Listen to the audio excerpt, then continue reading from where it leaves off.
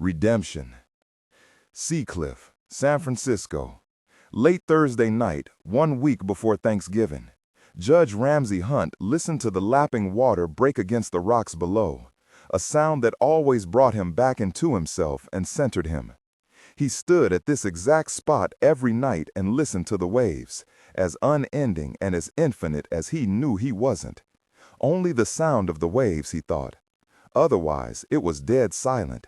Not even a distant foghorn blast from the huge cargo ship that was nearing the Golden Gate through a veil of low-lying fog. A light breeze ruffled the tree leaves and put a light chop on the ocean below. It was chilly tonight. He was glad Molly had tossed him his leather jacket on his way out. A week before Thanksgiving, he thought. A week before he would preside over the turkey carving and feel so blessed he'd want to sing, which, thankfully, he wouldn't. Ramsey looked up at the low-hanging half-moon that seemed cold and alien tonight. His ever-curious son, Cal, had asked him if he could sink his fingers into the pitted surface. Would it be hard, like his wooden Ford truck, he wondered, or soft like ice cream? At least his day had ended well. In the late afternoon, he'd met Molly and the twins at Davies Hall to hear Emma rehearse Gershwin's Rhapsody in Blue with the San Francisco Symphony, smiling and nodding as they listened. Ramsey had long thought of her as his own daughter, and here she was, a prodigy of all things. He had to be careful, or he'd burst with pride, Molly always said. Remarkably, Cal and Gage hadn't raised too much of a fuss at having to sit still during the rehearsal. Well, Cal did yell out once, "Emmy, I want you to play Twinkle, Twinkle, Little Star," which had brought warm laughter from the violin section. They'd enjoyed enchiladas and tacos an hour later at La Barca, the family's favorite Mexican restaurant on Lombard, always an adventure when the 3-year-old twins were anywhere near chips and guacamole. Ramsey rested his elbows on the solid stone fence, built when his boys had reached the age of exploration a year and a half ago. Better than nightmares about them tumbling off the 60-foot cliff into the mess of rocks and water below. He looked out across the entrance to the bay at the Marin headlands, as stark and barren as the half-moon above them. Soon, the winter rains would begin to green things up, as green as Ireland in some years, his second favorite place on earth after San Francisco.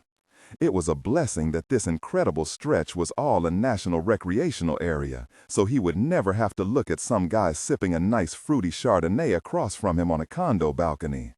He noticed a Zodiac sitting anchored below him, nearly as still as a small island in the ocean. There were no other boats around it that he could see.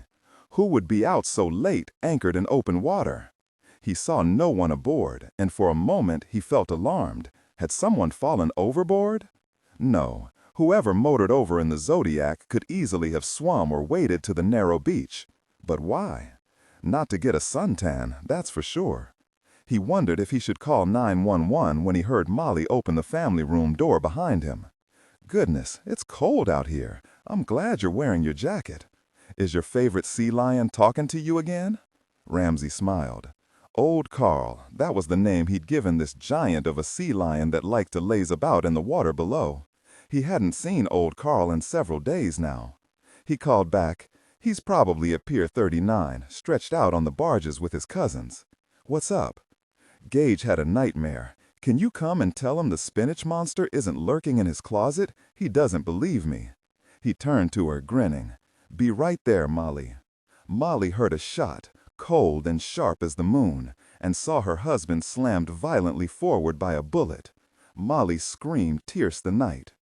Criminal Apprehension Unit, Hoover Building, Washington, D.C. Earlier on Thursday, Denny Roper from security came into Savich's office and handed him a plain white legal-sized envelope. Savich studied the big black block-printed handwriting. Dillon Savich, Criminal Apprehension Unit, 3rd floor. That was it. No address. Roper said, "A visitor told Briggs at security check-in in the lobby that he noticed this envelope propped against the outside door on the Pennsylvania Avenue entrance. Briggs wanted me to look at it before it came to you, just in case. We put it through the X-ray, checked it out for biologics. There's nothing gnarly like anthrax on the envelope or on that one piece of paper. But it's curious, Savich. The person who sent it knows not only the name of your unit, but your location, 3rd floor." Savich unfolded the single white sheet of paper. The same black block printing. For what you did, you deserve this. I hope you've got some idea what that clown is talking about, Savich said. Not a clue. Tell me you have the visitor who handed over the envelope to Briggs. No, the guy walked away while Briggs was looking at the envelope. You know there are lots of tourists coming in this time of morning. Briggs called out, but the guy was gone, disappeared in the crowd. But we've got lots of good camera coverage of him, a close-up when he's speaking to Briggs. You think he was the one who wrote it? Since it isn't possible to get into the lobby with a thorough security check, why not do it this way? Hey, I found this envelope, not a clue what it is or who left it. Roper said, would you like to have a look-see at this surveillance video? Savich nodded. Since he spoke to Briggs, we also have his voice on tape, nice and clear. He looked and acted like an ordinary guy, according to Briggs, but I wanted some of you experts to double-check it for us. Roper paused, looked up at all the faces focused on him and Savich, not more than 2 feet outside of Savich's office. It looks like your people are already interested. I'll get things set up in the conference room. And Roper walked out, waving the disc at the agents as he passed them. Savich read the note again. For what you did, you deserve this. He sat back in his chair, closed his eyes, and thought, what had he done? Exactly what did he deserve? It was clearly a threat, but from whom? It had been only 2 weeks since they brought down Ted Bundy's mad daughter, Kirsten Bolger. There was her mother, her stepfather, and her Aunt Centra to think about. Anyone else? Well, there was the family of her lover and partner Bruce Comerfield, but both families were solidly middle class, with a great deal to lose. When he'd met with them after Comerfield's death and Kirsten's capture, they'd been in a state of shock.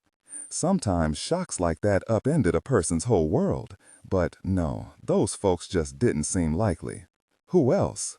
Behind his closed eyes, Savich saw a kaleidoscope of tumbled, vivid memories of blood and death and brutal faces. Too much and too many. We're a failed species, he thought, not for the first time. He opened his eyes to see his wife, Sherlock, standing in front of him, her eyes on the open sheet of paper. Sherlock said, Denny's got the DVD ready, said we might all want to see it. What's going on? What's in that letter? It's a weird threat. What I don't like is that it was delivered personally. Come on, let's have a look at the guy who gave it to Briggs in the lobby. He watched Sherlock shove a thick corking curl of hair behind her ear. He'd give it 2 seconds before another curl worked its way out of one of the clips and sprang forward. The clips never seemed to work very well. She said, everybody watched Denny come in and give you this envelope.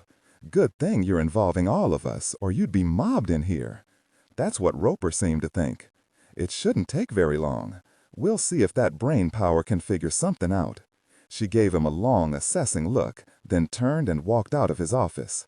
He watched her walk in that no-nonsense stride, a traffic stopper in those sexy black boots of hers. Redemption. She was wearing her signature low-cut black pants and white blouse. He felt his heartbeat quicken. Could Sherlock be in danger because of something he'd done? When Savich walked in with the envelope, Sherlock said, "Okay, Dillon, tell everyone what's in the letter before we watch the video." Savich unfolded the single white sheet and said in an emotionless voice, "For what you did, you deserve this. That's it, nothing else. Now, let's see what we've got, Denny." There were 9 agents, including Shirley, a gum-chewing grandmother and the unit secretary with bright red hair this week, and one of the 2 unit clerks who would bet on anything with you and usually win. Denny Roper hit play, and they all leaned forward to watch the sharp, high-res picture. Lots of tourists in the security line, all of them talking, dozens of conversations overlapping. The 2 security guards behind plexiglass greeting and questioning everyone, handing out IDs, a smooth, practiced routine. Roper paused the DVD. It's exactly 9:15 this morning. Here he comes. A man or a woman, it was hard to tell, came through the Pennsylvania Avenue entrance ahead of a dozen or so tourists. He stood in line, speaking to no one. When he reached the plexiglass, he handed the envelope to Briggs. He was wearing loose jeans, an FBI hoodie pulled up over his head, and sunglasses. all of which would have had to come off if he went through security, which he'd had no intention of doing. He or she? Roper said. I had them filter out everything but Briggs' voice and the man's. Listen again. What can I do for you, sir? I found this envelope propped against the glass right outside. I brought it to you before it got trampled or tossed or whatever. A low voice, not particularly deep, but clear as a bell. A nice voice, really, calm, unhurried, and young. Briggs accepted the envelope, studied it for a second, and the man blended into the group of tourists behind him. They saw him walk out the Pennsylvania Avenue exit and disappear. Roper said, all slow and easy, not a care in the world. And that's it. Roper turned off the video. Dane Carver said, you figured out his size? Roper said, he's 5'8", weighs about 135 pounds. So what do you think? Ruth Warnecki Noble said, I'd like to watch this a dozen more times, but first impression? He's slight for a guy, but I'd say he's male 20 to 25. Dane said, or a pretty average female. But I agree, the walk makes you think man, but who knows? He never took off his hoodie and sunglasses. Savich said, well, get the DVD to Operations Technology at Quantico. They'll enlarge, enhance, depixelate the face, do some reconstruction for us. The lab at Quantico can work on the audio recording. There was a knock on the conference room door. It was an audio tech, Chuck Manson, who swore every single week he would have his name changed, but he never did. Savich suspected it was because he really enjoyed the attention. 98% chance it's a man and under 30, Manson said, and disappeared. Okay, if Chuck says it's a guy, I'll take his word for it, Roper said. I've asked for possible brands on the pants and hoodie, we'll see. Lucy Carlyle said, he has to look up when he speaks to Briggs, then his head goes down again. It's a giveaway. Savage's second in command, Ollie Hamish, said, Denny, did you speak to the other security guard behind the plexiglass? His name's Brady, right? Roper nodded. Brady remembers the guy, what with the envelope delivery, but neither Brady nor Briggs can tell us much that's helpful. I'd like to speak to both Briggs and Brady myself later, Savich said as he stood. Roper nodded. I'll send both of them up. Savich shook his head. No, let me come down to the mezzanine to your turf. Cooper McKnight sat forward. Unless this guy's a loon, he's got to be from one of our cases.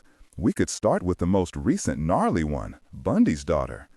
Even though Comafield's close relatives seemed normal as apple pie, who knows, maybe there's a nutso in there. Roper looked at Savich. I'll leave the video. Let me know when you want to speak to my people. He paused in the conference room doorway, a big man, built like a thick knotted rope, Savich had always thought, and added, I don't like this punk coming into our house like that. There are a lot of brains in this room, so take care of this for us. Sherlock read the note again. For what you did, you deserve this. Something you did specifically, Dillon, so it's got to be a case you were personally involved with. There's Lacey Smiley, for example. That was up close and personal. But it could take weeks to make sure there's no one, absolutely no one, who would care enough about any of the dozens of perps we've brought down to do something this nuts. Dane Carver said, I wonder what the threat is exactly. For what you did, you deserve this. What is this? Is he targeting someone specific? All eyes turned to Sherlock. Sherlock splayed her hands in front of her. It doesn't have to be me. All right, I'll be really careful. We've got the guy on camera. We'll get a good facial reconstruction. It's our best lead. Savich saw everyone was looking at him now. He tried to keep his face blank, but it was hard. He realized he was clutching his pen too tightly. It was Sherlock. He simply knew the threat was directed at Sherlock. Who else? He wanted to say something, but nothing came out. He couldn't stand himself. Get it together, he said, his voice sounding calm and in control. If any of you come up with anything we haven't mentioned, let me know. I'm going down to the security section. Speak to Briggs and Brady. Sherlock, you and Dane start work on this. On the elevator ride to the mezzanine, Savich remembered the shootout in Mr. Patil's Shop and Go in Georgetown. Was it only 3 weeks ago? The woman he'd had to shoot, her name was Elsa Hines. Who else knew Savich had shot her? Everyone, of course. It was in the papers, his name included. Was someone who knew her out for revenge against him? A loved one for a loved one? He put her out of his head. Threats were part of the job. Both he and Sherlock knew that. They and the CAU would deal with it. Georgetown, Washington, D.C., Friday morning, 5 a.m. Sean leapt impossibly high, caught the football from his mother, and took off toward the end of a park that was really a baseball field with Savich on his heels. Savich couldn't catch him because Sean's legs were stilt-long, eating up huge swaths of ground, and he was rounding bases for some reason, clutching the football tight to his chest, heading for home, and John Lennon was suddenly singing into Savage's left ear in his flat, whiny, smooth voice about imagining people getting along, like that would ever happen. Savage reared up in bed and automatically looked at the clock. 5 a.m. Not good. No telephone call was ever good at 5 a.m. He picked up his cell. Savage. Dillon, you've got to come. Quickly. It's bad. It's really bad. I'm afraid. Molly Hunt's voice, choking and thick with tears and fear. Dillon thought, not little Emma, who'd survived so much. I'm putting you on speakerphone so Sherlock can hear you. Tell us what's happened, Molly. Sherlock was leaning up beside him, her face pale in the pre-dawn, her hair tangled wildly around her face. Someone shot Ramsey in the back.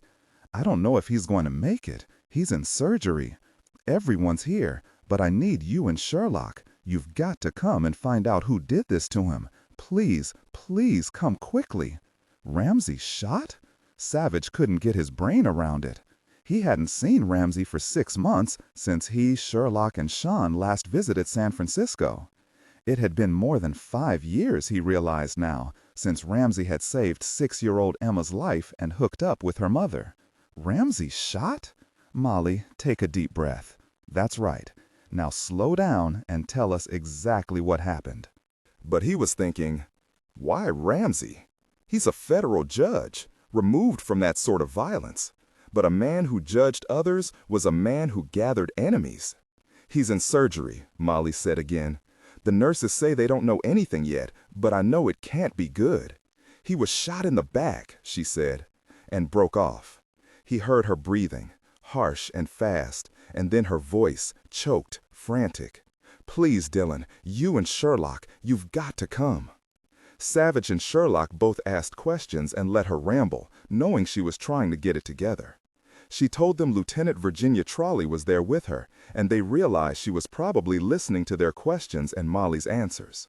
They'd met Virginia and her husband a couple of times when they'd visited San Francisco over the past 5 years. Molly, let me speak to Virginia. Virginia came on the line. Dillon, the SFPD responded and arrived at Ramsey's house right after midnight. I arrived 10 minutes later. Since it was dark, we didn't bother to look for footprints while I was there. No one wanted to mess up the crime scene bumbling around with flashlights. Have you spoken to Cheney? Virginia said. Cheney arrived at Ramsey's house when I was leaving. He called me a couple minutes ago. Told me he's assigned Special Agent Harry Christoph to leave the case, but he, Cheney, will be monitoring every detail. He wondered if shooting Ramsey was a revenge deal. It's too soon to know, but I'll tell you, it sure feels like it. Virginia's voice dropped lower. Molly needs you guys. Can you come out here? We'll be there as soon as we can. When he punched off, he took Sherlock in his arms and held her close, stroking his hand up and down her back. He'll make it, Sherlock said against his neck. Ramsey's got to make it. He's one of the good guys, Dillon. He will make it. How could this happen, and right on top of this threat to you? No, the threat's not aimed at me. It's aimed at you. Or Sean. Cheney Stone called back as Savage was stepping out of the shower. He'd made it back to the hospital and learned that Ramsey had survived surgery and was in the surgical ICU. Molly, though, was a mess. I asked the doc to give her Valium to calm her. You know what? He did. It seems to have helped her. Ah, here's Virginia. Let's go to speakerphone. Is Emma all right? Savage asked. Virginia said she was bordering on shock at first with everything that was happening, but Emma's a tough little nut. She'll hold it together. When I was at the house, I heard her tell her brother Cal she'll play him the theme from Harry Potter on the piano this morning, with variations, if he stops shining a flashlight into Gage's eyes. Cal said he wanted to see if it would cause seizures. Virginia's voice hitched. Where'd a 3-year-old kid hear about lights and seizures? Savich said, Don't ask. Our flight gets in this afternoon. You playing nice with Cheney and Harry Kristoff? Oh yeah, Cheney's a nice guy. Pause. He'll throw us some crumbs, even though you FBI guys are going to have jurisdiction. All I hear about Kristoff is that he came off an ugly divorce 1.5 years ago, and he's been a nasty git ever since. Savich heard Cheney say in the background, Crumbs? You know what we know. Hey, and Harry's not a nasty git any longer. He's just nasty, Virginia said. And you, Mr. Sack? You're newly married. That means you're stupid happy all the time. Wait till you're married a few years, then I'll check back in with you. My guess is you'll still be stupid, but the happy part isn't a given. Cheney said, I'll be sure to pass that along to Julia. Stupid happy. Savich liked the sound of that. Savich said to Virginia, Since you've known Ramsey for a long time, you know his habits, his friends. Cheney and Agent Kristoff will see you as a valued resource. Virginia gave a curiously charming snort. Sure, like I'll expect to see that from any of his precious special agents. She sighed. Every single cop in San Francisco wants to help get this crazy craphead Dillon. You know Ramsey's a hero. Even after 5 years, he's still Judge Dredd to all of us. Savich remembered how Ramsey had been dubbed Judge Dredd by local and world media after he jumped down from the bench, black robes flying, and single-handedly took out the 3 gunmen who'd invaded his courtroom with guns and violence and death. He said, Keep repeating that to Cheney and Kristoff. Just saying, Dillon, this is tough, really tough. It's personal, not only for me, but for most of the force. We'll get the crazy craphead together then, Virginia, Sherlock said. See you later today. Ramsey, Savich thought. Who did you push over the edge?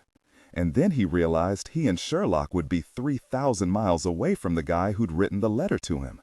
And they could take Sean with them to stay at his grandparents'. That was a relief. Cheney called again when they were on their way to Dulles. Here's what I know so far. Ramsey postponed a hearing at a trial yesterday morning because he believed the federal prosecutor wasn't conducting the case properly, that he might have been threatened. He met with the federal marshal and the U.S. attorney, who are all in the same building with us, as you know. Now the prosecutor is a 12-year veteran, Assistant U.S. Attorney Mickey O'Rourke. Ramsey had asked to speak to him in chambers, naturally, after he came to suspect Mickey might be purposefully jeopardizing the case. Mickey made an excuse. According to Olivia, Ramsey's secretary, Ramsey told O'Rourke he wanted him and his people at the meeting he was calling. Mickey didn't show, and none of his staff had any clue where he was. They hadn't seen him since Ramsey adjourned the hearing, and they were worried about him. His second chair said Mickey seemed off. But this? No one could believe it. In any case, we can't find O'Rourke. He's now officially missing. There's quite an uproar, as you can imagine. The name of the defendant? There are 2 co-defendants, Clive and Cindy Cahill, up for the murder of a rich software geek here in Silicon Valley. Either the Cahills have lots of money stashed offshore, or they have some rich friends, because they have hired a first-rate counsel. But once the prosecutor was suspected, Savich thought, what would it matter which judge presided anymore? And O'Rourke's disappearance would mean only a delay. None of it made sense yet to Savich. He asked, why are the Cahills a federal case? Cheney said, because there's espionage involved, that's why. The murder victim, Mark Lindy, was working on a top-secret project for the government and was probably murdered because of it. That's why the FBI handled the case and not local law enforcement. We've got the Cahills pretty cold on the murder, but we could never find out the particulars of the project Lindy was into because it involved national security. You know the CIA. They refuse to tell us anything at all, even with CIA operations officers out here digging around. Even if a foreign government did set the Cahills on Mark Lindy, I don't know which one. I'll be speaking to O'Rourke's team again while you're in the air, see exactly what they have, if anything, that might help us find him.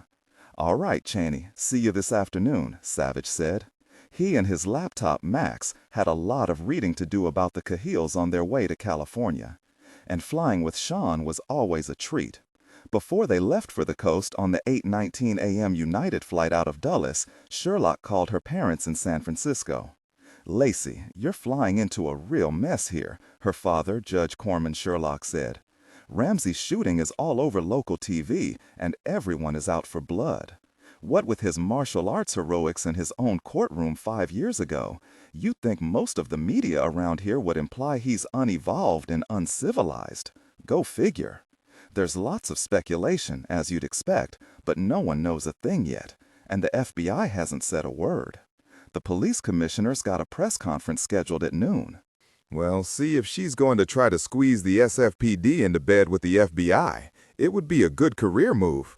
I saw Ramsey yesterday. He was on his way out to meet his family to go listen to Emma practice with the symphony at Davies Hall. He paused. I told him I'd heard he'd postpone the murder trial, but he didn't tell me anything, only shook his head, said it was too sensitive and too soon to talk about. We're looking forward to seeing all of you. Your mother and I will get to take good care of Sean, of course, while the two of you are out finding the people responsible. I know you'll nail whoever did this. From Dad's mouth to God's ears, Sherlock thought. This is an awful thing, Lacey, an awful thing.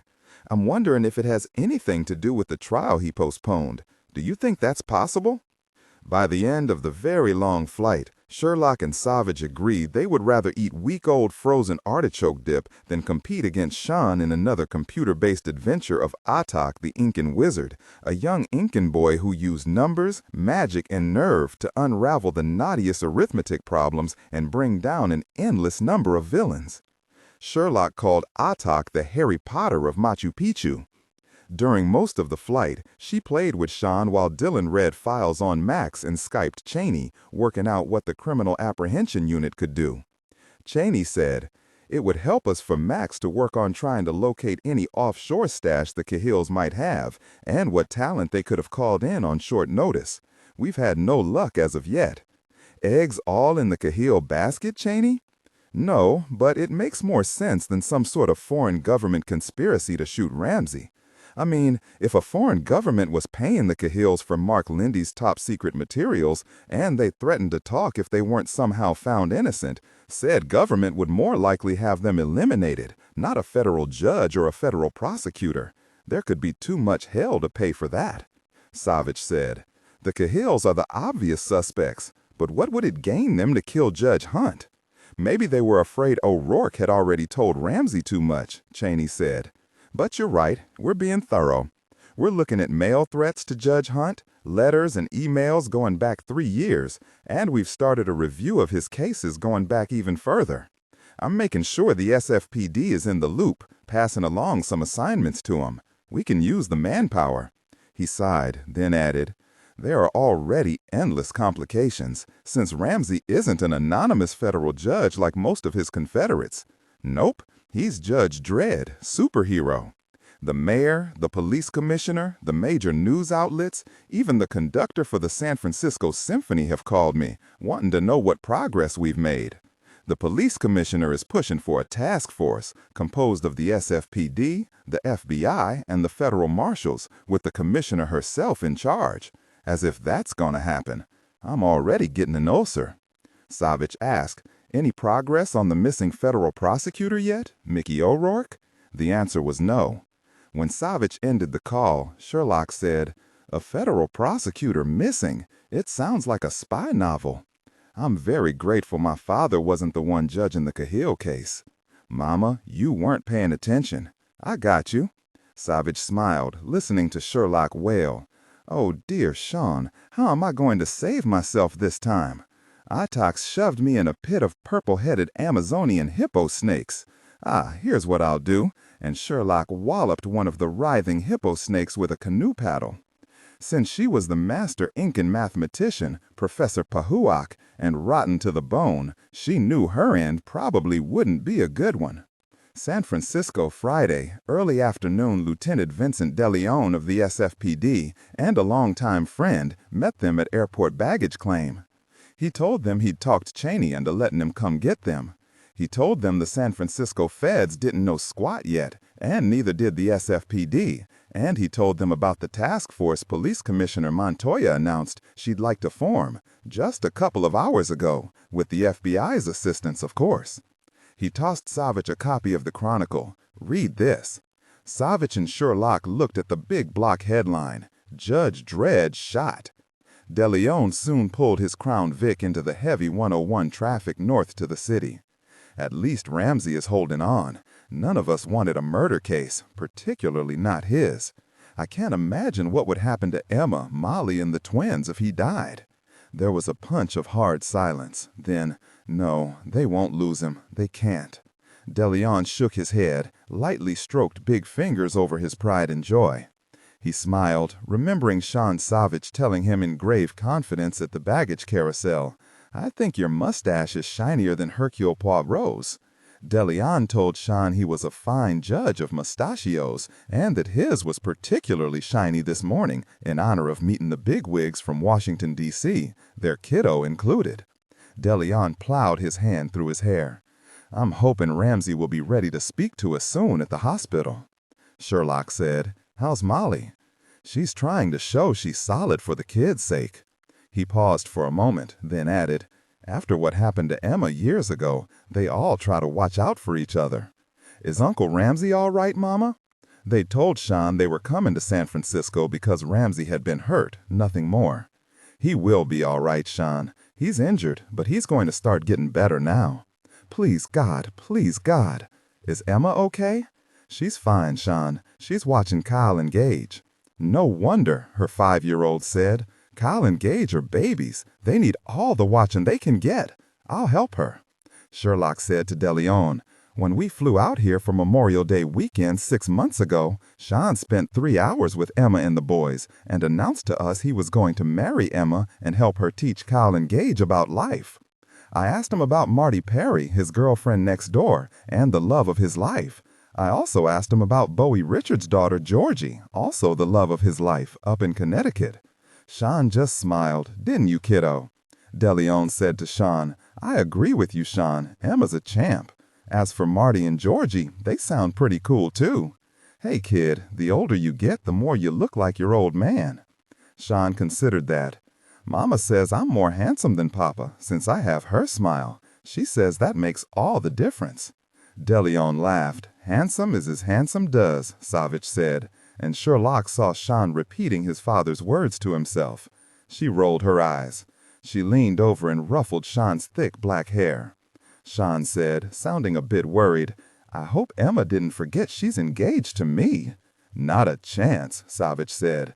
"Do you think your mama could have ever forgotten she was engaged to me?" "Not a chance," Sean said.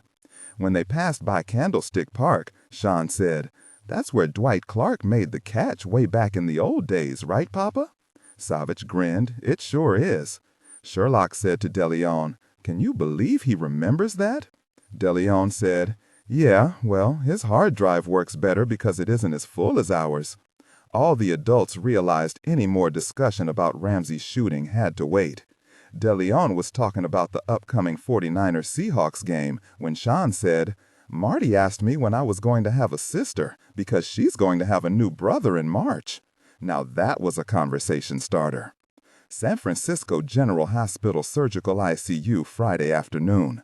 Savich didn't want to count all the lines that tethered Ramsey Hunt to life. There were IV lines in his neck and an oxygen mask on his face.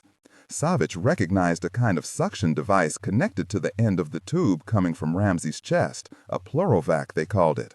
Ramsey lay on his back, still and pale, his immense life force badly faded. At least it wasn't extinguished. A light sheet was pulled to his chest, not quite covering his white surgical bandages. Redemption. He was breathing lightly and steadily. A relief, but his eyelids looked bruised, perhaps from when he'd fallen. Savich hated it. The SFPD guard outside the cubicle had given them the stink eye before Lieutenant Trolley introduced them to Officer J. Mancuso of the SFPD. Since only 2 visitors could go into the small cubicle at a time, Savich went in first to stand beside Molly. She didn't look away from Ramsey, merely took Savich's hand in hers and squeezed hard. "Thank you for coming so quickly. The Valium Cheney suggested the doctor give me, it's magic stuff. It's helped unparalyze my brain. I'm sorry I lost it when I called you." "Don't worry about it," Savich said. "Ramsey's breathing is solid and easy, Molly. That's a good sign." Ramsey had told him once that Molly's hair was as vibrant a red as a sunset off the cliffs of Moher in Ireland, and Ramsey was right. You'd think Ramsey was describing Sherlock's hair, but it wasn't the same color at all. She turned into him, and he closed his arms around her. She felt fragile. It was odd, he thought, but Molly's hair didn't feel the same as Sherlock's hair, and didn't smell like her hair either. It was jasmine he was smelling, jasmine mixed with lemon, not the faint rose scent of Sherlock's. "He'll make it, Molly," he said against her hair. "He'll make it. He's strong and determined, and he wants to stay here with us." She pulled back in his arms and smiled up at him. "I think he will too. But I'm so scared, Dillon. What if—" "No what ifs. Has he been awake at all?" "In and out, mumbling words I can't understand for the most part, then saying Emma's name over and over. I think he's remembering back to the time he found her unconscious in the forest near his cabin. Has Cheney come in yet?" "Yes, we spoke briefly.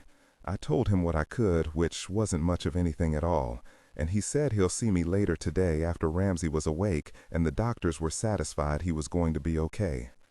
I think he wanted to give me more time to consider who and why, but I can't think of a single person who would want to kill him. Cheney told me about the Cahills and how Ramsey had postponed the trial and how that federal prosecutor was missing. Ramsey hadn't said a word to me, but in all honesty, there wasn't time." She walked away from him, then turned, her hands fisted at her sides. "No, there was time, but damn him, he's always trying to protect me. He knew something hinky was going on, and he kept it to himself. I will have to seriously consider hurting him for that." She picked up Ramsey's limp hand. "He's so strong," she said, more to herself than to him. "So tough, always a rock, you know. A beautiful man, she'd always thought, with his dark hair and brilliant dark eyes, and his laugh, his seductive laugh. Can you believe we've been married for 5 years? Goodness, Emma's 11 and the boys are 3. The boys are scared, Dillon. They don't understand."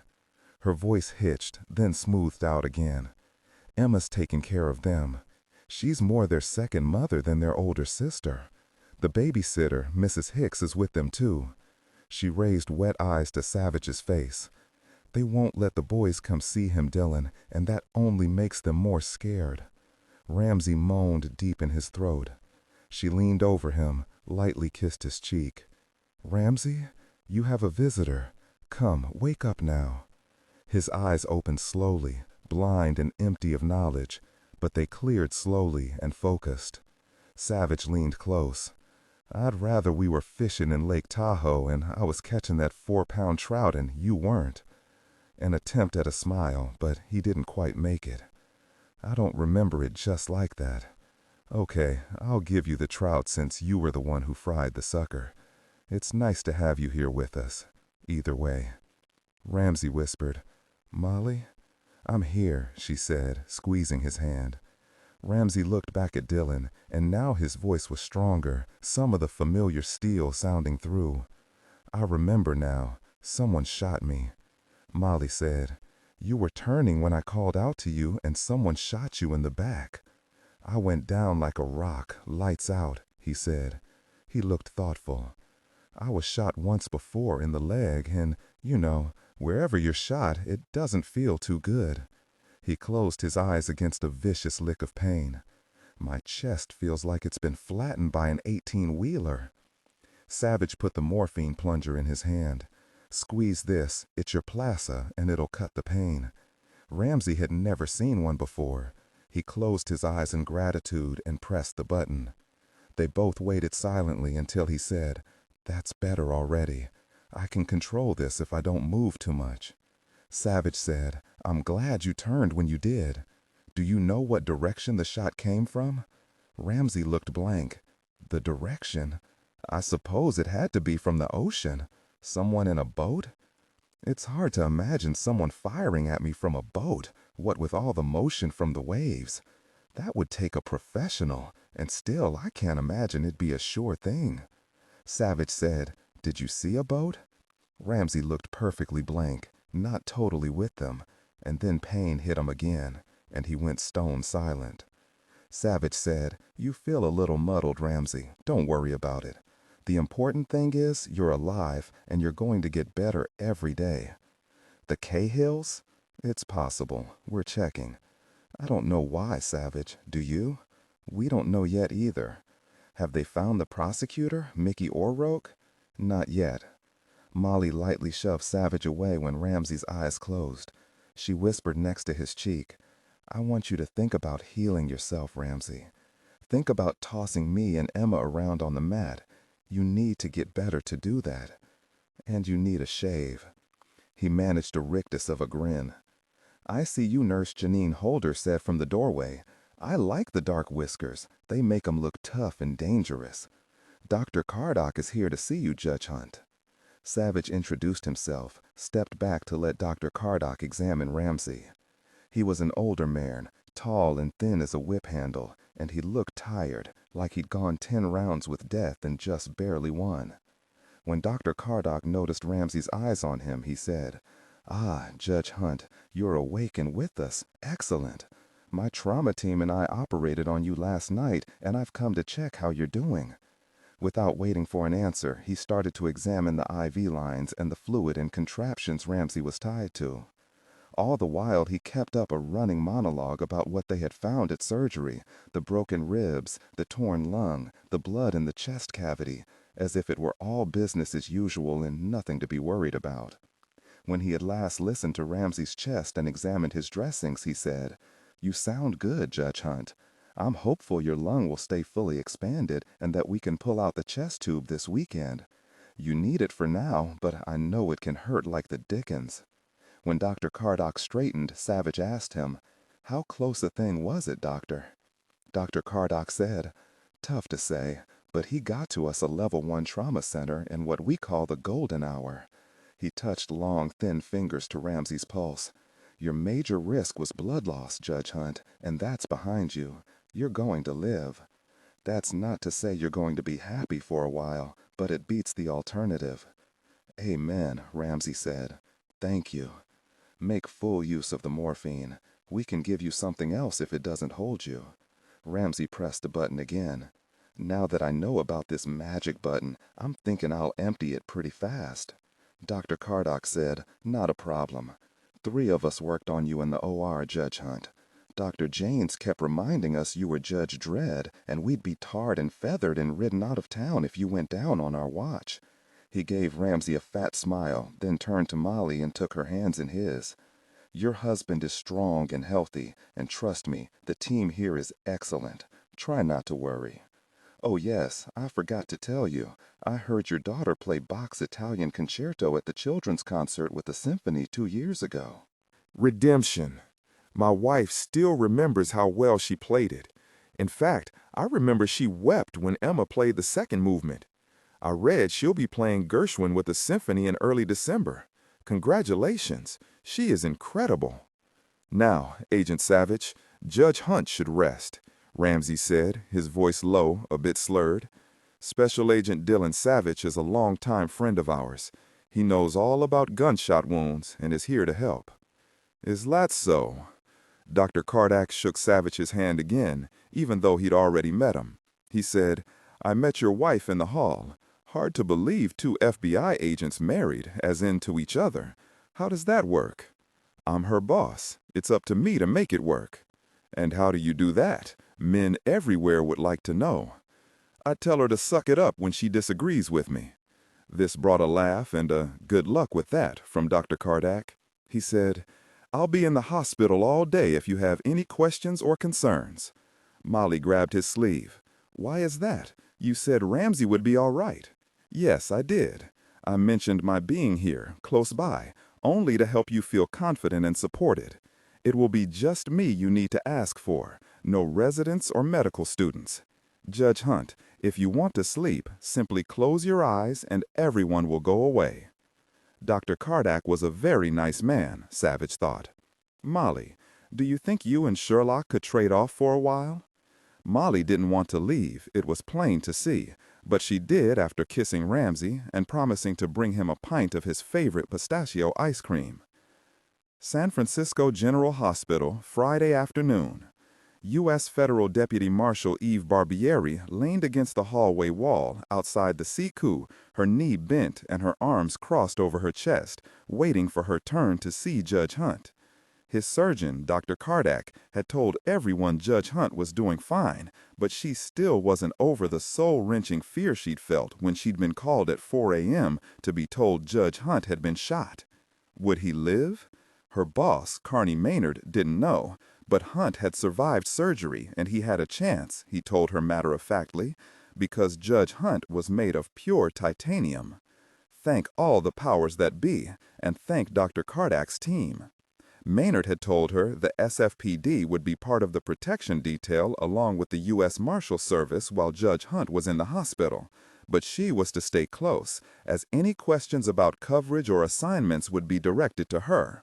When Judge Hunt was discharged, she would be officially responsible for his and his family's protection. She looked through the window door of the CQ at Officer J. Mancuso of the SFPD, seated by Judge Hunt's cubicle, and watched him study every face that came near. He looked angry, like most other cops she'd met since Judge Hunt had been shot. She wondered if every single law enforcement agency in the city would try to be involved in hunting down the manor woman who tried to kill him. Judge Hunt was a big deal, an American hero. She closed her eyes for a moment, thankful Ramsey would live and thankful for how well she had gotten to know him and his family over the years.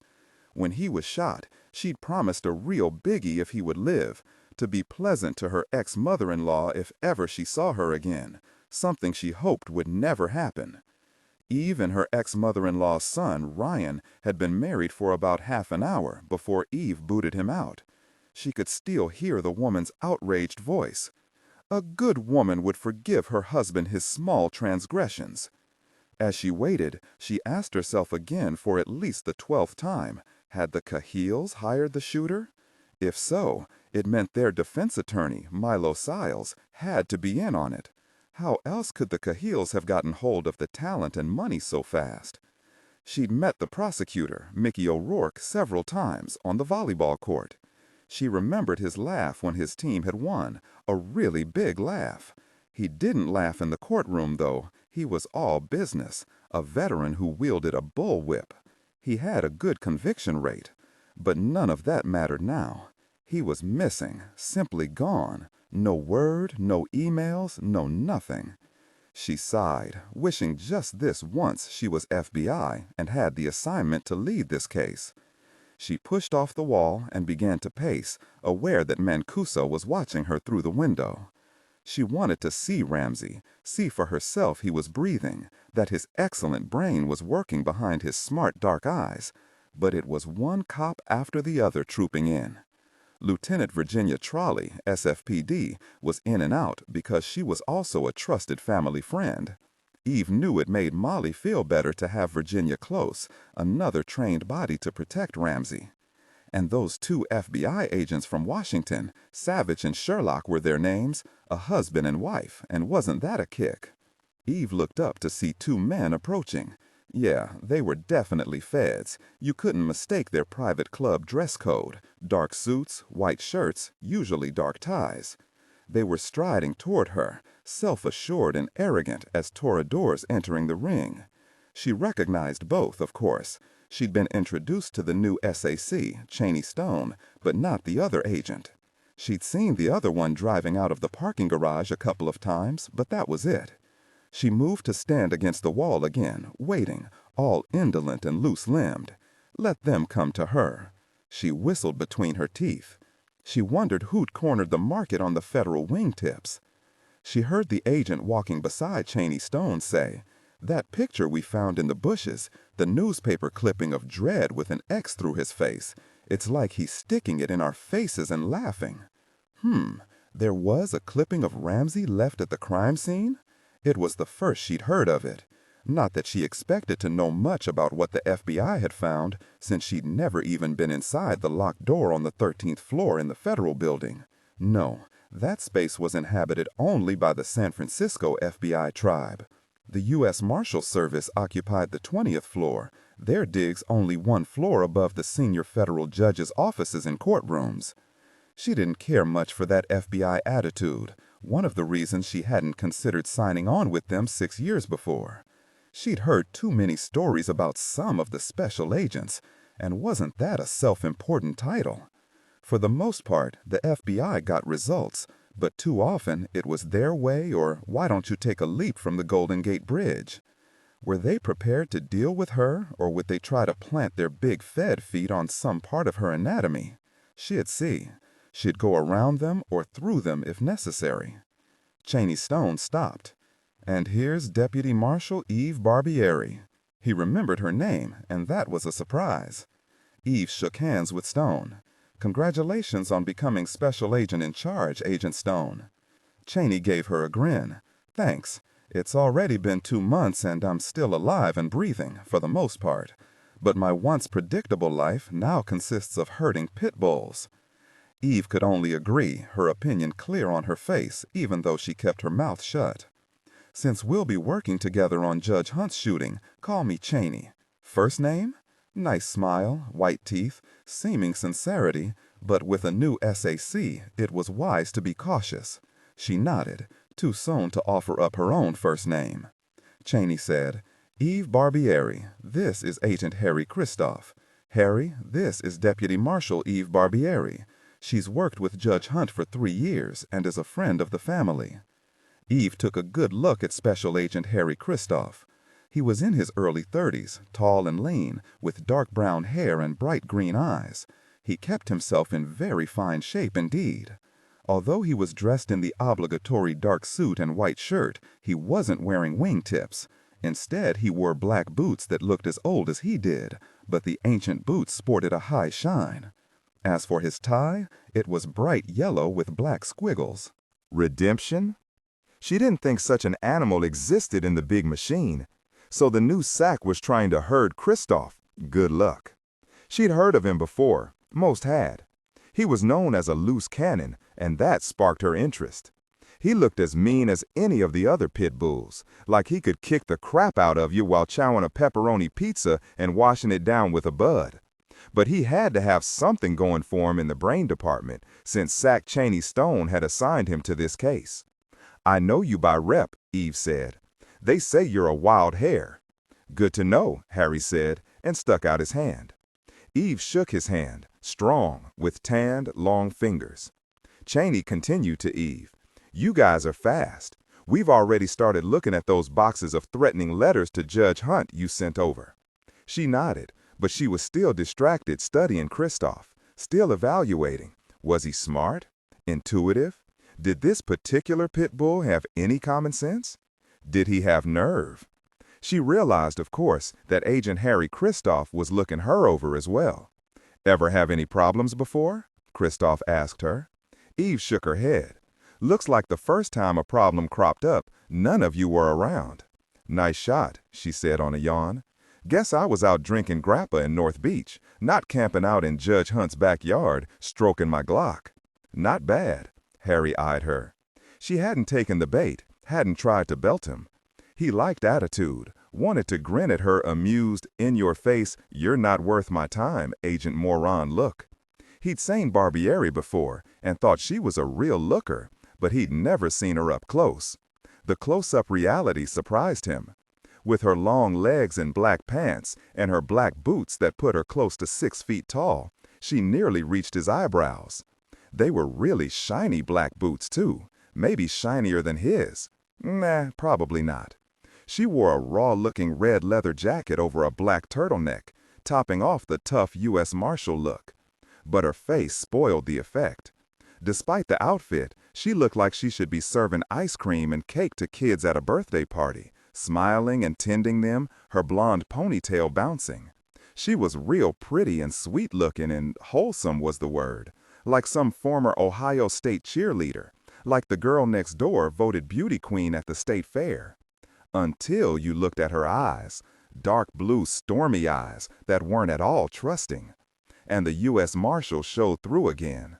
They were eyes that had seen a lot, though the good Lord knew she couldn't have seen more than he had in his 8 years with the Bureau. Harry stuck out his hand, wondering if she'd bite it. But she shook his hand, hers cool and dry, all business. "Why are you grinning?" "I was wondering if you would bite my hand." She arched a dark blonde eyebrow. "Only if you try to feed me," Harry said. "So you think I'm a wild hare, do you?" "There's a story around about you too, Barbieri. Something about a fugitive in a shopping mall in Omaha last year who tried to take a hostage in a Macy's women's room. And you ended up sticking the woman's head in the john and not letting her up until she dropped her gun?" He grinned at the visual. "Talk about the pot and the kettle." Cheney laughed, couldn't help it, watching the two of them. If they could manage to avoid bloodshed, they might work well together. Barbieri could stand up to anybody, and as for Harry, well, despite his reputation, he had gotten some remarkable results, and that's why Cheney wanted him on Judge Hunt's shooting. Cheney said to Eve, "Your boss told me you'll be heading up Judge Hunt's protection team." Eve nodded. "Good. The media is gathered in the lobby. I don't doubt they'll try to sneak up." "We've got that covered," Eve said. "Just look at Mancusso's faces. Show him a lurking reporter, and he'll stuff him into one of the laundry carts. We've also had Agent Dillon Savich, chief of the CAU, back at the Hoover Building, that's the Criminal Apprehension Unit, and his wife, Agent Sherlock, fly out to help us with the case. You'll be working with them as well." "Yes, I know," she said. "I saw you with them earlier." Eve had watched Cheney hug the woman with the rioting red hair and shake the big man's hand, all chatty and full of bonhominy, best buds. Great, Harry thought.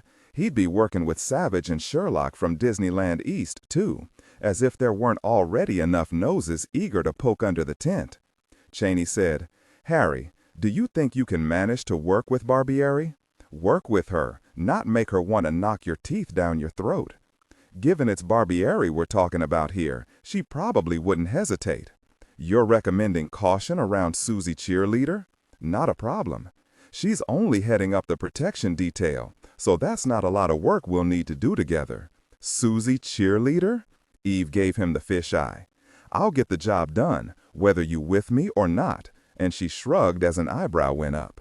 "The question is, will you, Christoph? In the FBI, we have cases, not jobs." He held up his hand and said to Cheney, "Like I said, there's no problem here. I can work with anybody, even cute little cheerleader types." Cheney eyed them both, wondering if he was making a mistake. No, but he'll talk to Harry again privately and ask Marshal Carney Maynard to make sure Eve Barbieri would work with Harry, not go herring off on her own. He had to admit there'd been a time or two when he'd wanted to rip Harry's face off himself. He said, "Deputy Barbieri, Harry will be point man on this. Your boss has asked that you assist him as time allows. No hot dogging from either of you, especially you, Christoph, all right?" Harry said, "Me, hot dog? Not a single lick of yellow mustard on me." Eve took one last look at Harry, gave a little finger wave to Cheney, and turned away down the hall. Cheney said, "I'm serious about this, Harry. Not only does she know Judge Hunt, she knows about most everything that goes on inside and outside the courtroom. You want to use her." Harry nodded. "Sure, but bottom line, she's just the protection." He gave his boss a maniacal grin and strode off. "Hey, Barbieri, wait up. You and I got stuff to work out here." San Francisco General Hospital, Friday afternoon. The first thing Eve heard when she slipped into Ramsey's cubicle was the sound of machines, some beeping, some humming. Then she saw all the lines running into and out of his body. She couldn't imagine trying to rest like that. She saw Molly standing over Ramsey, her head lowered, speaking to him quietly. She looked up when Eve came in. "Eve, it's good to see you. Do come in." "Ramsey, it's Eve." Thank the good Lord he was awake. Eve nodded to Molly, leaned over Ramsey, and felt her throat clog. Not a single word could get through without risking tears. She stared down at him, taking everything in. Ramsey saw her fear, and he wanted to reassure her, at least smile at her, but it was hard to make his mouth muscles work. He felt oddly detached from his own body. He thought it was all the drugs that were making it hard to focus his mind on anything. But there was no pain, and that was a profound blessing, thanks to the magic morphine pump. He felt her clasp his hand and squeeze, felt her warm breath, like lemons, he thought, when she leaned close. "You're looking good, Ramsey. I gotta say I'm really happy about that." For a moment, he couldn't find words. Where were the words? "So are you, Eve. Don't worry, I'm going to pull through. Molly told me so. And don't cry. I don't want to walk into the men's room and read 'Barbieri's a weepin' wuss' scratched on the wall. What would that do to your reputation?" She started to say she never cried, but that lie would perch right on the end of her nose. His voice was thin, insubstantial, and that scared the bejesus out of her. The last thing he needed was for her to fall apart. "We got a regular hoedown outside, FBI everywhere. They're all huddled together, so I slipped in to see you. I'm glad you did. I can't imagine why anyone would want to shoot you of all people." Ramsey frowned. Eve squeezed his hand again. "I know. Why shoot the judge? Can you tell me what happened, Ramsey?" Surely he could try to do that again for Eve before his lights went out. It was late, nearly midnight. I was out back, staring up at the stars and over at the Marin headlands, and I was remembering Cal asking if he could sink his fingers into those pits on the surface of the moon. Was it her imagination, or did he sound stronger? Pits in the moon? This hard-as-nails federal judge was wondering about the pits on the moon? I didn't hear a thing out of the ordinary, nor did I see anything or anyone. One shot and I was down and out. He paused, and the pain suddenly surfaced. He jerked, gritted his teeth, but it didn't lessen. It was pulling him down. He pressed the morphine button.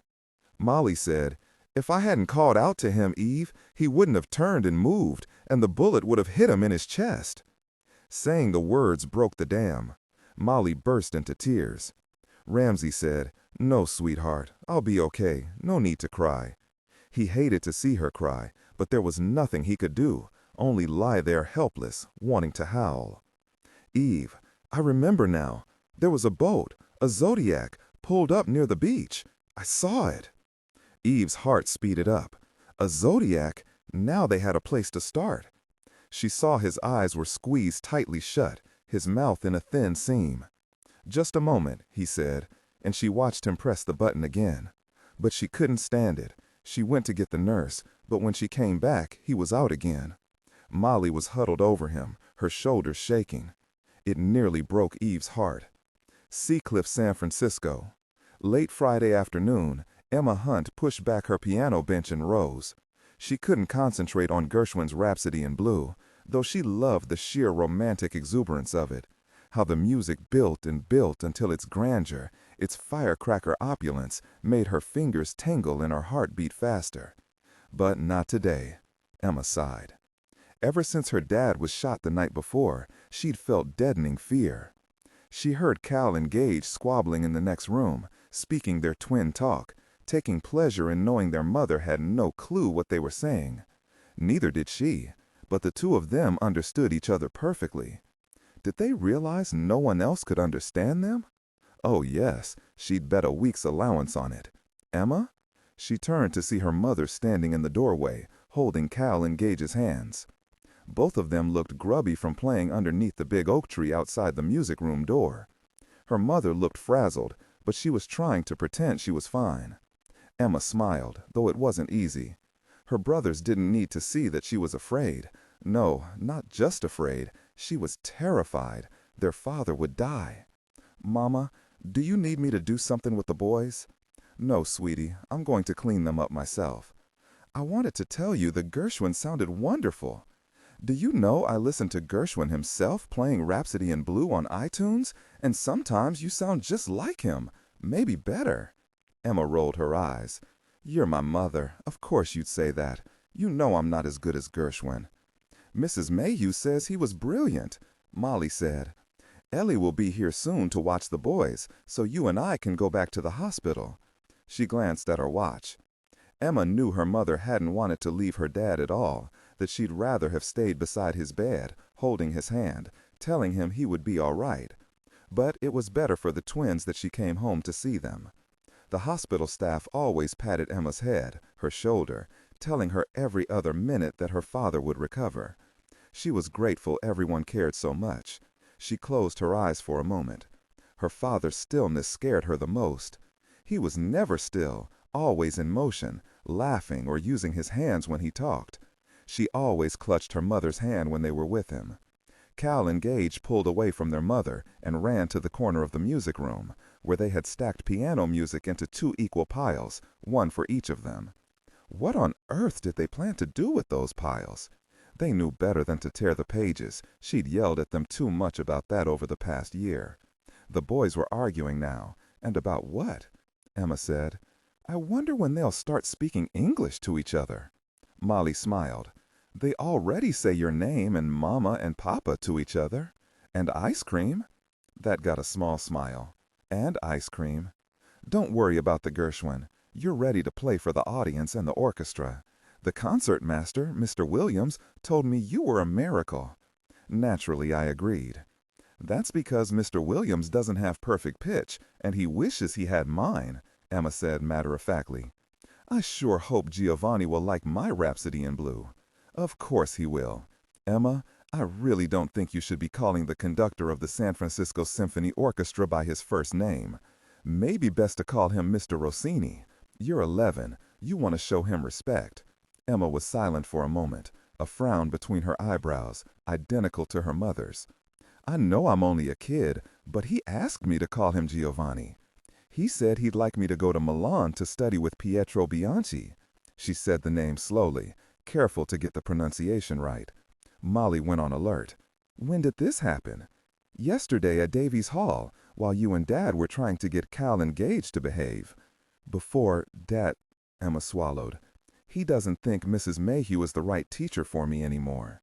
Molly, momentarily distracted, said, "Not only does Mrs. Mayhew know every single serious piece of music for the piano in the universe, she's played most of them, including Gershwin, both in Paris and London."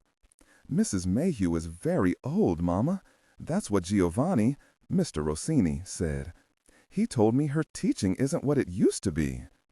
Emma's 82-year-old piano teacher had elegance, style, and immense talent and goodwill. She had known George Gershwin. Who cared if she didn't play as well as she did 50 years ago? As for Emma going to Italy to study at her age, not a chance. She wanted to tell Emma she wasn't about to let her out of her sight until she was 21, maybe even 35, not after what had happened 5 years ago. But the words fell out of her head. She swallowed. She would have a talk with Mr. Rossini, but even that didn't seem important now. Ramsey was fastened to more high-tech machines than she'd ever seen in one place. He could still die. Tears gushed up into her throat, and she had to swallow to keep them down. But Emma knew, of course. She rushed to Molly, squeezed herself against her. "Dad will be all right, Mama." She pulled away a bit. "I had a dream about him on Wednesday night, the night before. It was Thanksgiving, and we were all sitting around the table, and he was carving a turkey about as big as our backyard, and he was singing 'Roll Out the Barrel.' He looked really good, Mama. He looked happy." Molly drew in a deep breath. Thanksgiving was 6 days away. She was not going to lose it again in front of her child. "I've never heard your father sing that song." "Neither have I, but he sang it in a big, deep, booming voice. It was sort of catchy." "I wonder how much that turkey weighed," Molly said. "Do you think Safeway will have one that big?" Emma smiled. "Not a chance. That turkey must have weighed 100 pounds. I think we'd eat leftovers for a year." "I hear Mrs. Hicks." Molly called out, "Cal, Gage, would the two of you stop trying to break each other's heads? Are you ready to go, Em?" But Emma wasn't looking at her mother. She was staring out the window. Harry smoothly turned his beloved dark blue Shelby Mustang onto Geary Street. Why don't you tell me about the old newspaper photo of Judge Dredd with an X through his face you found?" Eve said. He whipped around and looked at her. "How'd you know?" "Well, yeah, I'm surprised that bit got out. Yeah, that's what we found." Redemption. Sitting under the big hydrangea bush in the backyard, Eve wasn't about to tell him she knew because she'd overheard him and Cheney talking about it. The shooter rubbing our noses in it? That's what I think. He gave her another surprised look. Eve said, "So we're gonna meet the two FBI hotshots at Ramsey's house in Seacliff. Check out how the photo got in the hydrangea? Check out the beach for signs of the Zodiac?" The forensic team couldn't find anything on the beach, so no need to traipse down there, Harry said. You ever hear of Savich and Sherlock before? Who hasn't? Only 2 weeks ago they were front and center on the Kirsten Bolger case, and can you believe it? Bolger grew up right here in San Francisco. She'd savored the colorful reporting, even felt a good dollop of envy, although she'd never admitted, at least to an FBI agent, particularly this FBI agent. Harry said, "At least the local coverage has finally run out of juice on Kirsten Bolger's family. They'll be taking a rest until the trial begins next year, when they'll light up their torches again." Eve marveled at the two agents, married. What could two people in such stress-filled, dangerous jobs possibly have to say to each other after, say, a violent shootout, like the one with Bolger in a North Carolina tobacco field? "Hey, sweetie, you want to go get a beer to celebrate we're still alive?" She wondered if Sherlock painted her toenails and imagined a nice French. And Savich was big, tough, hard as nails, good-looking. Is Savich as fast as he looks? Harry nodded as he braked for a red light. He is. He's a 4th-degree black belt. Sherlock is a 1st degree, a Shodan. Yeah, I also know when you're a 6th Dan you wear a red and white belt. I mean, come on. Why care so much about the color of your frickin' belt? One big show, a business, that's all it is. The bottom line in the real world is to beat the crap out of your opponent, however you can. How do you know about a 6th Dan? From a book I saw in my boss's house. At Maynard's? Yup. He hosts these big barbecues, feeds all 100 of the deputy marshals regularly. That's a lot of spare ribs. Harry shot a look at her. Cheney is new at his job, but I wouldn't mind if he picked up on the barbecue ribs idea from Maynard. So that's what marshals do? What about fighting? She gave him a fast smile, gone in the next instant. We've got martial arts experts of our own, with all sorts of belts and colors. Lots of our deputy marshals are scrappers who like to show off their ripped-up knuckles and bruised kidneys. And you're not into martial arts? Don't know about that. I fight dirty, real dirty. Like I said, you want to put your opponent on the ground, his knees around his neck as fast as possible. She started to ask him if he'd like to visit her in the marshal's gym, wear a couple of his prized belts, then remembered her boss telling her, "Play nice, Barbieri, play nice." She cleared her throat. "So Savich is a computer expert, right? She fought dirty?" He thought of her toilet adventure in the Macy's women's room in Omaha and smiled. Give Savich a motherboard and he can make bread with it in no time at all. Hey, that was sort of sweet. Sweet. Hey, I tell you what, let's mix it up one of these days, Barbieri. I'll get you feeling a little respect for the discipline. Because you're so cute with that blonde cheerleader ponytail swinging around, I'll go easy on you. She batted her eyelashes at him, very effective, since she was so damned pretty. Your best shot is, I'll be dazzled by your multicolored karate belt. Turn right here, we're nearly there. When Harry pulled his Shelby into the Hunt driveway a few minutes later, he couldn't help it. He gawked. Some digs. It's got about the best views in Seacliff. The ocean, Marin Headlands, and the Golden Gate Bridge.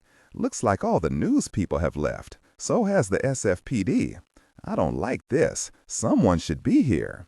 She pulled out her cell, punched in Carney Maynard's number, and then she dropped her cell and pointed. "Hey, that's Emma!" she screamed. Eve was out of the car before Harry could turn off the motor, her Glock 22 in her hand, her long strides eating up ground.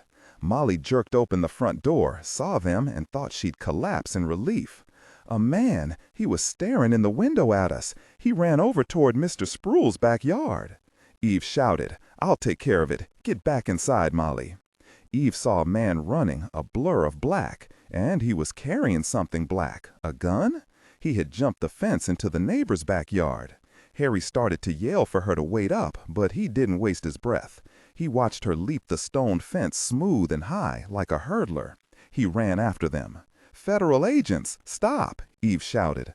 But the man didn't stop. He ran straight for the fence at the back of the neighbor's yard, vaulted over it, and disappeared. Eve didn't hesitate. She jumped that fence too, right after him. A scratchy old voice yelled from the yard, "Be careful or you're dead!" He turned to see Harry running toward the fence after them. "Hey, fellow, there's a snaking little trail down to the water, but it isn't safe. Who's the guy she's chasing? You're all federal agents? Is that the guy who shot Judge Hunt?" Harry waved off the old man and jumped the fence, stumbled on some loose rocks beyond it, and nearly fell on his face. He windmilled his arms and managed to gain purchase. He looked down, at least 60 feet to the beach. Not a beach, only a thin strip of dirty sand covered with a mess of black rocks and huge boulders. Below him, Eve was tacking back and forth down the side of the cliff, shortcutting the windy little path. She stumbled once, and Harry's heart seized. She caught herself, but she had to drop her Glock to do it and stop to pick it up before she started down again. Harry saw the man had reached the beach and looked up to see Eve coming toward him. He scooped up a rock to her ladder, thought better of it, and ran. Eve yelled back at Harry, "Call it in, I'm gonna get him." She would catch him. Harry didn't have a single doubt, even though she was a good 20 yards behind him. Harry dialed 911. The SFPD would get here faster than the FBI. He watched Eve jump onto the strip of dirty sand and rocks and sprint after the man. Was that a gun in his hand? Then why hadn't he shot her instead of picking up a rock? Surely the guy could tell, even from this distance, that she was moving way faster, gaining on him quickly. The putz looked like he was gonna drop. He was breathing so hard. In that moment, Harry felt kinda sorry for the guy. He had no clue what was in store for him in about 20 seconds. Eve felt the wind sharp and cold off the water, and was happy to see the guy in front of her was flagging big time. She shouted, "Stop it right now, or I'll shoot you in the leg. Do you hear me?" The guy looked back at her, faltered, slowed, and finally stopped. He bent over, trying to catch his breath. "Well now, isn't this easier?" "I didn't do anything," he managed to say between breaths. Eve jogged up to him, her Glock pointed at his chest, and threw him to the ground.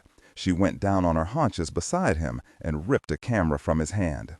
"That was for making me chase you, you brainless moron. Do you realize it looked like you had a gun? And oh my, would you look at this? It's a really expensive camera you're carrying." Harry was grinning when he climbed back over the fence and saw the old man again, a golfer's cap on his head, a newspaper spread open on his lap, stretched out on a red and green striped chaise longue. Harry said, "She's trying to prove she's tougher than I am. I gotta say she proved it, since you're not screaming she's dead. That fence is there to keep idiots from flying off the edge, but that first idiot headed to it like a homing pigeon. Didn't even see me. He was moving so fast. You said you're federal agents?" Harry pulled out his creds, introduced himself. The old man said, "FBI Special Agent Harry Kristoff. I think I've seen that girl before." Redemption? Who is she? Another FBI agent? She's a U.S. Marshal and a friend of the Hunt family. Yeah, I've seen her over at the Hunt's house. I'm Decker Sproul. You people are here because of Judge Hunt, aren't you? Was that guy the one who shot him? Why would he come back? I haven't ever understood that old saw about a criminal returning to the scene of the crime. Harry said, "I don't know who he is yet. We've got to wait until she brings him up." They heard voices from over the fence and watched Barbieri heft a young man over it, his hands cuffed behind him. He was skinny as a flagpole, a baseball cap pulled low over his forehead, his black clothes bagging off him. Harry eyed the guy. He didn't look much like a professional killer. He said to Eve, "Glad you didn't break your neck." "No thanks to this pathetic bozo," she said, and smacked his shoulder. Mr. Sproul said, "Is he the man who shot Judge Hunt?" "I didn't shoot anybody. She knows it." "Yeah, I guess I do. After all my running around, it looks like I didn't haul in our perp. What I landed was a would-be paparazzo. Imagine this fine, upstanding young man wanted to take pictures of the grieving family. I'm not young. I'm older than you are. I'm a professional photographer. Yeah, and a trespasser who resisted arrest. She pulled the camera from his hand again. After I remove the memory card and press delete a few times, you'll be all set to go sneak around someplace else and cause aggravation. Harry said, "What's your name?" "Robert Bacon. Like I said, I'm a professional, a freelance photographer. These photographs might be worth something, though there aren't that many, since Emma Hunt saw me and yelled her head off." "Well, Robert Bacon, did you know there are laws against doing that on private property?" Bacon stood tall and proud. "I'm a professional. Have you ever heard of freedom of the press?" Eve smacked him again on the shoulder. "Quiet, Bobby." She quirked an eyebrow at Harry. "Bobby Bacon? We got us the real live Bobby Bacon, the photojournalist. I go by Robert. Hey, if you give me back my memory card and take off these cuffs, I'll shoot a couple photos of you, doing your job." And he looked at Eve hopefully. "Thanks, Bobby," Eve said, "but I don't think I'd take such a good photo right now, since I'm all sweaty and windblown because of you," and she slapped him on the back of the head with her open palm. He staggered, then straightened. "Listen, a photo of Emma Hunt playing the piano, I could have paid my rent for 2 months, what with her history." Eve put her hand on Bobby's shoulder. "Bobby, you don't want to mess with Emma or her family. Don't you know who her grandfather is?" Bobby Bacon looked blank, then pointed to Mr. Sproul. "This old guy?" "Nope. Her grandfather is Mason Lord. Look him up. If you got a photo of Emma published he didn't like, he'd carve out your pea brain and make you eat it." Bobby swallowed. "But I didn't think—" "Well, now you know. If you've got a brain, you'll stay away from Emma." Harry introduced Eve to Mr. Sproul, who eyed Bobby Bacon. "If I had my daddy's Remington, I would have blasted you between the eyes, shooting Ramsey in the back like that. You crazy old duffer, you know I didn't shoot anybody. I'm a professional photographer." "Yeah, well, I would have shot you on spec. Maybe you carry that camera around as camouflage. Maybe you got a gun hid in your shorts." "I didn't wear shorts today. I'm commando."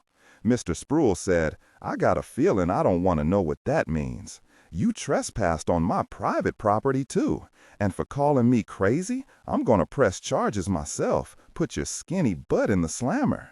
I was only trying to make a living. I'm sorry I called you crazy. She's the one who's crazy. I mean, who would come rocketing down that path like that over some photographs? I practiced climbing that trail twice in case I had to use it." "And where did you think you were going to go from there, Bobby? Swim to Moran?" Eve said. "You're a wuss, Bobby," Mr. Sproul said. "This little cutie brought you back, all trussed up." He eyed Eve.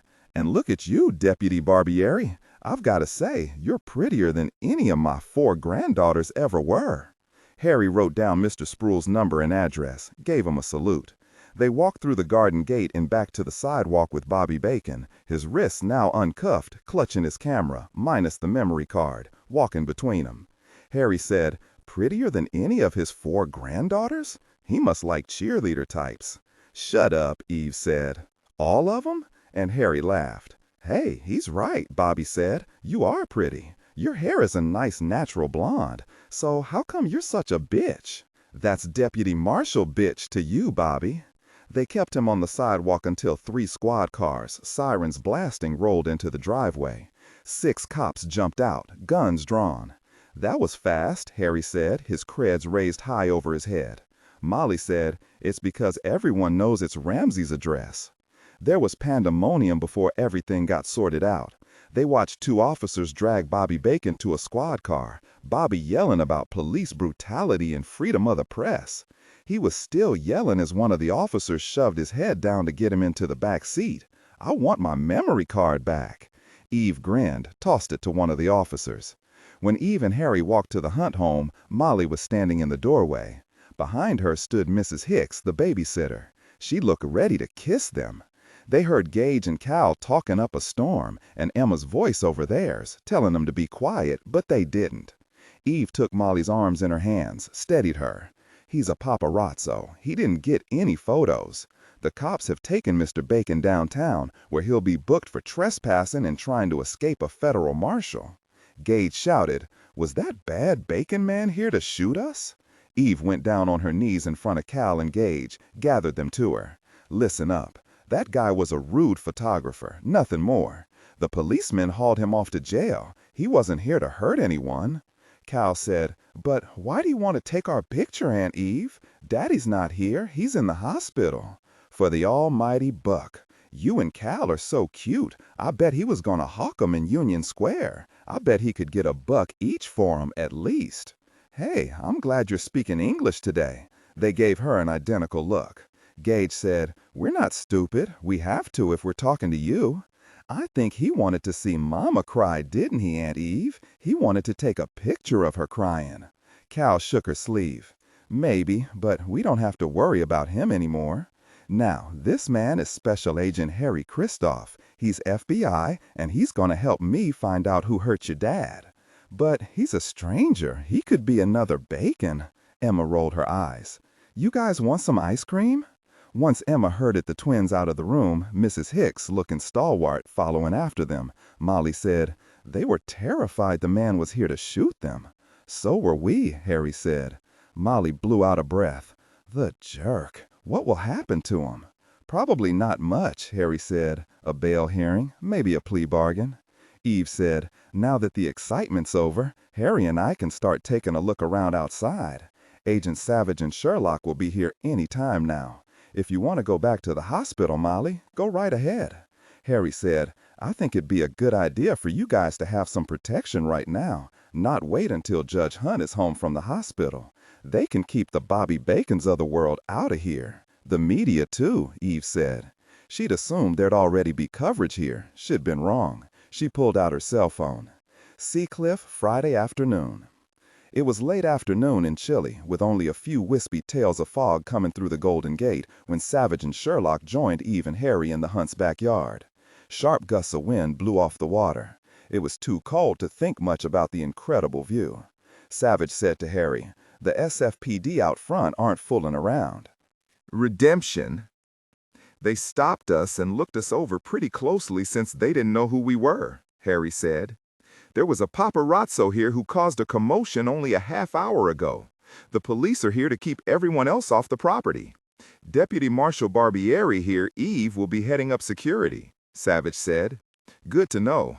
I can see from that police tape and the height of the stone wall pretty much where Ramsey had to be standing when he was shot.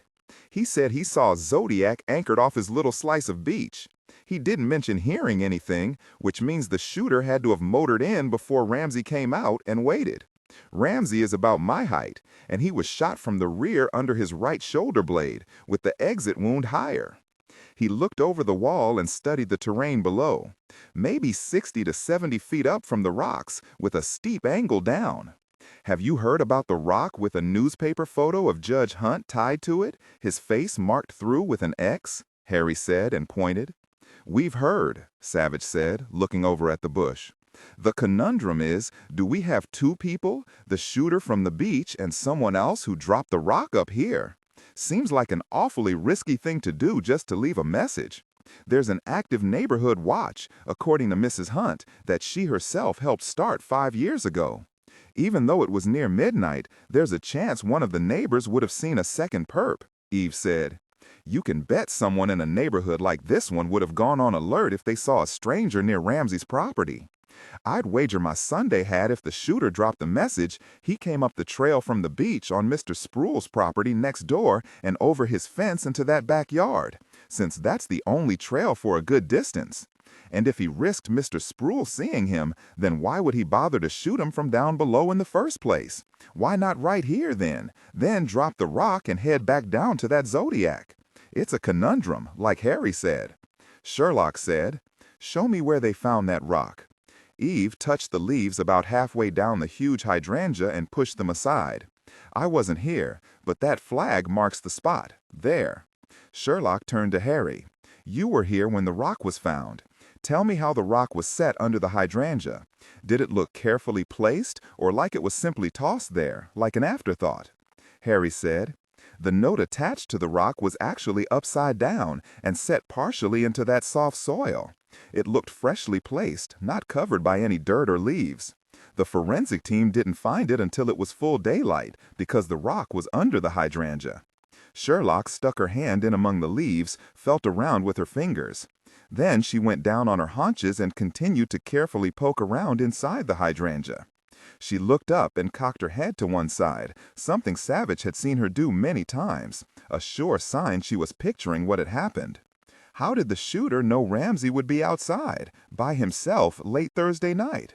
Surely he didn't simply hang around to see if his target happened to come outside. So did Ramsey have a habit of coming out here at night by himself to look at the Marin Headlands, the Golden Gate? Eve pulled her cell out of her pocket and dialed. Molly? Did Ramsey have a habit of spending a few minutes outside every night before bed? She listened.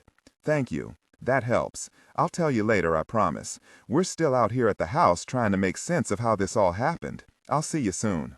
She punched off, slipped the phone back in her red jacket pocket. Yes, every night, Molly said. It was a ritual, that Ramsey came out sometimes even in the rain. She said it made him feel blessed to be able to look out from his own Wuthering Heights, like it was the center of the world. Harry said, that means the shooter or the people who hired him knew that. They had to know his family well, or they had to be watching his house long enough to be sure he would be there. Are the Cahills even a possibility? Could they have found out a detail like that about Ramsey's habits from jail? Eve said. You're right. How many people could have known about Ramsey's habits at night in his own backyard? And Ramsey was shot within 24 hours of his closing down the trial. That's a small window of opportunity for the Cahills. So what is it you've been thinking about down there, Sherlock? She pulled her arm out of the hydrangea bush. I've been thinking about why the picture, why the message. Someone seeing it sitting handily under the bush, not 20 feet from where Ramsey fell, might conclude we've got two people involved, as Harry said. But if the second man's job was to plant the picture for the police to find, to make some sort of statement, why on the ground under the bush? And what message were they sending? The first impression it leaves, Eve said, is that Ramsey was shot because of what he'd done as a judge, because of his reputation and what it means to people. The crossed-out picture is a sort of in-your-face sneer. That's what Harry thought. I suppose, Harry said, that it could be some kind of misdirection, to point us away from the trial or from some personal motive. Sherlock nodded. Here's the deal. I agree the Xerox itself could be misdirection, but what about where it was found? It makes it seem like there were two people involved, but the fact is there was only the shooter and he was on the beach, Harry said. Then how'd the rock get here? Did the guy climb up the cliff to drop it under the bush, then scramble back down to the beach and climb back aboard his Zodiac before the cops got here? Sherlock smiled. There's a freshly broken branch inside that bush, and I doubt it was one of our forensic team who broke it. Something heavy broke it from behind, from the rear, and it's maybe 2 feet directly up from where the flag on the ground marks where they found the rock. That means the rock wasn't just laid on the ground under the bush. It hit the bush hard, Savich said. So it came from a distance. He looked down over the wall again. It's too far down to throw it up and hit the bush with much force. But a small rock could easily be shot up here with a slingshot, say. One of those leather true mark models they use to hunt jackrabbits and such.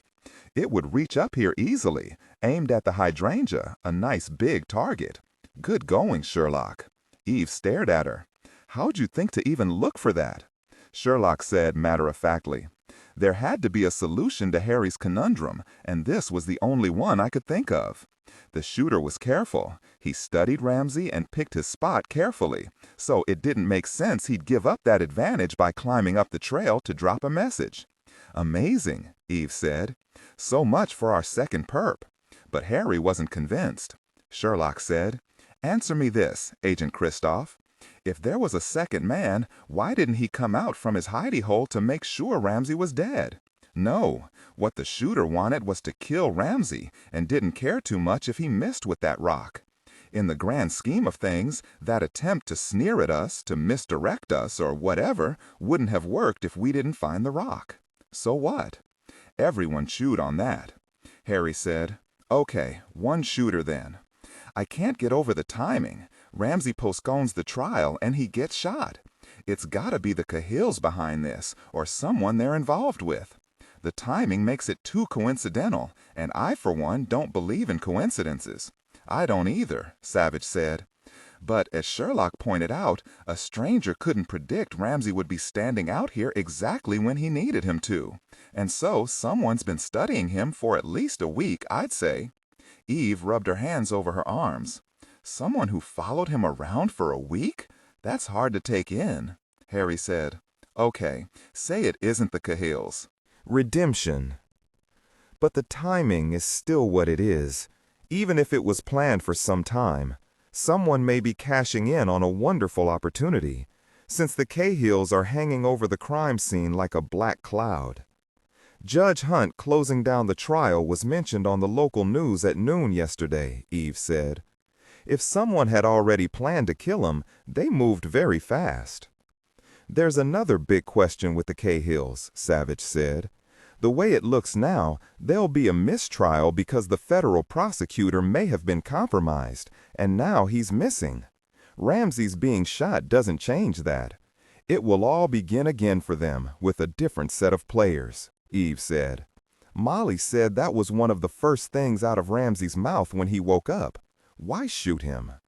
A judge's job is to be impartial, unlike the prosecutor who'd spent months preparing for the trial.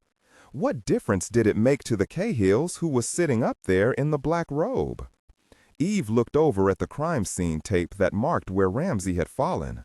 Whoever it was made one big fat mistake. Everyone looked at her. The shooter didn't manage to kill Ramsey. He failed.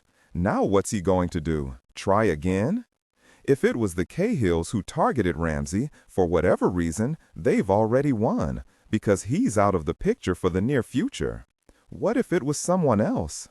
That's why we've got to protect him, Eve, Harry said. No one will hurt Judge Ramsey Hunt on my watch, Eve said. No one. Sherlock said, I'll be checking on the Zodiac, and Cheney has feelers out for any word about a shooter for hire. We need to talk to the Cahills, Eve said. Regardless, they're certainly people of interest. It's a place to start. Judge Sherlock's home, Pacific Heights, San Francisco, Friday evening. Sherlock's eyes were closed as she listened to Emma play George Gershwin's Rhapsody in Blue on her parents' magnificent Bosendorfer grand piano, which had been purchased for Sherlock when she was about Emma's age.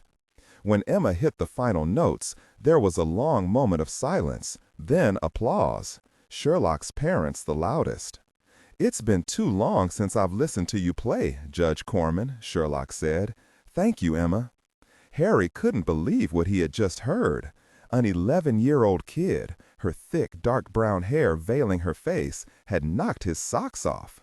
How could those small hands play with such passion and purity, even reach all those racing chords, those endless runs and trills? Evelyn Sherlock was still smiling. That was grand, Emma. Thank you for the preview. We'll be there to hear you at the symphony, of course. Emma gave them a small smile, but it soon fell away. I don't know how well I'll play with Daddy in the hospital. She looked down at her clasped hands. He smiled at me this afternoon, but it was so hard for him, and I knew it hurt him. Eve said, Say your dad can't be with you at Davies Hall. We'll fix it so he can be listening to you on a live feed. But what if something happens? What if he's still in the hospital? How could I play then? Eve said, If he isn't home, and believe me, that's unlikely, since your daddy's such a tough dude, we'll take the live feed to the hospital and hook it up there. Can't you see all the nurses and doctors, all the other patients cramming into his room to see you play? Believe me on this, wherever your daddy happens to be in a week and a half, you know he'll be right on stage with you. What a perfect thing to say, Savich thought. Eve didn't even hint that Ramsey could possibly be well enough to actually attend her performance, and that was smart. He squeezed Sherlock's hand. Emma tried to smile at Eve. That means I can't make a single mistake. You never do, Eve said. Sherlock said, Do you like the Bosendorfer, Emma? My parents got it for me a very long time ago. It's too bad you aren't here very often to play it, Emma said. Mrs. Mayhew's, she's my teacher. She says a piano has to be played or it goes stale. Do you think the Gershwin sounded stale? Emma shook her head. No, it sounded perfect. I'm used to my Steinway, but I like this piano too. I wish Mama were here. Eve said, Look at the big picture, Emma. Your daddy needs her attention right now more than we do. Emma thought about that and nodded. She touched middle C. The action's perfect, Evelyn Sherlock said. Emma, would you like to have Lacey play for you? Emma's eyes shone. Oh, yes. Do you know Bach's Italian Concerto? Sherlock rolled her eyes. I haven't played that killer in a long time. I can feel my fingers yelling at me not to try it. Harry said, Tell your fingers to man up. I'd sure like to hear you play, Sherlock. Sherlock took Emma's place at the black piano bench.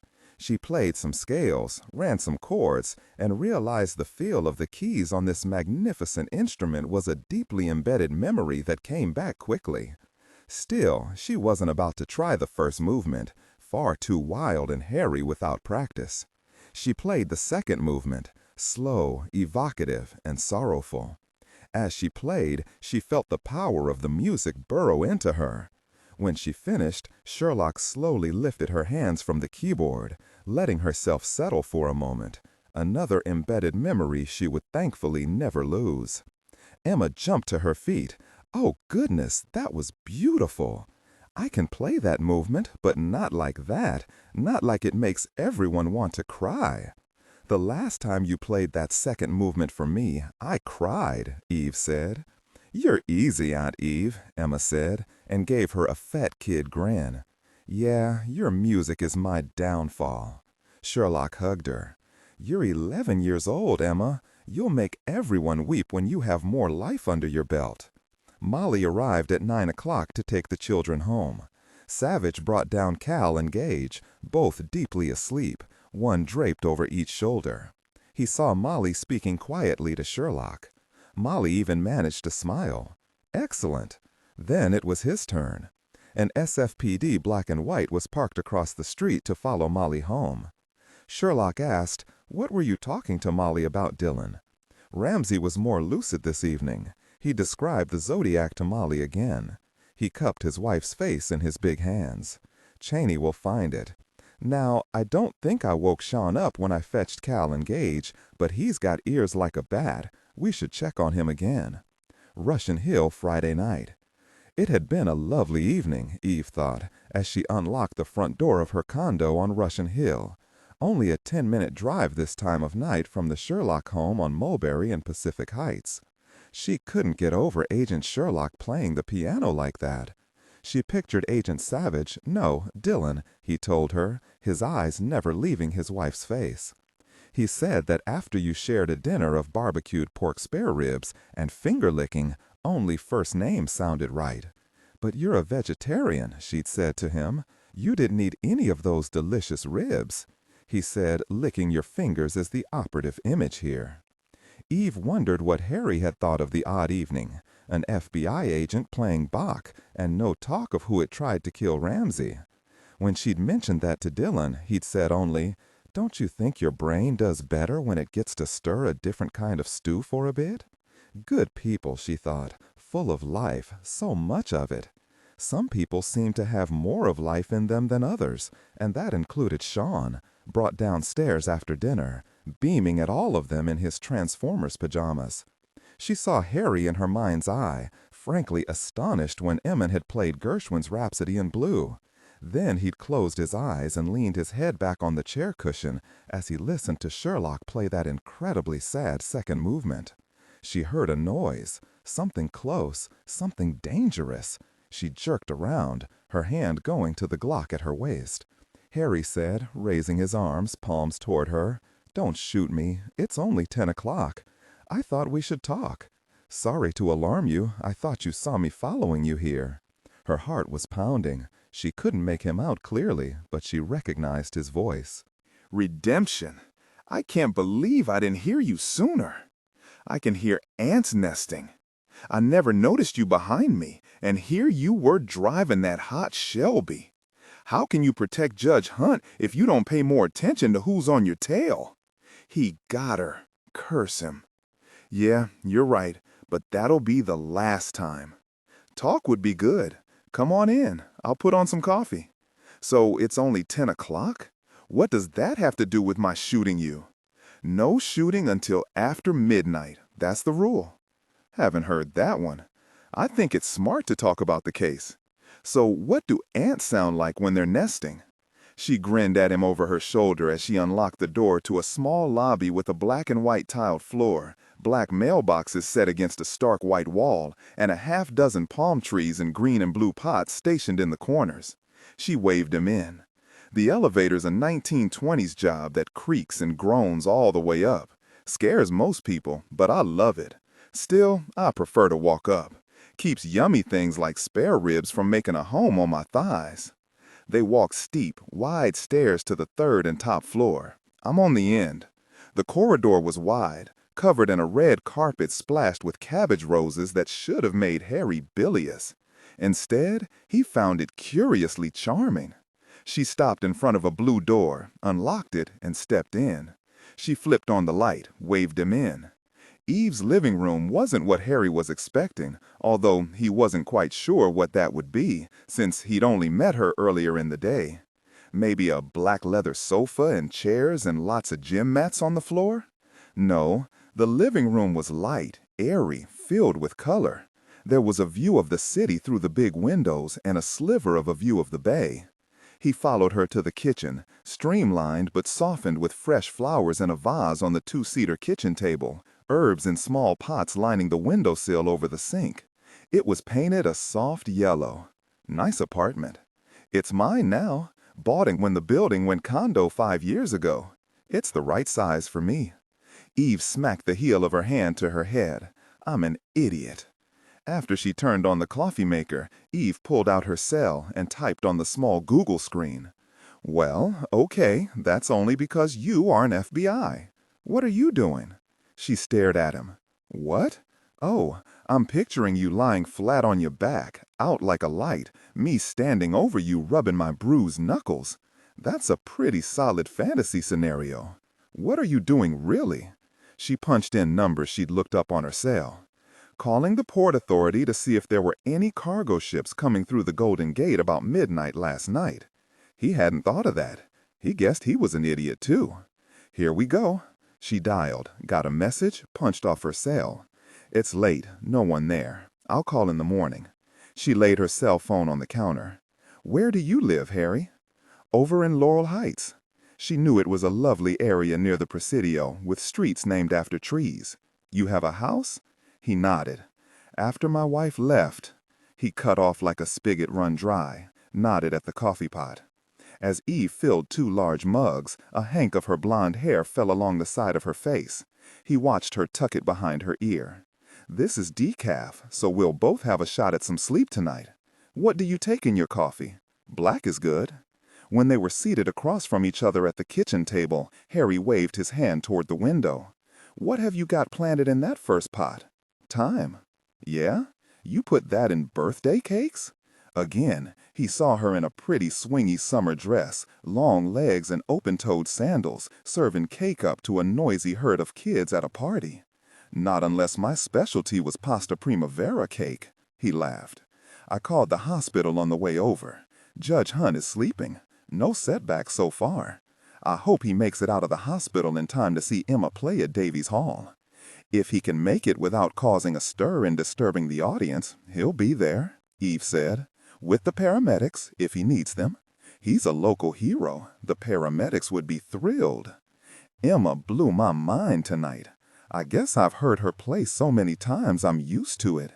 It was Sherlock who blew me away, made me feel inferior. Judge Sherlock told me she chose being an agent over trying to make it as a concert pianist. When I asked him why, he only smiled and shook his head. I wonder what happened. Who knows? Maybe in the pursuit of her blood, Eve said. It's hard to imagine Savich and Sherlock are actually married. Cheney told me he's heard stories about Sherlock going toe-to-toe with Savich when she disagrees with him, that she can be as stubborn as he imagined his mother-in-law would be if he had one. But despite that, he says what impresses him the most about Sherlock is her loyalty. He studied his coffee, swirled it in his cup. Imagine that, loyalty in a woman. Whoa, best move right along. Tomorrow's Saturday, Eve said. Virginia Trolley has asked to be part of our protection team. She'll have officers stick close to Ramsey's house, keep people from sneaking in when no one's home. Did you know Virginia Trolley is a longtime friend of Ramsey's? She's a good cop, too, Harry said. I met Lieutenant Trolley. She acted suspicious, didn't much like me. What did you do? Nothing at all. I was my charming self. Yeah, I can only imagine. She's like you, wears a uniform. What does that mean? Look at you, all in black with that kick-butt red leather jacket. I'll bet your socks and your underwear are black, too. He'd nailed that one. You didn't tell me what you did to make Virginia dislike you. Strange, really. I only happened to mention that the San Francisco cops are really good at writing parking tickets. Eve rolled her eyes, then grinned. Yeah, no secret there. Gotta raise money to support the city budget. Good coffee, even though it's decaf. Cheney told me he put Bert saying with Sherlock on finding that Zodiac. Fact is, Bert could find a contact lens in a swimming pool. He'll be updating us at the meeting tomorrow. I hadn't heard about a meeting. Do you think I can be in on that? When? Tomorrow morning? He couldn't help himself. That'd be okay if you don't forget your place. She leaped for the bait. Coffee sputtered out. She wiped a napkin over her mouth and gave him a look to fry his liver. He quickly raised his hand, smiling. You gotta learn control, Barbieri. You can't lose it every time someone makes an innocent comment rubs you the wrong way. The jerk. But he'd done it on purpose, and she'd been ready to go for his throat. She dredged up a smile and a sneer. And when do you interview the Cahills? Can I go with you for that? Savich and I plan to do that in the morning. That actually is why I followed you home tonight, so I could ask you about the trial. I'd wanted to be there from the beginning, since it was my case, but something else came up. Since Judge Hunt isn't in any shape to tell me about it himself yet, could you tell me exactly what was happening to make him so suspicious about Mickey O'Rourke? Eve said, Ramsey never talked to me about it directly. Of course he wouldn't, but I can tell you what I saw. The trial was still in the final pre-trial motion stage. They hadn't impaneled a jury yet. Milo Siles, the Cahill's defense attorney, had been making all sorts of motions for discovery. He demanded proof of everything the government accessed from the murder victim's computer, especially anything that was considered top secret. He kept going on about the Brady rules giving the defense the right to any documents it needs to defend their clients, even in the case of espionage. It was pretty obvious, really. Siles was trying to force the government to disclose exactly what Mark Lindy, the murder victim, did for them. Yeah, I know all about Mark Lindy, since it was my case, like I told you. So it sounds like Siles was trying to get the government to drop the case rather than have what Mark Lindy was working on compromised. That sounds nuts. Just you wait. There was a lot of talk then about the Classified Information Procedures Act that provides protection for the government and for defendants in these kinds of cases. There were a bunch of conferences, some of them in camera, that means in Ramsey's chambers, and after that, Ramsey started getting more and more hard-nosed with O'Rourke. You see, Ramsey had ruled some of that information admissible, but O'Rourke had repeatedly failed to provide it to the court. At first, his excuses seemed reasonable, but then he had no more excuses, even bad ones. I'll tell you, it was quite a sight seeing Ramsey lambaste a federal prosecutor like that. He said the court would have to impose sanctions, possibly dismiss the federal indictment, and you could tell that really burned Ramsey, and that's when he suspended the trial, the same day he was shot. Harry nodded. Since Judge Hunt's known O'Rourke pretty well after working with him for years, he realized he wouldn't behave like that, ignoring the judge's directives time after time if something weren't seriously wrong. No way would a federal prosecutor want a case dismissed, except if there was bad stuff going on, and he was directly involved. Yes, that fits nicely. Thanks, Eve. I've got a better handle on it now. About the Cahills. Savich wants to meet with them as soon as possible, before they have a chance to talk all this through with their lawyer. We're going to offer them a chance to spend some time together if they're willing to talk to us immediately, without waiting for Siles. They're going to want to see each other real bad. One reason is so they can both be sure they can still trust each other. A lot has happened in 2 days. Who knows what they know, what they've heard, what they're thinking? Maybe they're ready to deal. Maybe, Eve said. Harry rose. Gotta go. Thanks for the coffee. She followed him to the front door. Do you think I could go interview the Cahills with you? That'll be up to Savich. Eve didn't think her chances were that good. Besides, there was so much to do. Best not to overload anywhere. She dropped it. Hey, what tree are you heading for? An eyebrow went up, and then he grinned. Yeah, my street name. I live on Maple. My house is in the center of the block. I'm really close to pizza and Szechuan and the dry cleaners. All the comforts. Lots of people driving around. Parking to shop or eat. The cops love to ticket in that neighborhood. Imagine Virginia not liking you when, I'm sure you just happened to mention that to her. She heard him whistling as he walked away down the corridor. She was in bed 10 minutes later. So his wife had left him the house on Maple, and he'd stayed there. Hall of Justice, 850 Bryant Street, San Francisco, Saturday morning. 2 guards walked Cindy Cahill over from County Jail Number 2 to the interview room on the 6th floor, where the men were housed in the Hall of Justice. She shuffled into the room ahead of the guards, wearing her prisoner's 3-piece suit, cuffs, belly chain, and leg irons. She looked up and saw her husband, Clive, dressed as she was, sitting in one of the uncomfortable chairs. Clive, she said, and tried to move toward him, but the guard stopped her. Clive rose slowly, smiling at her. Hi, gorgeous. I liked you in the blue suit model brought you to wear in court last week, but hey, orange looks great on you too. You okay? I'm okay, but I wish I knew what's... Cindy shot a look at Savich and shut up. Savich rose slowly as the guard seated Cindy beside her husband, then left the small room with Savich's nod. Savich introduced himself and Eve to the Cahills. He said, Before we begin, I'd like you to confirm you've both agreed not to have your attorney, Mr. Siles, present. Is that correct? Sure, Clive said. Like I already said before my sweet wife arrived, we don't need Milo for this. We didn't do anything wrong, and we have nothing to hide. And how could I pass up the chance to spend some time with Cindy? Even talking to you clowns is better than being bored. He sat back in the uncomfortable chair, like a seasoned lounge lizard. Savich asked, Mrs. Cahill? Okay with me, Cindy said, so call me Cindy. I heard the guards talking about you, Agent Savich. Said you were from Washington, and you were real important. Clive said, Hey, where's Special Agent Kristoff? That boy needs manners, you know. He's a hard man, that one. Not much fun at all. Savich watched them look at each other for a moment. Affectionately? Wondering if the other would spill the beans? He didn't know, but allowing them to be together in the same room without their lawyer present was a good start. With everything that had happened, suspension of the trial, the federal prosecutor O'Rourke gone missing, and Ramsey shot, Savich knew both of the Cahills would want to find out as much as they could about what the feds knew. He doubted they'd fold their tents and want a deal given what had happened, but maybe they'd let drop anything to give him some leverage, particularly with Milo Siles, since even on a good day, the chances of getting the truth out of a defense lawyer were harder than getting a bipartisan bill out of Congress. Savich said as he sat down, You needn't worry. Agent Kristoff won't be joining us. There will be only myself and Marshal Barbieri. As Savich spoke, Cindy didn't look away from his face. She rested her cheek on her long white fingers, her fingernails not so lovely now. Those dark eyes of hers saw deep into a man's soul. No, not his soul, Savich thought.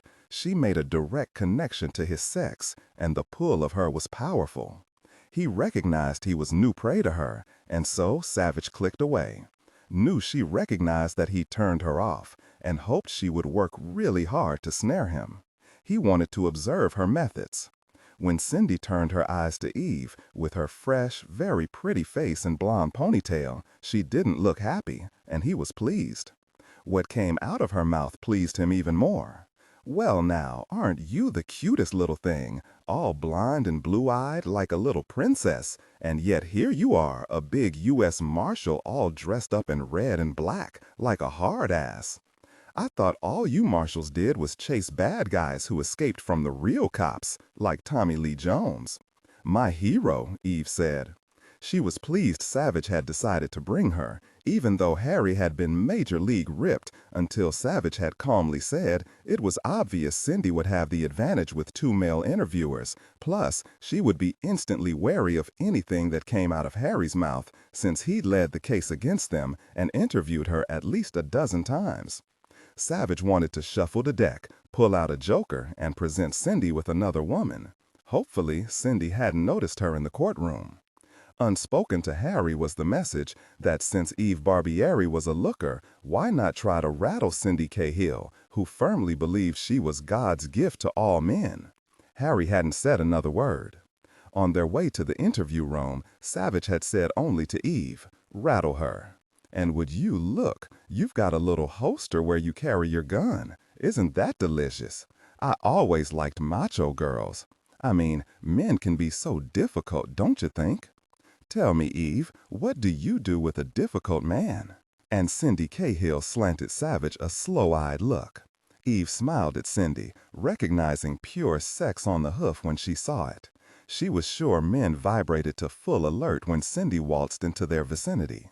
She was also beautiful, despite so many months spent in jail. Her dark eyes were exotic, slightly slanted, full of sparkle and high-voltage tease. She looked at you with incredible focus, and that focus was now turned on Eve.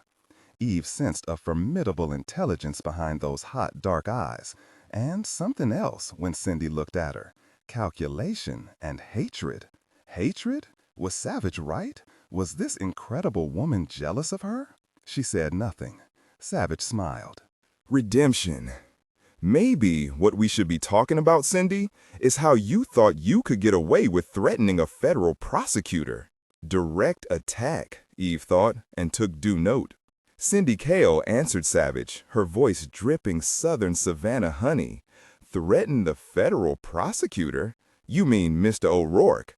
I'm sure I have no idea what you're talking about, Agent Savich. Do you, Clive? Clive said through a yawn. Not a clue. What you both must have figured out by now, Savich continued smoothly, is that your whole plan to get the murder charges dismissed has blown up in your face. Judge Hunt saw through it, and now there will be a mistrial. You will be tried again with even greater security, and you'll be convicted. If you had anything to do with Judge Hunt's shooting or with O'Rourke's disappearance, we'll find that out too. I would think 2 people facing the death penalty might be asking about a deal right about now. Clive and Cindy exchanged glances. Clive said, "We already told you we had nothing to do with any of that. Mr. Silas has already told us to sit back and wait a while, see what happens now. Right, darling?"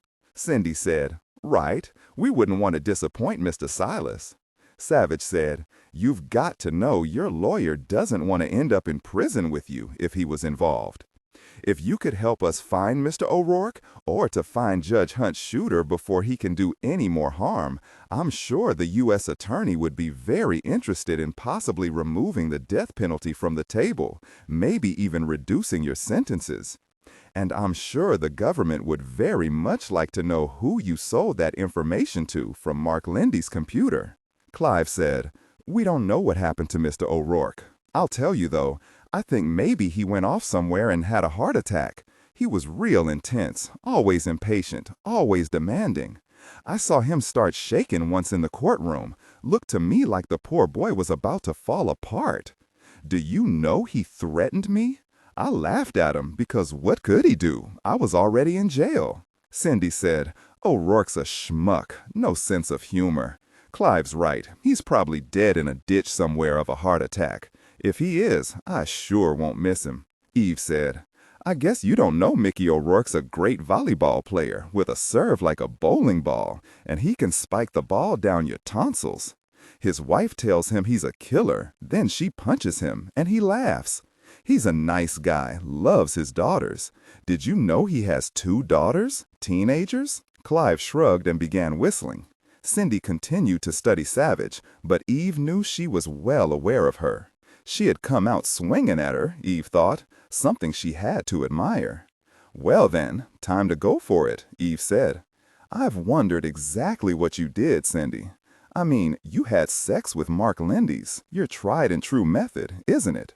And then Mark did most anything you wanted because he was so pleased with himself that this beautiful woman was sleeping with him, telling him he was a stud. Did he let you look over his shoulder while he worked on a classified government project, never suspecting you were writing all his user IDs and passwords on your sleeve while you were cooing in his ear? And then you put him to sleep with a nice cocktail you made with your own little hands, a bit of Rohypnol with a knockout drug, didn't you? Poor Mark, he didn't have a clue that his sex goddess was knocking him out so she could get to his key fob to tunnel into his computer and access all his data. I'll bet you called in Clive to help you with that part, didn't you? This is all really Clive's deal, isn't it, Cindy? He's the brain in your duo, right? He does the planning, makes the decisions, deals with the buyers, handles all the money, doles out spending money to you, his sex kitten? Do you even know who the buyers are? Cindy rose straight up, slammed her fist on the table, rattling her chains. You bitch! I do the planning. I do everything. Do you hear me? Clive grabbed her hand. She shut up, even managed a twisted smile at Eve. Nice start, Savich thought. Cindy Cahill looked like she very much wanted to kill Eve. The investigative training the marshals were given at the Marshals Academy at Glencoe looked to be good. Either that or Eve had learned a few things growing up with a marshal as a father. Probably both. Eve said, "Was it Clive who targeted Mark Lindy for you, or did some foreign agent set you up with Lindy? Did you know, Cindy, that those top-secret materials were headed for a foreign government?" Cindy Cahill didn't leap to the bait this time, but she couldn't keep the rage from her eyes. She tried on a sneer for size, but she couldn't mask the mad. "You're making up a story, the same story that ridiculous CIA operations officer told, too. Do all of you read off the same script? Listen up, little girl. What I mean is that Clive is my husband, my partner." She gave Clive Cahill an adoring look and patted his hand, making the chains rattle again. "He's my sweetie pie, not my boss, never my boss."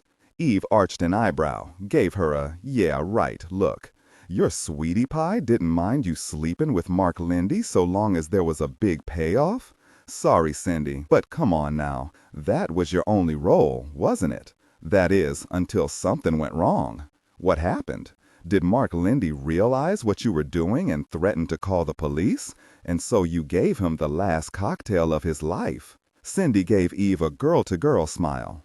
"In my experience, guys usually prefer beer." Eve sat back in her chair. "That wasn't a bad comeback, Cindy, but maybe Clive could give you a cooler line since he's smarter. I wonder what your folks would think about how you've grown up, what you've finally done." Cindy Cahill never looked away from Eve's face. "Since dear old Dad started coming to my bedroom when I was 11 years old, I don't think he'd care one way or the other." Interesting, Savich thought. Did the shrinks know she'd been abused? He started to rein it back, since he didn't want the Cahills to demand their lawyer, but he wanted to see what Eve would say next. He gave her a small nod. Eve said, "Clive, if it wasn't you running the show, what were you doing anyway? Did Cindy have you fetch her coffee, slide her slippers on her dainty feet, make up her schedule of seduction for her?" Clive was shaking his head, looking from his wife to Savich, then finally back at Eve. Eve continued, "Then what is she doing with you, Clive? You're nearly old enough to be her father, aren't you? Nearly as old as her father who abused her. Tell me the truth now, Clive. I know it must be tucked in the back of your brain. You're afraid of her, aren't you? Afraid she'll tire of you? Afraid she'll start seeing a guy who's younger than you? Afraid she'll take her chances and talk to us, leave you here by yourself on death row?" Clive's pale face turned red. He yelled, heaving. He was so mad. "I am not afraid of her. She's my wife. She'd never do anything to hurt me. I'm the one who found her, who taught her everything." "Did you teach her how to kill?" "Probably not, since the scene at that murder was a mess. Not well done of you at all. Poison doesn't always make a person just fall over and die. No, Mark Lindy fought when he realized what you'd done to him. He tried to take you down, but the poison got to him first, and it wasn't at all pretty, was it, Cindy? And that, Clive, led the police to both of you." Cindy Cahill squeezed Clive's hand hard. "Don't you get all bent out of shape about anything, Clive. She's only trying to play you." She shook her head at them. "Aren't you two the cool team? How long have you worked this routine together? Have you ever had any luck with it?" Eve sat forward now, clasped her hands in front of her. "Do you know, Cindy, one thing I'd never do is kill someone by poison. It's some unspirited, cowardly, really, you know what I mean? And it's so tacky, so low class. Give me a knife any day and let me face down the person I'm going to kill." Redemption? I am not tacky. No? Then what do you call using your body whenever Clive wants you to? Without the money, without the trappings, who would think you're worth any more than a fast in and out with a streetwalker against a wall in an alley? You bitch! I'm not a whore. Sue thinks I'm perfect. Sue? Who is Sue? What is this? Savich broke in, hard and fast. And Sue is walking around outside in the sunshine while you two are on the road to a lethal injection. Was it Sue who tried to kill Judge Hunt? Cindy and Clive Cahill looked at each other again and pulled it together. Cindy studied her fingernails and sounded bored. There is no Sue. It's a name I made up. As for Judge Hunt getting shot, I don't know any more than anyone else who saw the news on TV. I have no idea who shot him. Eve said, "Come on, game's up, Cindy. Did Sue shoot Judge Hunt?" "I'll tell you again, there is no Sue," Cindy said. "There wasn't even a reason for us to shoot the judge, was there?" Savich said, "Are you so unimportant, Cindy, that Sue didn't even tell you why she wanted Judge Hunt dead?" "There is no Sue," Cindy said yet again, calm as a stone now. "Like I already told you, morons, why would we want the friggin' judge dead? There's no payoff for us. You said so yourself." Me, I was sort of sorry to hear it. Judge Hunt was hot, the way he looked at me. Her husband didn't say a word, only stared at the wall behind Savich's head. I bet he doesn't look so hot now, does he? Eve wanted to leap over the table and punch her out. She forced herself to draw a deep breath instead. Savich said, "Did Sue kill the prosecutor like you did Mark Lindy?" Clive shrugged. "We don't know anything about the judge, and we don't know anything about the prosecutor. How could we? We're in jail, Agent Savich, not out drinking beer and dancing at clubs." He sat back in his chair and smirked. That prosecutor, what a schmuck. O'Rourke would never have proven a case against us. But Cindy was still enraged. All the accusations. It's entrapment, nothing more. We didn't kill anyone. If that ridiculous judge hadn't stopped the trial, we would have been acquitted. Somebody else shot him, probably someone he put away. She turned to Clive. "You know what, darling, this has been fun, but we gotta put an end to it. Agent Savich, we want our lawyer." Eve wanted to kick herself. She'd been the one to screw it up, to push it too far. Savich said as he rose, "I was hoping you two were behind the attempt on Judge Hunt's life, that you'd hired an assassin to kill him, with the help of your lawyer paying him from some offshore account we haven't found yet. Now I see that's impossible." He flattened his palms on the scarred table. "After spending some time with the two of you, the fact is I don't think either of you has the brains to pull it off by yourselves." "We could do anything we wanted to," Clive shouted. "And what we want now is our lawyer." Eve rose and stared down at him, then at Cindy. "Why don't you tell us about Sue? You really don't have to take the fall for her, not if she approached you, not if she's the go-between to sell the material you stole off Mark Lindy's computer."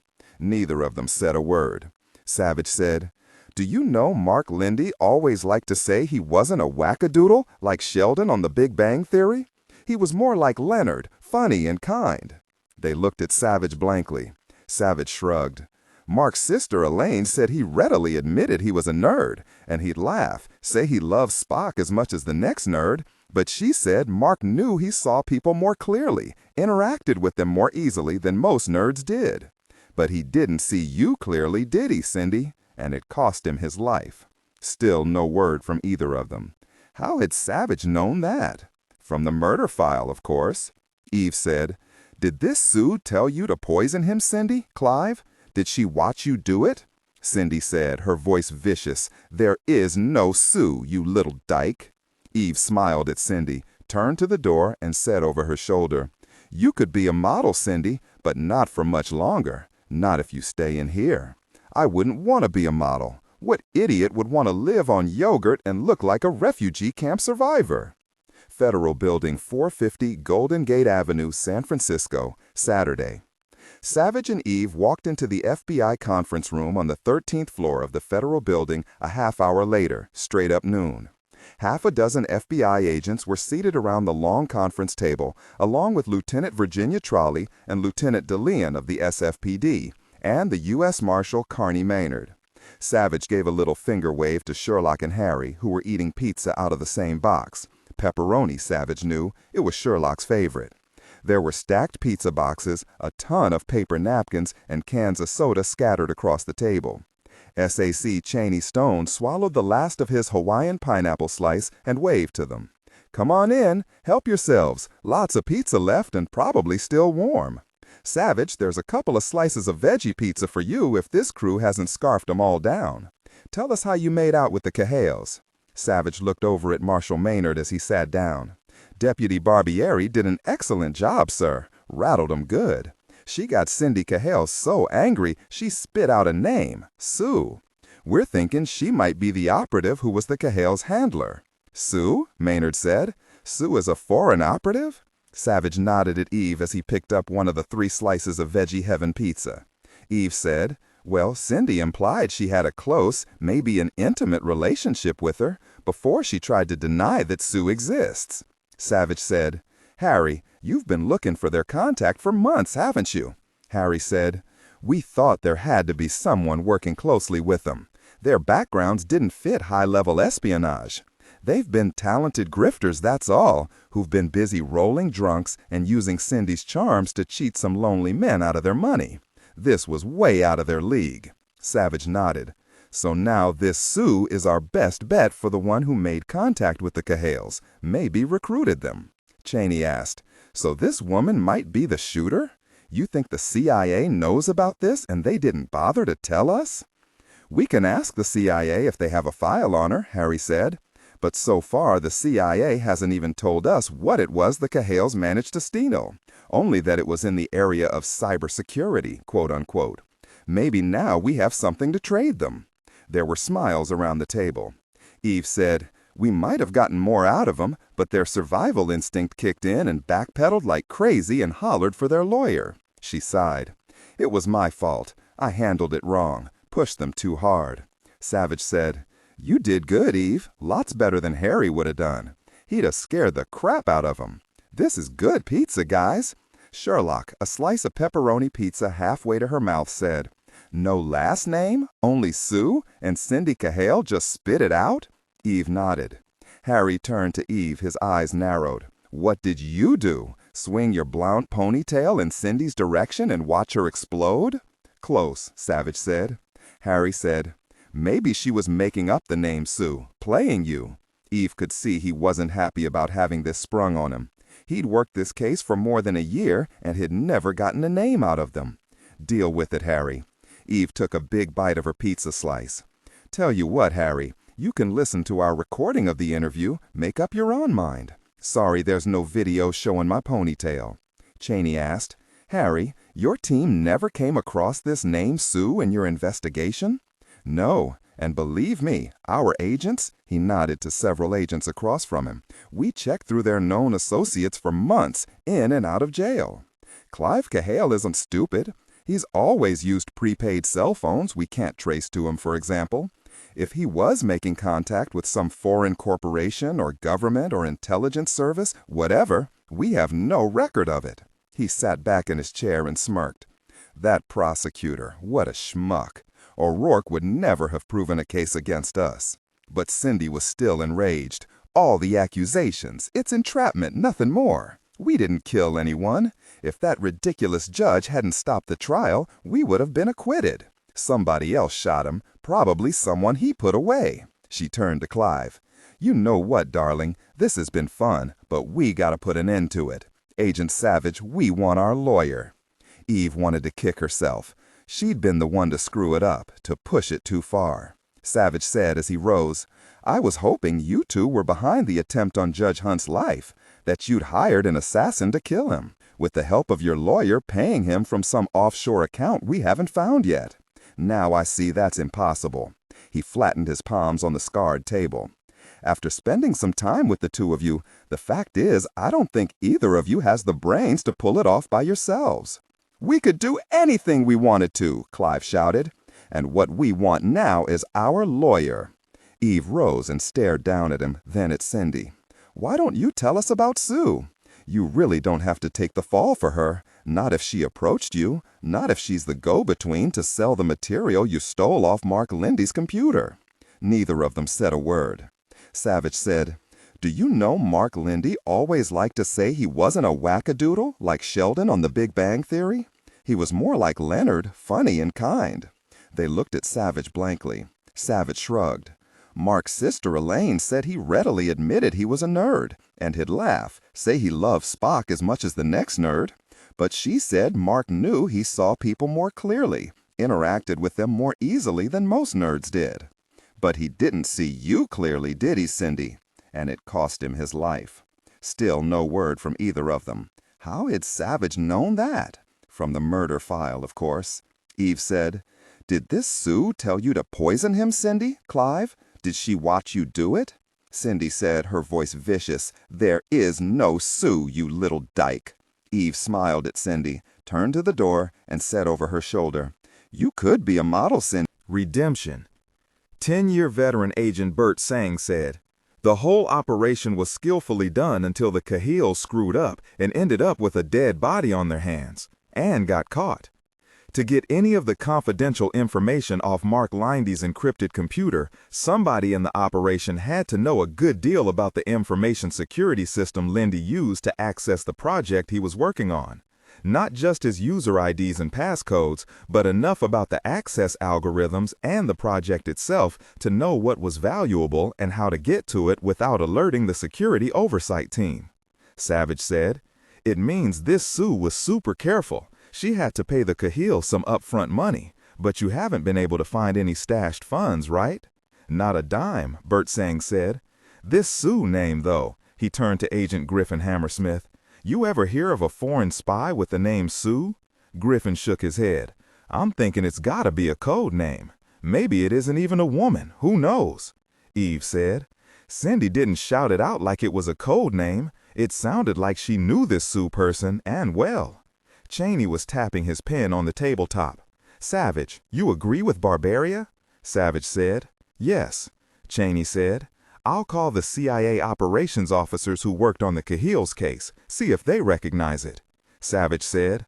I'm thinking I might throw out Sue's name to Silas, see his reaction, see if he recognizes the name. I told the guard not to let either Clive or Cindy Cahill have any phone calls until after we visit Silas today. Cheney said, Okay, let's shift gears for the moment. He turned to Agent Sang. Bert has been waiting to give us follow-up on what he and Sherlock found out about that Zodiac Judge Hunt saw. Bert Sang wiped his hands on a napkin, then clicked on the overhead to show a Google map of Sea Cliff. He pointed. Judge Hunt's house is there on the point of land. You can see there are big boulders scattered all over the beach. Since Judge Hunt told us about the Zodiac, we can forget about whether the shooter drove down Seacliff Avenue, parked his car or motorcycle near China Beach Park, and made his way down to the beach. Bert grinned. Man or woman, this Sue came in by water. If you've ever been on an inflatable with an outboard motor, you know it's capable of speed. He could have motored the Zodiac right up to the beach. He didn't care if Judge Hunt saw the Zodiac, since he planned to kill him. He walked around the ocean side of the bluff and positioned himself in the mess of thick rocks that stud the beach. He nodded to Sherlock as he put the photo of the zodiac on the overhead. "Now, a female Sue adds a new wrinkle to this," Sherlock said. "Since Mrs. Moe, the owner of Bay Outings in Sausalito, says she rented a zodiac to a man at 2 o'clock on Thursday afternoon under the name Bentley Ames." Bert said, "Mrs. Moe never questioned it was a man. She described him well. Here's our sketch." He projected the drawing on the overhead and passed around a sketch of a man described as 5'9" or 10 on the slender side, wearing loose jeans, sneakers, an oversized blue windbreaker, dark opaque sunglasses, and a Giants baseball cap. Bentley Ames never took off the sunglasses or the cap. He had a flat voice, Mrs. Moe said, no particular regional accent she could identify. He was polite, paid with an Amex. He needed the zodiac only one day, wanted to do an evening run on the bay with his girlfriend, who'd grown up on zodiacs in Hawaii, he told her. She remembered he was wearing a big hunkered diamond ring on his pinky finger. Could have been fake, she didn't know, but why would a man wear a fake diamond? Again, Mrs. Moe didn't question this was a man. She thought he was middle-aged, maybe even older. Now, Bentley Ames returned the zodiac Friday morning right on time. Mrs. Moe said they didn't even have to wash it down. It was so squeaky clean. Sherlock picked it up. "We had our forensic team scour the zodiac for any sort of evidence anyway, but like Bert said, Bentley Ames was thorough in his cleaning, so we don't have anything." Bert said, "Well, show this photo of the zodiac he or she rented to Judge Hunt, see if he can positively identify it." "That's unlikely, though, since zodiacs look similar, for the most part." Sherlock said, "We found the real Bentley Ames in his Tiburon real estate office. He said his wallet wasn't missing. We asked him to check. Turns out his wallet was in his pocket, but his Amex was gone. He said he'd had dinner with his sister at Guymas, a Tiburon restaurant on the water, on Wednesday evening. Then he remembered that after he paid the bill, he'd stopped in the men's room. He said there were maybe 4 guys in there using the facilities, but for the life of him he couldn't remember anything unusual. Then he stopped cold, said a guy bumped into him in the small hallway outside the restroom." "Bingo," Virginia Trolley said. "Was he wearing sunglasses and a ball cap?" Bert nodded. "Yep, a Giants baseball cap." Again, Mr. Ames described him as a man. "Since Sue had to park someplace, we checked the parking lot closest to Guymas first," Sherlock said. "No luck. We didn't think he'd use the parking lot next to the Tiburon Theater and take a chance of being seen, but we checked anyway." Sherlock said, "The parking lot attendant in the big lot sits in a booth and takes the money." She gave a big grin. "Guess what? He did park there," Harry said. "And the parking attendant noticed a license plate? Please, please?" "Nope. But this little freckle-faced kid struts out of the booth in his loose lowrider jeans and tells us sure, he remembered the dude, remembered the sunglasses and the baseball cap. Then Freckleface told us he knew for sure it wasn't a rental, since it was a butt-ugly old Dodge Charger with red paint chipping off.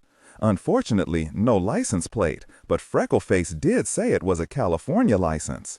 Cheney turned to Agent Griffin Hammersmith. "Griffin has been coordinating with the Highway Patrol and the local police departments to try to locate that vehicle. He's also got more news for us." Sherlock thought Griffin Hammersmith was saved from being too pretty by his nose. It was off kilter, probably broken when he was a kid. As for his eyes, they were bluer than hers. She wondered if he was used to women trying to chase him down. He said in his slow, melodic voice, "I tried to put myself in the shooter's shoes. If I came to San Francisco to murder a federal judge, I'd want to draw as little attention to myself as possible.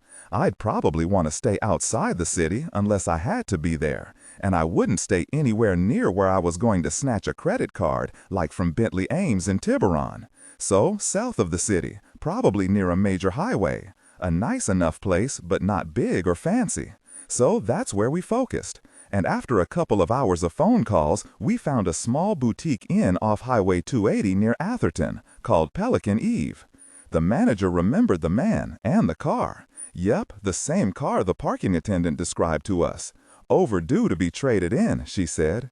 She said he introduced himself as James Connor, and he always wore his sunglasses and ball cap, though she remembered it as an Oakland A's cape, even when he drank tea by himself in the front parlor. Since he paid in cash up front for 2 weeks, she never asked to see any identification. A pity. We have agents out there surveilling the inn. She hasn't seen him since Thursday, the day of the shooting. We've got an APB out for the car as we speak, and his drawing and description at the local airports and all the cop shops in the Bay Area. I don't think we'll find him anywhere close to Atherton. Sherlock looked at Agent Griffin Hammersmith. Why? It's my opinion he's not about to take the risk of going back to the Pelican Eve. Griffin cleared his throat. Well, I'll bet this guy is alarmed. I mean, he knows now Judge Hunt is alive, and if he wants to try again, he has to stay in the area. He also knows it's riskier for him now, and I think he might dump the old Charger and stay closer this time, more in the center of things, where he can blend in with the tourists. If I were this guy or this gal, I might change how I look and stay at one of the dozens of small hotels and motels on Lombard Street or at Fisherman's Wharf. Griffin splayed his hands. This is all a guess, guys. So Harry laughed. And your point would be, Griffin?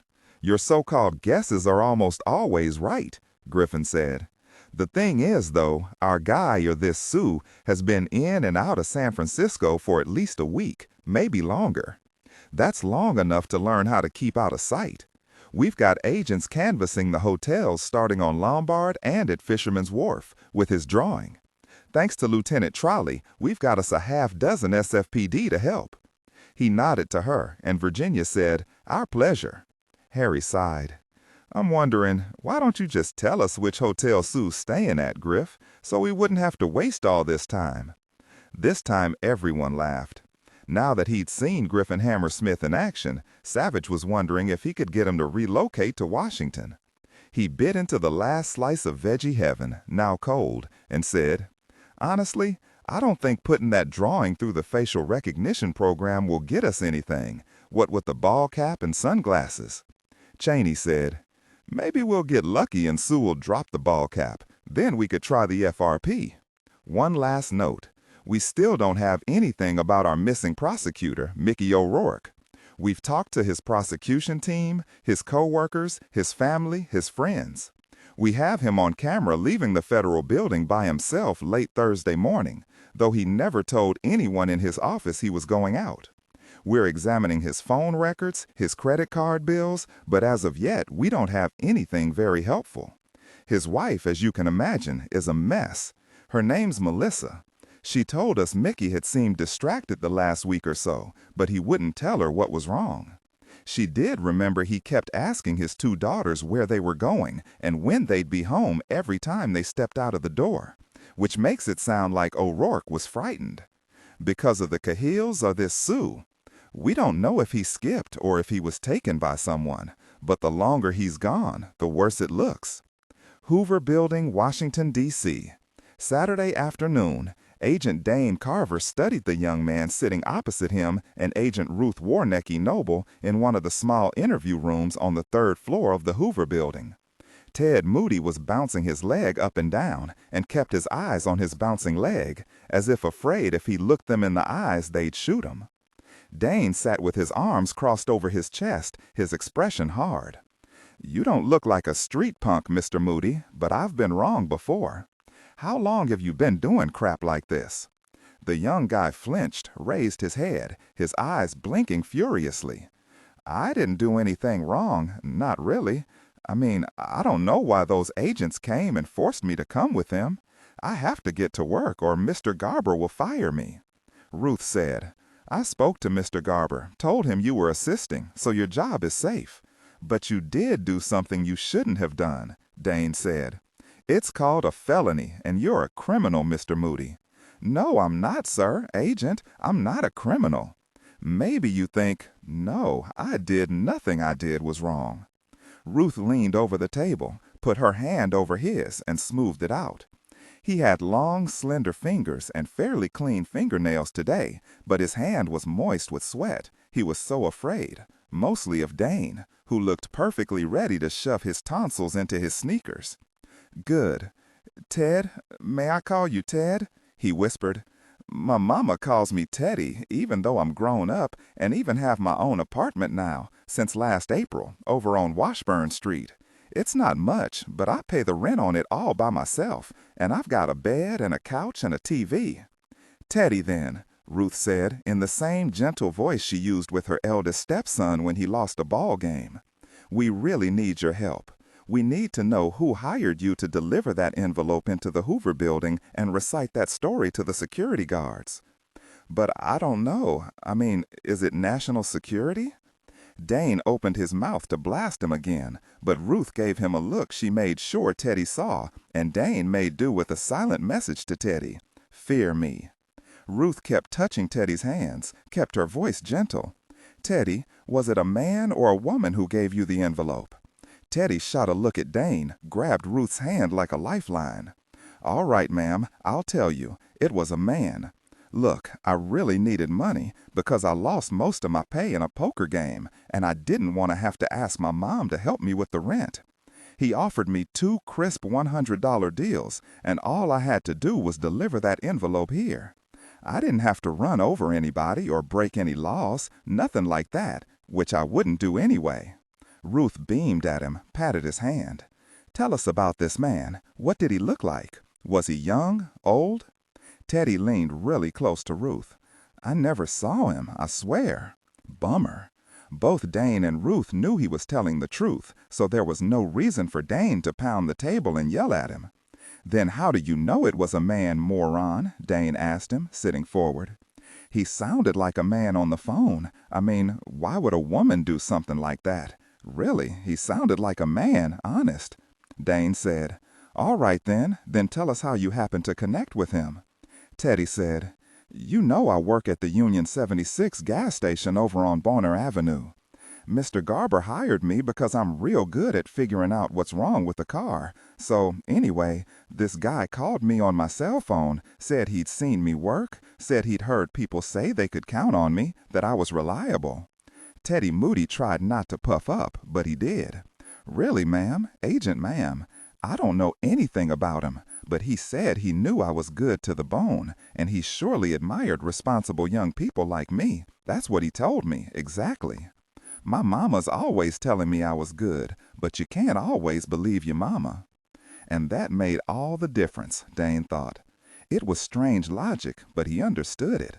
A nerdy 20-year-old kid with one shining skill, and the guy had the brain to praise him, drew him right in. That was clever.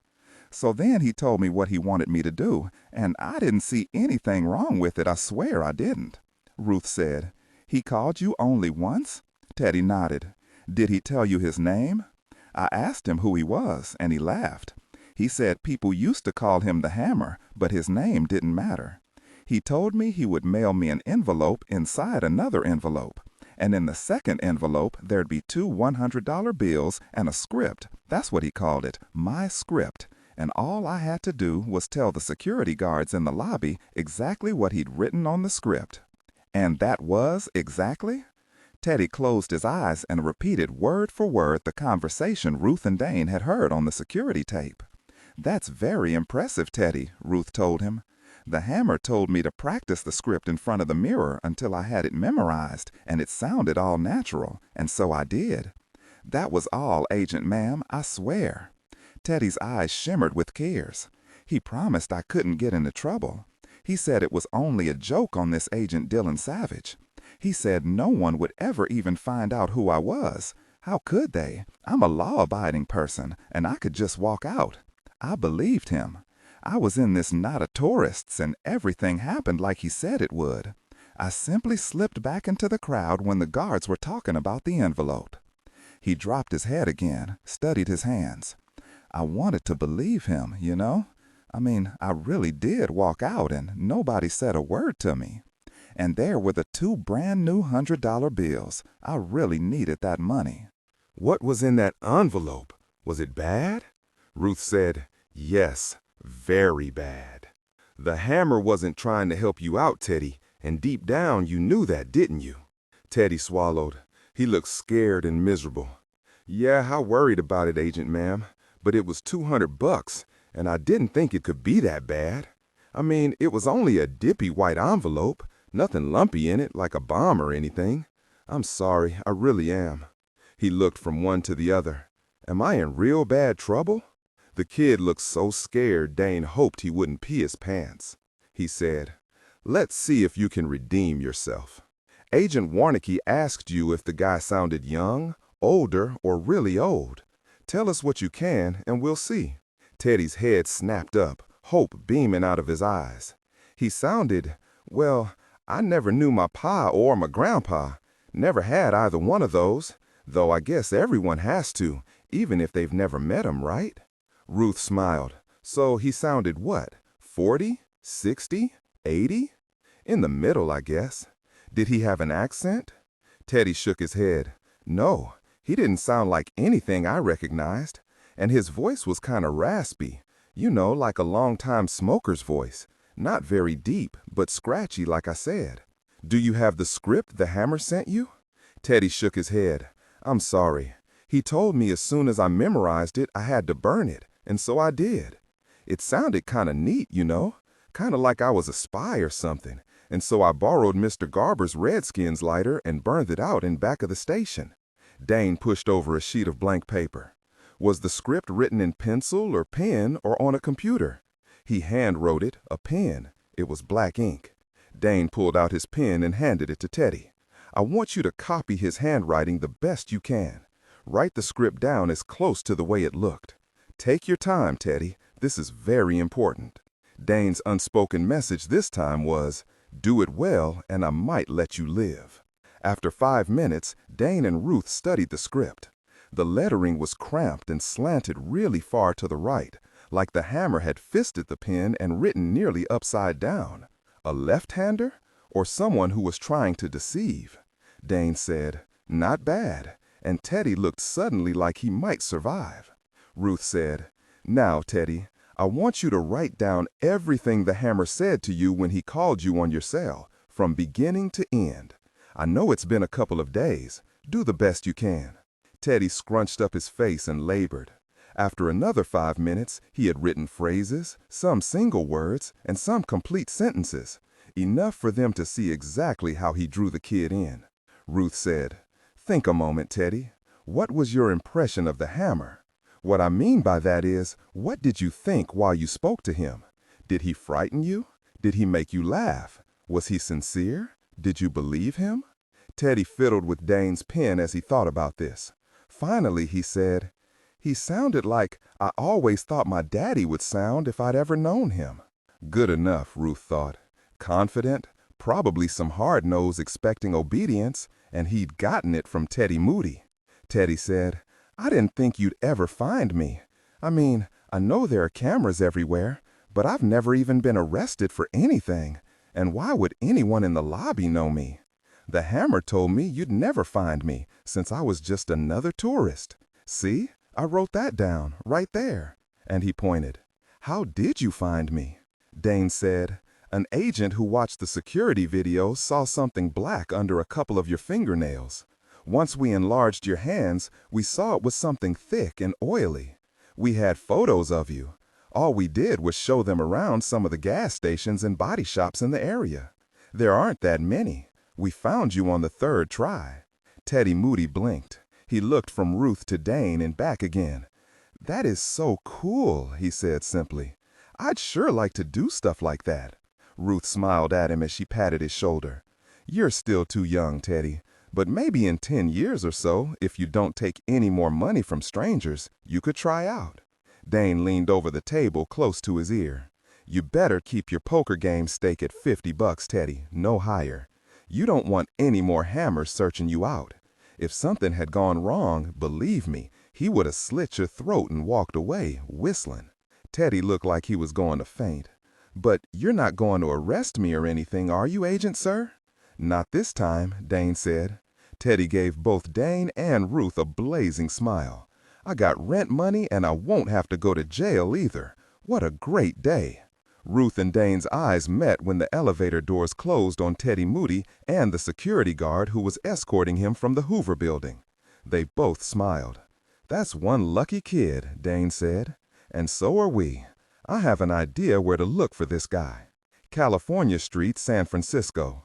Saturday afternoon, Harry carefully steered his Shelby into a parking space in the California Street garage of the Mason Building, which housed Milo Siles' law firm. He looked over at Eve. "Savich told me he hates driving that rental car, says it hurts his soul." Eve laughed, flipped her hand one way, then the other. "Well, red Porsche, Octane rental, tough choice." Harry cut the engine, fiddled with his keys. "Congratulations, by the way, on what happened with Cindy and Clive. You did good. It was Dillon who told me to rattle her. I'll tell you, though, when she spit out Sue, I nearly fainted." Harry fiddled some more with his keys. "I guess I never made her mad enough. Yeah, I scared her, but she never stopped trying to play me. And all the while, Clive sat back and grinned like a fathead and watched her work me over. What she did to the other agents who interviewed her was just as sad." He hit his fist hard against the steering wheel, then looked closely to see if he'd done any damage. Luckily, he hadn't. What, Eve wondered, would he do if he'd wounded his baby? He looked out the window, watched Savich pull the Octane Taurus into a parking slot. "I'd like to have been there when she lost it." Eve grinned. "She claimed right away she'd made it up. Then she tried to provoke me back. She's really pretty good at it. What I liked best was when she asked me what I'd do with a difficult man, like Savich. He'd turned her off, you see, and she saw he wasn't interested and couldn't stand it." "You can tell me later how you answered that," Harry said, getting out of the Shelby. He said to her over the roof of the car, "But none of that means you need to be along on this interview." She tilted her head, swinging her ponytail, and one of her eyebrows went straight up. "What? You don't want my incredible brain at work on Milo Siles? Hey, he might spit out Sue's name too. How can you afford to miss out on that chance?" Harry was being a dog in the manger. He knew it and wanted to punch himself out. He sighed and stepped away to join Savich. Savich said, "I like the Shelby, Harry. It oozes style. How do you like driving a stick in San Francisco? Newbies around here tend to pray hard when they have to stop on a steep incline, but not us old-timers. All we old-timers ever worry about is how often we have to buy new tires." Eve poked him in the ribs. "You're telling me you never pray when you're stopped dead on one of those Pacific Heights inclines?" He shook his head and gave a tug on her ponytail. "I guess you drive a wuss automatic, and I'm proud of it." "Siles' law firm has the entire 18th floor," Siles said. "There are a total of 10 equity partners, a gazillion assistants, lawyers, and secretaries on salary. I verified Siles is in, but I didn't make an appointment. Better to catch him by surprise. It seems a lot of folk work on Saturdays, including Siles' secretary. Harry, this guy knows you very well. Eve, how about you? The Cahill's trial is the first time I saw him in federal court. I doubt he'll recognize me. I always sat in the back of the courtroom." "Redemption? Harry, any advice?" "He's fast on his feet, and trying to pin him is like nailing Jell-O to a tree." Savich grinned. "We're here to try anyway. Harry, Channy says you do contempt and scorn really well. Feel free. A little fear couldn't hurt either. Eve, go with your gut, depending on how he reacts to you." "And what will you do, Dillon?" Eve asked as she swung her black bag over her shoulder. He thought about that for a moment. "If you guys leave any blanks, I'll try to fill them in." They were greeted on the 18th floor by a stylish young woman with dark hair, the only receptionist manning the large, curving mahogany counter on this fine Saturday. Savich looked at her name badge, smiled, and showed her his creds. "Alicia, we'd like to see Mr. Siles." Alicia drew back alarmed. "Do you have an appointment, agent?" "Ah, special agent," Savich said, his smile warm. "We don't need one. Isn't that handy?" She looked at Harry, then at Eve. "Who are you?" Eve and Harry showed her their creds. "But point us to his office, Alicia." They followed her along a wide hallway with polished wooden floors to the end office, both Savich and Harry admiring her red power suit, her stiletto heels, and her walk. Eve poked Harry in the ribs. Before Alicia could precede them into Siles' office, Savich gently pushed her to the side and opened the door himself. "Thank you, Alicia. Please hold his calls and any clients that show up." Milo Siles shot to his feet when the three of them walked into his bragging rights corner office with its magnificent San Francisco Bay view. The fog had burned off earlier, and it was a postcard day, warm by San Francisco late fall standards in the upper 60s. Milo liked hypermodern, Harry saw, like his own ex-wife. Show Nessa any piece of furniture that combined glass and chrome in a weird shape, and she'd embrace it, while Harry hunched over with a belly cramp. Savich introduced the three of them to Siles. Siles said, "I recognize Deputy Barbieri. She sat at the back of the courtroom during our very short trial. I didn't know you were a marshal. I pegged you as a TV reporter. Of course, I also know Special Agent Christoph. I believe I've seen him perhaps too many times." He looked hard at Savich. "You, however, I've never seen before. You're not with the local FBI, are you?" Savich shook his head. "I'm from Washington. What may I do for the three of you?" Somehow, Eve thought, Savich knew it should be she who answered, and he gave her a small nod. She said, smiling at Siles, who, even in his lifts, was a good 3 inches shorter than she was, "Cindy told us about Sue, but she forgot to give us a last name. Could you please provide that, sir?" Savich wouldn't have seen the flash of horrified recognition in Siles' eyes if he hadn't been watching him closely. Gotcha. Siles paled a bit, too, if Savich wasn't mistaken, but for only an instant. Then Siles turned his back on them, got himself together, and said over his shoulder, "Would any of you like a glass of water?" They all declined.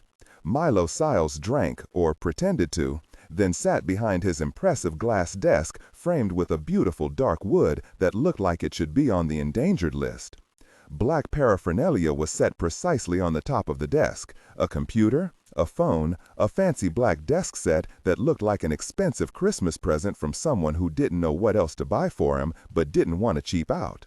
Siles waved them to chairs. There were only 2. Without hesitation, Eve fetched another chair. She noticed that all the chairs were lower than Siles, so he could, quite literally, look down on them.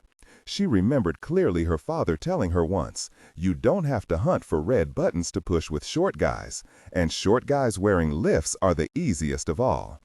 Eve glanced at Siles and saw from his look that he seemed to have downgraded her to Gopher, a pretty girl with no particular importance, even though she was a deputy marshal. And so she said to him, her voice deferential, "I have to tell you, sir, I admired watching you sparring with the prosecutor. O'Rourke didn't have a chance against you, even though he's probably a good 8 inches taller than you and doesn't have to sit on a stack of books." Bravo, Savich thought. Whatever Siles would have said stuck in his throat. He turned red, then yelled, "I do not sit on a pile of books." Harry said, his voice lazy, "Come on now, Deputy Barbieri. No reason to insult him. I'll bet his dad was short, so what could he expect? It's not very nice to rub his nose in it. Look at his office. He's a very successful man. He could probably convince the devil to buy charcoal for a barbecue." Siles tented his fingers, regarded each of them in silence, smoothing himself out. "You're all quite good, but these insults, they're rather immature, don't you think? I'm a busy man. What can I do for you?" "Tell us about Sue," Savich said. "I heard about your interview with my clients without my being present," Siles said. "I don't care that they told you it was all right, because it's not. If that happens again, I'll take it up with the court." Savich said, "It seems to me a big part of the court is missing, and another part has been shot. So I'll repeat what Deputy Barbieri asked you for, a last name. We know Sue is very likely an agent of a foreign government. Attorney-client privilege won't protect you for long from Homeland Security and the CIA if you're abetting espionage against the United States." Siles said easily, "Isn't there an old song about Sue? I wonder why Cindy mentioned a girl named Sue." And he laughed. Savich said, "Because Sue is involved, a go-between, the Kyle's handler. She probably hired the Kyles to help her get the classified documents from Mark Lindy's computer. Or maybe the Kyles looked her up when they realized what they had. I'm sure you can tell us how this all worked. You don't want to be tried for treason, Mr. Siles." Milo Siles sat forward, clasped his hands atop the huge black desk pad. "I have never heard either of the Kyles mention a woman named Sue. I don't know personally who this Sue might be. Well, unless she was referring to my wife. There is no question of treason or of selling any of Mark Lindy's computer data to anyone. The Kyles were being tried for murder, not treason. He sat back, grinned at them. My wife, by the way, is a bitch, and I'm taking steps to see she won't be my wife for much longer. Trust me, I'd hardly be involved in some conspiracy with her. His desk phone rang, and Siles picked it up, listened, and said, "I'll be there in a few minutes." He set the phone gently back into the receiver. Poor Alicia. I'm a busy man, even on Saturday. She was afraid to put through the call. Are we done here? And here I thought we've only just started, Eve said. Milo Siles looked amused. He studied Eve Barbieri's very pretty face, her blonde hair whipped back into a ponytail, showing off her well-shaped ears that sported small gold studs. Her red leather jacket was open, showing her black turtleneck. When I first noticed you in the courtroom, Deputy, I thought you were real cute, all bouncy and clean like some of the female TV anchors, all tits and no brains, a girl next door every guy dreams about marrying. But let me be honest here, you're not in Cindy Cahill's league. She makes men forget their names from 20 feet away. Should have no reason to be disturbed by your looks, such as they are. And you're what, 5-6 years older than she is?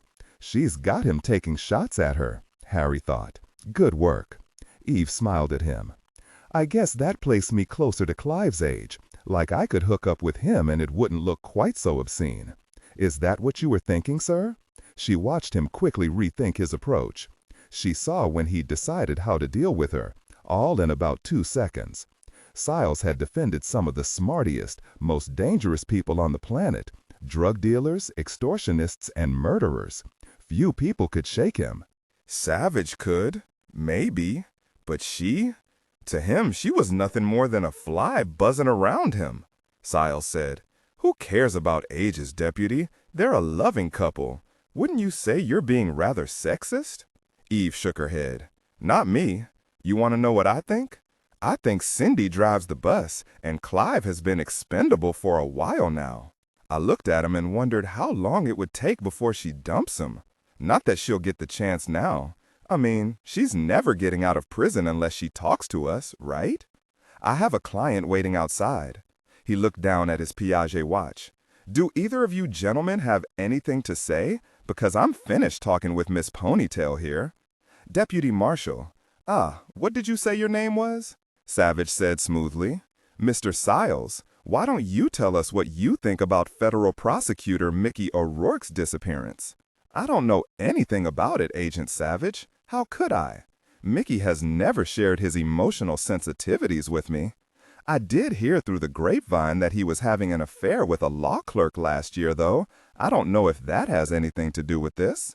Look, I know people are starting to get alarmed since Mickey hasn't showed up anywhere. I'm as concerned as anyone else." He paused for a minute. "We all noticed he was behaving pretty strangely in the pretrial hearings, like ignoring Judge Hunt's direct orders to hand over needful documents so I could give my clients the best defense. I chalked all his balking up to the intense cutthroat competition in the federal prosecutor's office finally getting to him. They have about 100 federal prosecutors, and they're always jockeying for position. Did you know the prosecutors themselves keep actual records of their wins? Who gets the toughest prison sentences in the least amount of time for the least cost? This is a death penalty case, and Mickey was going to have to convince a jury without using any of that classified information. Information I'll bet he couldn't even access himself. Information he either couldn't or wouldn't turn over to me. Can you imagine the stress? I think when Judge Hunt finally called him on the carpet, O'Rourke panicked. Once he failed to show up in chambers without a good reason, his career was over. I wouldn't be surprised if Mickey took off and kept going." Siles smiled and sat back in his chair, his fingers laced over his Italian vest, obviously pleased with himself. Eve said, "You said your wife's name was Sue." "It isn't, sir. It's Marjorie. Her middle name isn't Sue either. It's Anne. And she's divorcing you, sir, not the other way around. I understand finances are the big bone of contention between you. Seems you have reasons to feel stressed yourself." Siles looked momentarily poleaxed, then wiped the look off his face. "Didn't think you'd know that," he said slowly. "Yes, sir, I do. Why did you make that up?" "A joke, Deputy. Only a small joke." Siles looked at his Piaget again and rose. Savich said, "It's not a joke that Mrs. Siles' divorce attorney plans to strip you down to your boxers. With those very embarrassing photos they say they have, I'm wagering you know you're going to need a lot of money soon." Harry picked it up. "And what better way to get it than to join in a little conspiracy and earn a couple of million getting the Cahills off?" "I'd like all of you to leave now," Siles said. Savich paused in the doorway. "I'm sure if we find your offshore accounts, Marjorie will be very interested. She'll probably help us any way she can when we tell her you're colluding and selling information to a foreign government." Before he closed the door, Eve said over her shoulder, "So many bad things can happen in federal prisons, Mr. Siles. You know that. And a lawyer who defends traitors, who's maybe a traitor himself? Can you begin to imagine what would happen to you? I can't see you defending yourself that well in prison." She paused, turned back to him, and gave him her card. "Think about it. Call me." Siles found himself taking her card. He said nothing, watched her blonde ponytail swing as she walked out his office door in those kick-ass boots. He walked to his desk and picked up his phone to dial his divorce lawyer. He'd have had his big-mouthed wife Marjorie killed months ago. Easy enough back then, before the spotlight. It was only his 2 sons, both of them now taller than he was, who had kept her alive. He'd waited too long for that now. San Francisco General Hospital, Saturday, late afternoon. Morphine-induced euphoria was a fine thing indeed, but Ramsey didn't want to cruise around in oblivion anymore. It left his brain fuzzed and stupid, not at all what he wanted now that Molly and Emma were coming to see him. Without drugs, he was better able to cast about his brain to figure out who had shot him. Had someone picked out a judge with a certain reputation, or was it something about him specifically? And then there was the other big question. What had happened to Mickey O'Rourke? Ramsey felt an ache building behind his left eye, and he gritted his teeth against the pain. He looked up to see Emma and Molly standing at the entrance to his cubicle. He felt a leap of pleasure and set himself to forget about his chest and his headache. He called to them, "No need to tiptoe. I'm not zombied out on drugs. In fact, I'm doing so well the SICU nurses and doctors don't want me around any longer. They need my bed for someone who really needs to be here, not a slacker like me. They're going to move me very soon now to the biggest private room in the hospital. They call it the Taj Khan. Can you imagine? They're gathering the troops right now." He didn't mention the long conference at his bedside that morning with Dr. Cardack and Marshall Maynard, debating the pros and cons of moving him. There was too much traffic through the ICU to suit the security team, and too many interruptions by law enforcement to suit the nurses and the medical staff. They had compromised by agreeing he would leave the ICU a bit early for a secure room on one of the inpatient floors with an extra staff nurse assigned to him. He said, "Come here, Emma, and give me a big hug." She ran to him, drew up short. Was she afraid to touch him? Probably so. She studied his face as she reached out her hand and lightly laid her fingertips on his forearm. When she realized his eyes were clear and focused on her, she seemed to accept that he wasn't lying to her because she was a kid. If they're going to move you away from all these machines, it for sure means you're getting better. She moved her fingers to hover over his whiskered cheek. "I don't want to hurt you, Daddy." He grinned up at her. "Nah, no chance of that. Do you remember a long time ago when I told you I was tough and you could always count on me? Forever?" She swallowed, nodded. "Nothing's changed, Emma. I'm still the same. There's nothing here your old man can't handle." He knew even a small movement might hurl him into a well of pain, but he raised his hand to gently stroke her face. Slowly, Emma leaned down and hugged him. "Doesn't it hurt to lie on your back?" "Not much. They wrapped me up like a mummy." "Don't be afraid, Emma. Everything is all right now." But how could everything be all right? Emma wondered. Whoever had shot her father was still out there, and he might try again. Would there be guards around him forever? Emma said, "Officer Hughes told us he heard you laugh this morning. He said it was a good sign." He laughed? He couldn't remember. Ramsey had probably been riding the morphine express to La La Land and heard a nurse say something funny or not funny at all. It wouldn't matter. "There you go," he said, looking over at Molly, who cocked her head toward Emma and nodded. She was pleased he was finally getting some alone time with his daughter. Emma's fingers stroked his face, as light as butterfly wings. He said, "Your mom told me you're keeping a close eye on Cal and Gage, in case she gets so worried about me she forgets to feed them." Redemption? I tried to think what Gage would do if food didn't magically appear whenever he wanted some. It wasn't a pretty picture. Emma laughed. They'd both go next door to Mr. Sproul's house and out-cute each other so he'd clean out his refrigerator for him. Ramsey laughed along with her and managed to hug her again, though the pain in the back of his chest spiked. Pain tasted foul, he thought, not for the first time, and how odd was it that you could actually taste pain? It wasn't coppery like blood. Maybe like rotted asparagus? He said, "I know Mr. Sproul is an ice cream junkie. He's always got some in his freezer. Do you think he'd break out his chocolate chip cookie dough ice cream for Gage and Cal? Nah, that's his favorite. He'd give them an old carton of vanilla. They'd be happy enough with that." She settled herself on the bed beside him, still clutching his hand like a lifeline. "Sean was over at our house this morning, playing with Gage and Cal while I was practicing. When I finished a piece, he tapped me on the shoulder. He was real serious and polite, Dad. He said he wanted to marry me, and even though he would have 3 wives, he could promise me that I'd be his #1 wife, since I was older than his other 2. He said if I agreed, I couldn't date any other boys until he grew up and came to fetch me." Emma giggled. A laugh spurted out of Ramsey's mouth.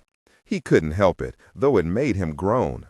He breathed slowly in and out, and when the pain settled into a steady throb again, he asked, "So what did you say about being Sean's #1 wife?"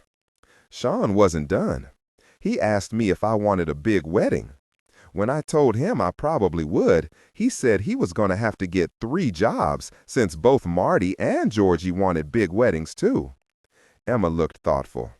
"Maybe. 2 other wives would be good, since they could keep Sean company while I was practicing or away playing somewhere." His practical girl, and that twinkle in her eyes. It wouldn't have occurred to her to dismiss a 5-year-old boy and make him feel small. Lucky Sean, Ramsey said. "I wouldn't be surprised if Sean grew up to be as cool as his daddy. And his mama. And his mama. Trouble is, your Aunt Sherlock told me she doesn't want her son to go to jail. 3 wives could push him right into the slammer." Again, Emma looked thoughtful. That wouldn't be good. Sean couldn't work 3 jobs to support his wives if he went to jail. A nurse appeared in the doorway beside Molly. "Judge Hunt, are you ready for your trip to your very own private corner room? It's the same room the president would be given if something happened to him in San Francisco. It even has Monet reproductions on one of the walls. There'll be room for half a dozen guards to buzz around you." She frowned at him, seeing that he was in pain and guessing he hadn't used the morphine pump recently. Then she sighed. She understood why. She smiled at Emma. "Your daddy's so buff and strong, he'll be better in no time, so don't you worry. My dad's real tough, and he's gonna have my back all my life. He told me so." ICU nurse Janine Holder hadn't cried in the hospital for a long time because it never helped, but she felt tears come to her eyes. This beautiful young girl was hovering protectively over her father, and what he'd said to her, so simple, so heartfelt. Janine swallowed and smiled. "If you're ready, Judge Hunt, I'll call everyone in and get it done. Mrs. Hunt, you and Emma need to come with me." 2 days was long enough in the surgical ICU, Ramsey thought. Too much beeping and clanging and buzzing all day and night. At least he hadn't heard any flatline whines, hadn't heard anyone dying. He'd have some peace and quiet now, even if there would be half a dozen guards. If he wasn't yet ready to be released into the wild, at least he would have a more comfortable cage. Ramsey heard Molly say outside his cubicle, "Emma, we'll go get some sandwiches in the cafeteria, then go to your daddy's new room and wait for him there. Did you know Uncle Dillon and Aunt Sherlock are outside? We can say hello." Ramsey wasn't stupid. He pumped in some morphine for the move. No matter how careful everyone was, he imagined there would be jostling and it wouldn't be fun. Officer Mancuso came to stand in the doorway. "You're not to worry, Judge Hunt. Hughes and I will be accompanying you. Nothing will happen to you, sir." Ramsey could only marvel at the odd mix of pride and promise in the young officer's voice. He realized he didn't know his first name and asked him. "It's Jay, Judge Hunt," Mancuso said.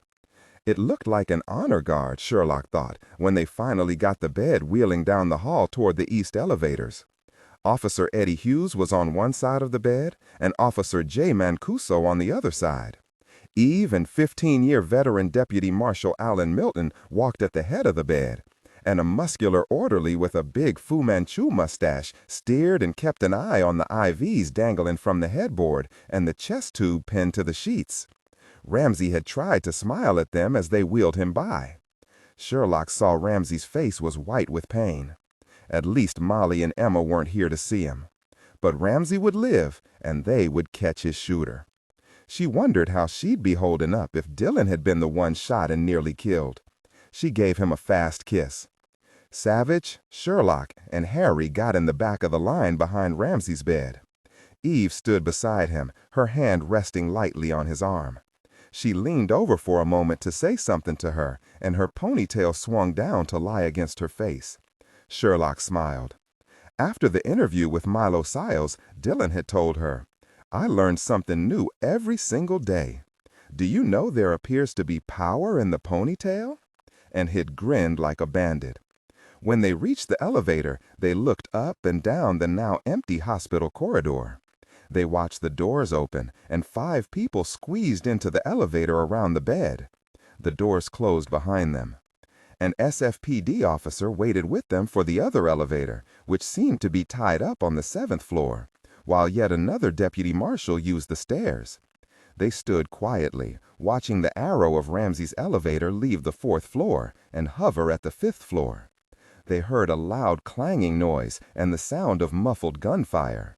Savich ran to the stairs door, yelling over his shoulder, "Sherlock, Harry, find out where the shooter got access to the elevator. Get him!" When he burst out of the stairwell door onto the 5th floor, he was greeted with the yells of hospital staff and the screams and shouts of patients standing at the doors of their rooms, staring at smoke seeping out between the closed elevator doors. Half a dozen hospital personnel were trying to pull the elevator doors open, but no luck. Savich ran to the fire extinguisher case and pulled out the axe. He shouldered through and slipped the edge between the doors and pulled down across the safety beam. The door sprang open. Thick black smoke bellowed out. When it was cleared enough to see inside, Savich saw blood spattered everywhere. San Francisco General Hospital, 5th floor. A shout came out of the chaos. "The shooter's on the roof of the elevator! Officers down!" Officer Eddie Hughes stumbled out, panting and coughing, holding his bloody arm, and trying to keep Deputy Marshal Allen Milton upright, blinded by the blood streaming down his face. Both men still had their guns in their hands. SFPD officer J. Mancuso staggered out, his Glock at his side, his eyes tearing from the smoke, coughing. He wheezed out, "He threw a smoke bomb down through the top of the elevator and opened fire. Barberi, she's with Judge Hunt. I don't know." And he bent over in a fit of coughing. At least he hadn't been shot that Savich could see. The orderly was trying to pull himself up, blood soaking his white pants. All of it had happened in seconds. Savich was coughing, fighting to see through the gray haze of smoke still clouding the elevator. A frantic voice came through the chaos. "Judge Hunt! How is Judge Hunt?" Savich managed to push his way in, and his heart stopped. Eve was lying stretched out on top of Ramsey, and she wasn't moving. He was afraid to touch her. "Eve, answer me!" Slowly, Eve raised herself off of Ramsey. She was in pain, obvious to Savich, but he didn't see any blood. She turned to look at the myriad faces staring down at her, then settled again on Savich's face. He helped her slide off the bed. She stumbled, and he helped her right herself. "Sorry, the bullets knocked me silly. I'm okay." She pulled away from him and looked down at Ramsey's white face. "Ramsey, talk to me." He opened his eyes. "Hi, Eve. Are you all right?" A doctor and a nurse squeezed into the elevator beside them and eased them aside to tend to Ramsey. "Yes, I'll live." He coughed and moaned. "All the smoke and gunfire. How is everyone else? How are you, Eve?" "I'll live too. He shot me 3 times in my back, missed my head, thank goodness, or I'd be a goner. The impact knocked the breath out of me, that's all." She gave a wild grin, even though she felt like she'd been whacked by a 2x4 too many times. Thank the good Lord for Kevlar. A doctor tapped Eve on the shoulder. Ramsey gave her hand a squeeze, and reluctantly, Eve released his. They wheeled him out of the elevator. He said to all of them, "I'll be all right, don't worry about me." 3 doctors, including Dr. Kardak, panting from running from surgery to get here, hovered over him as they wheeled his bed down the hall. 2 SFPD officers and 1 deputy marshal flanking them. They heard Ramsey say, "You'd be wheeling me down to the morgue in the basement if not for Eve. I'm gonna kick her butt for taking such a chance." Eve waved into the elevator car. "It looks like a war zone in here." She pointed up, nearly groaning at the pain in her back. "Would you look at the ceiling? Our guys shot the crap out of it. They fired non-stop, but I don't know if we hit him." She closed her eyes. It had looked like the end, but no one was dead. She sent a prayer of thanks upward. "Please tell me you got this idiot," Savich said. "Sherlock and Harry are on it. They'll be here soon." Harry Kristoff gently picked up an elderly man by his elbows and set him aside. He shoved 2 police officers out of his way and stood in front of Eve, panting from running down 3 flights of stairs. He took in her tearing eyes, her blonde straggling ponytail, her smoke-blackened face. "Good grief, woman, look at you. You're all right, aren't you?" He saw that she was hunched over and touched her arm. Eve smiled at him. "I'm okay. Thanks to the miracle of Kevlar, we all survived." Sherlock burst out of the stairwell, panting. Savich said immediately, "Ramsey's okay. Everyone's alive." "Is he still inside the building?" She started toward Eve, but Eve said quickly, "I'm in one piece. Did you get the guy?" Sherlock ignored the god-awful mayhem in front of her and forced herself to calm. He made it out of the elevator shaft. "We started a search, but we can't lock down the whole hospital. He's probably out on the street by now." "How could he have pulled this off?" Eve asked. Sherlock said, "Okay, he had to case out the elevators and hang out close enough to the ICU to find out when Ramsey was going to be moved. It looks like the shooter called both of the east elevators to the roof. There's an access hatch up there for servicing. He immobilized one of them and settled himself on top of the working elevator when it was called down. He loosened the ceiling hatch and waited. We don't know how long he was up there, but he must have cut this pretty close, otherwise someone would have called for service on the immobilized elevator, and he didn't want that. But how did he know?" Eve smacked the side of her head. "Am I an idiot or what? I'll bet even the dishwashers in the cafeteria kitchen knew when Ramsey was being moved." Sherlock said, "It's even better than that. He didn't even have to look in. The shaft acoustics are incredible, so he could hear Ramsey being pushed into the car, got himself set. The moment the car started up, he shoved the hatch aside, dropped the smoke canister in, and started firing. He couldn't see any better than you guys could through all the smoke, but he must have seen where Ramsey's bed was, focused his fire there. Eve, what happened inside?" Eve tried to straighten, but a jab of pain punched her ribs. She felt Harry's hand tighten on her arm. She said, I didn't think. I threw myself on top of Ramsey, and right away 3 shots hit me in the back, in the blessed Kevlar. He kept firing, but our guys were firing back, so his shots were pretty wild. Whatever he hit was random after that. I'll tell you, my heart nearly stopped while I was lying there, thinking of how helpless Ramsey was. She paused for a moment. You know, I'm betting the shooter thinks he killed Ramsey. Sherlock stared at the blood splattered on the elevator walls, stared at Eve and at Harry standing behind her. She knew that 3 close-range shots in the back, even through Kevlar, would make you feel like you'd been beaten with a baseball bat. If you hadn't been wearing the vests, he'd have killed all of you. She felt such rage she was shaking with it. Sherlock asked Officer Mancuso, "What about Hughes and Milton? How badly are they hit?" Officer J. Mancuso said, "Deputy Milton's head wound looked bad, but they always do. I heard one of the doctors say it was only a scalp wound, though. Eddie Hughes, he got it in the arm, through and through. The orderly who got shot in the leg went right off to the ER. A nurse, still looking on, called out, "Doug was pressing on his leg wound himself. You'd better believe he was hollering for the trauma team. He'll be all right," Jay said. "Both Eddie and I got 2 shots in the Kevlar, but we're okay. We didn't get hammered like Deputy Barbieri." Savich said, "Eve, tell us what else you remember." "Jumping on Ramsey, covering him as best I could, screaming at the orderly to take cover. There was so much gunfire after a second or two, most of it from our guys, shooting wildly upward through the thick smoke, and then there wasn't any more return fire. The shooter was gone." Sherlock patted her arm. "Yeah, he got out, but guess what? I've got some good news I haven't told you. One of you wounded him. I saw some blood drops on the top of the elevator car, bloody handprints on the shaft ladder, and a couple of drops on the roof and in the stairway. Then he must have managed to get himself bandaged enough so he didn't spill any more. That means we can spot him on the security cameras, see how badly he's hurt, but best of all, we'll have his DNA." She cocked her head to one side. "Or Sue's DNA."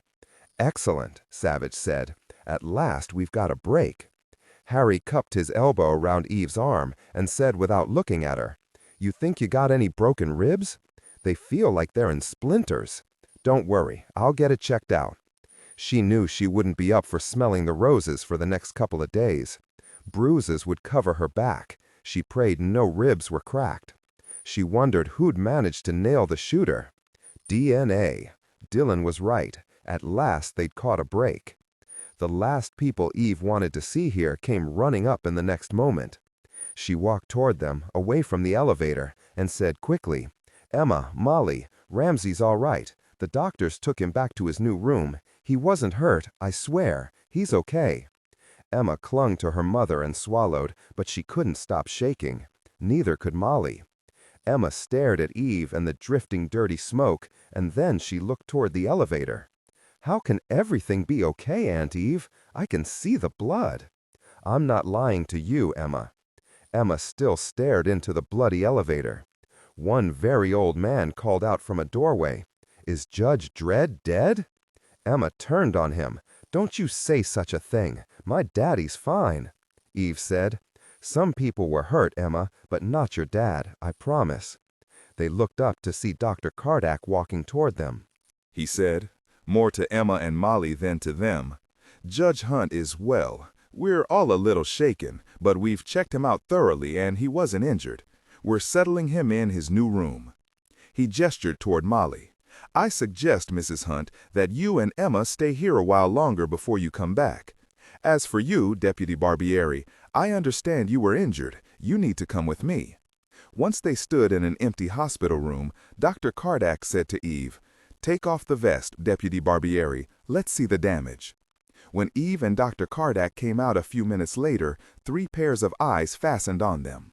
The doctor said, "She won't be having much fun for a couple of days. There's going to be a lot of bruising from the impacts.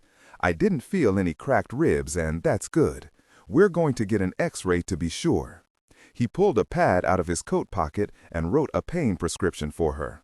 A nurse trotted over and handed her a pill. "Take this, it'll help." She closed her hand over Eve's wrist. Thank you for saving Judge Hunt. San Francisco General Hospital Security Chief Ron Martinez walked into the small security office off the hospital lobby, where Savich, Sherlock, Harry, and Eve sat in folding chairs waiting for him.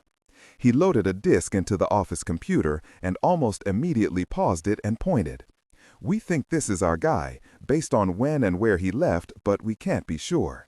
I had the tech start this at the beginning where we think he came in, because unfortunately, that's most of what we got."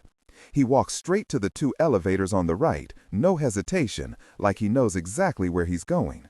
Less attention from anyone at the reception desk that way. Martinez reversed the disc and paused it where the camera got a close-up. They stared at a man of indeterminate age, wearing loose pants, sneakers, a loose navy windbreaker, dark sunglasses, and a giant's ball cap. "Bingo," Harry said. "He fits the description of the guy we've been looking for." "He's well disguised," Eve said. "He knows you're getting him on film. He's not even trying to avoid the cameras, and I'll bet he knows where every one of them is. He looks middle-aged to me. What do you think?" "Maybe older," Harry said. "Thin, maybe about 5'9". I can't see his face or his hair with the sunglasses and the pulled-down cap, but we get a glimpse there of part of his neck. Does his neck look saggy to anyone?" "An elderly assassin?" Martinez's eyebrow shot up. Savich said quietly, "Listen, it might even be a woman." Martinez's other thick black eyebrow shot up. "A woman? In a shootout like that?" Savich said. "Since we've got DNA, we'll soon know everything about him or her, including the time of birth. That is, if he's in the system." "Or about Sue," Eve said. Chief Martinez pressed the play button again. "Sorry, guys, but we don't have cameras on the roof of the hospital where he accessed the elevators." He fast-forward. "The next time we have him on camera, he's exiting the west stairwell into the lobby and waltzing out of the hospital. This is within a couple of minutes of the shooting." A new camera angle showed the shooter walking quickly out of one of the hospital entrances on the west side. "But look at this. He's holding his arm. That's gotta be where they hit him," Sherlock said. "Yes, and the windbreaker covers any blood." Chief Martinez told them the security people, SFPD officers, and deputy marshals were showing hard copies of the photos of the shooter to everyone who might have seen him, questioning the garage attendants, even people on the street. It was plain to see no one held out much hope of that happening, but on the other hand, it was worth a try. They left Martinez singing a happier tune about what the DNA might show, and all returned to Ramsey's room. They passed a deputy marshal and an SFPD officer sitting on each side of the door, talking about Deputy Marshal Alan Milton's head wound. The bullet slicked along the side of his head. "Alan's blaming his head," said. "If it wasn't so big, he could have tucked it inside his vest where it belonged." The big corner room, the Taj, looked north toward the city. It was blessedly quiet now with only 6 people. Molly and Emma were standing on either side of Ramsey's bed, not speaking, merely holding his hands, staring down at him. 2 deputy marshals had positions by the windows, and Dr. Kardak and a nurse were speaking in low voices, reviewing Ramsey's chart. Ramsey's eyes were closed. He knew his wife and his daughter were standing next to him, but his brain seemed to be operating on a 20-watt. He decided that was okay for the moment, a fair trade-off for the pain in his chest being magically gone, thanks to a shot of morphine.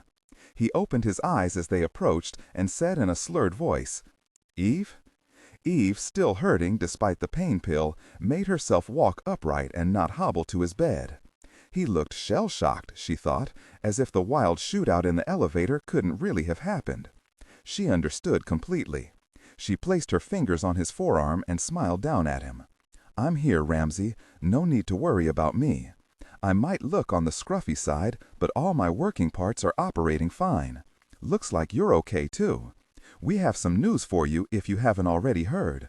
We shot him, Ramsey, and we found his blood in the elevator shaft, and that means we'll have his DNA. There's a really good chance we'll identify him." Eve looked over at Dr. Kardak and raised a questioning eyebrow. The doctor nodded his consent for her to keep talking to Ramsey. "Was it this Sue person?" "We don't know yet, but it's possible. On the security video, he looks like maybe an older guy, but that could have been a disguise. I'm just glad we were all so lucky." Molly touched Eve's arm. "I will owe you forever." "Me too, Aunt Eve," Emma said, swallowing down tears. Marshal Carney Maynard came running through the door, Virginia Trolley on his heels. Maynard studied Ramsey, then, satisfied, said, "There's a media frenzy downstairs. My guys in hospital security have cordoned off the elevators, and we're putting security stations around the floor. We'll hope it works to keep them out. And I called Cheney Stone. He'll be here any minute. Maybe we can talk him into making a statement." "Better him than me," Savich thought. Virginia Trolley said, shaking her head, "Our police commissioner will probably beat him to it. She's always eager to be the face of law enforcement in the city." Savich said, "Ramsey." When Ramsey focused on Savich's face, Savich continued, "I know you're close to floating up on the ceiling, but you're the one who had the unusual visual perspective, looking up. Can you tell us what you saw?" Ramsey wondered for a moment. Had someone said something to him? He looked at all of them, then focused again on Savich. Yes, Savich had asked him to speak. He had to think about that. He willed away some of the mental confusion, and everything became clear, too clear, really.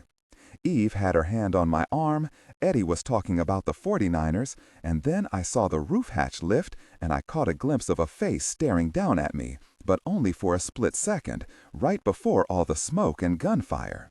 He lost himself in the words, but that was all right, because in the next second, the rest of him was lost as well. Marshal Maynard said, "Your forensic team has 5 slugs from the Kevlar vests, all of them from a Kel-Tec PF9, chambered for the 9mm Luger cartridge. As you know, it's the lightest and flattest 9mm ever made, and has a single stack holding 7 rounds. That means he had 3 or 4 magazines with him, and he was fast changing them out." Eve looked at her boss. "If you hadn't insisted on Kevlar vests for everyone," she stopped, which was okay, because everyone in the room knew what she meant. Redemption. SAC Cheney Stone's office, Federal Building, 13th floor, San Francisco. Sunday morning, 5'0" veteran forensic blood expert Mimi Cutler rushed into the room, her wrinkled lab coat flapping, her short spiked dark hair sticking up at odd angles where she'd run her fingers through it countless times throughout more hours than she wanted to count. But she was smiling, and that made Sherlock's heart leap. She looked ready to make everyone's day.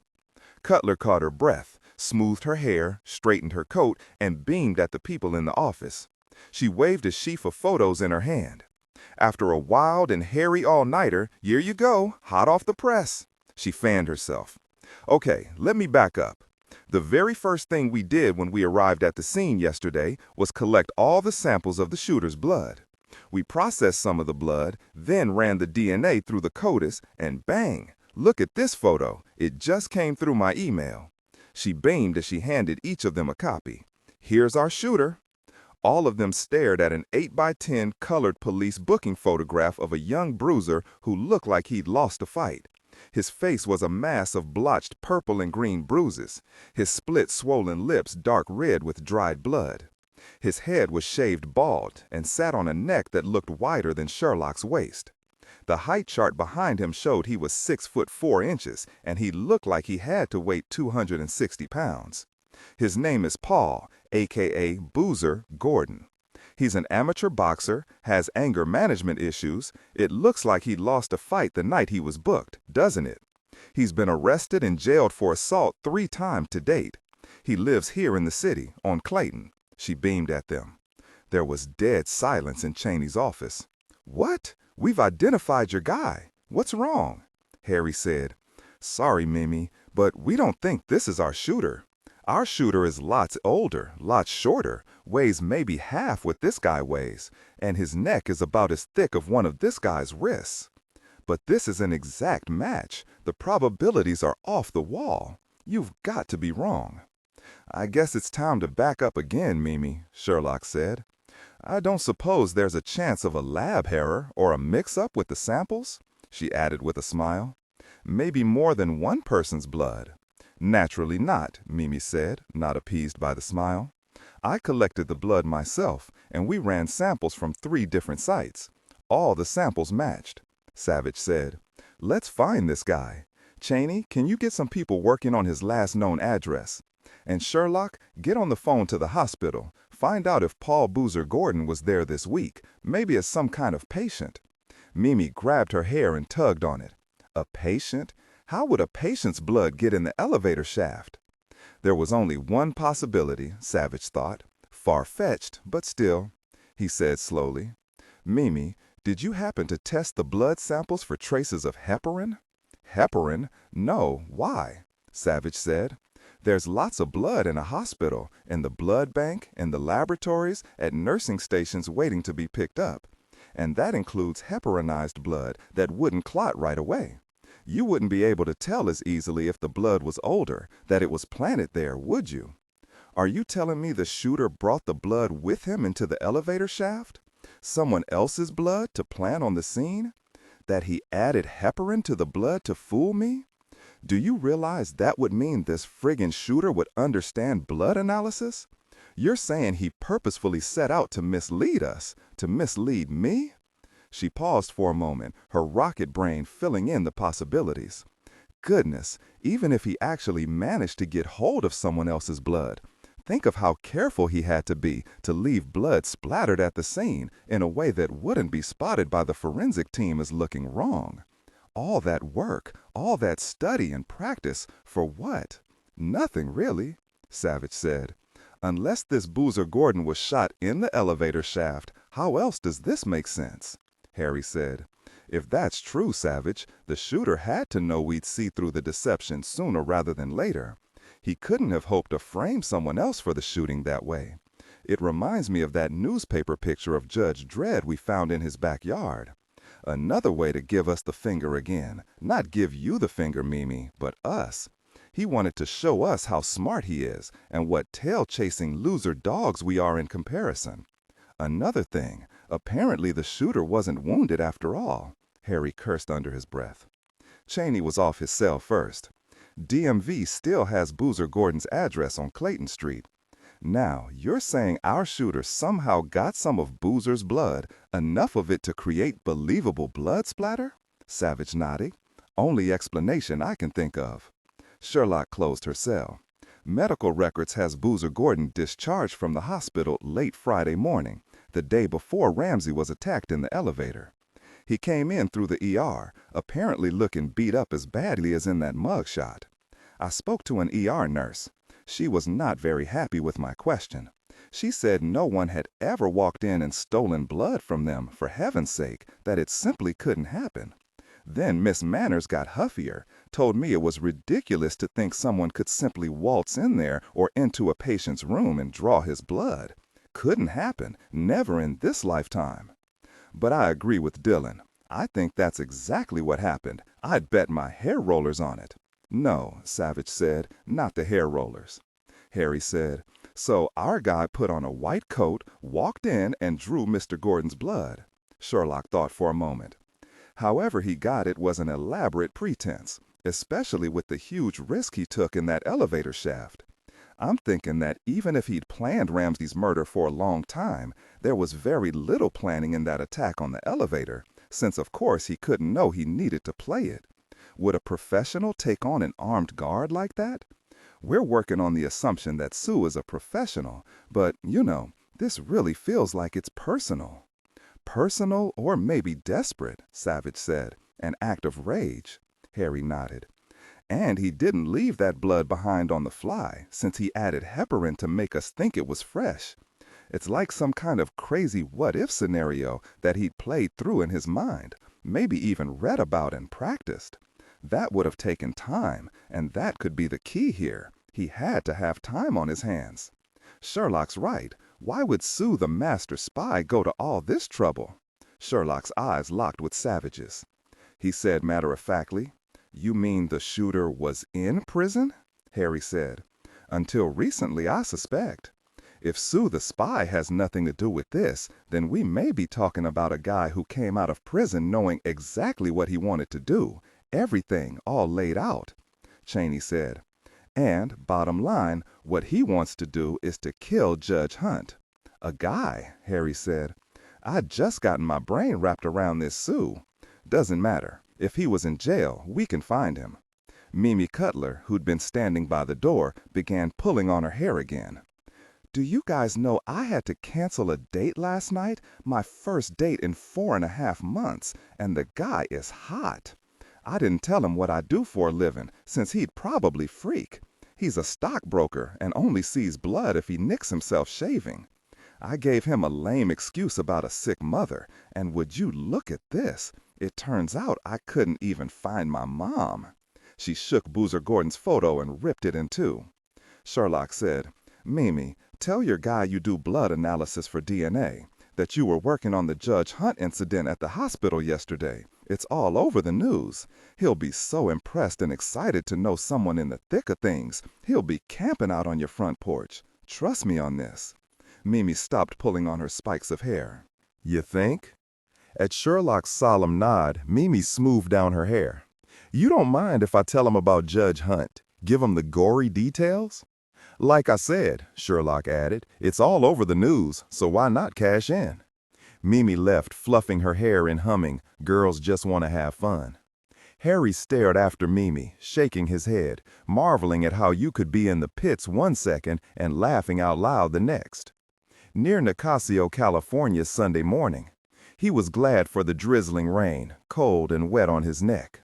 It made shoveling dirt over Mickey O'Rourke nice and easy. Finally, he stepped back, studied the mound he'd made. Not good, too high, too easy to find. He began pounding the back of the shovel on the wet dirt, flattening it down, scraping some of it away. Once he had the dirt as flat as he wanted it, he dragged branches over to cover it. "R.I.P., Mickey," he said, as he kicked a chunk of sod under a branch. He stood for a moment, marveling at the near-perfect silence, the only sound the rustle of leaves and the rain dripping off his arm and striking a rock beside his booted foot. He could hear himself breathe. The air was heavy with wet and brine, not even a whiff of an exhaust fume. And here he was, only 11 miles from the interstate and its endless stream of cars. Not a bad place to be dead, he thought, like in a faraway forest.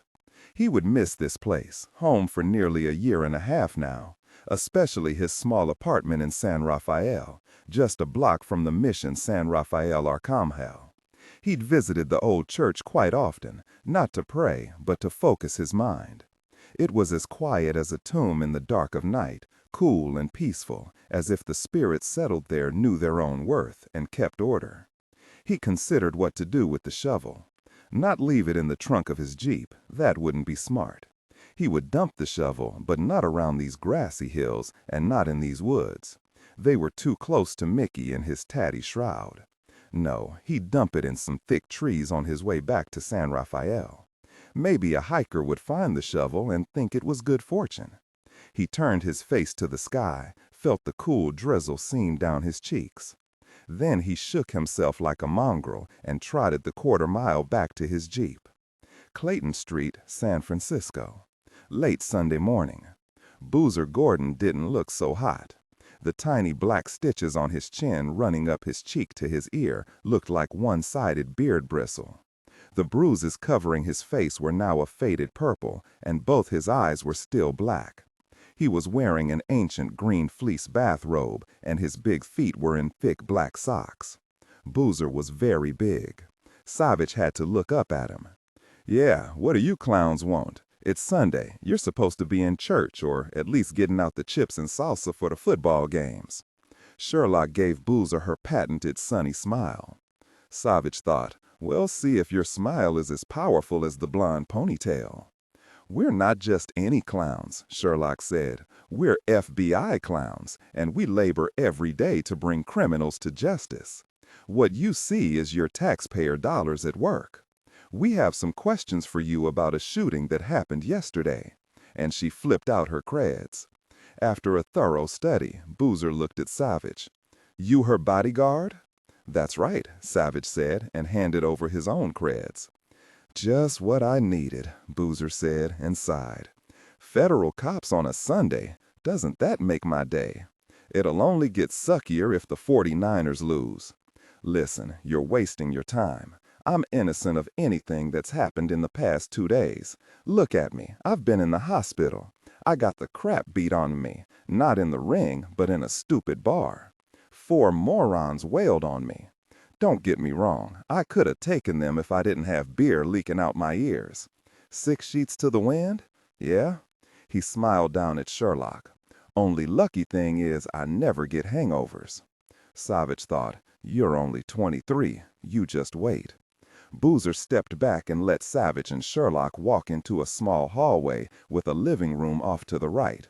A long, narrow room that, surprisingly, had a big window that gave a sliver of view of the Golden Gate Bridge. The room, even more surprisingly, was neat, down to the Sunday Chronicle stacked beside a big black lazy boy with a beautifully crocheted dark blue afghan hanging over the arm. Boozer waved them to a pale green sofa with 3 colorful throw pillows set just so along the back cushions. Nice pillows, Sherlock said. My mom, Boozer said. She comes by when I'm not here to water my plants, and she does stuff, like brings pillows and changes the sheets and dries out the towels. The ivy looks good too, Savich said. Sit down, Mr. Gordon. We need your help. Boozer's look was disbelieving. My help? I told you, I've been out of commission for the past 2 days. I've never shot anybody. Well, I couldn't have even tried if this happened in the past 2 days. He eased himself down in his big chair and pushed up the footrest. He gently unfolded the afghan and pulled it over his legs and leaned his head back against the headrest. Sherlock and Savich sat on the sofa, careful not to disturb the artful placement of the throw pillows. Sherlock said, You were in San Francisco General Hospital until noon Friday, isn't that right, Mr. Gordon? His head came up and his eyes popped open. Listen, I didn't hurt anybody at the hospital. I was too out of it even to get pissed off at anyone. And, well, everybody was nice to me. Sherlock said, That's good to know. I'm nice too. Now, Mr. Gordon, we need you to think back. You're lying in your room on Friday. You're by yourself. You've got some nice pain meds working, and you're feeling pretty good, right? Yes, but it didn't last all that long, maybe 4 hours. Then I hurt again. Savich said, This is very important, Mr. Gordon. While you were lying in your hospital bed, did any hospital technicians come in to draw your blood? That roused Boozer. Oh, man, did that torturer accuse me of having bad blood? Did the hospital send you over because I've got that avian virus? No, your blood is splendid, Sherlock said. No viruses. We need you to tell us about the torturer. Boozer looked from one to the other. Why should I? You're cops, like those other yahoos who hauled my butt to lockup for no good reason. My manager had to bail me out, and he was yelling at me too. And there I was, hurting since I was the one that got knocked crazy, not those 4 other bozos who ganged up on me. At least the cops sent me to the hospital. Why should I tell you anything? Savich said, We think the person who drew your blood has tried to murder Judge Dredd twice. Boozer blinked raccoon eyes at them. Judge Dredd? You're kidding me, right? I mean, they used to have a poster of Judge Dredd at the martial arts school since he used to work out there. You're telling me the dude who took my blood is the one who tried to shoot him in the elevator yesterday? Yes, Sherlock said. Judge Dredd is okay, for the moment, but we want to find the shooter before he tries again. You called the man who drew your blood a torturer. Tell us about it. The front door opened, and a very beautiful woman strolled in. She was wearing a black pantsuit and low-heeled shoes, and she was as blind, porcelain-skinned, and fine-boned as a storybook princess. She was carrying a bag of groceries under her left arm, with what looked like a pair of folded boxers sticking out of the huge toad in her right hand. What is going on here, Paul? Who are these people? You're not one of those missionary groups, are you? If you are, you're out of luck. Paul's a devout Catholic. Oh, hi, Mom. These here guys aren't Christians. They're FBI agents, and they need my help to find the guy who's trying to kill Judge Dredd. Now it was her turn to stare. Goodness me, she said finally, and accepted their hands to shake in their introductions and creds. Boozer said, Oh yeah, this is my mom, Cynthia Howell. Redemption? She doesn't have my name because she divorced my pa for being a mean drunk, and married Daniel, my stepdad. He gave me that black Ford 150 last Christmas. You saw it in the driveway, didn't you? Savich said. A fine machine. Well, that about sums it up, Mrs. Howell said. My pa can help you? Really? Mom, it turns out I saw the guy who shot Judge Dredd in the hospital. He drew my blood. I see. Paul, you tell these agents everything you know about this man while I get you another pain pill. Oh, I brought over 2 homemade pizzas with lots of pepperoni, the way you like it. I know you're hungry, but let me warm them in the oven for about 10 minutes. And she walked out of the living room and into the kitchen. His mother made him pizza? Pepperoni? Sherlock felt her mouth water. Mrs. Howell came right back with a glass of water with 3 ice cubes and a slice of lemon wedged on the side of the glass. Boozer took the pill, drank the water, and gave a sweet smile to his mother. She gently cupped his face. It doesn't look as bad this morning. I'll get your pizza in the oven now, sweetie. Don't wait for me. You can tell me everything later, Sherlock said. The tech who came to draw your blood? Boozer leaned his head back and looked at the ceiling. He was a little guy, Savich said. Being as how you're on the tall side, what do you mean exactly by little?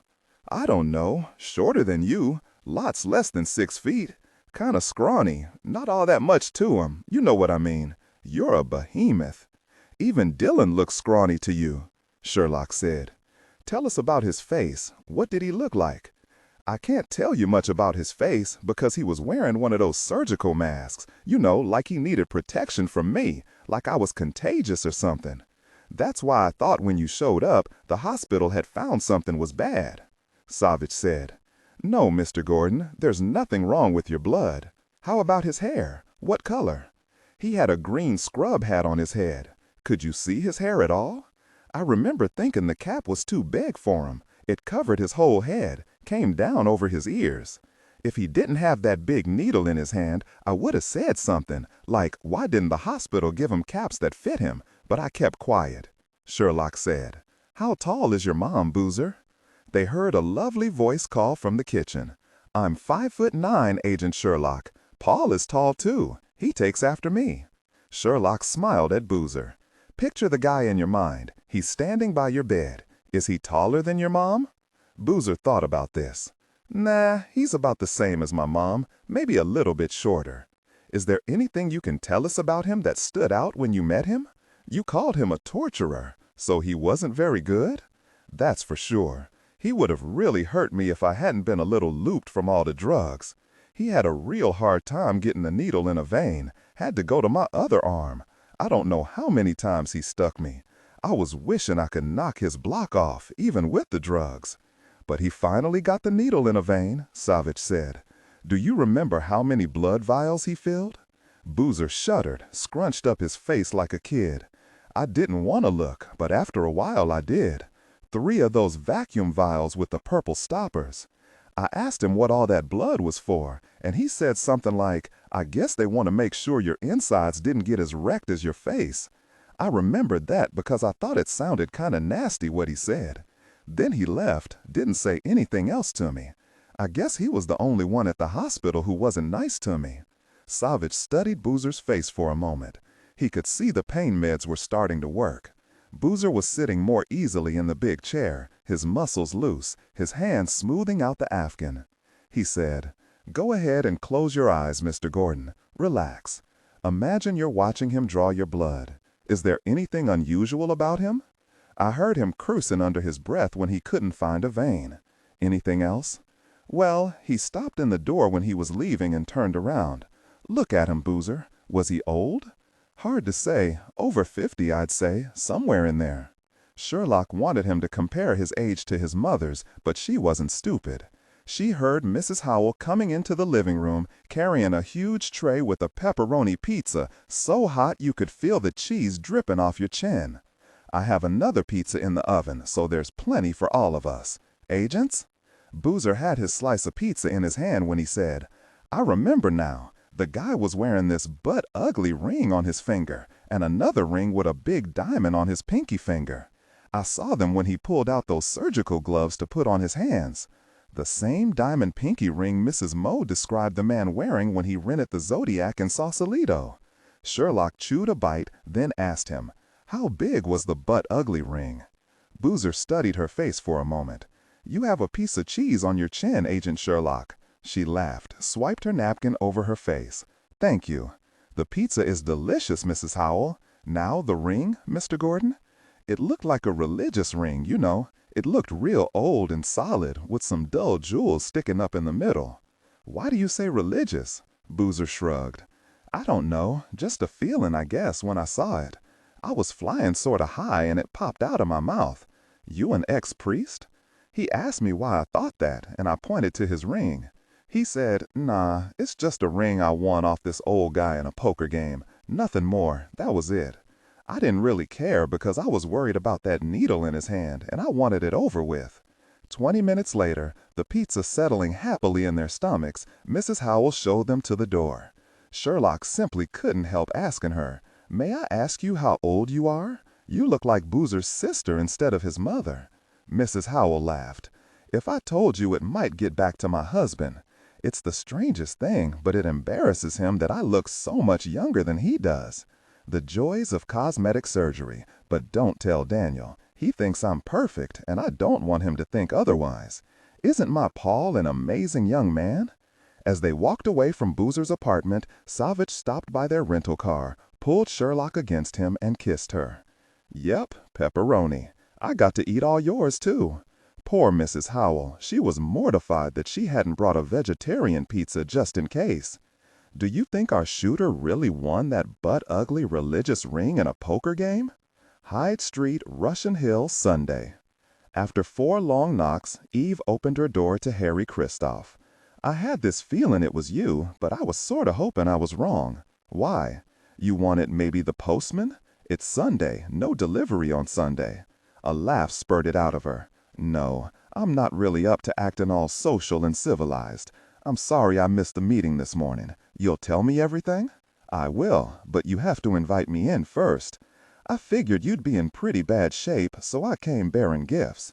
He held out a bakery bag and a covered go-cup that sent the aroma of dark roast coffee wafting to her nose. Eve took the bag first, looked upward and said, "Thank you." Then, "You're amazing, Harry, and you even brought coffee." "No, you're more than amazing. You're a prince, Agent Kristoff. Are there any glazed?" He looked down at her scrubbed face, her hair hanging loose around her shoulders over a faded red robe, her bare feet. "You look like the homecoming queen on a reality show. I'm glad you slept in this morning. How's your back?" She forced herself to stand up straight. "I'll be good to go after 3 donuts and this wonderful coffee. Come in, let's go to the kitchen. Are there maybe more than 1 glazed?" "There are 3, but I was hoping for 1 myself," he said, as he followed her into her kitchen. He still couldn't get over how streamlined and cool it looked, with pale green granite counters shot with black and hanging copper pots over a small center island. He said, "My kitchen's right out of the 40s. As long as everything's clean and works, who cares what decade it comes from? It's all about the food and the person making it, right? You want milk in your coffee? You don't want a glazed donut, do you? You somehow knew it was my favorite. Nah, give me a chocolate with sprinkles. I'm a real man." "How many donuts?" 6. She set everything out on the small kitchen table, and they started in on the donuts and coffee, neither saying much of anything, until only 1 donut, not glazed, was left on the paper plate between them. Eve wiped the sticky glaze off her mouth and her fingers, laughed, and leaned forward to flick a red sprinkle off his chin. She sat back and sighed, contented. "Thank you. Before you came, I'd just gotten out of the shower and wondered what I was going to make for breakfast. Nothing appealed. Then you showed up." She toasted him with her coffee cup. He asked, "How'd you sleep last night?" "In the arms of the angels, with the help of 2 aspirin and a sleeping pill chaser. I'm trying to stay away from the codeine." She stretched, froze, then began very slowly to stretch again. Harry stood up. "Let me see how bad the bruising is today." She stared up at him. "You mean you want me to drop my bathrobe?" "Well, yeah, but don't feel like you have to put on a show for me, even though I did let you eat all 3 of the glazed donuts. No, just show me your back."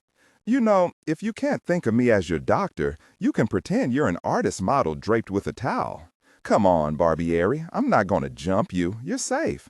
I'm not desperate enough. And fact is, you're too pathetic looking right now. She stood up, turned her back to him, and let her robe drop to her waist. Harry pushed her hair out of the way, even though he didn't need to, and studied the shades of her green, black, and yellow back. You got a modern art painter living with you? She tried to look back over her shoulder. That bad? He lightly touched his fingertips to one bruise. She didn't flinch. Do you have some muscle cream? She pulled her robe back up. Yeah, I do, for all the good it did me. I can't reach the bad areas. Get it, I'll do it for you. She gave him a look, then left him in the kitchen to finish his coffee and stare out at her small back garden with its 6-foot stone walls and single cypress tree. Everything looked dormant now, but he imagined there'd be lots of color in the summer. He ate the last donut since it was chocolate. She came back into the kitchen in a minute, handed him a white tube. It was brand new. It's supposed to be good stuff, not only for muscle soreness but for bruising as well. I bought it yesterday before I realized I couldn't reach anything. She again dropped the robe to her waist. She grinned over her shoulder. Am I really that pitiful? Not quite. You combed your hair. Well, I looked in the mirror and nearly fainted. I had to do something.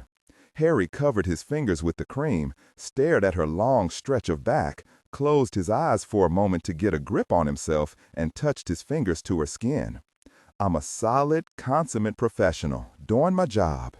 He wished she did look pathetic, but the fact was she didn't, not at all. He reminded himself he was looking at a deputy marshal's back splotched blue and green, but, unfortunately, that didn't help.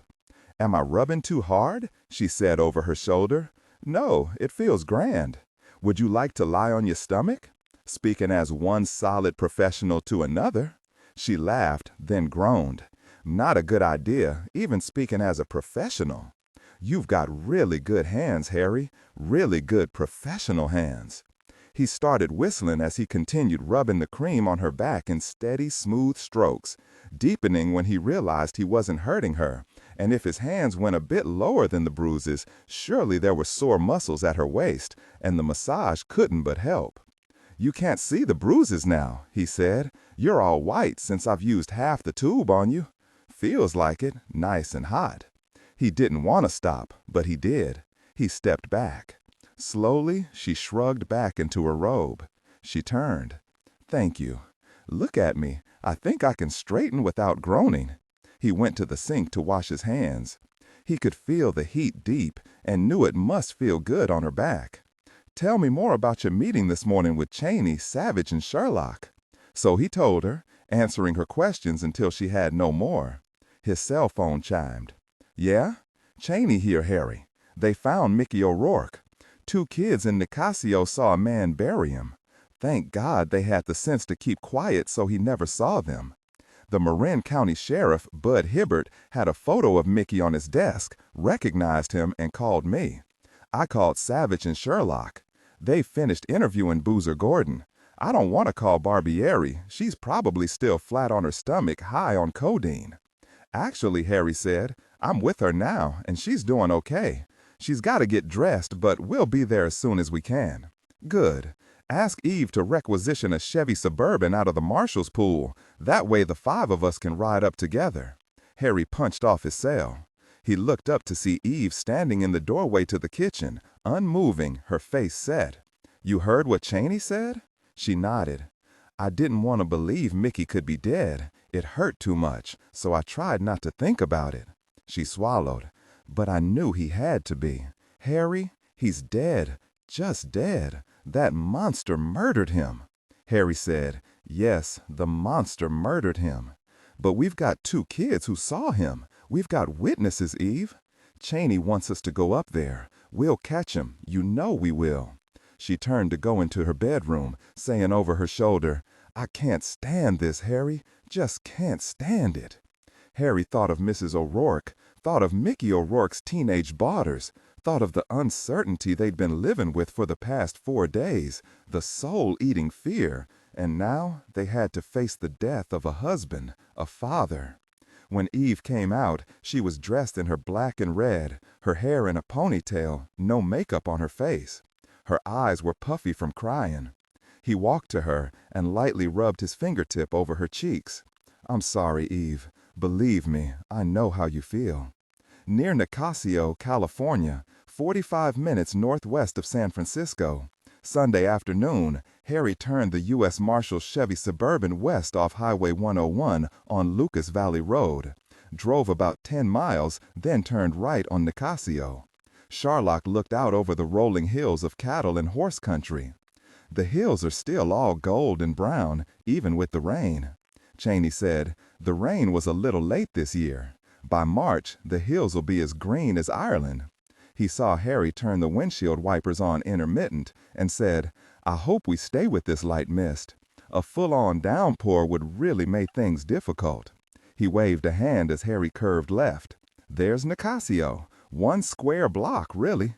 Its claim to fame is the 1871 Red Schoolhouse. It's a historical landmark." Harry said, "The Nicasio Reservoir is up ahead.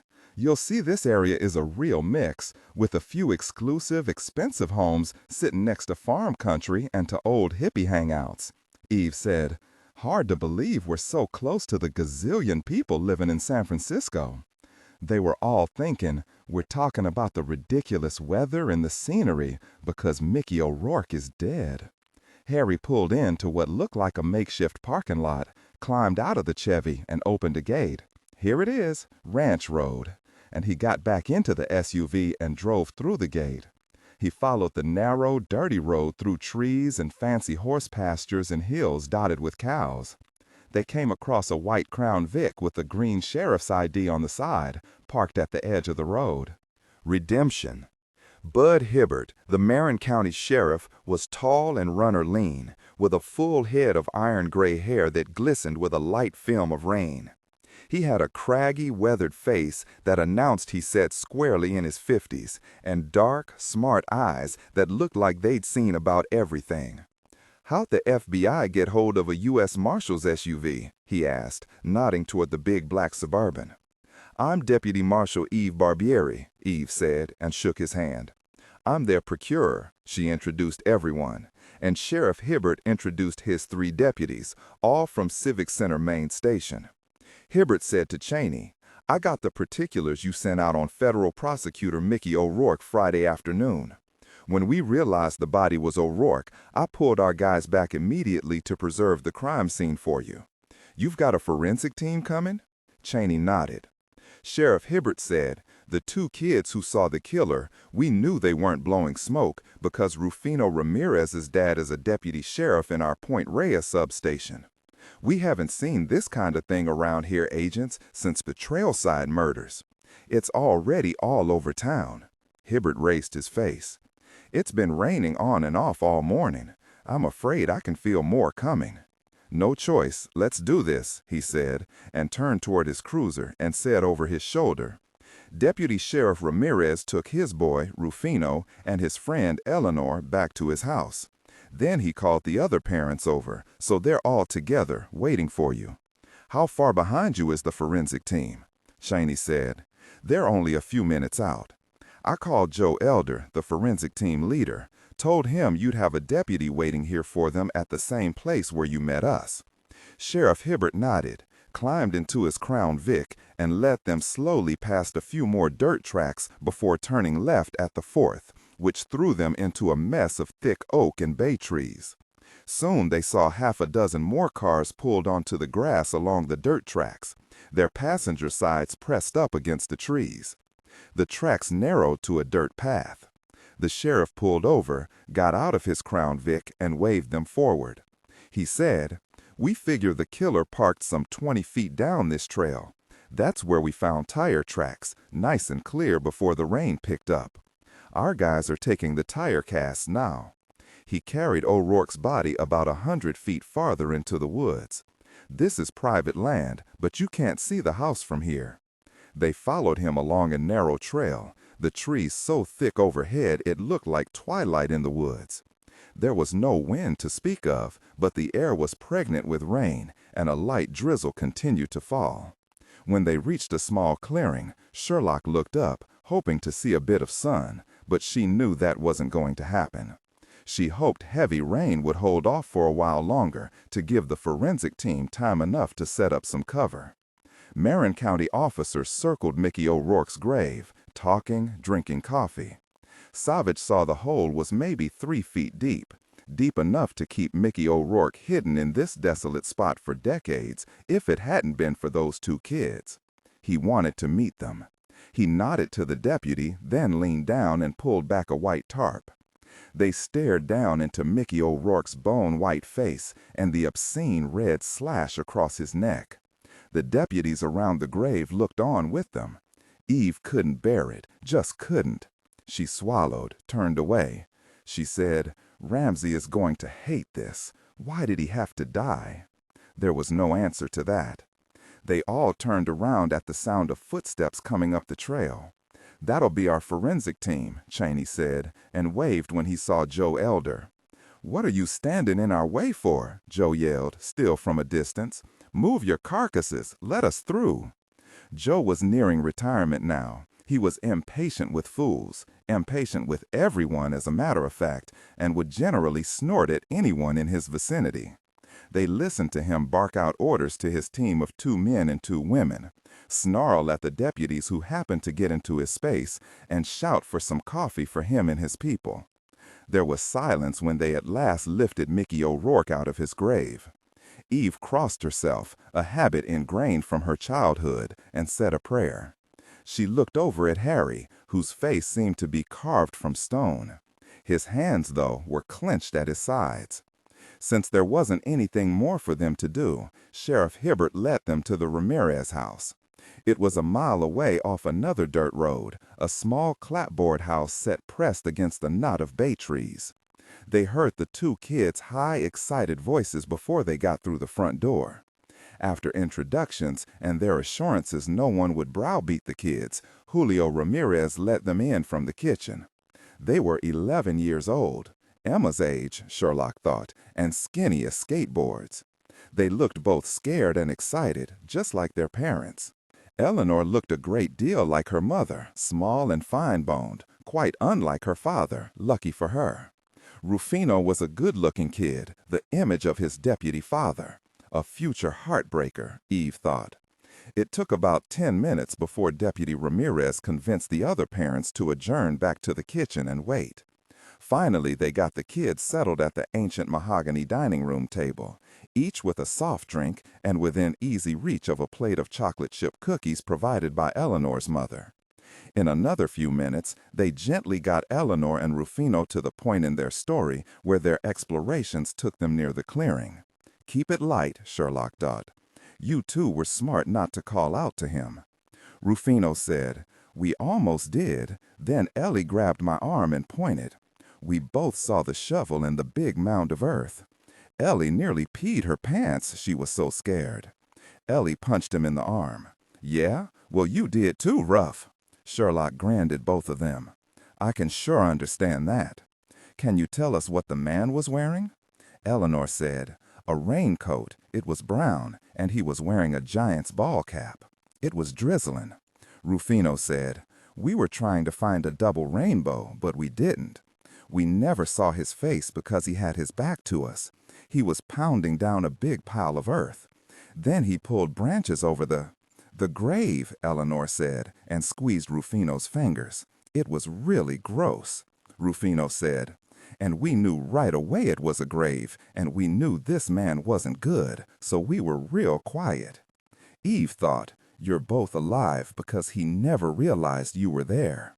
There was no doubt in Eve's mind the man would have killed both children and buried them with Mickey O'Rourke. Her ponytail swung forward as she leaned toward the kids. "Did you see any part of his face, like his profile?" "No," Rufino said. "We were always behind him. His boots were real dirty. His feet were small, like my dad's." Harry asked, "Was your impression that he was tall, short, fat?" "He was kinda tall," Ellie said without hesitation, "and he wasn't fat, but not as skinny as Ruff's dad." "Was he about your dad's height, Rufino?" Eve asked. Rufino wasn't sure. The guy was pretty far away. He knew the deputy marshal was disappointed, but he didn't want to make anything up, and she smiled at him when she realized it. He smiled back. Yes, indeed, a girl slayer, Eve thought again. She said, "Did he seem old to you, young?" Old, both kids said at once. Older than your parents? Neither child was sure about that. To these kids, anyone over 20 was old. Cheney said, "Then what happened?" Rufino drank the last of his soda and wiped his hand across his mouth. After he put some branches over the grave, he leaned down and picked up the shovel. Ellie said, "He said something, then he walked away." Harry felt his heart pick up. "Did you hear what he said?" Ellie said, "Yes, sir, but it didn't make any sense to Ruf or me. It was something like R.I.P. and then a name. Mickey, I think." "We were afraid to move, so we sat there for another 5 minutes," Rufino said. "We heard a car motor start. It was a long ways away, but we heard it. We figured he was leaving, so it was okay to move," Ellie said, her small voice trembling. "It was horrible. We sat there and stared at those branches and all that black earth and knew there was a dead body under the ground." Rufino leaned over and patted her back. "It's okay, Ellie, it's okay." Cheney said, "Let me tell you, kids, you're both heroes. Without you, the man you saw buried would probably never be found. And you've really helped us." Rufino patted Ellie's back again. "Since you're a girl hero, I guess it's okay for you to be scared." The little girl stopped shaking. Another chocolate chip cookie each, and everyone at the table knew the kids were tapped out. They were still excited, but wrung out. They all went out into the kitchen to thank the parents and tell them how incredible and smart their kids were. Sherlock studied Rufino's dad. Maybe 5 feet 10 inches, give or take, 150 pounds, give or take. Was Sue the taller of the two? When they returned to the gravesite with Sheriff Hibbert, they stared down into the empty hole. The rain had picked up, and the dirt was fast becoming mud and sliding into the hole. R.I.P. Mickey, that's what he said over Mickey's grave. The sheriff looked at each of them. "I really want you to nail this bastard." There was a moment of silence. Sherlock said, "The killer matches the general description of Ramsey's shooter, more or less." Harry said, "If it is the same guy, it's got to tie in to the Cahills. But it could be a woman, this Sue, I suppose." He pushed one of his fists into his palm. Savich nodded. "Okay, we don't know exactly when O'Rourke died yet, but my guess from seeing the body is he was murdered fairly recently. Did the killer head back from the hospital after his attempt to kill Ramsey on the elevator to where he'd stashed Mickey O'Rourke in order to kill him?" Yes, he had, Harry thought, and nodded. Eve turned to Sheriff Hibbert. "So he might have stashed Mickey O'Rourke somewhere near here. You have any ideas about that, Sheriff?" Sheriff Hibbert nodded. "Deputy Ramirez told me there's an old farm shack in the woods near here, on property that belongs to a new house a developer built some 6 years ago. As for the shack, it's been deserted for years. Let's go see." They fell in behind the sheriff's car and soon turned off another dirt road onto a rutted path. They slowly made their way about 50 feet until they couldn't go any farther. Sheriff Hibbert leaned out the window. "We can't see the new house from here because the dirt road, Mason's Cross, is set at a 90-degree angle in the middle of a bunch of oak and bay trees. We've got to walk the rest of the way to the shack." They climbed out of the Suburban into the drizzling cold rain and mud and trudged after the sheriff for about 20 yards. Hibbert stopped. There it is. They stared at a dilapidated wooden shack, probably older than Sheriff Hibbert's parents. Sheriff Hibbert motioned them back. He opened the creaking wooden door, his gun drawn. They heard him suck in his breath. He stepped back, his face set and pale as death in the dim light. "You're not going to like this." The shack was a single room, maybe 12 by 12. The floorboards rotted through. Part of the roof had caved in, probably years before, and rain flooded in. A single metal cot was shoved against the back wall, beneath some remaining roof. There was a dirty blanket hanging off the bed, nothing else. The blanket and the mattress were soaked with blood, dried black. There was blood splattered on the wooden floor planks, even on the walls. Cheney pulled out his cell phone. Joe, we found the kill site. I need you to bring a couple of your people over to us." He handed Sheriff Hibbert his cell. "Ask Deputy Millis to show you the way. The shack is off Mason's Cross Road. You'll have to walk a ways." He handed the cell phone back to Cheney. None of them said any more. They all knew Mickey O'Rourke had spent the last 3 days of his life tied down to that cot, alone, knowing in his gut he was going to die. And he had. He may have wanted to die at the end. By the look of the shack and the spattered bloodstains, he'd been beaten. For information? It was difficult to step back, cut off the rage and sadness, to force their minds to focus on what was in front of them. Sherlock said, "There's a chance he left fingerprints." Eve said, "He hasn't missed a single trick so far, but he never expected anyone to find this shack, so maybe you're right." Harry asked Sheriff Hibbert, "Do you have any idea how long this shack has stood vacant?" "At least 20 years, maybe longer. I haven't heard of anybody staying out here since I've been sheriff. We get some homeless people squatting in our abandoned buildings now and then, but not here because it's too remote." He looked up at the boards sunk in on the crumbling ceiling. "It'd be safer to camp under a tree." He looked toward the bed. "Oh, I hate this smell. The smell of death." Cheney took one last look around the room and said, more to himself than to the rest of them, "It's up to me to tell Mrs. O'Rourke her husband's dead. I'll take a chaplain with me." He sighed. "As if that will help." He looked up. "This guy doesn't deserve to walk the earth." He paused for a moment. "I know a woman didn't do this. If this was Sue, then Sue is a man." It was odd, Eve thought, looking out the suburban window as Harry drove them back to the city, how the ride home always felt quicker. She listened to the windshield wipers clapping steady as a metronome. The rain, now that they weren't getting soaked standing in it, oddly soothing, somehow comforting. She saw Cheney's eyes were on his hands, clasped in his lap. He had to be thinking about Mrs. O'Rourke and the girls, and what he would say to them. It couldn't be the truth, at least not all of it. Harry looked stiff, mechanical, as if he was afraid to express anything for fear he'd yell with it. Savich and Sherlock, too, were without expression, but Dillon was pressing his wife's open palm against his thigh. She wondered how much horror they'd seen. Too much, she thought. What were they thinking? Eve felt a wave of despair, not just because of the bloodbath they'd found in the shack, but because it was the naked proof that some people were simply evil. Some people were simply missing all compassion or any human feelings at all. How else could this monster have killed Mickey so brutally? R.I.P. Mickey. She wanted to kill him herself. She met Sherlock's eyes. Sherlock said, "How's your back, Eve?" She snapped back from the edge. "Thanks to Harry the Hands, I'm feeling fine." She added, "Harry was at my condo this morning, and let me tell you he's got the greatest hands. I think he even got a moan out of me. It felt so good." No one said a word. Where had that come from? Eve cleared her throat. "What I meant to say was that he massaged my back with muscle cream, and let it go, Eve," Harry said. "No one thinks there were any prurient thoughts in your head or mine. Your back is purple and green, and you were hobbling around like a crippled old deputy marshal retired lady." Insanely, Eve wanted to laugh. When they arrived at the federal building, Cheney said, "I'm going to pick up the chaplain in my own car and drive over to see Mrs. O'Rourke. As for the rest of you, it's Sunday. Take some time off. Try to let go of all this. We need all your brains ready tomorrow morning.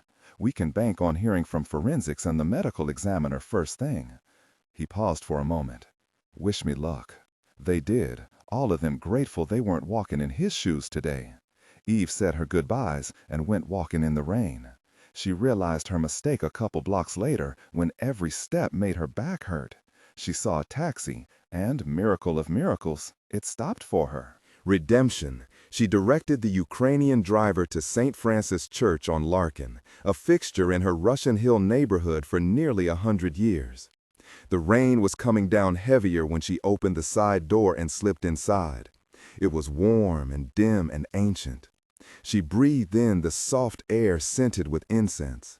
She always felt safe here. She sat a while, absorbing the quiet and gazing at the many symbols of hope that surrounded her. Hope she knew was embedded in the very walls. She eased forward on the pew and sent a prayer of gratitude that Eleanor and Rufino were alive. She prayed to find this man who'd wantonly killed Mickey O'Rourke, who'd tried to kill Ramsey. She didn't pray that she would kill him. She didn't think she should push God on things like that. And she prayed for Mickey O'Rourke's soul. When she walked back to the vestibule, she saw Father Gautier standing by the big closed double doors, arms crossed over his chest, an umbrella open at his feet to dry.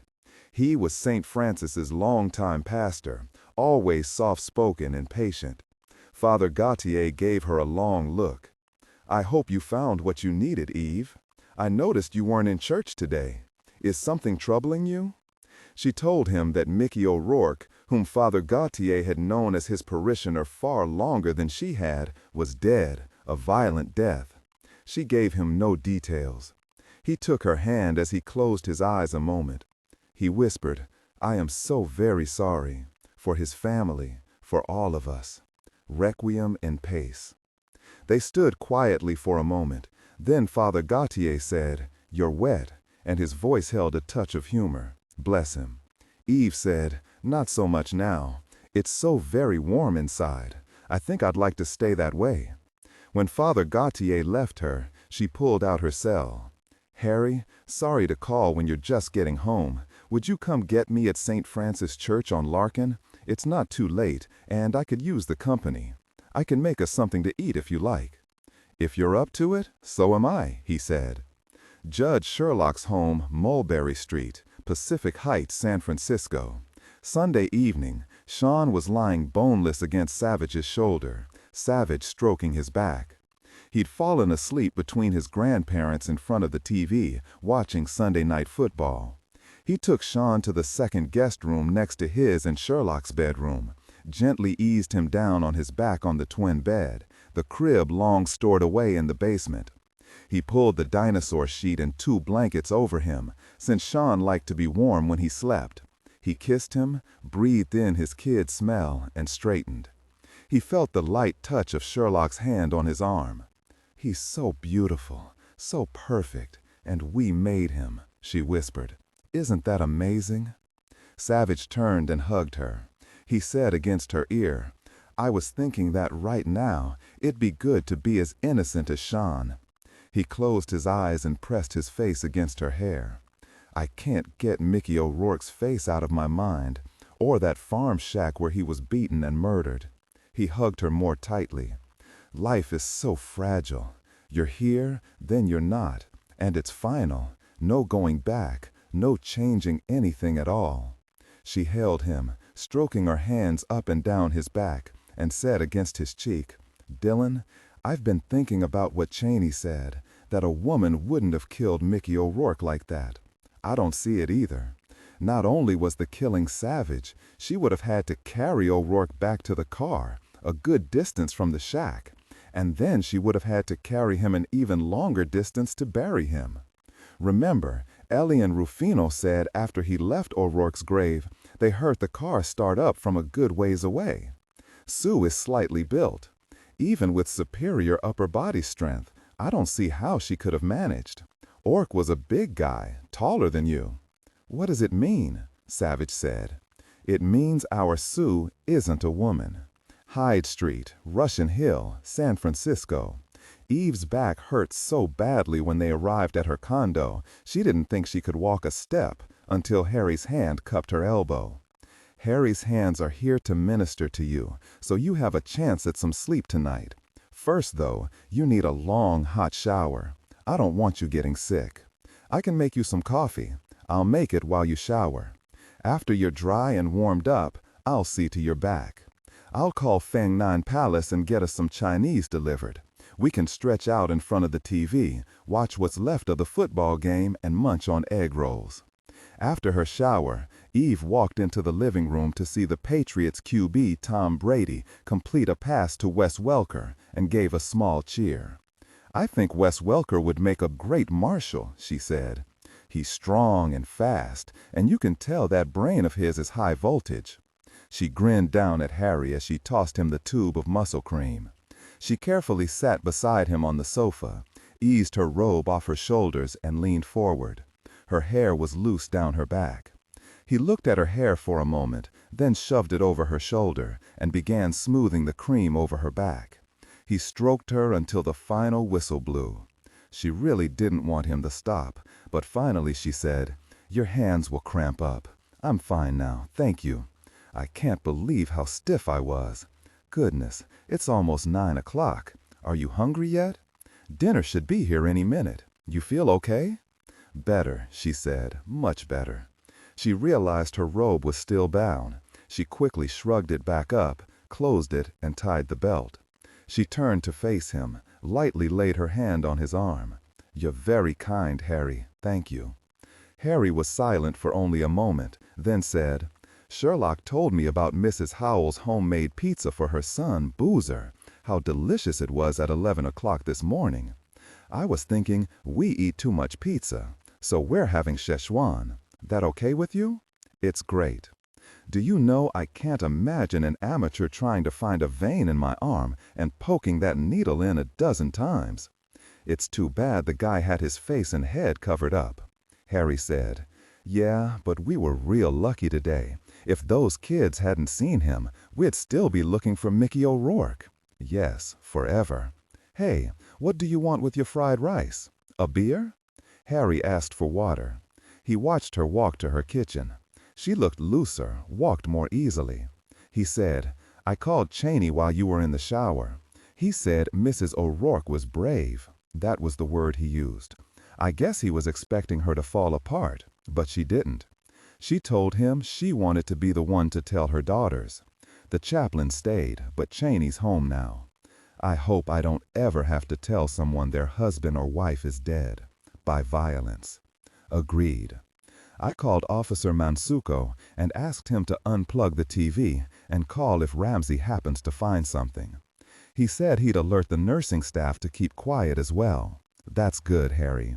I'll tell you, Molly looked so beaten down, so afraid for Ramsey today, that she shouldn't have to handle any more tonight.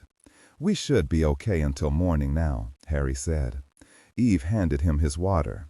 I'm thinking our killer has been making a few mistakes, like the kid seeing him today.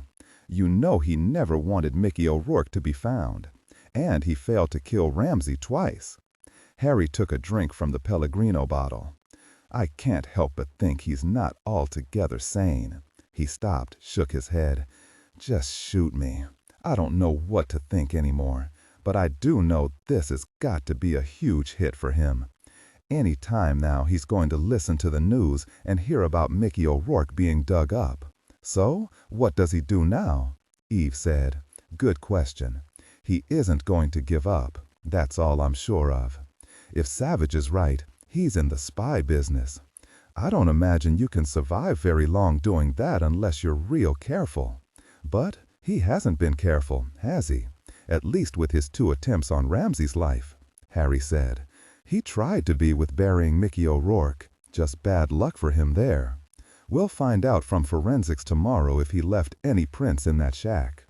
And if Sherlock is right that he spent time in prison, well, have him. Eve took a pull of her beer.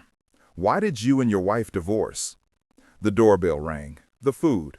She said, give him a big tip, Harry. I'm really hungry. They were eating hot and sour soup when Eve said, I'm sorry I asked you about your wife. I didn't mean to. It popped out. My ex-wife, Harry said mildly, and finished off the bottle of Pellegrino. Nevertheless, it's none of my business. I've only known you for a matter of days. Isn't that amazing? So much has happened, it seems much longer. He said nothing, but she was right. It felt very odd. Eve sat back against the sofa and immediately sat forward again at the stab of pain in her back. I hate not having control. My dad's the same way. I'll tell you, Mom had to belt him lots over the years when he tried to be her camp commandant. I'll bet they've both lost count. My 4 brothers are all grown up, and they laugh at him now when he tries to throw his weight around. She drank the last of her beer. My dad's amazing. He reminds people of Tommy Lee Jones, though the 2 Marshall movies came out before he started his service there. Service where? In Chicago. Didn't you know? My dad's the U.S. Marshal in Chicago. He served as Marshal there through 2 presidents. I thought the Marshal changed out with every new administration. Once in a great while, an appointed Marshal is so well regarded he's left in place. My dad says he's trained the toughest hardasses in the United States Marshal Service right there in Chicago. He says they take no grief, since they have a responsibility to Tommy. She paused for a moment. He's very good, my dad. How does your dad treat you? Eve gave him a big smile. You heard Dillon talk about the power of the ponytail? Works on my dad every time. San Francisco General Hospital. Monday morning, Ramsey blamed himself. Eve saw it clearly on his freshly shaved face, just as she'd known he would. It's obvious to me that by suspending the trial, I alerted the Cahills or whoever is working with them that I suspected something going on with Mickey's prosecution. If only I'd held off that day, let the pretrial motions continue until I could talk to him privately, he might still be alive. Eve said, It isn't like you to sit back and watch a train wreck, is it, Ramsey? You did what was appropriate, what your experience and your training told you to do. Who could have known what would happen? Ramsey plowed right over her, shaking his head back and forth. No, I should have thought it through better. I should have realized that with the death penalty on the table, whoever was controlling Mickey wouldn't draw the line at anything. It's my fault they killed him, no one else's. Eve said patiently, Ramsey, say Mickey had succeeded in manipulating you, and you had ruled to dismiss the federal case against the Cahills. Do you think they would have let Mickey live? I think you know as well as I do, after what happened, that Mickey was dead the minute they threatened his family. If had come to him, maybe it would have turned out differently, but he didn't. Slowly, he shook his head. She hated it. He looked defeated. I should have approached him differently, gotten him to confide in me. If he'd told me, I could have made sure he'd be safe. And his family. She lightly tapped her fist against his arm. Stop this, Ramsey. You're pissing me off. A monster hiding in a human skin did this. No more blaming yourself, or I'll have to punish you for it when you're well again. He didn't smile. I've been thinking about why they shot me, of course. I'm a judge, and if a judge is doing his job, he's providing an even playing field to give the jury the best chance of arriving at the truth, not to influence the jury in any one direction. So why me? Most of my pretrial rulings had been in the Cahills' favor, in fact. And the bigger question, why did they try to kill me again after the trial was dead in the water, at least in my court? We were done with each other, so why? He looked at all of them. The only answer I've come up with is that they think Mickey may have talked to me before they could grab him, told me something dangerous for them, either about the case itself or implicating whoever had threatened him. That would also explain why they tried to shoot me again on Saturday, while they could hope I was still too ill and drugged to have spoken to anyone. That's a reasonable scenario, Judge Hunt, Harry said. We're certain someone was working with the Cahills, probably a professional. And the man we're calling him Sue for the moment might have a great deal to lose if he's exposed. As a matter of fact, Sue did try to find out if Mr. O'Rourke told you anything before he kidnapped him, but O'Rourke didn't have any information to give him, and so he ended O'Rourke's life. Ramsey said, So whoever this Sue is, you can be sure the Cahills are up to their earlobes in this with him. There's simply no other explanation. He paused for a moment, his eyes narrowing.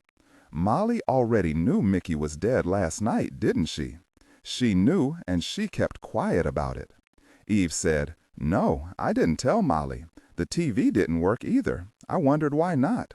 What'd you do, Agent? Unplug it? I asked one of your guards to unplug the TV, Judge Hunt, Harry said. I hate lying here, feeling helpless, everyone guarding me, shielding me. I'm pretty sick of it. He smacked his fist on the bed and swallowed. Eve waited a moment until he had himself together again, then looked him straight in the face. I had nothing to do with it. It was all Harry's idea. What moxie! Harry had to work hard to keep the laugh. She was a piece of work, fast on her feet. He couldn't help but admire that. She'd succeeded in distracting Judge Hunt. Harry saw incredulity, disbelief, and then humor in his eyes. Harry said, "Yes, sir, it's true. I ordered Deputy Barbaria to keep her mouth shut, and I told everyone here in the hospital to keep this from you or I'd have them all fired." "But still," Ramsey said. But Eve overrode him. "You want guilt? Give me a big share, okay? I allowed you to very nearly get killed in the elevator only 2 days ago." Ramsey frowned at her.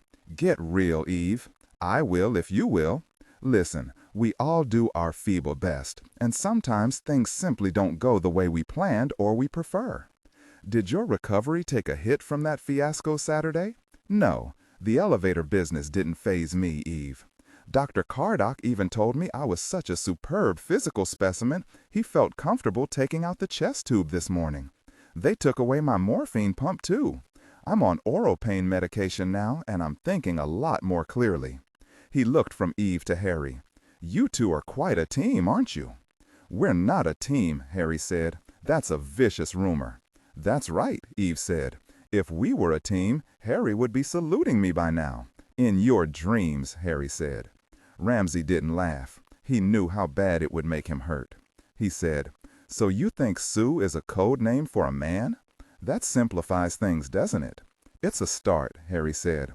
"All we can do is keep digging." "If we were a team, Ramsey," Eve said, "you could count on me telling the boy here where to dig." A laugh came out this time. Ramsey closed his eyes and took some light, shallow breaths against the stabbing pain in his chest where the tube was removed. Slowly, too slowly, he eased. He said, "Emma's performance is in a week and a half. I keep telling my body to get over it and stop whining at me." He managed to smile. "Do you know what a pain it is to have to lie here and let people come in and torture you? Amazing that the hospital makes you pay them for it." He realized he had come full circle. "Sorry for the complaints. I'm a loser. Just belt me." "Nah," Eve said, "not until you have a prayer of belting me back." He was exhausted. Eve saw it. Knew Harry saw it too. Not only exhausted, he seemed flattened emotionally, like Molly. She knew he'd think about Mickey O'Rourke's murder and blame himself for a very long time. She watched Ramsey close his eyes. He said, barely above a whisper, "You've got to find the worthless son of a bitch who did this." She took his hand, squeezed it. "We will, Ramsey. I swear we will." There were 2 marshals and 2 SFPD officers nearby, 2 outside and 2 inside the room. Of course they'd been listening. She knew they'd all discussed the O'Rourke murder with Ramsey after she and Harry left. Perhaps they'd come up with something. She knew the deputy marshal who was stationed outside Ramsey's room was smart and committed to keeping Ramsey safe. Not a single sign of trouble, he'd said when they'd arrived to see Ramsey. She hoped it stayed that way. She said to the guard standing by the window, "Hey, has Judge Hunt talked you into playing poker with him yet?" Ramsey groaned. "What, you haven't stripped them of their paychecks, Ramsey?" "No, not our paychecks," Officer Mancuso said. "We told him he'd have to fix parking tickets for our wives." Ramsey said, "I tried to tell him I couldn't fix a thing since I'm a federal judge, not a state judge." Mancuso winked at her. "We don't believe him. We figure a federal judge has got friends everywhere. If you win, Ramsey, what will you get from him?" Ramsey didn't open his eyes. "I'm thinking maybe they can get one of their buddies in Contra Costa County to ticket my chief judge's boat in Discovery Bay. He's having way too much fun on Cyrano, his big bad cabin cruiser, and drives way too fast. Scares the crap out of the fish. He deserves a couple of tickets, and he needs to spend more time in here commiserating with me." Mancuso said, "I heard the chief judge has friends everywhere too, sir." Federal Building, 13th floor, San Francisco, Monday morning. After the forensic team leader, Joe Elder, and the M.E., Dr. Martin McClure, had left the conference room, one back to his beloved lab, the other to his sanitized and very quiet morgue, Cheney summed it up. "So, all we have from Joe is a smudged partial palm print that may be identifiable, and we know isn't O'Rourke's." Cheney clicked off his second finger. "The M.E. confirms Mickey was tied down and beaten during the 2 days before he died early Sunday morning. The killer sliced Mickey's throat with a sharp knife at least 6 inches long, not serrated, right to left, suggesting he's left-handed. And last, Sheriff Hibbert let us know the tire tracks were made by a worn Goodyear all-weather, a popular replacement tire for a whole lot of SUVs. So, we haven't got a lot, Savich said. Nothing from Hammersmith about the Dodge Charger he's been looking for? He's had no luck with that, Cheney said. And no useful leads yet from any of the hotels in the city on the Manor woman who was driving it, Savich said. After what the killer did to Mickey O'Rourke, we should stop talking about a woman. We all think you're right, Cheney. It's a man who killed Mickey O'Rourke. Birdsang said. Still, guys, it could have been a very strong woman. Hey, Eve here could carry lots of dead weight. Not that much, Eve said. Dillon said. Mickey O'Rourke weighed 210 pounds, and everyone has described the perp as slender, not very big, so it's got to be a man, a very fit man. Harry said, I agree, even the ponytail couldn't have managed it. Eve said, I know I couldn't, so it's a man, for sure. Now, I don't think Cindy was putting us on either about the name Suet. It was too raw, too fast. I don't know who this Sue is, but I agree, she can't be O'Rourke's murderer. Maybe an accomplice, but not the killer. Sherlock said, Boozer Gordon described a man too, not a woman. There was no question in his mind. So, yeah, goodbye, Sue. Without those kids, Harry said, not only wouldn't we ever have found Mickey O'Rourke, but, bigger yet, we still would have been trying to fit our killer into a female body. Cheney said, I say we buy those kids tickets to a 49ers game. Savich repeated slowly, if Sue is an accomplice, was she with the killer when he beat Mickey? Did she question him? Did she tell him to slice Mickey's throat? If so, then why wouldn't she go with him to bury him? As his lookout, his helper, whatever. But she didn't. Savich stopped cold. He looked very thoughtful. Then, without another word, he started quickly typing on Max's keyboard. Sherlock cocked her head at him, since she knew that Eureka looked well. He thought of something big. She said, We've been working on a bit of information Boozer Gordon gave us. When the man was putting on plastic gloves to draw Boozer's blood, Boozer noticed 2 rings on his fingers. The diamond pinky ring sounds like the one Mrs. Moe described the shooter wearing when he rented the Zodiac. As for the other one, Boozer said it looked sort of religious and actually asked the man if he was a priest. The man said no, he'd won it in a poker game. But still, it could be an easy lie. Since it was an odd sort of ring to wear, it could have significance. It could be important. Eve said, Priests don't wear rings, not in the Catholic Church, though bishops do. Sherlock nodded at her. We sent a police artist to meet with Boozer and get a sketch of the ring. Here it is, to the best of Boozer's memory. While everyone looked at the drawing, Sherlock said, Even though it's pretty rough, we sent the sketch back to the Hoover Building. Given all the ecclesiastical rings I looked at on the internet, Boozer's description of the ring isn't far off. We should know soon if our people can find anything. But Sherlock didn't look hopeful. Harry pointed to the sketch. The ring does look faintly religious. I hope you're right, and it's important to this guy, for whatever reason. Well, well, would you look at this, Savich said. He looked down at Max again for a moment, then smiled at everyone. In all the talking we've done about Sue, we've assumed Sue is an American woman because it's an American name, short for Susan. But it occurred to me to ask if there are names in other languages that sound like Sue, since this case revolves around espionage. I ran it as a search through Max, and it turns out there are names in Chinese that are pronounced Sue or close to it. The closest one is a family name written in English as XU or SU. Either way, since it's a surname, it can be a man or woman's name. But no matter, I'd say XU is a man and very probably Chinese. Cheney rose straight up, slammed his fist to the table. That's got to be right. It fits too well not to be. It all makes sense now. The Cahills had a Chinese handler named Sue who probably recruited them to get access to Mark Lindy's classified information. Question is, why is Sue still in the country? Why is he still around more than 8 months after the Cahills were arrested? Maybe he's trying to clean things up before he checks out, Harry said. Eve said, to stay here over 8 months, he'd have to be an American citizen, whether he's working for the Chinese or not, or have excellent fake papers. Harry said, and the reason he's still here is because the Cahills know exactly who he is, and they could announce his identity to the world at any moment they liked. Savich said, say Sue is an agent for the Chinese.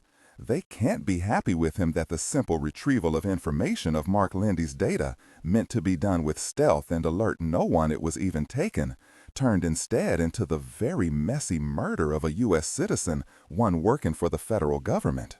Imagine if it got out that Chinese intelligence was responsible, and the press got a hold of it, heads would roll.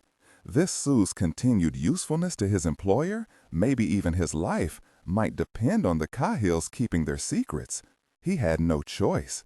Cheney said, so Sue had to try to get the Cahills off, or make them think he would, to prevent them from giving him up. Cheney said, I wonder if the CIA already suspects Chinese involvement. If so, they probably beat us to this Sue name days ago. Redemption, Savich said. I'll speak to Billy Hammond at the CIA again. Give him a heads up. They're much better placed to follow this up quickly, if they haven't already. Will he tell you the truth? Eve asked him. I suppose it's a vague possibility. On the other hand, Hammond was a stone wall when I asked him what kind of intelligence the Cahills were after on Lindy's computer.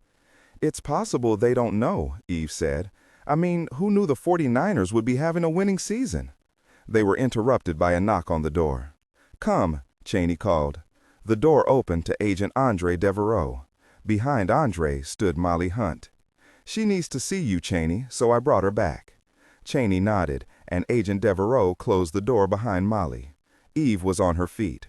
Molly, what's happened? Are you all right? Molly was wearing jeans and a sweatshirt, sneakers on her feet. Her vivid red hair was wild around her head, no makeup on her face. She looked like a teenager. She said to Eve, a phone call came in a half hour ago. You told me never to pick up and to record every call, and I did. I didn't want to stay there and wait, so I came right over. Eve, call my home number. The voicemail access code is 1559. Eve picked up the landline and punched the speakerphone. She dialed Molly's number, and they all heard it ring, heard her punch in the code.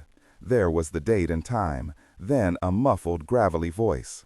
Mrs. Hunt, the mole on the back of your left thigh is very sexy.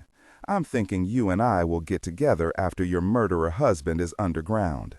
It will be you and me and Emma. She can teach me to play the piano, and I can teach her other things. The murdering bastard won't be with us much longer, Molly. May I call you Molly? I'll come for you, I promise. Eve knew if she even breathed deeply, everyone would hear it as she pressed the stop button.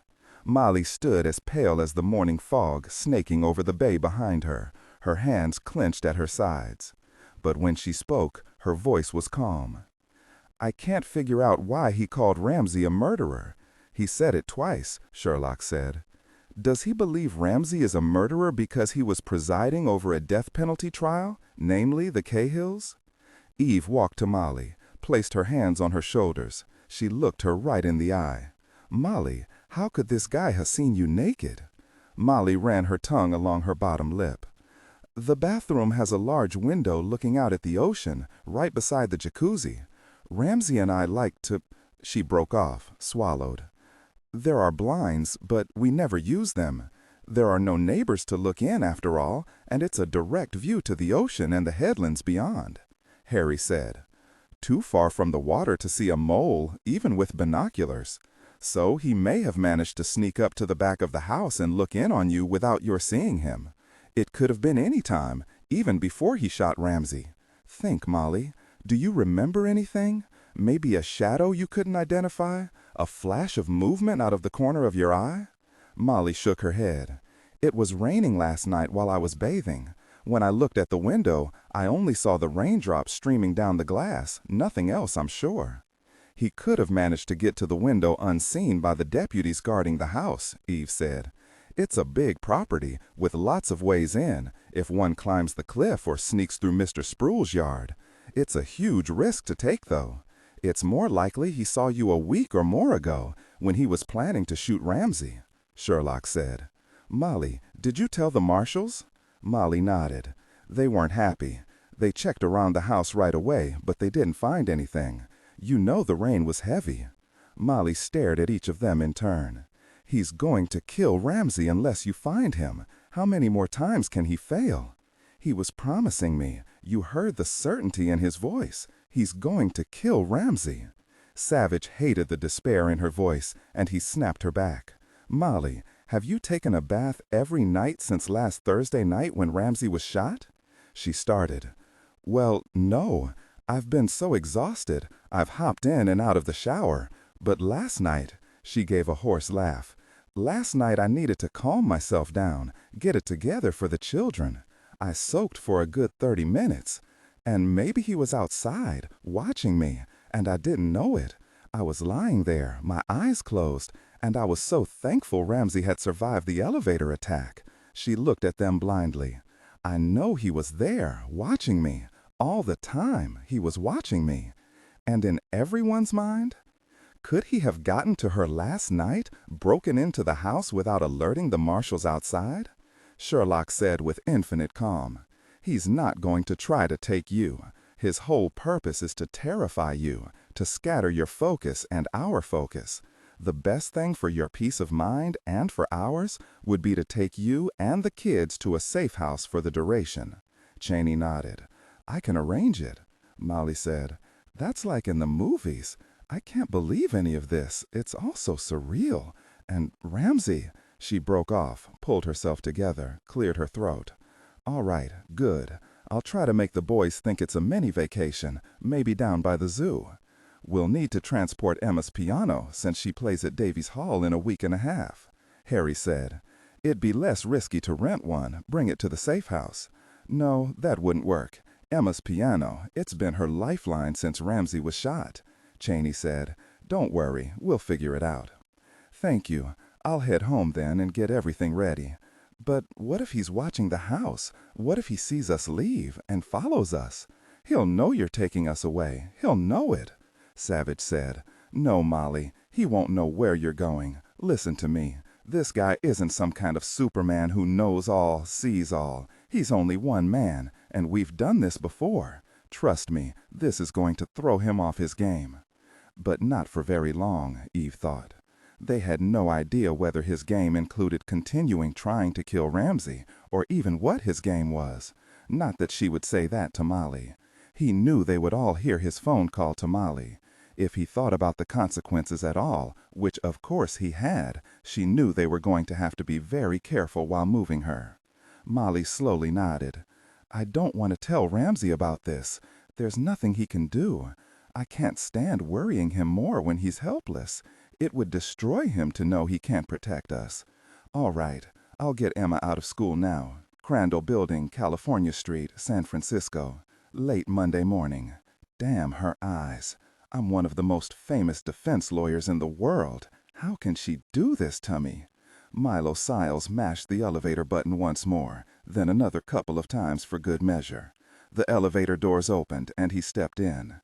8 other people surrounded him, most taller than he, and he felt the familiar punch of claustrophobia. He closed his eyes and thought about the .38 he'd left in his glove compartment. He'd managed to wheedle a permit for it, not an easy task in San Francisco. It was a good thing he'd left it there, or he might have shot the selfish cow in her greedy moron of a lawyer. How demeaning it was to be forced by a lame-brained judge to meet with a lame-brained mediator on the 12th floor of the Crandall Building, in her lawyer's conference room, to listen to her lawyer demand $500,000 from him every single year for the rest of her selfish, self-centered life, plus the house in Claremont, plus the shares in the vineyard in Sonoma, plus support for their 2 boys until they were 18. $500,000 a year. Milo was so angry at his soon-to-be ex-wife's outrageous demand, he'd nearly outshouted his own divorce lawyer. And that officious cow of a mediator had counseled that they all take a deep breath and sit back and close their eyes for a moment. And then what? Sing Kumbaya? He wouldn't be surprised, not in San Francisco. Redemption. He'd taken that deep breath and closed his eyes anyway, and that did help him relax. because what he saw was a huge number of zeros flashing in front of his eyes. The $10 million or so he had stashed in his holding company in the Grand Cayman Islands.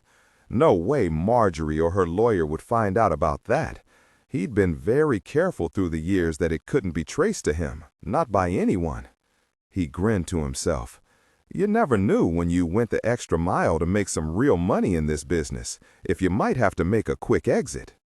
This trial with the Cahills was a disaster, but at least it had pushed his nest egg up to that nice round number, more like the nest omelet he'd always wanted. He should never have taken the risk of defending the Cahills' worthless butts after they screwed up and got themselves indicted for murder. The case was hopeless from the start.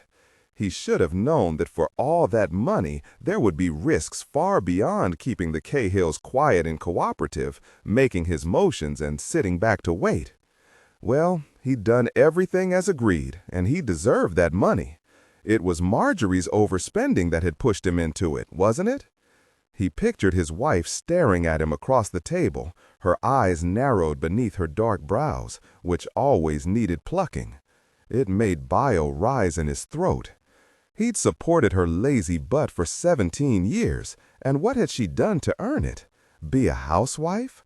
As in, be the loving wife who tended the house, took care of the children, maybe cooked the occasional dinner? That was a joke. Marjorie had a maid, a cook, and a gardener, and a nanny when the boys were younger. She did nothing at all useful, spent her hours on herself and on her idea of playing, whatever that happened to be. She'd probably had a half-dozen lovers, all of them buff and 20 years younger than she was. He knew it to his gut, and it was he who had paid for them. When he'd stormed out of that ridiculous meditation session with her lawyer, the lead-faced dyke who didn't make any bones about hating him, Marjorie had come up behind him and whispered in his ear. Easy for her to do, since she was 2 inches taller than he, the cow. I know more than you think, Milo, about this Cahill trial, about how you've cheated your firm. Think about it, dear. $500,000 a year is a lot better than sharing a cell with Clive. He turned on her, his mouth working with no coherent words at first.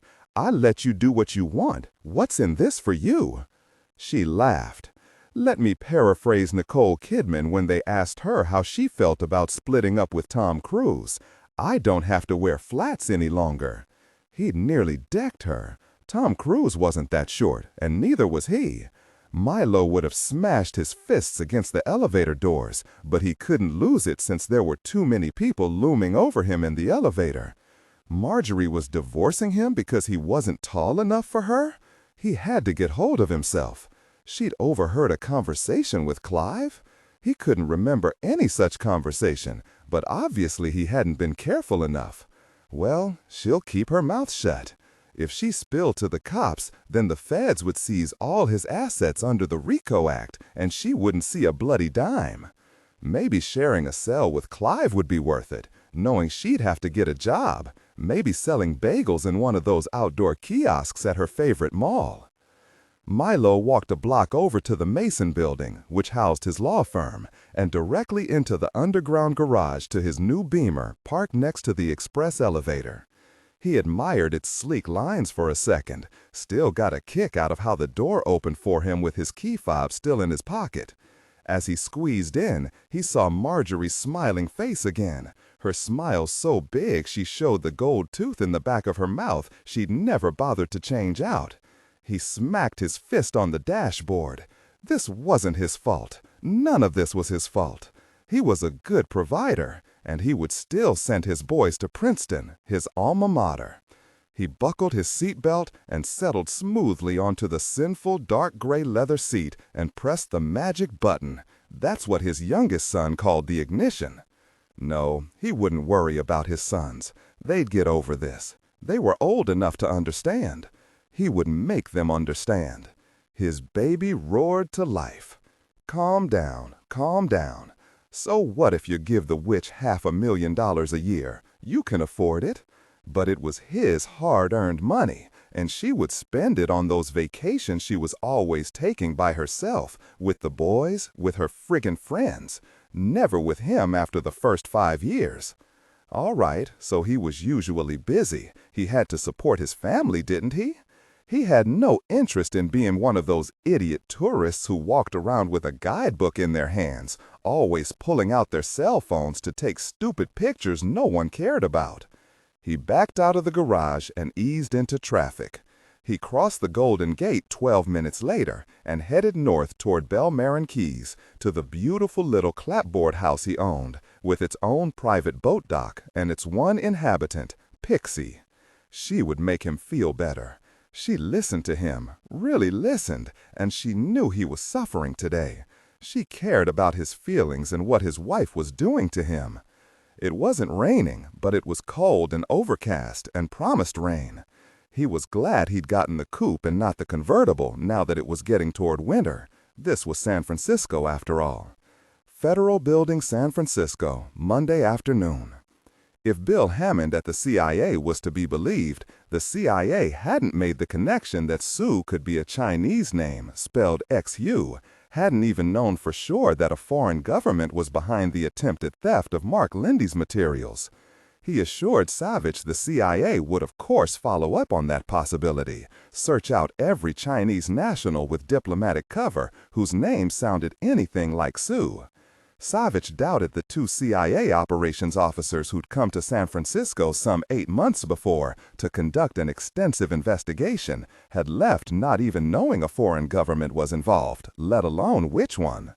It really didn't matter now, Savich thought, since the game had changed. Now that they had a name, the CIA would be back in the investigation, trying to crash the party and take the cake. Savich figured he had one last shot at the Cahills before CIA operations officers arrived.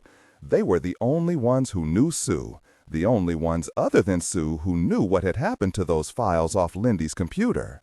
He sat with Eve again at the same scarred table in the interview room. "I'm glad you're still wearing a ponytail," he said to her as the guards brought Cindy and Clive Cahill in. The first thing out of Clive's mouth when he saw them was, "The guard said you wanted to see us again, Agent Savich." You wouldn't believe, or maybe you would believe, what kind of language Milo Siles used when he found out we talked to you without him on Friday. He tried to make us promise we'd never do that again. But Cindy and I we're beginning to wonder a bit about Mr. Siles, and that's why we agreed to see you without him. It's about time you're finally realizing Mr. Siles isn't in your corner, Savich said. Tell you what, Clive, after we talk, you and Cindy can consult with Mr. Siles if you feel the need. How's that? Clive and Cindy shared a look, and Clive slowly nodded. No harm in listening, at least until you bore us. He looked at Eve. You're quite the little hero, aren't you, doll? It's all over the news how you saved Judge Hunt's life, threw yourself on top of him in that elevator, and took 3 bullets in the back. How good are the Kevlars nowadays? You sore? Eve smiled at him. You bet. Cindy said, a pity the guy wasn't a better shot and splashed your brains all over the judge. Eve turned her smile to Cindy. My brains are relieved that didn't happen. It's true. I'm still a bit sore, but you, on the other hand, are still wearing chains and brushing your teeth with your fingers. Nah, Clive said. This is a class joint. We even got toothbrushes. But you have a point. They're not electric. Eve said nothing more. She didn't want to tangle with either of them, at least not yet.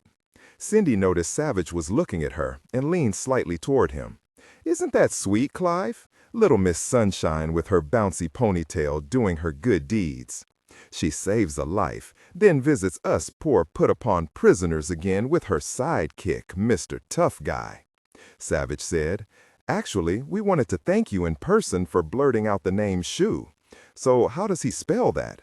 X-U or S-U? Sue, maybe? At any rate, he's Chinese, and he's your handler. We know he's fluent in English, and no one has yet pegged him as Asian, so he's either very good at disguises or he's an American. Is he American?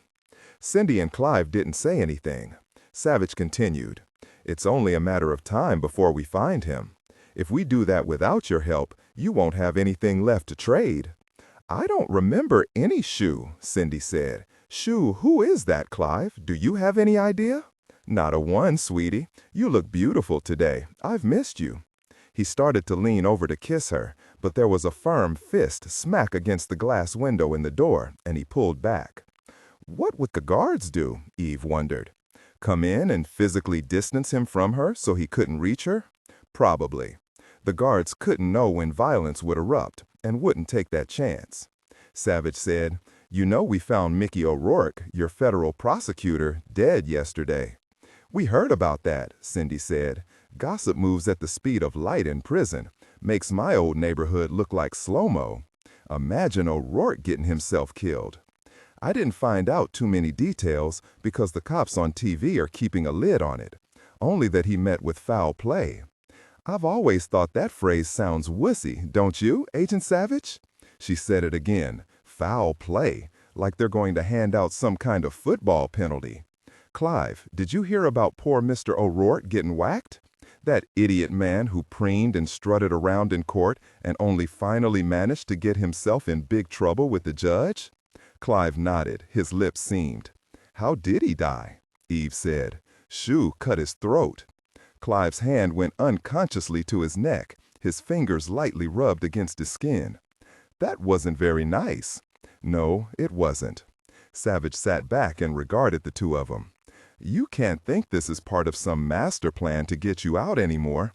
It seems to me Shu is snipping off loose ends, killing anyone who might know who he is. Do you want to know who the big whopper loose ends left are? He suddenly sat forward, pointed at one, then at the other. You and Cindy. The Cahill's eyes met briefly, then Cindy laughed. That's a stretch, isn't it, Agent Savich? Unbelievable, that's what it is. We've been in this lovely facility now for 8 months, 14 days. 13 days, Clive said. Cindy shook her head. You know I believe 13 is unlucky, Clive. Nope, this is the 14th day. Being here means we're safer than you two are driving on Highway 101 at rush hour.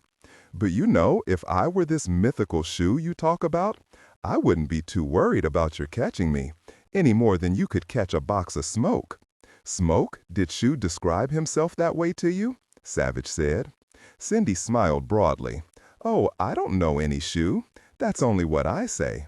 I mean, he's leading all of you around by your noses, isn't he? Eve said. Shu has managed to get away so far. But Smoke? When we take him down, we'll ask him how he wants to style himself then. Clive said. Yep, the guy sure made you look like incompetent morons. Oops, I guess I shouldn't say that, should I? You might order up the waterboarding. Eve leaned forward.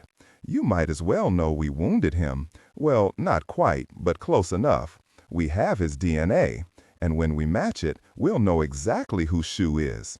You know the CIA will have his prints, even if Shu is a brand new alias for him. As Agent Savich said, it's only a matter of time. And Eve sat back, crossed her arms over her chest, and continued. The CIA is coming back soon to talk to you again. She gave an elaborate shrug. Waterboarding? I hear they don't use that anymore. Old hat now. The CIA has much better methods. You know they've got a lot of motivation to find out everything you know, since Mark Lindy's project was highly classified. They won't even tell us about it. Believe me, everybody wants to catch this guy before he leaves the country. So Agent Savich and I have been talking with the U.S. Attorney, and he's willing to make you an offer if you tell us what you know. The Cahills were silent again, but there was something in the air between them. Fear? Of Shu getting to them? Savich picked it up. Suppose for a moment you get out by some quirk, even on bail. Shu would have every reason to kill you. Eve shrugged. Of course, if you wait until the CIA gets here, they could bollocks everything up. Or Shu could be captured or killed. Either way, we wouldn't have anything to offer you then.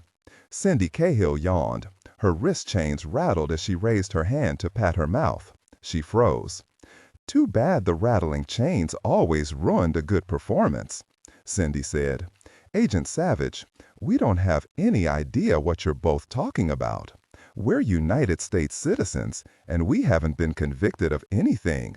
You can't think we believe the CIA is going to haul us off to Guantanamo Bay? And we didn't steal anything, Clive said, his voice parroting Cindy's tone, as convincing as his lawyer's. Cindy and I have maintained our innocence throughout this debacle. We know nothing of this shoe or O'Rourke's murder or the 2 attempts on Judge Hunt's life. We don't know anything at all. We're in jail. Get over it. I'm getting bored, Clive, honey, Cindy said. Me too, sweetie, Clive said. But hey, at least we get to see each other. Eve knew they weren't getting anywhere fast. It was time to get down and dirty. She said, "Surely you two are smart enough to realize you could be convicted on half the evidence the prosecutors have. You are both going down, and that means all the way down to a lethal injection." Clive smiled at her. "I thought you said the CIA was going to haul us away, never to be seen again." Eve turned to Cindy. "Tell me, Cindy, do you have any idea what you're going to look like in 5 years, 10 years, in 15 years, right before you get the needle in your arm? Let me tell you what I've seen. You'll probably exercise for another year to keep your body in shape, but you'll be fighting a losing battle. They feed you lots of carbs and fat, and you'll gain weight because there's not much else to do in prison but eat. After a while, you'll stop exercising. I mean, why keep it up? Who is there to admire you? A bunch of women who could view you as too pretty and hate your guts and hurt you? Your skin turns pasty in jail because there's not much sun available to you and no good beauty creams.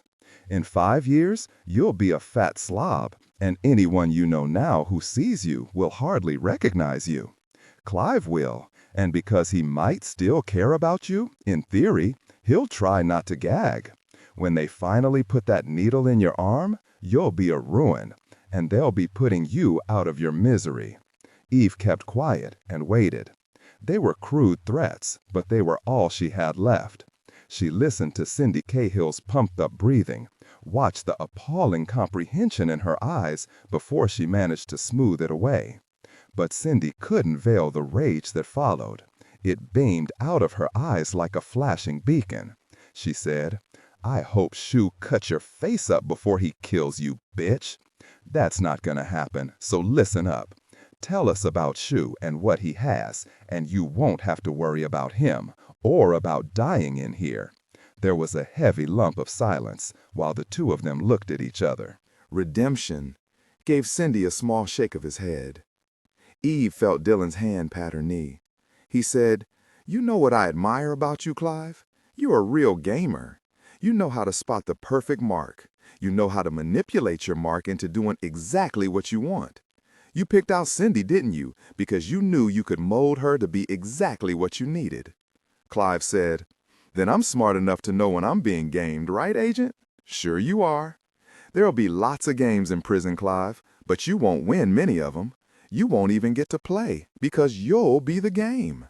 The inmates will recognize you fast enough as a GQ sort of guy who's used to the good life and sees them as a bunch of low-life yahoos. Believe me, they'll detest you on sight. They'll make you very sorry you look good, Clive. The chances are they'll make you their bonus buddy, at least for a while, as long as you're looking good. After that, it depends on how bored and sadistic they are." Eve heard the tension in Clive's voice. "Come on, that sort of thing doesn't happen anymore.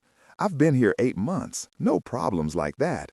Sure, there are disagreements among the inmates, but nothing violent, nothing sexual." Savich shook his head at Clive. "This is local lockup, Clive, not a big bad federal prison where you're headed. Did Milo Silas try to convince you that if you're found guilty, you'd be headed to one of the federal country clubs for B-felons? If he did, he lied. No, you're going to a place designed for people like you, violent felons and cold-blooded murderers, there to mark time on death row. You're a thinking man, Clive. I told you I admire that. But you're not a tough guy. You won't be able to protect yourself. And you won't have any money to buy yourself out of bad situations. Actually, I doubt you'll even last to the end of all your appeals unless they put you in solitary. At least you wouldn't get a hunk of soap pushed down your throat in solitary. On the other hand, who wants to spend the rest of his life in a concrete box by himself? The only sound in the small room was the hitch in Clive's breath. Clive cleared his throat. "What sort of deal are you offering?" Cindy hissed at him, but Clive didn't look at her. Savich said, "The death penalty's off the table. You'll get 25 years, but it will be in a kind of prison you can look forward to walking out of instead of being carried out in a green body bag." Clive looked at Cindy, but her eyes remained on Savich's face. "This is bull, Clive. Don't listen to them. They're playing us," she said to Eve now, venom pulsing in her voice. "When I get out, I'm going to kill you if it's the last thing I do." Eve's eyebrows shot up. "What did I do to you?" "I've told you the truth, nothing more, nothing less." Eve sat back, touched her fingers to her ponytail. "Do you hate me because I look healthy and clean and my breath is fresh and I can drink Starbucks coffee every morning if I want to? Get off your high horse, Cindy. I'm not the one here who murdered Mark Lindy. Tell us the truth, and you might survive to see the light of day outside of a prison." Savich watched Clive lean again toward his wife, but at the bang on the door window, he pulled back. He licked his lips. They were dry and peeling. "Not that handsome now, are you, Clive?" Cindy Cahill rose to her feet, her chains rattling. "I know 25 years is way too long. You bring the prison time down with the possibility of parole, and we'll think about it. Clive, keep your mouth shut." He nodded at his wife, but Eve saw him swallow convulsively. Good. He was scared, as well he should be. So was Cindy. She was simply a better actress. Eve wondered if Dillon could get the federal prosecutor down even more. She was of two minds on what should happen to these two violent, greedy people, but protecting Ramsey trumped everything else. Savich watched the guards walk them out. He doubted either of them would be speaking to Milo Silas about the offer. St. Francis Wood, San Francisco, Monday afternoon. Emma hovered around the three big men as they tenderly eased her prized ebony Steinway out of the moving van, positioned it onto the big rollerboard they use for pianos, and carefully pushed it from the driveway onto the side flagstone walkway. The drizzling rain had stopped for a while, which was a relief, since Molly knew Emma would have tried to plaster herself on top of the waterproof tarp over her piano to make sure it stayed dry. As for Molly, she was relieved to see the pinched look gone from Emma's face. When Emma had come into the principal's office at her school on Lake Street, her face had been frozen with fear until she'd seen Molly standing there, smiling. Still, Molly had said immediately, "Your dad's okay, Emma." She'd pulled her shaking daughter against her and said again, "He's fine, I promise you." Now, I've decided it's best for us to leave our home for a little while.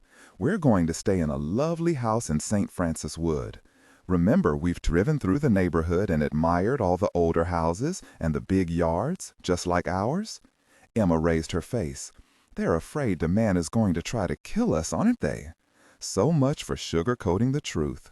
Everyone wants to make sure we'll be safe. That's all there is to it. Emma said with great patience, "Mom, I'm nearly 12. Tell me what's happened." Molly nearly lost it then, but she wasn't about to tell her daughter about the message the man had left on the machine. "Nothing happened. I only want all of us to be safe. You trust me to take good care of the boys, but you won't tell me the truth? So I'll know what's going on? So if something happens, I won't be surprised?" Good point. It's possible a man came onto our property last night. Everyone wants us out of there until they catch the man. The marshals didn't see him? You know how many ways there are to sneak close to our house. He may have climbed up the cliff, and there'd be no one to see him unless he went around to the front of the house. It will be much easier for everyone in the house we're moving to. Emma squeezed her mother tightly to her. "It's all right, Mom. We'll get through. The boys will think it's a cool game. I'll help." Molly had hugged this precious human being tightly in return, whispered against her hair, "We're bringing your piano." Those few words had earned her a quick smile from her daughter. Molly watched the men maneuver Emma's piano to the base of the 3 front steps of the large Mediterranean house. Savich looked at Harry, and they tried to join them in carrying the piano up the steps, but the foreman held them back. "Thanks, gentlemen, but we can't have you hurting yourselves. We've got this." One of his young assistants, who had a tall red mohawk, said between grunts, "It's the insurance he's worried about." "You're right, though. This freaking sucker's heavy." Emma hung back, ever watchful. Molly was standing inside the doorway, one eye on the twins, who were examining every inch of the living room, and the other on Emma. The Steinway had never been moved an inch since it was reverently placed in their home in Seacliff 5 years before. This was a huge deal for Emma, and on top of everything else. How could Emma function? How would she react? Could she still see herself playing in front of a huge audience at Davies Hall in 9 days? Molly saw her smile at Red Mohawk, who was grunting big time, just for her, and hoped. Once they carried the piano into the entrance hall, Red Mohawk grinned down at Emma. "Your mama said you're a big deal, that you're so good you even play with the San Francisco Symphony. That true?" Emma never knew what to say to this sort of question. She was aware her mother was watching her, ready to speak for her, but she knew she was old enough to answer for herself. "I'm not playing with the orchestra this time. I'm playing by myself, George Gershwin's Rhapsody in Blue, a week from Wednesday. I don't know if there are still tickets left, but you could ask." "What's your name?" The young man laughed and touched his bush of hair. "You can call me Mohawk. Let me see the size of your hands." Emma held up her hands. The young guy studied them, placed them palm to palm. "Unbelievable," he said. The foreman said, "Do you know what my name is?" "I'm Sam Davis, but there's no relation." Emma stared at him. She didn't have a clue what he was talking about. "Sammy Davis, Jr. He was one of the Rat Pack," he said. But Emma was still in the dark. He grinned at her. "Ask your dad, or maybe your granddad. One of them will know." Once they lifted the piano back onto the rollerboard, Emma trailed behind them as they steered the Steinway through the doorway into the long living room. "Here," she said, "in this corner, wide part of the case out." When the piano was placed exactly, Red Mohawk brought in her piano bench and set it just so in front of the keyboard. Emma looked at each man in turn. "Thank you for taking such good care of my piano." Red Mohawk said, "Play us something if you really want to thank us." Gage, whose hand was now being firmly held by his mother, shouted, "Emmy, play them the theme from Star Wars." Cal shouted louder, "No, the theme from Jaws." Emma grinned at her little brothers, sat down, and played Nobody Does It Better. There were whistles and applause, and a couple of boos from Cal and Gage. When the movers left, Emma took Gage and Cal upstairs to show them their new bedroom, the twins chattering away in the twin talk they spoke when they didn't want anyone to know what they were saying. Molly waved her hand around the living room. "This is very nice. How had you managed to get us this beautiful house on such short notice?" Savich said, "The house is for sale. When the owner found out Judge Dredd needed it as a safe house for his family, he offered it to us immediately." "It has some of the feel of our home," Molly said. "Built a long time ago and beautifully remodeled." Her voice hitched, and she added quickly, "Come along, I'll make us all coffee." "Tea, Dillon?" She motioned away Sherlock. "No, let me do this. At least I still have control over making coffee." When they were all seated around the authentic-looking fake Chippendale dining room table, Molly said, "The red and cream walls blend so well with this rich furniture. It makes this room oddly peaceful. Thank you all so much for coming here with us. It makes this all less difficult." Sherlock said, "The backyard is fenced in, so the boys will be fine.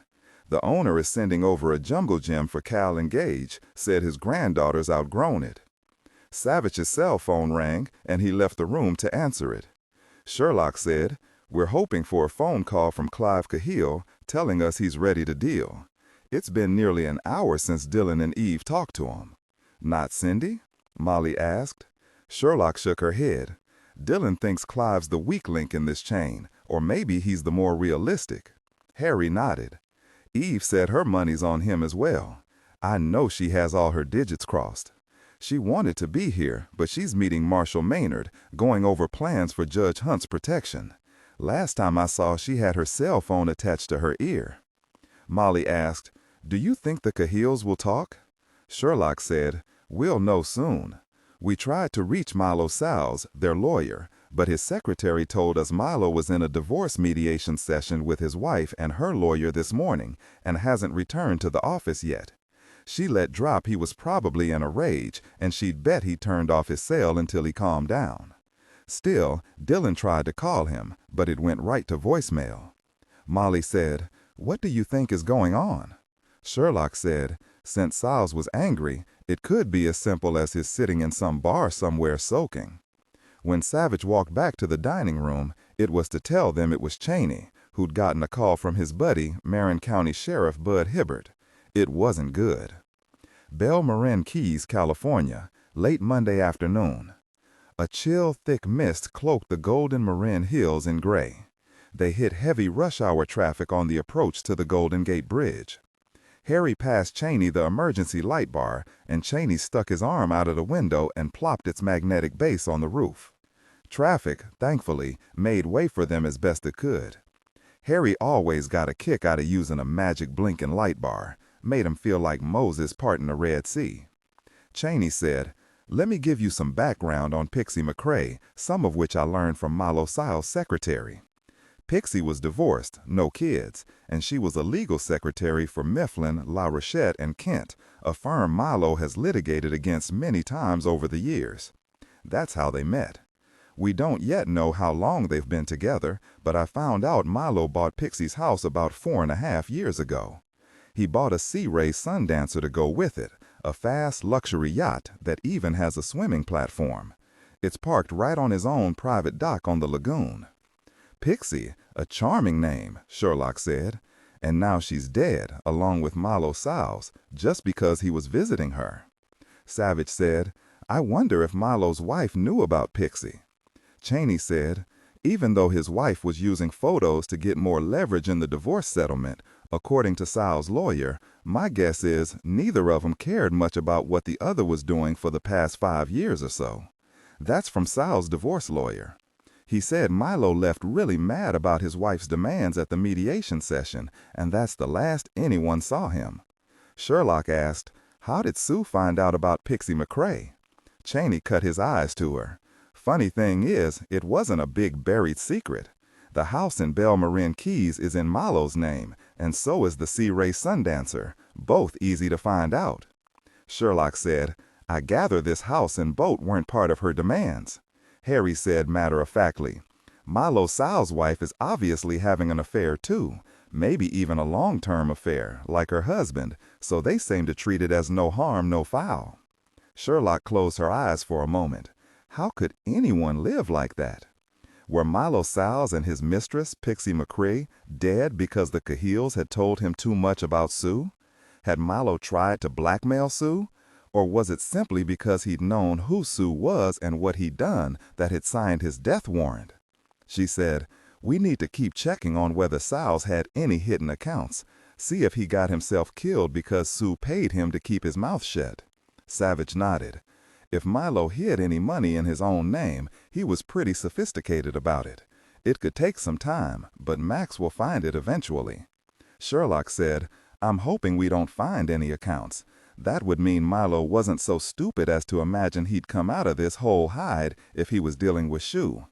And Pixie McCrae, who probably hadn't known anything, hadn't done anything to anyone at all, was dead too." Cheney kept the lights flashing until they turned east off 101 on the Belle Marin Keys exit. They drove through an industrial area, then wetlands, and finally past some palm trees lining the road on both sides. The closer they moved toward San Pablo Bay and its myriad waterways, the heavier the fog became. The roadways crisscrossed around the lagoons, the fog blending with the water like a surrealist painting. The rain picked up and the gloom deepened. It was nearly dark now. Cheney said, "On a sunny day, this is a beautiful area, fairly affluent, with hundreds of homes sitting either on a lagoon or on Novato Creek. All the lagoons have access to San Pablo and San Francisco Bays, as you can see from all the boats. I have a friend who lives not far from Pixie's house, on her same street. I wonder if he knew Pixie McCrae. Maybe he's even seen Milo Salles at her house." Cheney turned left off Belmarin Keys Boulevard on the Calypso shores. The houses were set close together, the landscaping mature and well-maintained, a great place for both families with kids and retirees. Savich said, "This is very nice. However did you manage to get us this beautiful house on such short notice?" Savich said, "The house is for sale. When the owner found out Judge Dredd needed it as a safe house for his family, he offered it to us immediately. It has some of the feel of our home," Molly said, "built a long time ago and beautifully remodeled." Her voice hitched and she added quickly, "Come along, I'll make us all coffee. Tea, Dillon?" She motioned away Sherlock. "No, let me do this. At least I still have control over making coffee." When they were all seated around the authentic-looking fake Chippendale dining room table, Molly said, "The red and cream walls blend so well with this rich furniture. It makes this room oddly peaceful. Thank you all so much for coming here with us. It makes this all less difficult." Sherlock said, "The backyard is fenced in, so the boys will be fine. The owner is sending over a jungle gym for Cal and Gage, said his granddaughter's outgrown it." Savich's cell phone rang, and he left the room to answer it. Sherlock said, "We're hoping for a phone call from Clive Cahill, telling us he's ready to deal. It's been nearly an hour since Dillon and Eve talked to him." "Not Cindy?" Molly asked. Sherlock shook her head. "Dillon thinks Clive's the weak link in this chain, or maybe he's the more realistic." Harry nodded. "Eve said her money's on him as well. I know she has all her digits crossed. She wanted to be here, but she's meeting Marshal Maynard, going over plans for Judge Hunt's protection. Last time I saw, she had her cell phone attached to her ear." Molly asked, "Do you think the Cahills will talk?" Sherlock said, "We'll know soon. We tried to reach Malo Salles, their lawyer, but his secretary told us Malo was in a divorce mediation session with his wife and her lawyer this morning and hasn't returned to the office yet. She let drop he was probably in a rage, and she'd bet he'd turned off his cell until he calmed down. Still, Dillon tried to call him, but it went right to voicemail." Molly said, "What do you think is going on?" Sherlock said, "Since Salles was angry, it could be as simple as his sitting." Redemption? Cheney pulled Eve's Suburban up to the curb about a half block from Pixie's house, the closest available spot. The houses blocked the view of the lagoons and the boat docks, but they could see the water at the end of the street and the lock where boats came through. They huddled under umbrellas and walked quickly to the house. There were half a dozen Crown Vics, a couple of them haphazardly parked in the driveway, others against the curb, one up on the lawn. The county coroner's van and the county's crime analysis unit van were parked in the middle of the street, blocking traffic. Neighbors were standing around, staring and talking, looking generally horrified, huddled beneath umbrellas and awnings as the rain beat down. The white wooden house was a single story with a big solar panel on the roof, built some 30 years ago. It still managed to look stylish, its 3 palm trees in the front yard adding a bit of tropical charm.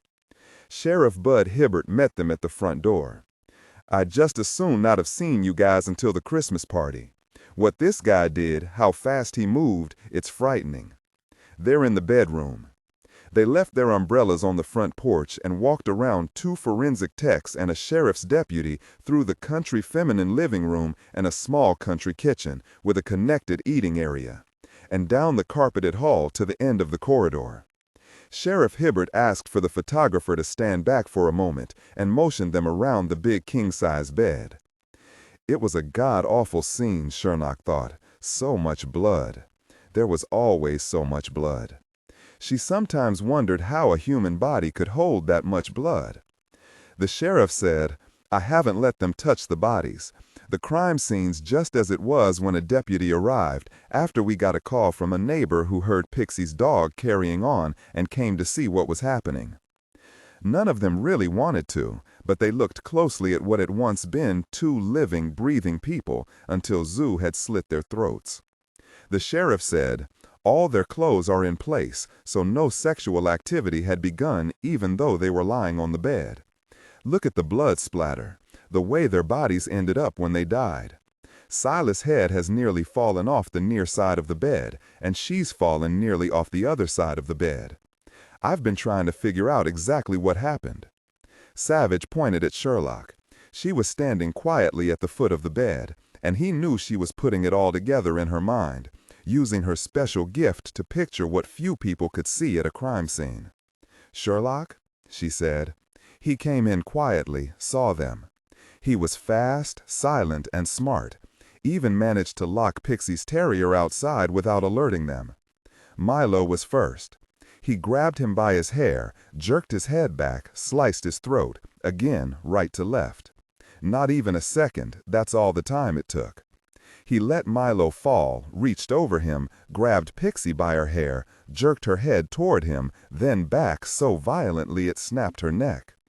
When he sliced her throat, he must have been staring down at her, watching her eyes as she realized she was dying.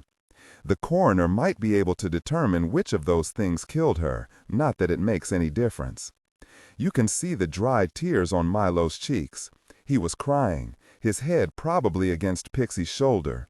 She was comforting him. Sheriff Hibbert stared at Sherlock for a moment. He said slowly, "Yes, I can see that now. Thank you." Cheney said, "Milo came to her for comfort, and he got her killed." Sheriff Hibbert said, "Let's back out now. Let the coroner and the CAU people do their jobs." Sherlock paused. "The CAU?" "Yeah, the Crime Analysis Unit. That's what we call our forensic section." Sherlock said, "Of course. We're from the CAU in Washington, the Criminal Apprehension Unit." Sheriff Hibbert said as he walked them to the back of the house that gave onto the waterway in the boat dock. The neighbor, Mrs. D. Cotter, saw Pixie's terrier, Bob. He was locked out of the house, and that surprised her, since it was raining. She knocked on the door, found it wasn't locked, and found them. She told us Milo was a twice-a-week fixture at Pixie's house, her longtime boyfriend. He was always polite, spoke to the neighbors who spoke to him, and made Pixie happy. She said it was sort of a joke with Pixie, always saying, "Why marry a man and put up with the toilet lid being up all the time? Better to have him visit, orderly and planned, and that was the way she liked it." The neighbor didn't know Milo was married. Mrs. Cotter took Bob. Last time I saw her, she was petting him, kissing him over and over, and crying. It's nearly dark, so canvassing the neighborhood is tough, and the damned rain doesn't help. We don't believe it was raining when the killer got here, so hopefully someone saw a stranger, a car, something. We also have men over on Caribe Isle, that's the spit of land across the water, interviewing everyone along the street. There's a small park at the end of the spit and a narrow beach with a nice view of the back of all the houses along this street, including Pixie's house. Even though there was a break in the rain, I don't know if anyone was in the park or on that skinny beach. So far, we don't have anything." Savich cursed. Sherlock was so surprised she nearly tripped over a Christmas cactus on the wide back porch. Savich said, "I just realized Zoo's got two major loose ends left, the Cahills. You know he's going after the Cahills. Ramsey at least is safe from him for the moment. He got Eve on the first ring. Barbiere. He's going after the Cahills next. I know in my gut he's got a pipeline into the jail. Zoo has to know they're going to flip on him now he's killed Silas. Eve, get over to the jail, get them to safety." When Savich punched off, he said, "She's going to bring the Cahills to the 20th floor, put them in one of the pre-court holding cells." They stood under the wide porch and looked out over the water to Caribe Isle, listened to the waves bumping against the dock. It was dark and miserable, the rain coming down in torrents. A deputy sheriff strode through the rain from the neighbor's yard, a black umbrella over his head. He shouted, "Sheriff, we got a winner." They'd found an old gentleman on Caribe Isle who'd been walking on the narrow beach beyond the small park. He had a straight view to the back of Pixie McCrae's house and her dock. He was chewing on his pipe, since he didn't smoke anymore, he told the deputy, hurrying because he knew the rain was going to start up again, and that wasn't good because Pearlie, his bulldog, hated to do her business in the rain. He said it was nearly 4 o'clock when he saw a small outboard motorboat come through the lock, turn left, and motor to Pixie's dock. He saw a man climb onto the dock and go into the house. Did he see the man leave? Nope. Pearlie was through doing her business, and it started drizzling again, so he took her home. Zoo had come by boat, just as he'd done the night he'd motored the Zodiac to Seacliff and shot Ramsey. They went to speak to Mrs. D. Cotter, Pixie's neighbor, but she was in shock, numb. She was crying again, holding Bob close, both of them shivering in disbelief and horror at what had happened, here, in Belmarin Keys, and nothing ever happened here. San Francisco, Monday night. Zoo stood beneath the striped awning of Maury's Deli on 7th Street, looking through the rain at the Hall of Justice across the street, and waited. It really didn't make any difference that he was there, because there wasn't anything more he could do. But even if he couldn't control what would happen, he wanted to be close. He hated feeling impotent. He'd had no choice but to put his trust in people he hardly knew to carry out his plans, too often a recipe for disaster. His Chinese trainers had dinned into his head over the years never to give anyone else a task that was critical to a mission. Redemption. And nothing could be more critical to him than Cindy and Clive Cahill dying tonight. It was at moments like this that he wondered what his life would be like if he had stayed Joe Keats, the name he'd picked for himself when he was 18, and tired of having Jean Shu mangled and then mocked as a girl's name by the uneducated idiots in Lampo, Indiana. No one ever mispronounced Joe Keats, except for some of the braying asses he trained with in Beijing, who thought it shameful that he, with a Chinese father, had taken on an American name. He drew a calming breath. He had done what he could, and if his plans went south, he was ready to run, from the FBI, even from Chinese intelligence, if he had to. He would survive. Joyce Yang, the girl who turned him to the dark side, she'd say and laugh her husky laugh that made him mad with lust, and why not? He'd been only 20 years old. He'd loved her with everything in him, at least in those long-ago days before she'd betrayed him with a mid-rung operative, Li Han, in Chinese intelligence, and Shu had cut her throat and buried her deep near her precious hometown of Beijing, where he knew the choking sand from the Gobi Desert would score her grave until her bones were uncovered in the years to come. A fitting place for her, he thought at the time. As for Li Han, a man who looked like he was supposed to Chinese through and through, Shu had left him with a slit throat in an alley in one of the many nasty parts of Beijing, where murder was as common as girls selling themselves for a bowl of rice. Would their kids have looked Caucasian like him or like their mother, a full-blooded Chinese? He looked at his watch. 9:20 on this dark, rainy night in San Francisco. Soon he'd be drinking scotch at the Fairmont Hotel, watching the football wrap-up of the Monday night game on the big flat-screen TV in the sports bar. He whistled, realized he didn't have enough spit in his mouth. For 12 years he'd survived, indeed, he'd thrived, working undercover in the American section of Chinese intelligence. They had taken to calling him Ming Zing, the Star, because of what he'd accomplished for them. He'd learned to be ruthless in the way they respected, and yet he was charming enough to talk people out of their paychecks. Maybe his black hair was a bit too glossy and coarse, but no one would question that he looked entirely American, just like his mother, Ann Shu, who'd been an American history teacher at Lampo High School.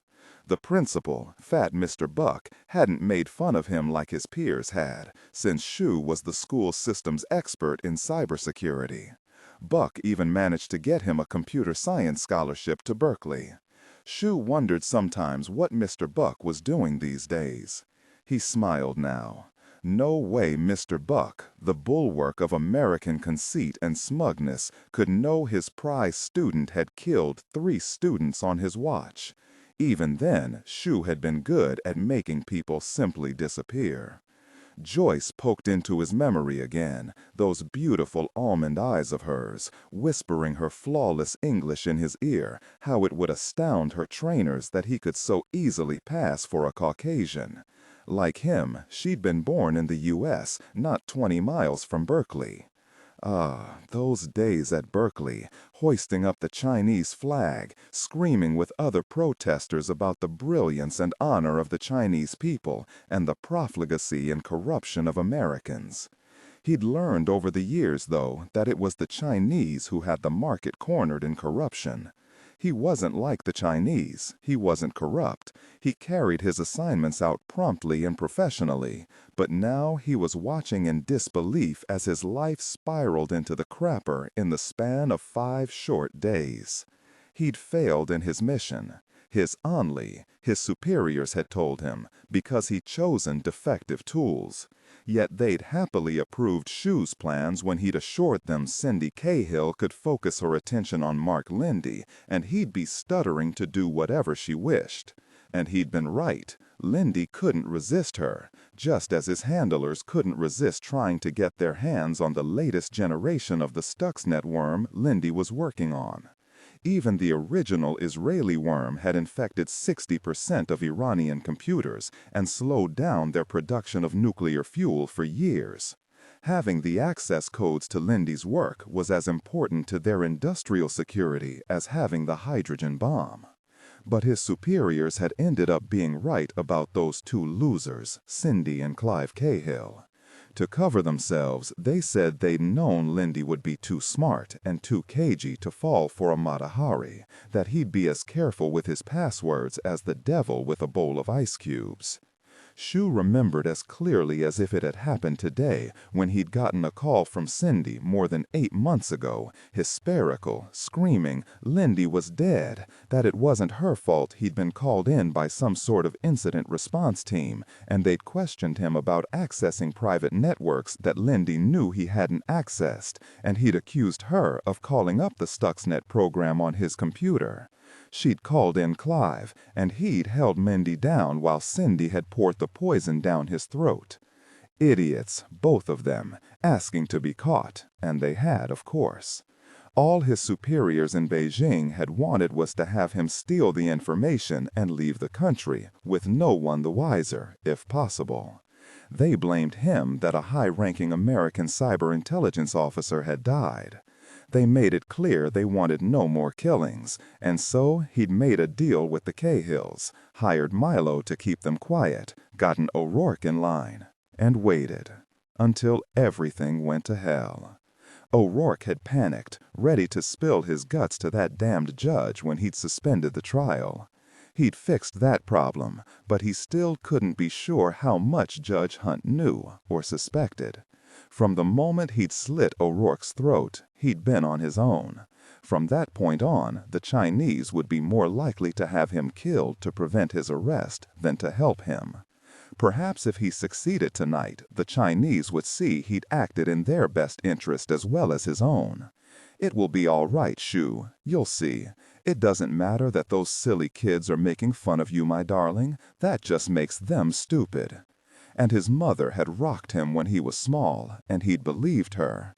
But he'd started to feel a simmering rage, a rage that seemed to encase him like a tunnel, and he knew he wanted to kill them all for mocking him. When Shu was 14, one of the bullies with a brand new driver's license had died in an auto accident, or so it was ruled. He remembered his mother had looked at him as if she knew what he'd done, but she'd said nothing.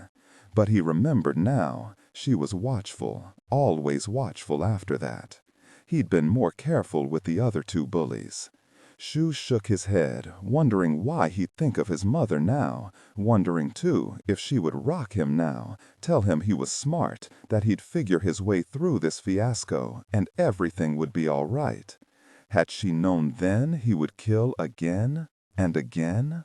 As for his father, he was grateful to the loser for 2 things. He'd forced him to learn Mandarin and had sent him to Beijing to visit his grandfather before the old man dropped over dead during Shu's last visit when he was 17. He looked down at his watch again, saw a streak of blood on his left wrist. How could he have missed it? He scrubbed his skin until the dried blood flaked off. Was it Milo's blood or the woman's? What was her name? Pixie, that was it, like some lame rip-off of Tinker Bell. No matter. Soon Billy Cochran would be dispatching Clive Cahill to hell. He knew Cochran as an angry man who'd killed before, a 3-time felon set to transfer out to San Quentin in the morning. Cochran had very little to lose and was enough of a veteran inmate to know how to kill Clive without being caught. Redemption. Had been eager enough to accept the offer Zoo had made when he'd visited him. He was leaving an aging grandmother who needed money badly. Cochran was vicious enough and would feel no remorse, but there was always the question of whether he could pull it off. He'd been caught 3 times after all. Zoo wished he could do it himself, but it wasn't possible. 9:29, 1 minute until Cochran killed Clive. Zoo himself had set the time. That was when the TVs were turned off and the prisoners were herded to the showers before they returned to their cells for the night. 9:30 exactly. Cochran should be smoothly slipping his shiv into Clive's back to penetrate his heart, and he'd fall dead without a sound, leaving trails of his blood to mix with the water going down the shower drain.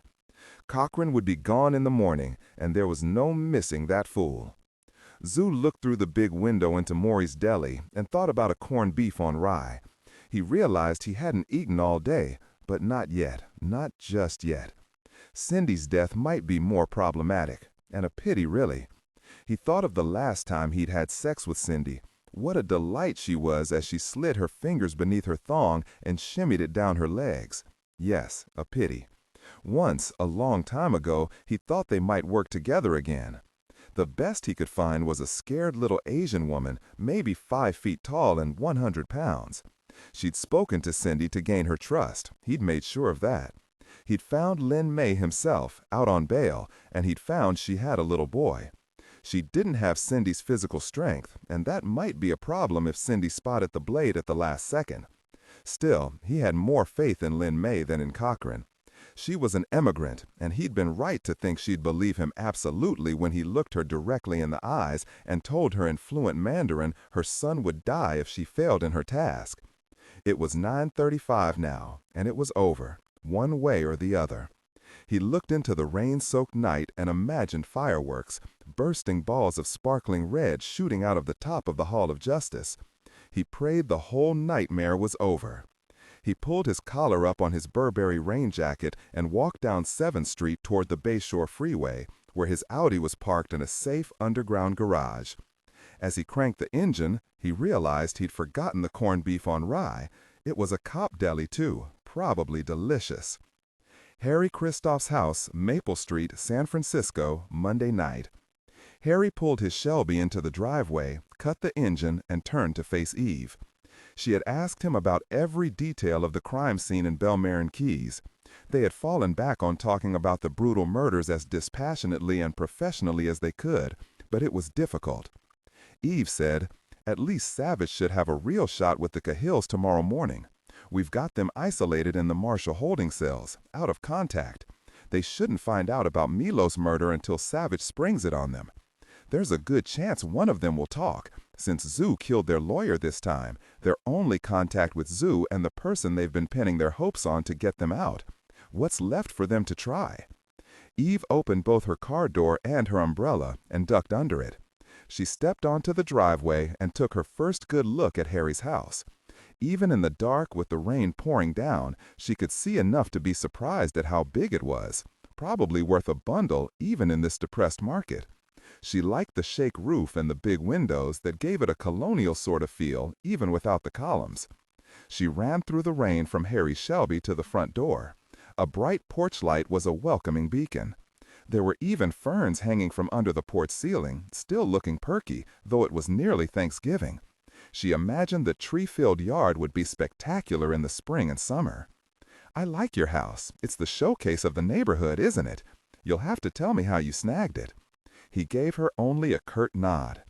It was odd, Eve thought, but Harry had seemed a bit unwilling to bring her here. But, as she reminded him, he'd been to her condo, and now it was time for her to see his digs. His wife's digs, he'd said, not looking at her. Since she'd left the Suburban at the Marshall's pool at the Federal Building, he'd offered to take her home. She knew he hadn't realized he would be making a stop first. "Everything is beautiful. You have a gardener, don't you?" He nodded. His name is Mr. Sanchez. He's been with me 6 years, comes once a week. His son helps him now." He paused for a moment as he stuck his key in the front door, looked over his shoulder at her. "I just realized I don't know his first name. He's always been Mr. Sanchez to me. His son goes by Junior Sanchez." He smiled. "Not Sanchez Jr." He pushed open the door, turned off the alarm, and stepped back for her. "Come on in." Eve shook out her umbrella and slipped it inside a copper umbrella pot. She stood in a small square entryway with a mirror on the wall above a curvy modern table for mail and flowers, but the beautiful Italian cash pot was empty. The gardeners didn't work inside.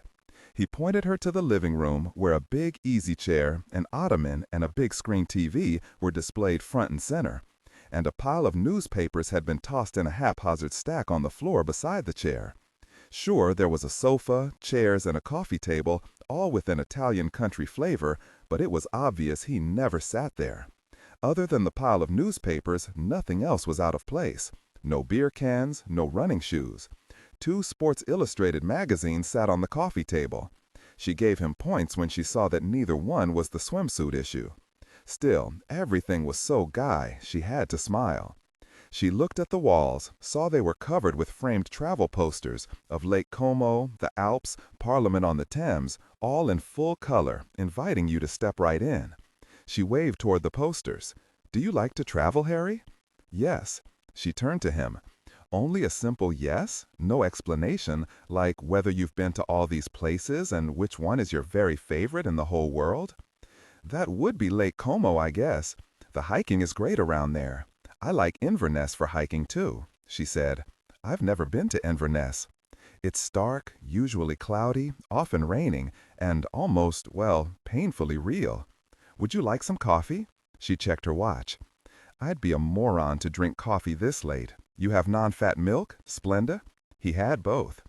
Eve watched him grind coffee beans, then measure the ground coffee into the filter and dump water in from the sink tap.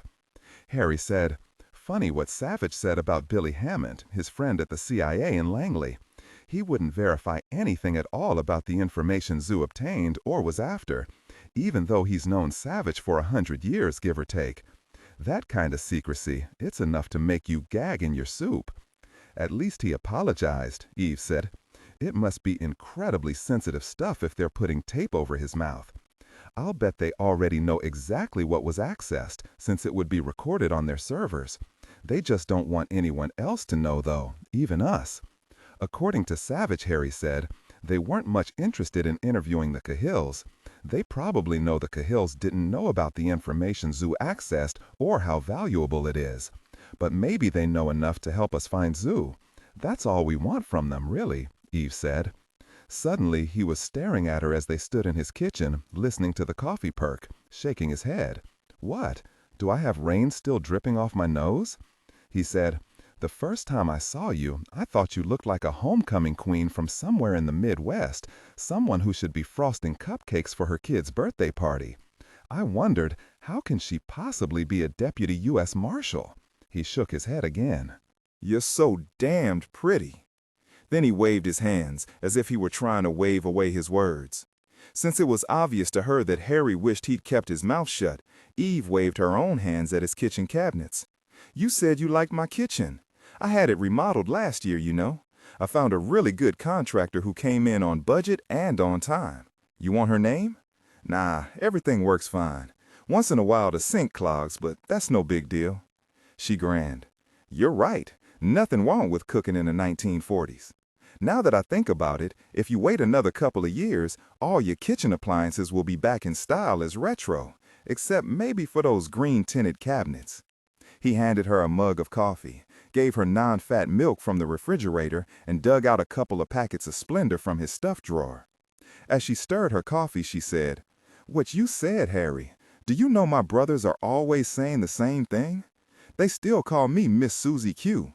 When I told my dad I wanted to be a U.S. Marshal like he is, though, he looked at me up and down and said, 'That would make me very proud, Eve. It's a great career choice for you. You'll be one of the best.'"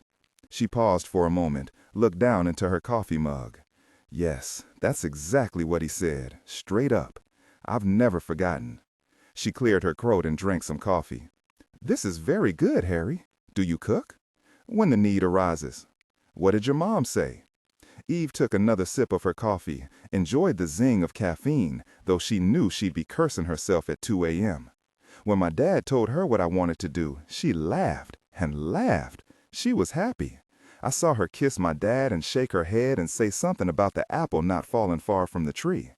I looked just like my mom, you know. It's funny what you said, Harry, because my mom was a college cheerleader. And I can still see her cutting our birthday cakes at our big kid parties, hear her singing at the top of her lungs, leading all the kids in a sing-along. I might add that everyone adored her. She was so beautiful, so bouncy and fun. She still is. Harry said, so you fell pretty close to both trees. And your dad's the U.S. Marshal in Chicago? Yep, like I told you, he's an anomaly. He served under 2 different presidents now, unlike most of the 94 marshals countrywide. Tell me about your folks, Harry. He shrugged. They live in London. Well, they do for most of the year. They love to travel, always have, and they took me with them. I guess they gave me the travel bug. She could only gape at him. Parents lived in Harrisburg, Pennsylvania, for heaven's sake, or Mineola, Florida, not London, England. Why do they live in London? He looked like he wanted to tell her to leave it alone, but he said finally, my dad's a financer. It sounds old-fashioned, I know, but that's what he says he is. What does he finance? Well, he runs Willett, Havisham, and Bale.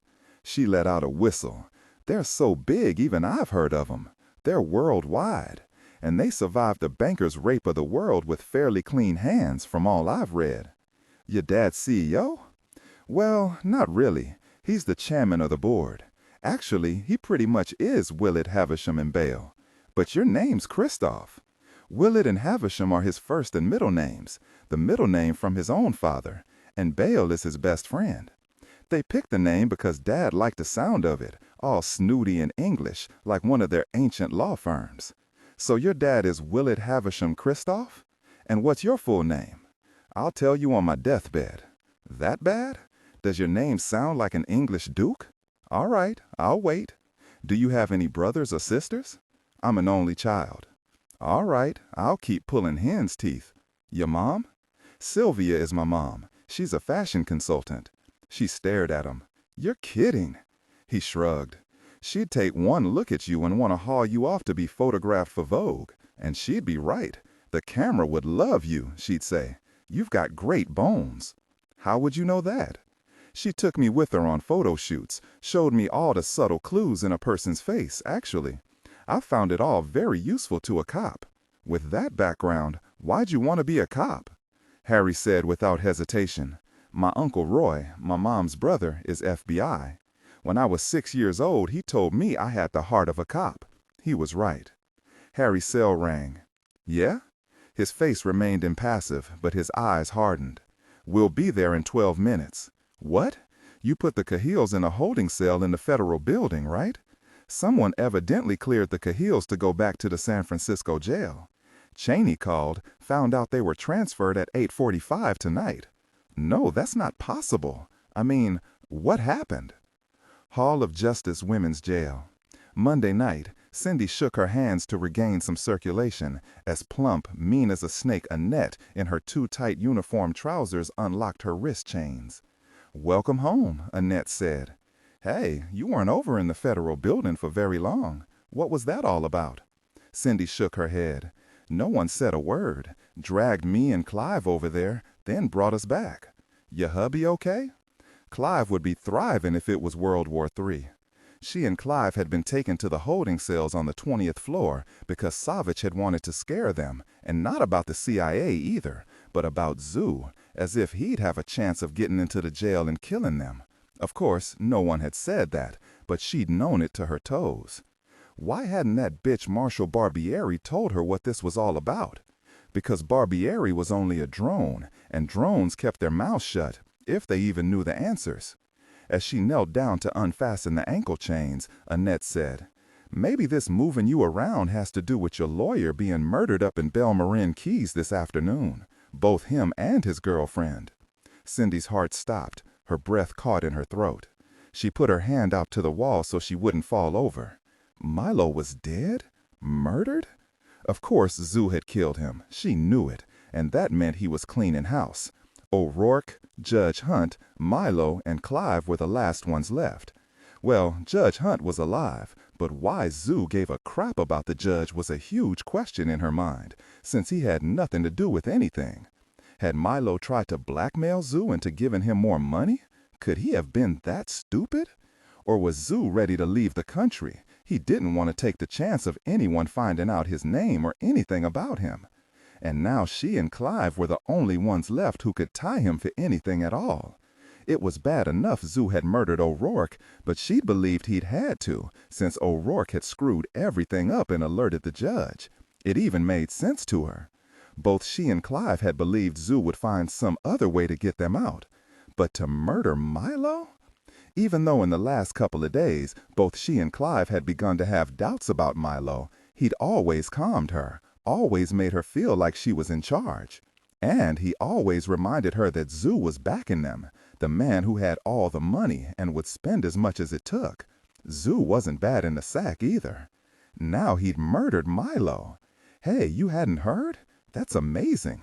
The lieutenant burps and everyone in this place knows a meatball sub was delivered before he's finished it off. No, I hadn't heard, Cindy said, and she thought, screw the 25 years. She suddenly didn't care how old she'd be when she got out of prison. At least she'd have a chance of getting out. Were she and Clive really safe here? If Zoo really wanted them dead, could he somehow make it happen? She felt fear so corrosive it was like her stomach was turning on itself. I need to use the phone. I need to call Agent Savich at the FBI. Annette gave Cindy her patented, I can do whatever I want with you since I'm the boss look, and shook her head. Nope, sweetheart. You can make your call to Agent Savich during business hours tomorrow. This isn't a hotel. Come on, time for you to shower and get your butt to bed. But it's urgent. It's a matter of life and death. Annette simply sneered at her. Like I said, Cindy, this isn't a hotel. Let's go. Cindy knew Annette wouldn't budge, and so she bowed her head and followed her to the showers. She'd call Savich first thing in the morning. She didn't pay attention any longer to the guards seeing her naked. It hardly even registered.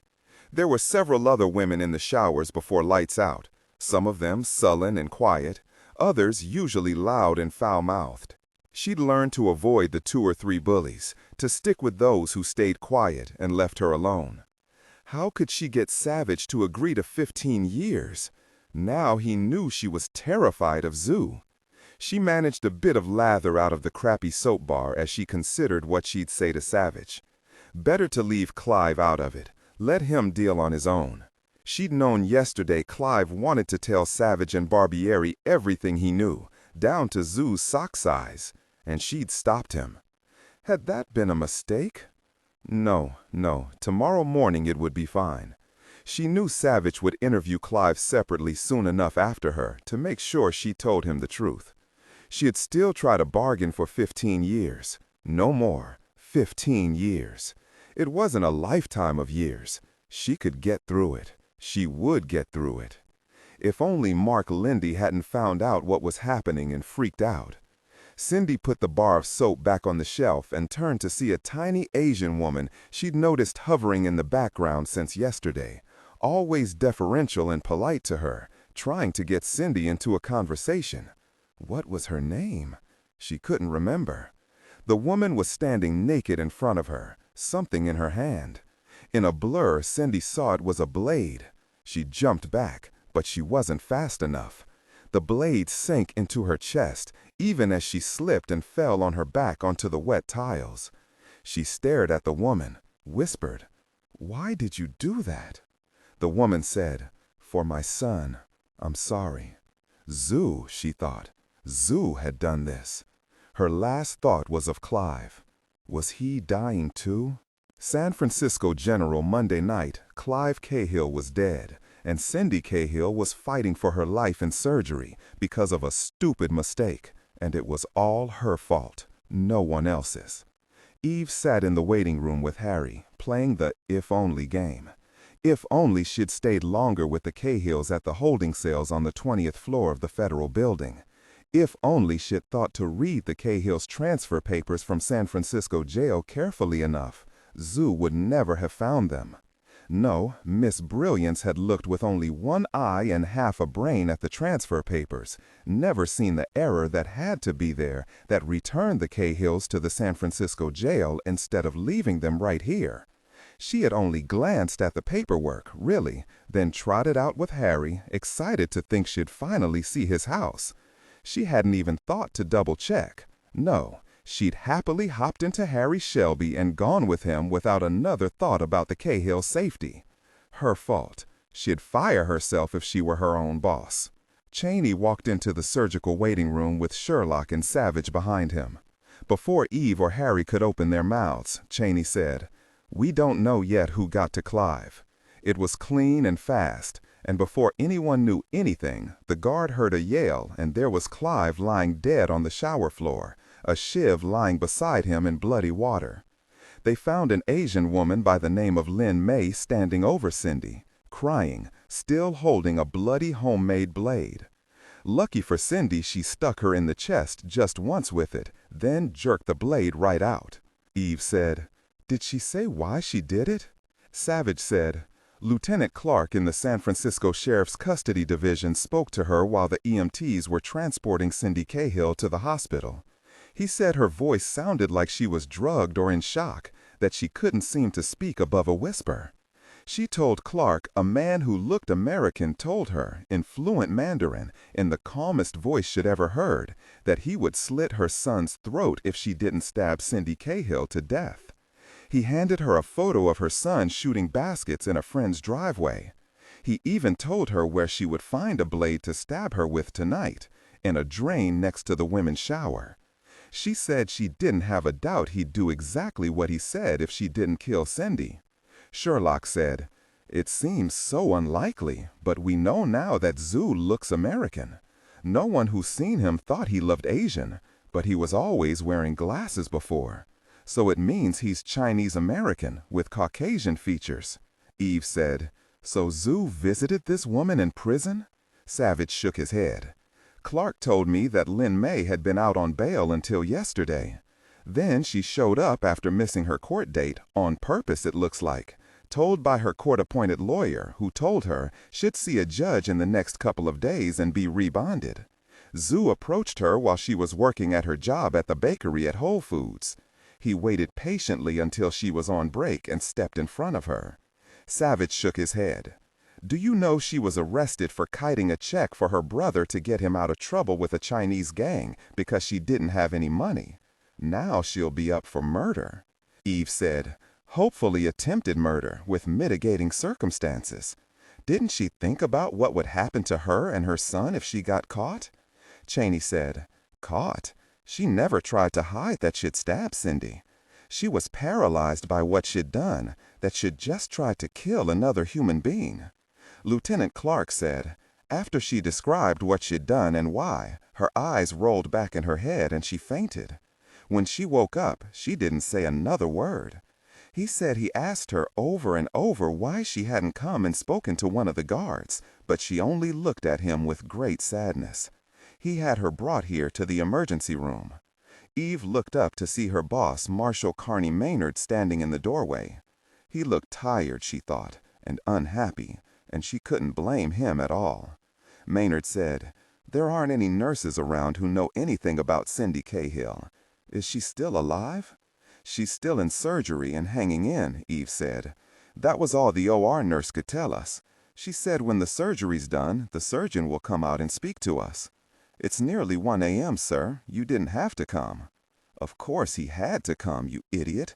He's here because of you." Maynard said, "I did have to come, Eve. Cindy Cahill is here because my people screwed up." Nice way of putting it. "No, sir, your people didn't screw up. I screwed up, and I'm singular," Eve said, and looked him straight in the eye. "Let's do this in front of everyone. I deserve it." Marshal Carney Maynard eyed her back and frowned. "How do you figure you suddenly rule the world, Deputy Barbieri?" "Sir, the truth is, I only glanced at the transfer papers. I should have studied them as carefully as I would if they had been papers bringing Gaddafi's body to the U.S., but I didn't. Maynard waved a hand to cut her off. He was more frazzled than tired, and here was Barbieri desperately trying to shoulder all the blame. It'd be easier if he could heap it all on her head, but he couldn't. He said, "Since the proverbial buck stops with me, Deputy Barbieri, I'm the one responsible." I knew the importance of this transfer, but I was watching the Monday night football game. This was the classic definition of a snafu. I'd hoped never to have one with such disastrous results under my watch, but it's happened, and now we all have to deal with it. So dial it down, Eve. He laughed. We've given our FBI contingent a fine show. Here's what happened. Turns out we had a new deputy driving the prisoner van. His partner didn't look closely at the paperwork, and so they did the run they normally do. But, turns out we had a new deputy driving the prisoner van. His partner didn't look closely at the paperwork, and so they did the run they normally do. But, XXX. Turns out we had a new deputy driving the prisoner van. His partner didn't look closely at the paperwork, and so they did the run they normally do. XXX. XXX. They drove Clive and Cindy Cahill straight back from one of our holding cells to the San Francisco jail. That's simple.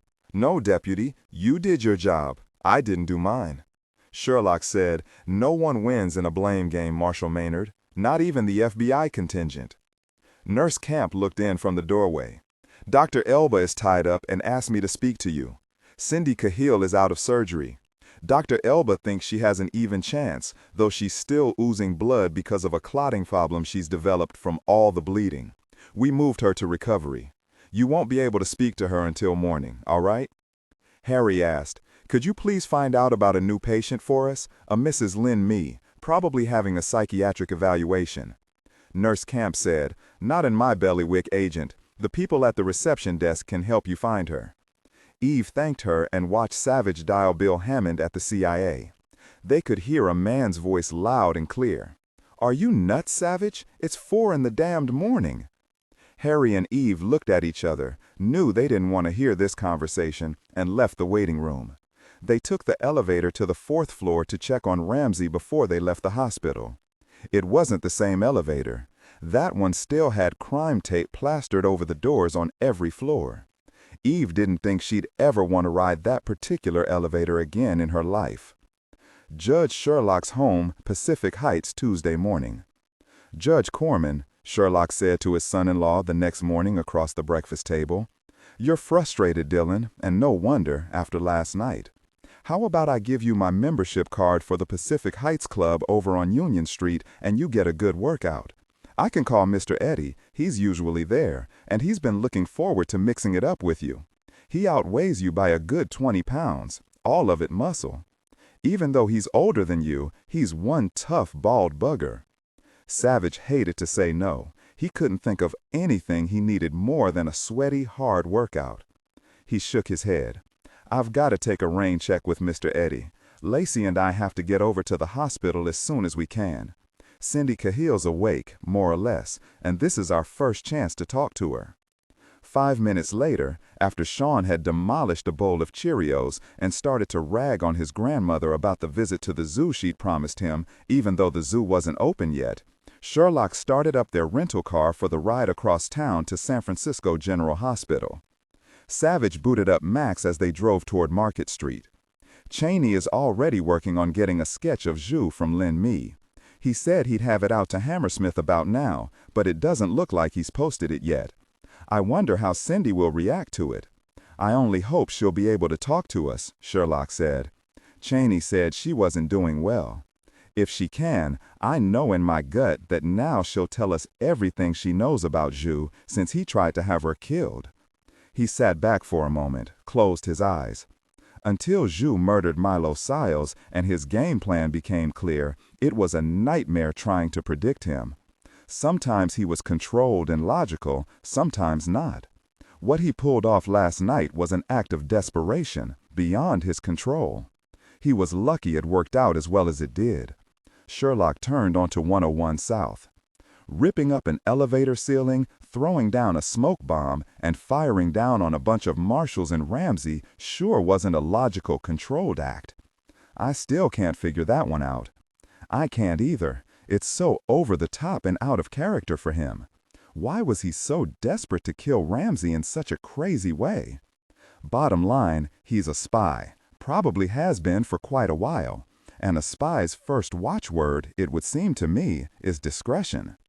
He buried Mickey O'Rourke in a spot no one would ever find. Just bad luck for him that those kids were there. But then he murdered Milo Siles in broad daylight when he could easily have been spotted. He's all over the place, Sherlock said. I think with Milo, it boiled down to eliminating anyone who could hurt him as fast as possible so he can get out of Dodge. It was desperation, like you said. I think if he thought he had a choice, he'd have waited until he could get Milo alone, bury him deep, like he did Mickey O'Rourke. I'll tell you, Dillon, it gives me a headache. Savich grinned at her. I'm hoping Zhu is deluded enough or desperate enough to make a try to kill Cindy in the ICU. I doubled her guard. She's as well covered as Ramsey. If Zhu shows up, we'll get him, no doubt in my mind. You know he's got to try. The last thing he wants is for her to talk to us, and he's got to know she would talk, since he tried to have her killed. Ah, here comes the sketch. Sherlock looked over at Max's screen at the man's face. Not very distinctive, is he? Not a single Asian facial characteristic, except maybe for the thick black hair.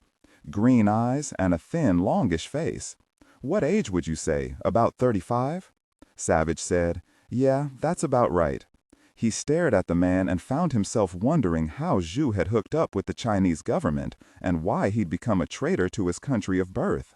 Does he feel more Chinese than American, or is it all about money? Savich knew neither was the whole of it. Fact was, though, Zhu was a psychopath who happened to be half Chinese and had found a perfect fit getting paid to do what he took pleasure in. San Francisco General Hospital, Tuesday morning.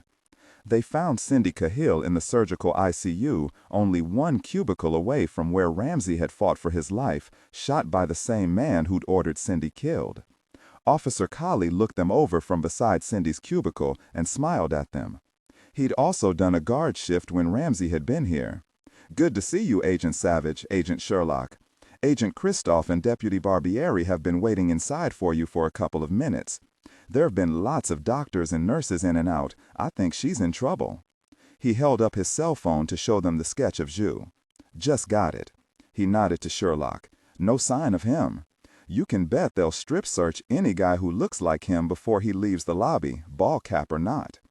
Cindy looked white as death, her eyes closed, her eyelids bruised, her hair matted down.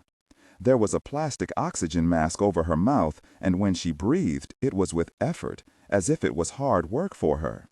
The single sheet pulled over her was stained pink where it touched her chest, and looked to be draped over a maze of gurgling tubes, packings, and pressure dressings, some of them stained pink as well.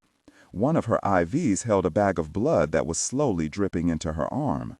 Without makeup, without a show of her usual attitude and the force of her personality, she looked young and vulnerable and gravely ill. Savich nodded to Eve and Harry. Has she been asleep since you got here? Eve shook her head. She's awake, but she hurts and she's dopey from all the drugs they're pumping into her. The doctor told me he didn't know whether she'll make any sense or not. Sherlock said, All we can do is try. Ah, there's an eye-opening. Eve leaned over her. Good morning, Cindy. You want to blink at me so I know you're there? Cindy Cahill blinked. I'm here, she whispered. Are you in pain? Savich asked. Incredibly, she smiled. It doesn't feel like I'm swimming in Bali with the sun beating down on me, if that's what you mean. I've always wanted to go to Bali, but I don't know if I'm going to make it there now. Do you know, she apologized to me after she stuck that knife in my chest? Everyone felt a pang of pity until Cindy whispered, a heap of venom in her voice. I even went out of my way to talk to that skinny little bitch. I mean, I didn't have anything better to do, so why not? And all she did was yak about her son, as if I cared. The real Cindy, attitude and all, had snapped back into focus, as ill as she was. Harry grinned. "Sounds like you're getting back to normal, Cindy," he said, and kept his fingers crossed she'd stay with it. "I won't be back to normal ever. Look at me. At least the bitch didn't kill me." "Her name's Lynn May," Sherlock said. "Who are you?" "I'm an FBI agent," Cindy said. "I like your hair. I once had red hair, well, more auburn, really, but I didn't curl it like you do yours." She cut her eyes to Eve. "What I hate is blonde ponytails. I mean, it's so dated, like a woman trying to regain her girlhood. It's pathetic," Eve said. "The reason Lynn May tried to kill you is because Shu threatened to murder her little boy if she didn't."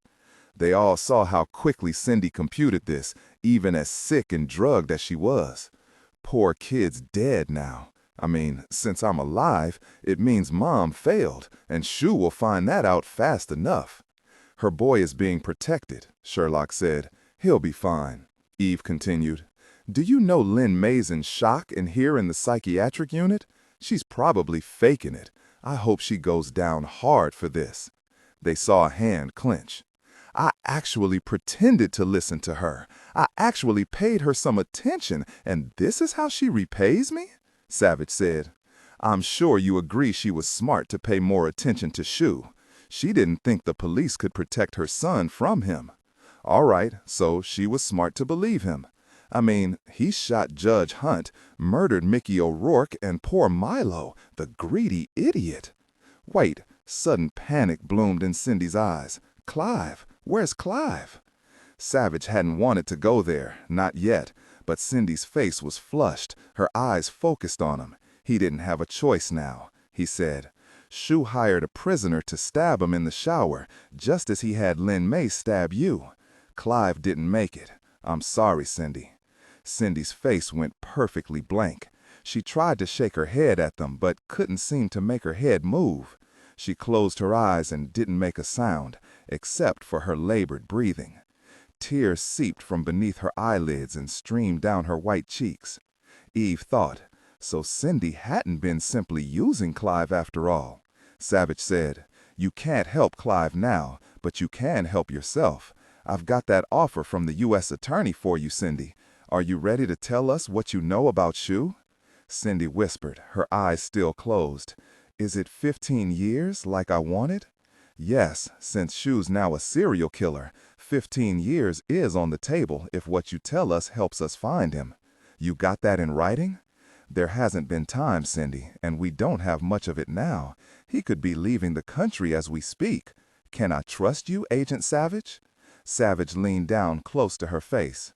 "You can trust me." Cindy opened her eyes and studied his face. She whispered, "Shu's first name is Xian, Xian, but he'd always been called Shu, said it was easier than Shan.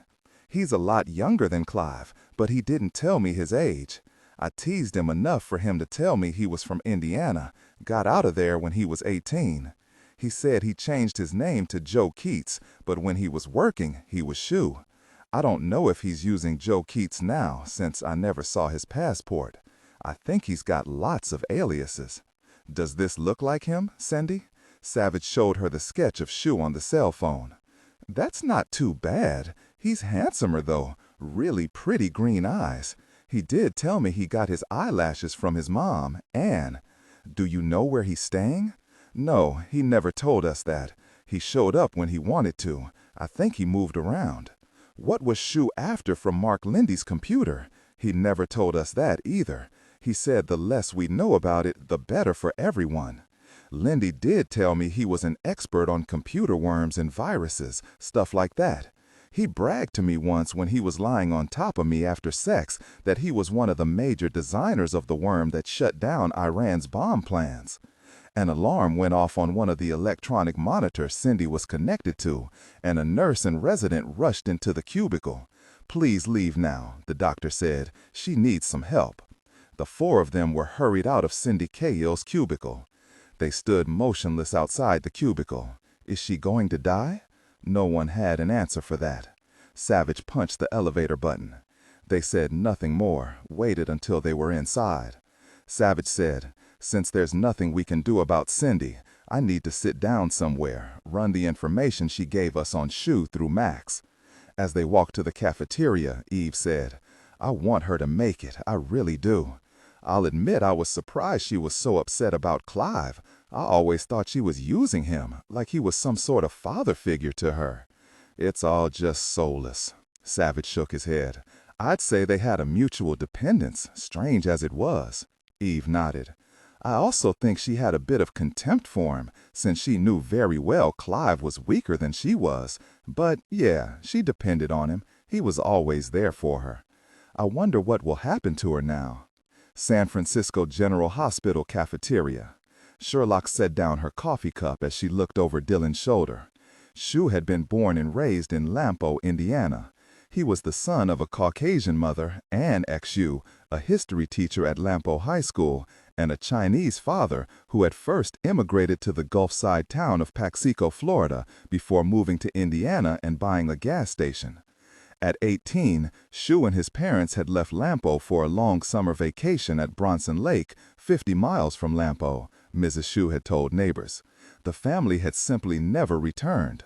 The gas station Mr. Shu had owned remained vacant. The history position at Lampo High School had been filled when Ann Xu hadn't returned for the fall term. No one ever heard from the son. Cursory inquiries were made, but there was simply no sign of the Shu family after they'd gone on vacation. They were eventually forgotten, since no one knew of any family on either the mother or father side to contact. Sherlock said, Do you think Shu killed his parents? Oh yes, Savich said. There's no trace of Shu after that. If he changed his name legally to Joe Keats, we'll find him. The critical thing was that they had Shu's first Indiana driver's license with a photo taken of him when he was 16. Dillon had already sent the photo to the image processing lab at the Hoover Building to have it updated to show how he would look now, nearly 20 years later. They were waiting for the aged picture now, ready to compare it to the sketch Lynn May had given the police sketch artist, and then would forward it to Hammersmith and his team as soon as it arrived. His features really are Caucasian, Sherlock said, looking at the driver's license. Look at those green eyes. There doesn't seem to be any resemblance at all to his Chinese father, except they are both on the slight side. He's a good-looking kid, isn't he? Look closely, Savich said. He's already got an arrogant tilt to his head, and there's a dead-on look in his eyes, staring you right in the face, like he doesn't care what you think or about much of anything. A message notification popped up, and they were soon looking at the same face, though more filled out, lines about his mouth and eyes, yet his eyes were more intense and still had the same dead-on look, easily recognizable. Savich forwarded it to Hammersmith, waited a few seconds, and called him on speakerphone. Savich said, Griffin, did you get that picture of Shu I sent you? It's going out over the network now. I was wrong about Shu moving from the Atherton B&B to a middle-of-the-road motel on Lombard or down by the wharf or any of the motels in the Tenderloin. We've checked, he ain't there. I'm still convinced, though, he's got to be close by. I don't think he knows we've identified him yet. It could be he's staying at one of the most exclusive hotels, like the Stanford or the Fairmont or the Mandarin, figuring we wouldn't expect that. I'm thinking the Fairmont. Why the Fairmont in particular? Sherlock asked. A pause. Then Griffin said, A feeling, just a feeling. No guarantees. None needed, Savich thought. Redemption? Also, from what we know about him and his contacts, he's not short on money, so why not be comfortable? Then why did he stay at that bed and breakfast in Atherton when he first arrived to kill Judge Hunt? I don't know. I've realized he's not so easy to figure out. Griffin sighed. Until he killed Mickey O'Rourke, I had him pegged differently.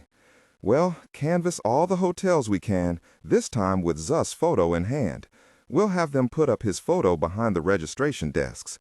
He might still be wearing that ball cap and sunglasses. Well, there's nothing we can do about that except give them a heads up. Griffin, do me a favor. Sure, Sherlock, whatever you need. Be careful, Griffin. He's a very dangerous man. Please don't forget that.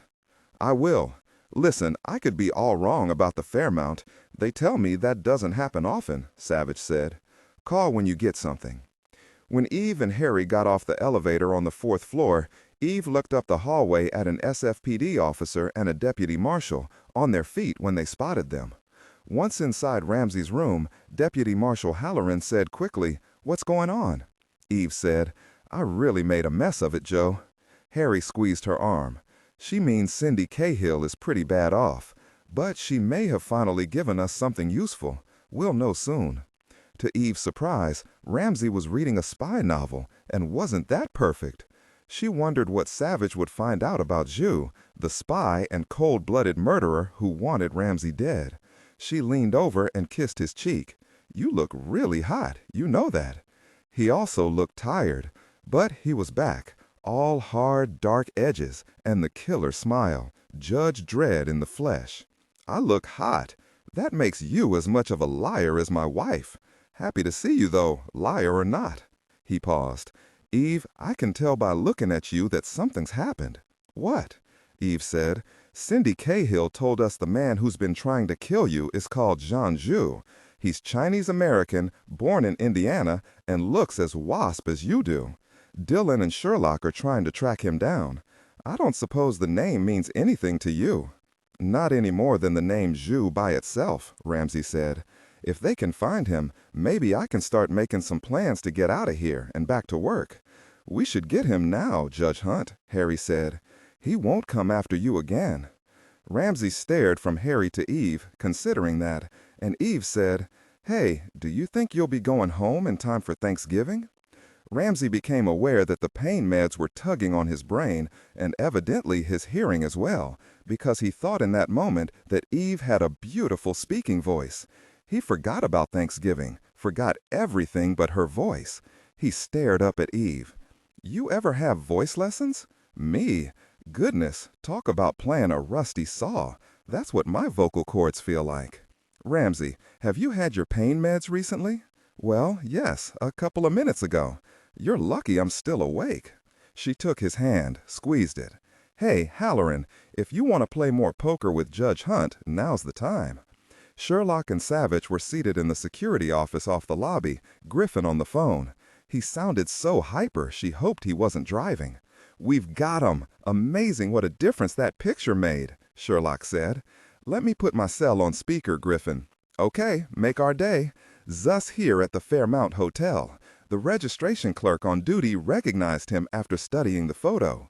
She was used to seeing him in sunglasses and his ball cap, but this morning he came trooping out of the restaurant after he'd had breakfast and asked the concierge a question. She said good morning to him. He said good morning back to her and smiled. She added he had a very nice smile. So it appears our Mr. Jus either forgot his sunglasses or he didn't care this morning about hiding his face from prying eyes. Maybe he doesn't intend to stay much longer." They cheered loud enough for Griffin to grin. The guard at the hospital video console turned toward them and toasted them with his coffee, since they looked ready to high-five the world. Sherlock said, "Griffin, you're a genius. I worship at your feet. Tell us everything." "He's not at the hotel now. The registration clerk told us the last time she saw him, he was headed toward the hotel front doors." Savich asked, "Griffin, did the registration clerk say he was carrying anything, like luggage?" "I didn't ask her. Hold on."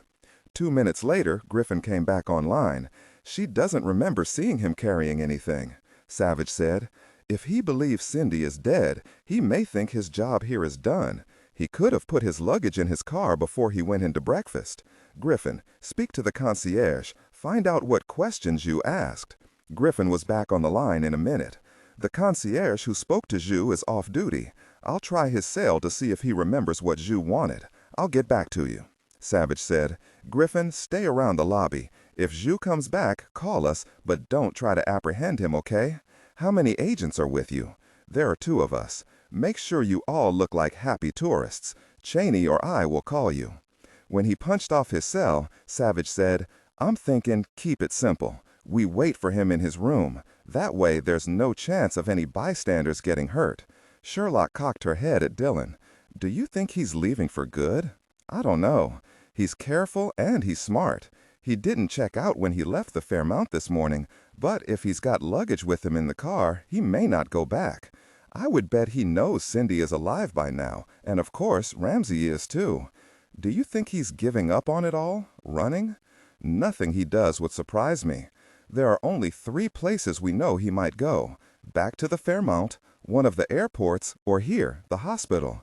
He's got to know we're ready for him here, Dillon, and that Ramsey and Cindy Cahill are well protected, Sherlock said.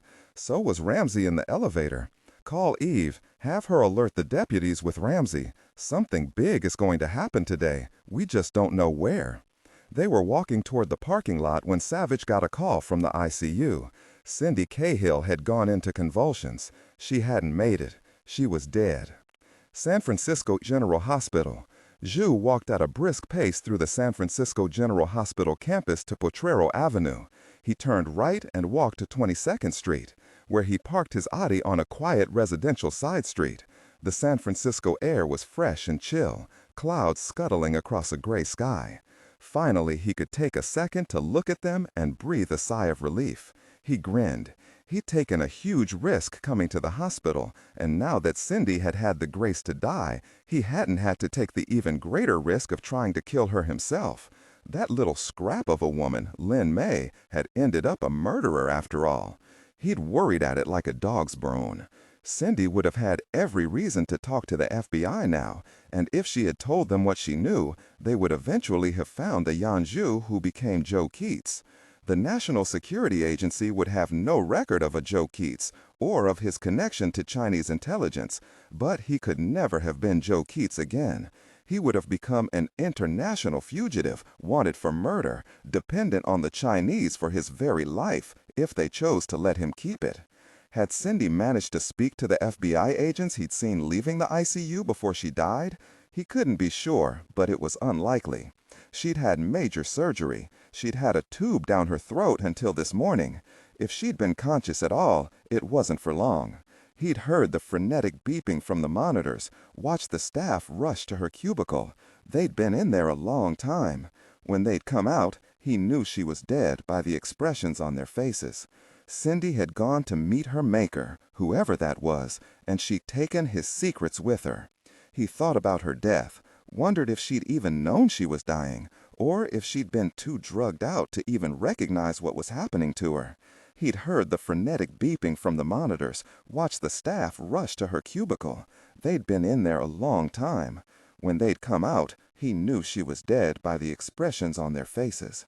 Cindy had gone to meet her maker, whoever that was, and she'd taken his secrets with her. He thought about her death, wondered if she'd even known she was dying, or if she'd been too drugged out to even recognize what was happening to her. He'd heard the frenetic beeping from the monitors, watched the staff rush to her cubicle. They'd been in there a long time. When they'd come out, he knew she was dead by the expressions on their faces. Cindy had gone to meet her maker, whoever that was, and she'd taken his secrets with her. He thought about her death, wondered if she'd even known she was dying, or if she'd been too drugged out to even recognize what was happening to her. He stared up at Eve. "You ever have voice lessons?" "Me? Goodness, talk about playing a rusty saw. That's what my vocal cords feel like." "Ramsey, have you had your pain meds recently?" "Well, yes, a couple of minutes ago." "You're lucky I'm still awake." She took his hand, squeezed it. "Hey, Halloran, if you want to play more poker with Judge Hunt, now's the time." Sherlock and Savich were seated in the security office off the lobby, Griffin on the phone. He sounded so hyper she hoped he wasn't driving. "We've got him! Amazing what a difference that picture made," Sherlock said. "Let me put my cell on speaker, Griffin." "Okay, make our day. Thus here at the Fairmount Hotel. The registration clerk on duty recognized him after studying the photo. She was used to seeing him in sunglasses and his ball cap, but this morning he came trooping out of the restaurant after he'd had breakfast and asked the concierge a question. She said good morning to him. He said good morning back to her and smiled. She added he had a very nice smile. So it appears our Mr. Zhu either forgot his sunglasses or he didn't care this morning about hiding his face from prying eyes. Maybe he doesn't intend to stay much longer." They cheered loud enough for Griffin to grin. The guard at the hospital video console turned toward them and toasted them with his coffee, since they looked ready to high-five the world. Sherlock said. "Griffin, you're a genius." Redemption.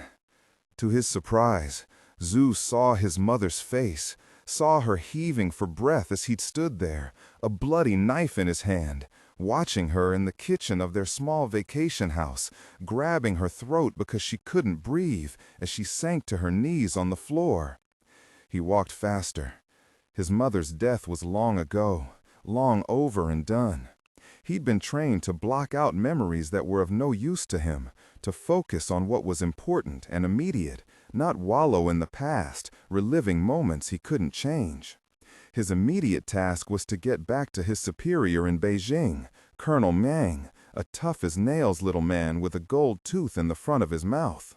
He would have to rehearse carefully, convince Ngang that there were no more witnesses to hurt them, that Ngang's cyber intelligence unit could not be tied to anything that had happened. Zhu had, after all, brought them a great prize, the latest American Stuxnet research, or a good part of it. Who could fault him if he'd had to dirty his hands, so long as they were all safe? In the end, they would do as they wished, of course, but he hoped they would find him too useful to waste. After 8 long months, things had finally turned around for him, and he no longer needed to stay. After he picked up his luggage at the Fairmont, he and his Audi would make the 6-hour trek to LAX. No way was he going near SFO Airport.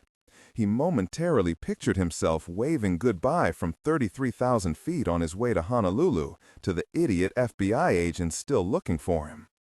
Zhu was whistling when he reached his Audi 10 minutes later. He fobbed open the door and slid in. He paused for a moment, staring out the windshield. The sun had peeked out from behind the clouds, full and hot. He loved this beautiful city, with its swirling, pristine fog that rolled in through the Golden Gate and left again. No one should live in Beijing with the lung-rotting pollution and its sandstorms blowing in from the Gobi Desert that turned the sky brown, choking its people even through the masks they wore. Crowds of people, endless millions of them scrabbling to survive, in a city where buildings seemed to go up every second, so poorly constructed they began to fall apart around you the next day. That is, if some unscrupulous local officials didn't evict you first. As he drove north toward the city, he thought back to his college days at Berkeley, where he'd protested with all the vigor and ignorance of youth against the cause du jour, usually a variation of the theme of America as a decadent wasteland. He smiled now at how he'd lapped it up, with Joyce's help, both of them ardent young communists. Except Joyce had been more, so much more. He hadn't realized until he'd lived in Beijing that the Chinese government at all levels could give the bozos here in America lessons in corruption. His idealism had died there, drowned in all the bureaucratic inanities and the fraud that permeated everything. He'd watched groups protest, watched them shout their pitiful truths, watched them get the Chinese government's boot on their necks. How could you continue to believe in a society in which you couldn't even trust the food you ate or the air you breathed? The only people you could trust in China were your own family left, and he had no family left. During his 1.5-year stay in the area, Zhu had come to hope he could live there, though it would surprise his masters that he would leave behind the splendid apartment they'd given him near the Forbidden City. Perhaps in a year or two, when all of this was behind him, he could think about working for himself. He had a reputation in some important circles. He would see. He honked at a driver who cut in front of him as he turned onto California Street. He knew the locals thought the traffic here was insane, and he snorted a laugh. Even LA couldn't compete with Beijing, the traffic snarl capital of the world, with its endless streams of bicycles weaving in and out of traffic on the overcrowded roads. Once he'd even seen a skinny little kid pedaling away on top of a thick stone wall. He looked at the people walking on the sidewalks, most of them with phones attached to their ears, most of them busy with the little problems in their little lives. They had no idea what was going on in the world around them. It was time to go back to Beijing and make his case. He hadn't contacted them since he'd taken O'Rourke, and now he decided he'd wait. Best to do it in person. Zhu felt a taste of fear in his mouth. It was vicious, foul, like the pumping blood from Mickey's throat spraying the walls of that miserable little shack. He started whistling again. He'd be in and out of the Fairmont in 10 minutes, no longer, and on his way to La La Land. Fairmont Hotel, California Street. Zhu left his Audi with the valet. He'd be back in 10 minutes, he told her, pressing a $10 bill into her hand. Pretty girl. He walked through the elegant hotel lobby, with its yellow granite columns, scattered huge palm trees, and sculpted seating arrangements spread throughout, and arrived at the elevators. He punched the button for the 6th and top floor. There were 2 couples in the car with him who obviously knew one another, the men carrying shopping bags, the women flushed and happy and chattering about lunch. Both couples got off at the 5th floor. He wondered if they had views as incredible as his. He'd miss seeing the Golden Gate in the distance, and the downtown beneath him to the east, a tight knot of multifaceted buildings shining with reflected light in the bright afternoon sun. He got off the elevator and walked down the beautifully carpeted hallway to his suite at the end of the wide corridor. He didn't see a soul except a maid standing beside her cart in front of the door across from his.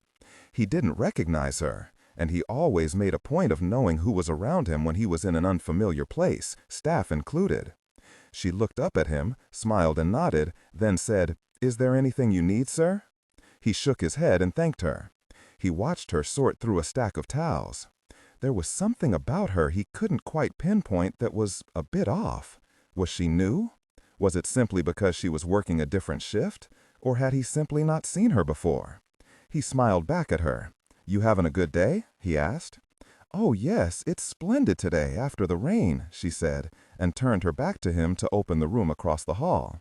Something was definitely off, but what was it? They couldn't have found him, simply couldn't have. But he hadn't stayed alive for the past 12 years by taking chances. He carefully eased a small canister out of his jacket pocket, slipped his finger through the ring and pressed it against his thigh. When he slid his keycard down the slot, the green light flashed and the door opened, quiet and smooth, as it always did. He let the door open a crack. He stepped into the very modern living room of his suite, with its view of the city spreading out before him. A man's voice yelled, "FBI! Hands in the air! Now!" "Don't shoot me!" he yelled. He flung his hands into the air and let the safety ring remain on his finger as the canister crashed to the floor. There was a deafening blast, and thick smoke billowed like a black curtain in front of him. A sheet of flames burst out hot and high, and Zhu was down, rolling. He'd closed his eyes as he'd hurled the canister and turned his head away, but he still saw lights, felt his eardrums throb from the deafening noise. He heard shouts, heard bullets flying around him through the flames and smoke. He knew they couldn't see him any more than he could see them, even less if they were still blinded by the light, with their ears ringing. But they'd know if they didn't do something fast, they'd burn to death. He felt a bullet sting his arm, ignored the shot of pain, crawled to the front door, and rolled out into the hall. Redemption. His last view of his suite was through a wall of flames, the FBI agents yelling to one another from the other side. He jumped to his feet to face the maid, who was raising her cig. "Freeze!" A shout and 3 more bullets came through the smoke, striking the wall behind her close to her head, and she flinched. He kicked the cig out of her hand, backhanded her face, knocking her to the floor, and took off down the nearest stairs. His left arm hurt like the devil, but he took 2-3 steps at a time, hoping he wouldn't go flying on his face. With his useless arm, he'd break his neck if he did. He forced himself to slow and straighten his clothes before he reached the lobby and took a second to regain his breath. He saw blood had soaked through his jacket sleeve. It was a dark material, thankfully. It wouldn't be all that apparent at a glance, but it hurt, really hurt. He knew he should be applying pressure, but there wasn't time. He forced himself to walk, not run, across the lobby and toward one of the smaller front doors. The fire alarm went off. The people in the lobby started looking around uncertainly, wondering what to do, while the staff took their places to usher them to the doors. Very soon there would be pandemonium. He would see to that. Enough craziness that even the FBI agents would be too busy trying to save their own butts and protect all the innocent bystanders to catch him. He heard a shout from behind him over the alarm bells. "It's Shu! Stop! FBI!" He kept walking as he reached into his pocket and pushed a preset number on his cell phone. There was a loud explosion, and soon there were screams and the sounds of people running. The chaos was beginning, and the FBI agents waiting for him in the hotel lobby would be drowned in the stampede. He held his arm as he walked quickly to the valet station. He saw his car, but the girl wasn't there. No one was. None of the bellmen, none of the valets. He saw her then, but she was dashing back into the lobby, yelling something to the doorman. Where were the keys to his Audi? He didn't see them, and he couldn't wait. He had to get out and grab a taxi, and where was a taxi stand? He didn't register the dark van parked across the street until the van door slid open and a red-headed woman jumped out. He saw a gun pressed against her side. Another frickin' FBI agent, he thought, and she was running right at him. Shu took off, weaving through the growing crowd of panicked people clogging the sidewalk. He heard sirens in the distance. How had the FBI found him? How? Cindy, he thought. She'd been able to talk. He could hear her, knew she was gaining on him. She was a woman, and if she made the mistake of getting too close, he could kill her in an instant. He could nearly smell her now. He heard angry, panicked voices as she shoved people out of her way. Sherlock heard an explosion. Her heart stopped as she looked up to the top floor and saw a window flying outward, sending shattered glass raining down, smoke and flames gushing out after it. It was Shu's room. What had he done? Eve, Harry, and Griffin Hammersmith had been in that room waiting for Shu, and Agent Willa Gaines outside in the hallway, dressed as a maid. Were they still there? Sherlock couldn't believe it was Shu she saw coming out through the luggage door of the hotel. She saw people running out of the hotel behind him, heard yells, felt the rising panic. She jerked open the van door and jumped down. 2 agents monitoring the hotel exits shouted after her, but she paid no attention. She ran full speed after Shu. He was fast, but there were so many people around, all of them excited and looking up, wondering what had happened. He disappeared for a moment. She stepped around a couple of tourists, saw a blood trail on the sidewalk. Good, he was hurt. Who else was hurt? Stop it. Focus. Sherlock saw him again, holding his arm as he ran. She took a flying leap past 2 civilians who stood in the middle of the sidewalk gaping up at the flames and landed on his back, her arms around his neck. The force drove him to his knees. He was larger than she was and stronger, even wounded, but she was well trained, her adrenaline level off the charts. She had to flatten him, get his face against the sidewalk. She struck her fist as hard as she could against his wounded arm, and he howled. He fell to his belly, yelling in fury and pain, cursing, trying to flip her off him. With his good arm, he tried to grab her to pull her beneath him, but she didn't let that happen. People were standing around them now, looking to see what was happening, but not understanding. "Keep back," she yelled. "FBI, this man set the bomb in the hotel." Sherlock raised her cig, shoved it against the back of his head. Sherlock froze. Sherlock leaned down beside his ear. "Give me an excuse, Shu. Come on, twitch or move your finger, anything. Let me blow your brains out." "How did you know? We're FBI." "You're not." She leaned back and clipped a handcuff around his right wrist. "And it turns out you're not as good as you thought you were. You have the right to remain silent. You have the right to—" She grabbed his wounded arm and was pulling it back, Shu yelling in pain and fury, to fasten them together. When her brain registered the sound of a shot and a spear of sharp, bright light before everything went black. Something was wrong. Savich double-parked the Taurus and ran toward the FBI van across from the Fairmont, where he knew Sherlock and 2 other agents were positioned. He heard the explosion, saw the glass bursting outward from the 6th floor, followed by gushing smoke and flames. And then he saw Sherlock through the throng of panicked people, barreling through the crowds. She was after Shu, and Sherlock was catching him. Savich watched her leap forward and tackle him. They disappeared from sight. He shoved people out of his way, yelling Sherlock's name. Then he saw her, astride Shu's back, cuffing him. Suddenly there was a loud cracking sound from somewhere behind him, a rifle shot. He registered it in an instant, and he saw her head bloom red. His heart froze in his chest. Shu threw her off and scrambled to his feet, one handcuff dangling off his right wrist, and disappeared into the crowd. Savich couldn't believe what he'd seen, simply couldn't accept it.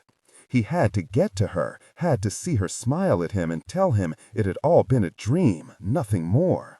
Above the mayhem, he heard a ferocious growling sound he realized was coming from his own throat.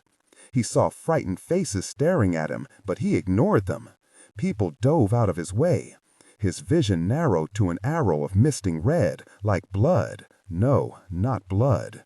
He'd get to her. He'd find it was all a mistake, that what he'd seen was a lie his own brain had spun together, nothing more than that. When he burst out of the last scattering knot of people, he saw 3 teenage boys huddled over Sherlock, protecting her from the stampede. He grabbed one of the boys' arms, pulled him back. "I'm FBI. Keep the people away. You, call 911. Savich stared down at all the blood streaming down her face, matting her hair to her head. She was lying on her side, utterly still, and he was afraid in the deepest part of him that she was dead. He couldn't breathe, couldn't think. He was afraid to touch her, afraid that when he pressed his fingers against her throat, there would be no pulse, there would be nothing, and it would mean she was gone. His fingers hovered, then finally touched the pulse point in her neck, pressed in. He felt her pulse. Yes, she was alive. He ripped a sleeve off his white shirt and pressed down on the blood streaming from her head. His hands were steady and strong, but his brain was a wasteland of chaos. But she was alive. Nothing else mattered. One of the boys asked, his voice shaking with a mixture of fear and excitement, "Is she dead?"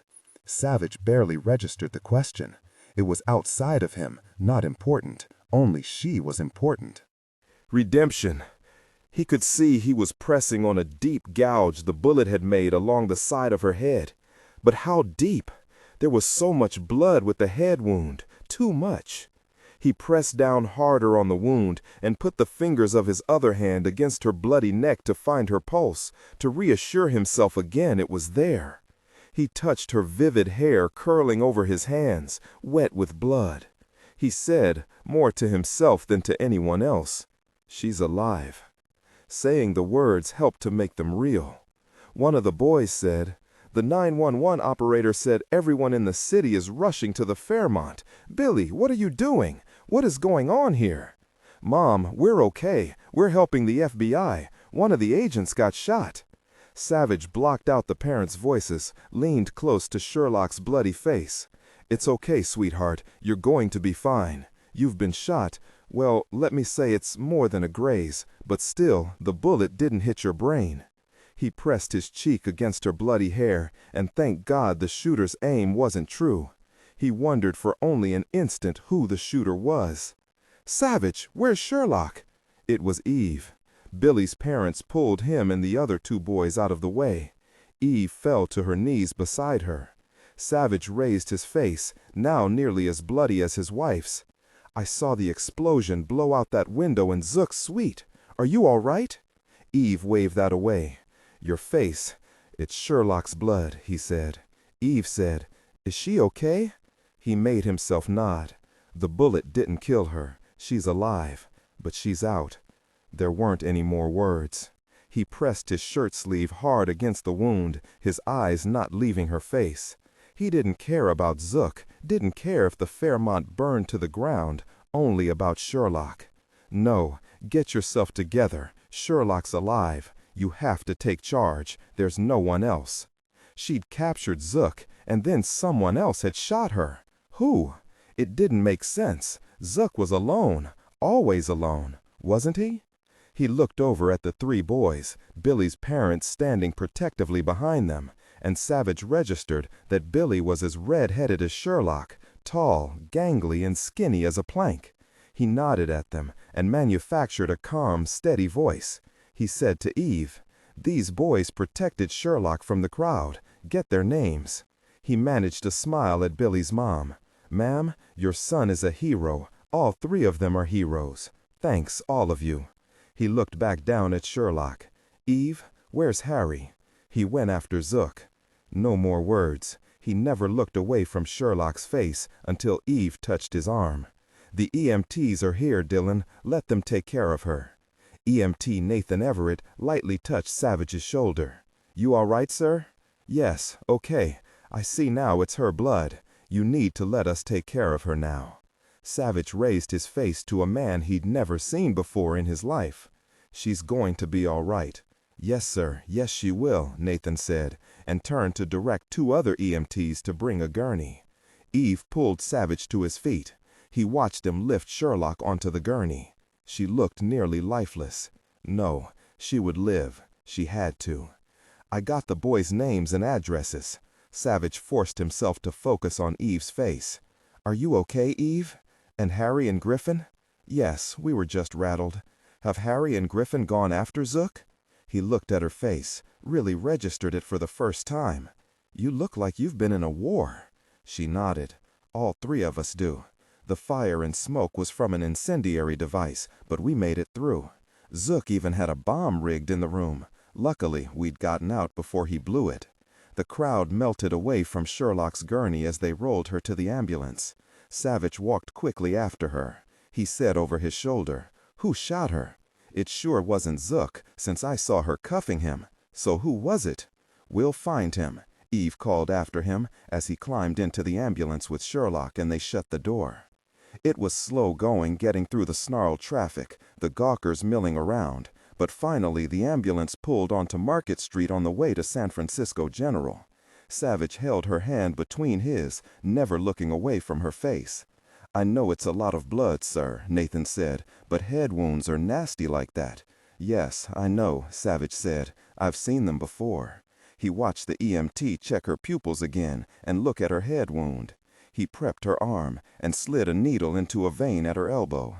"My name is Nathan. The bleeding from her scalp has stopped. She needs this IV in case we have to give her medication. She's getting saline now, nothing more."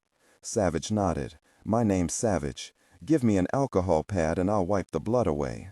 Nathan Everett wanted to say, "No, you shouldn't touch her," but he saw the big man with only one shirt sleeve, his black leather jacket on the floor beside him, was desperately trying to keep control.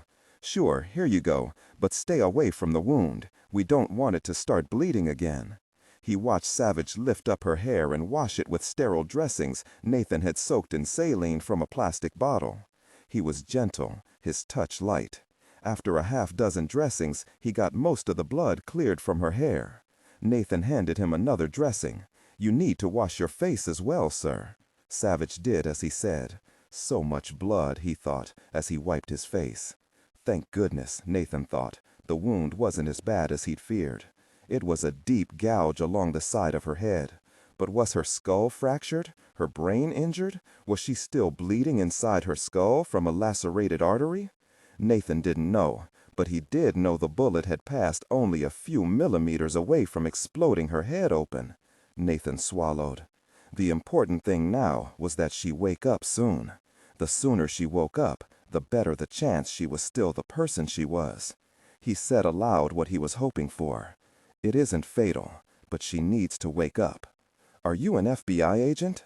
"Yes, I'm Agent Savich, Dillon Savich." "You work with her? Is she an agent too?"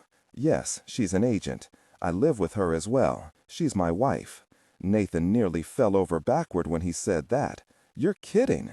Savich only shook his head. He listened to the ambulance siren blare loud and insistent as traffic pulled over in front of them. Odd, but he hadn't heard the sirens before now. He wiped a streak of blood off her face. She was pale, nearly as white as Sean's 2% milk. It looked obscene. It nearly broke him. Her eyes opened. She looked dazed, like a prizefighter who'd gone too many rounds. Savich leaned in close, his hand squeezing hers. "Sherlock?" She blinked, licked her lips. "Why are you up there, Dillon? Or why am I down here? What happened? You don't remember? It doesn't matter. You were shot, but you'll be fine." She looked confused, as if she hadn't understood what he'd said. "Dillon, my head really hurts."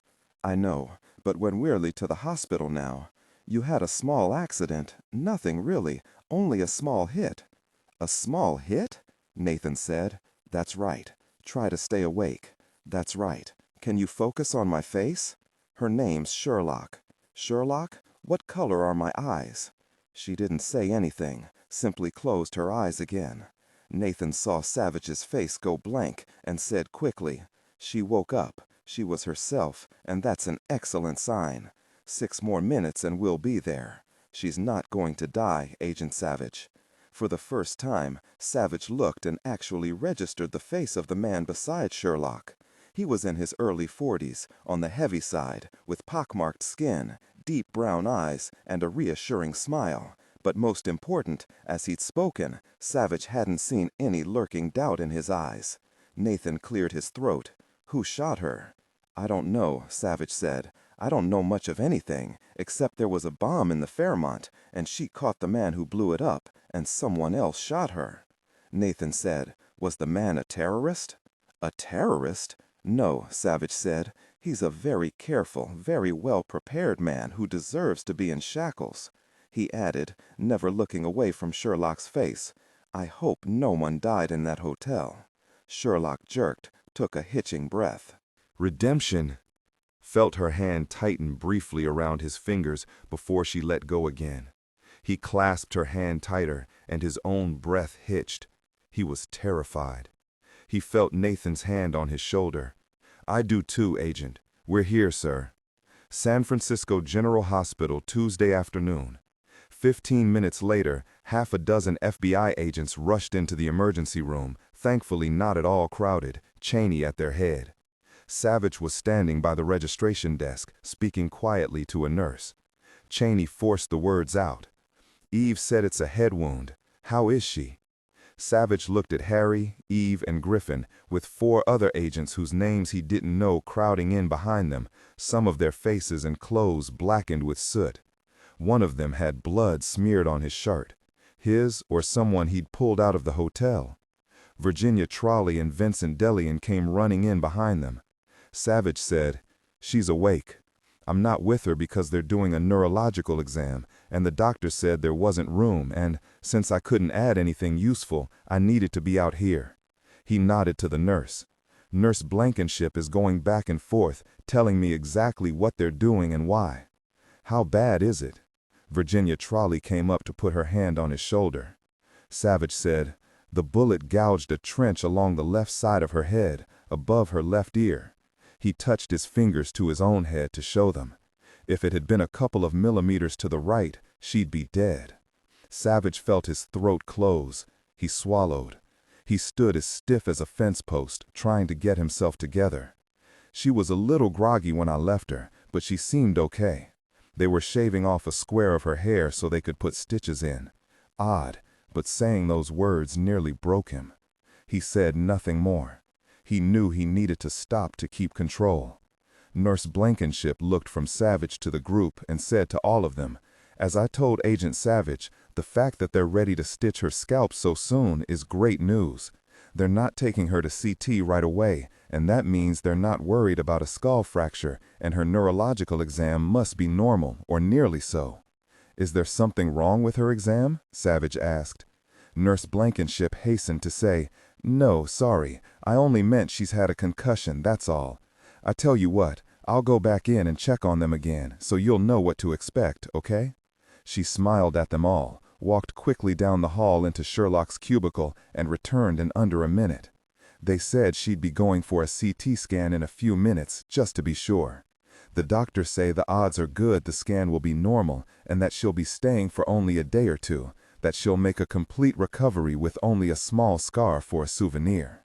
Now, if all of you would repeat to Agent Savich that his wife should be up within the week, I would appreciate it. She patted Savich's arm and excused herself. There was a collective sigh of relief.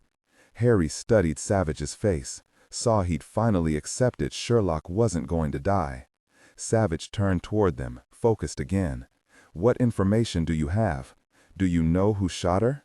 Do you know what happened to Zhu?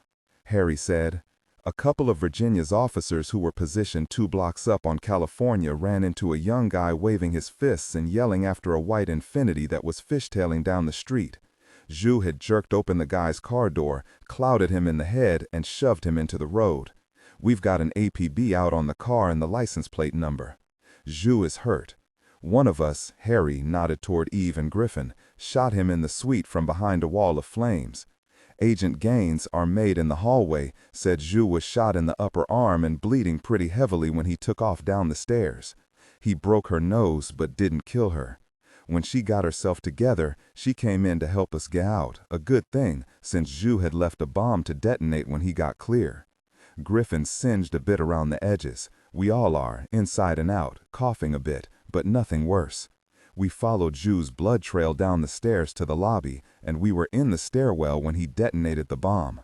There was pandemonium in the lobby, but we didn't stop to help. We ran directly outside to find Zhu. You were already there, leaning over Sherlock. Harry looked at the others. That's all we know. Agent Kane, who'd been one of the agents manning the van with Sherlock, said, "Sherlock spotted Zhu. She didn't say a word, jumped out of the van and took off. We ran after her fast, but there were people clogging the road and the sidewalk. Then that window blew out on the top floor, and people were screaming and trying to escape the flying shards of glass. When we got to you, Savich, you were with her along with those 3 teenage boys." A second agent said, "She had him flattened on his belly with one of the cuffs already snapped on when we heard that single shot. It sounded like a rifle, which meant it could have been fired from anywhere behind us. We'll have a trajectory as soon as they get forensics out there." Savich said, "But who? Zhu didn't know we'd be there at the Fairmont waiting for him. How could he have arranged for someone with a rifle to be covering his back?" Cheney said, "I don't know, Savich, but how likely is it that a brand new player suddenly shows up when Sherlock has Zhu down and nearly restrained, and then, for whatever reason, shoots her?"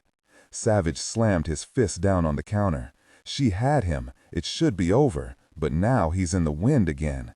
And it must be that Zhu isn't flying solo." "The Chinese?" Eve asked. "It's possible," Savich said, "but I don't see the Chinese doing this.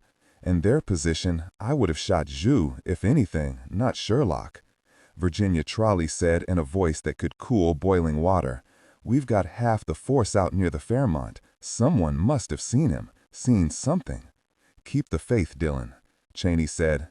"It's a mess at the Fairmont, the streets blocked with fire trucks and police cars. We moved your tourists, Savich, not to worry. So far, Sherlock's the only one they seem to have ambulanced out. There were only cuts and bruises from what I could see. The media were already there when we left," Eve said. "It's national by now since it's the Fairmont Hotel in San Francisco. They've got everything going for them with this story. A bomber they're calling a terrorist and an FBI agent shot in the head." Cheney's cell rang. He glanced down and frowned. "It's KTCU." Savich watched him think for a minute, then answer. He turned away from them as he said, "Agent Stone." Almost immediately, Cheney said, Yes, but I'm not there. What do you know for a fact so I'll know if I can add anything?" Smart, Savich thought, pulling information from the media for a change. Cheney punched off his cell, rejoined the group. "That was the anchor of the 6 o'clock news. He told me only a corner suite on the 6th floor of the Fairmont was badly damaged. Naturally, he had no idea it was Zhu's suite. I didn't tell him I already knew from my own people it was completely gutted, a lot of smoke and water damage on that whole floor, but he did tell me the fire's out. The anchor wanted to know if a terrorist was holed up in the Fairmont and if he managed to shoot the FBI agent in the street. He wondered if the FBI had bombed the suite to get the terrorist to come out." Cheney grinned at them. "Where do they get this stuff? Like the FBI carries grenades around with them in their holsters?" I told him I was only now finding out anything and to give me an hour. Eve asked, "What will you do when he calls back?" "I'm going to give him our photograph of Zhu to put on TV. Given the bomb was at the Fairmont, you can bet everyone will be watching the news to find out what happened, which means everyone will know what Zhu looks like by tonight. If the media wants any more than that, I'll tell them to talk to the police commissioner." "Many thanks," Virginia said. Cheney said, "Now, tell me about the bombs, Harry." Redemption? Was the first one a hand grenade? Eve wondered how the devil Harry would know when Cheney added, Harry was in Special Forces before he joined the Bureau. Harry said, it wasn't a conventional grenade or some of us would be dead, Zoo included. There was no shrapnel, too much boom, and too much blinding light. It was a flashbang. We used those suckers a few times in Afghanistan when the situation called for something debilitating but not fatal, like cleaning out an enemy nest. Flashbangs are powerful, they're effective, and they're pretty small. I'll bet Zoo carried one around in his pocket in case he ever found himself in trouble. I'm thinking he must have suspected something wasn't right when he got to his room at the Fairmont. Maybe our agent in the hall spooked him. Anyway, he must have had the canister in his hand when he opened the door to the suite. He threw it at us, and there was a deafening noise and a blinding light. I knew what it was, but that didn't stop my ears from buzzing or help me see any quicker. And, of course, it hurt. There was instant fire everywhere, walls of it, and that was Zoo's doing too. Flashbangs make a great incendiary device if you wrap them in an accelerant, like sterno in a Ziploc bag, and duct tape the bag to the canister. It would make the canister that much bigger, but not too big to carry in a jacket pocket. The sterno ignites and gets blasted in all directions. It's a potent weapon. Since Zoo knew what was coming, he had a second to turn away, prepare himself. We didn't, but we did manage to fire through the flames even though we couldn't see anything. Luckily, one of us hit him. Nurse Blankenship returned and nodded to Savich. Agent Savich, your wife will be going to CT now before she's admitted to her room. You can go with her. She'll be out in a second. There she is, Eve said. Sherlock was lying on a gurney, a white sheet pulled up to her neck, what looked to be rolls of cotton bandage wrapped around her head. There were streaks of blood at its edge, probably from her hair. She looked pale. Give us a moment, Savich said to the orderly and nurse. He slipped her hand out from under the sheet and squeezed it. Sweetheart, are you awake? She whispered, Yes, I was only resting my eyes. She looked around at everyone. All of you guys are here? Hey, is this some kind of party? Is it my birthday? Savich knew she was trying to make a joke but was too woozy to pull it off. He said, Yes, it's a party, and you're the guest of honor. After you get this dinky head scan to make sure your brains are in good working order, we're going to cut you a slice of your birthday cake. Her eyes dropped to half-mast, her voice faded, but Savich, who knew her as well as he knew himself, heard the whisper of humor when she said, I sure hope it's carrot cake. Yes, Eve said, with butter pecan ice cream. Savich leaned close. After the scan, the doctors want you to camp out here for a couple of days. Is that okay with you? She closed her eyes, and her voice was starting to fade out. I don't think I want to stay here, Dillon. The light's too bright, and I don't know anybody, and my head hurts. Well, maybe I'll stay if you stay with me and bring me birthday cake. She attempted a grin. I'll share it with you. Savich smiled. You know what? I'm going to see if you can't camp out with Ramsey. Would you like that? I like Ramsey, Sherlock whispered. Her words sounded like they were floating up from the bottom of a well. Harry said, Sherlock, do you remember chasing Zoo down, tackling him? Yes, of course I remember Zoo. I got him on his stomach, and he was bleeding all over the place, and I was cuffing him, and then, she frowned. I saw a really bright light. It was beautiful. And then, all of a sudden, I was here getting stitched up and waiting for my birthday cake. Do you really think they'll let me camp out in Ramsey's room? I've never heard of anything like that before. I'll see if you can sit with him by the campfire. Please tell me Zoo didn't get away. Please. Eve said. He did, but not for long. Now neither will the man who shot you. Sherlock couldn't say anything because it was suddenly all too much. She closed her eyes again and breathed deeply. The orderly said, We need to get her to CT now, Agent Savich. You'll have to clear it with admissions if you'd like her to stay in the Taj with Judge Dredd. You really know him? There was a bit of laughter, which felt very good to everyone. Cheney said, I think it's a great idea, her rooming with Judge Hunt. Dr. Kardak might go for it, if only to keep even more law enforcement officers out of the hospital. There's already a battalion of marshals and SFPD officers hovering on that floor. We can fit her in without adding a single man and still be sure she's safe. Eve said, Ramsey can get her into their poker games. Does she play? Savich smiled at Eve. She's a killer at Texas Hold'em. Cheney said, Okay, listen up, everyone. There's no way Zhu gets away from us. We'll have his picture all over the news in an hour. He's wounded and he needs medical care. He's in a stolen white Infiniti with an APB out on him. All he's got with him is what he was carrying in his pockets, a passport if he's lucky. But he's not going anywhere until he gets his wounded arm taken care of. That's gotta be where we focus. But it wasn't Zhu who had shot Sherlock, Savich thought. San Francisco General Hospital, Tuesday evening. Sherlock's head thrummed to a steady beat. If she tried to move her head, it felt like electric jolts were frying her brains. The stitches felt like they were pulling her scalp too tight. On the other hand, she was alive, and breathing trumped everything. Savich had kept her parents away with the promise she'd be home tomorrow. Really, it was Sean who'd kept them away. Her parents had looked at him and known to keep still and put on a good show. Savich told her he'd lied clean, telling Sean his mother was staying with Molly and Emma because they were scared. Sean had listened thoughtfully to this smoothly delivered lie, Savich told her, and said, But Papa, I want to protect Emma. Can't I go over and stay with them too? We can have cocoa and I can show Emma Flying Monks, my new computer game. Sherlock's mother said, But Sean, you promised to go with me to the movies tonight to see Rory and the Last Duck, don't you remember? Torn between impressing Emma with his computer game and the movie, Sean was seriously conflicted until his grandfather said, Your grandmother promised to buy me kettle corn, Sean. That's my favorite. Yours too, right? And so Sean's conflict melted away. He did think to ask, Papa, are you coming with us? No, Savich told him. He was going to help his mother make Emma and Molly and the twins feel all secure, but not to worry, he'd be back to tuck Sean in.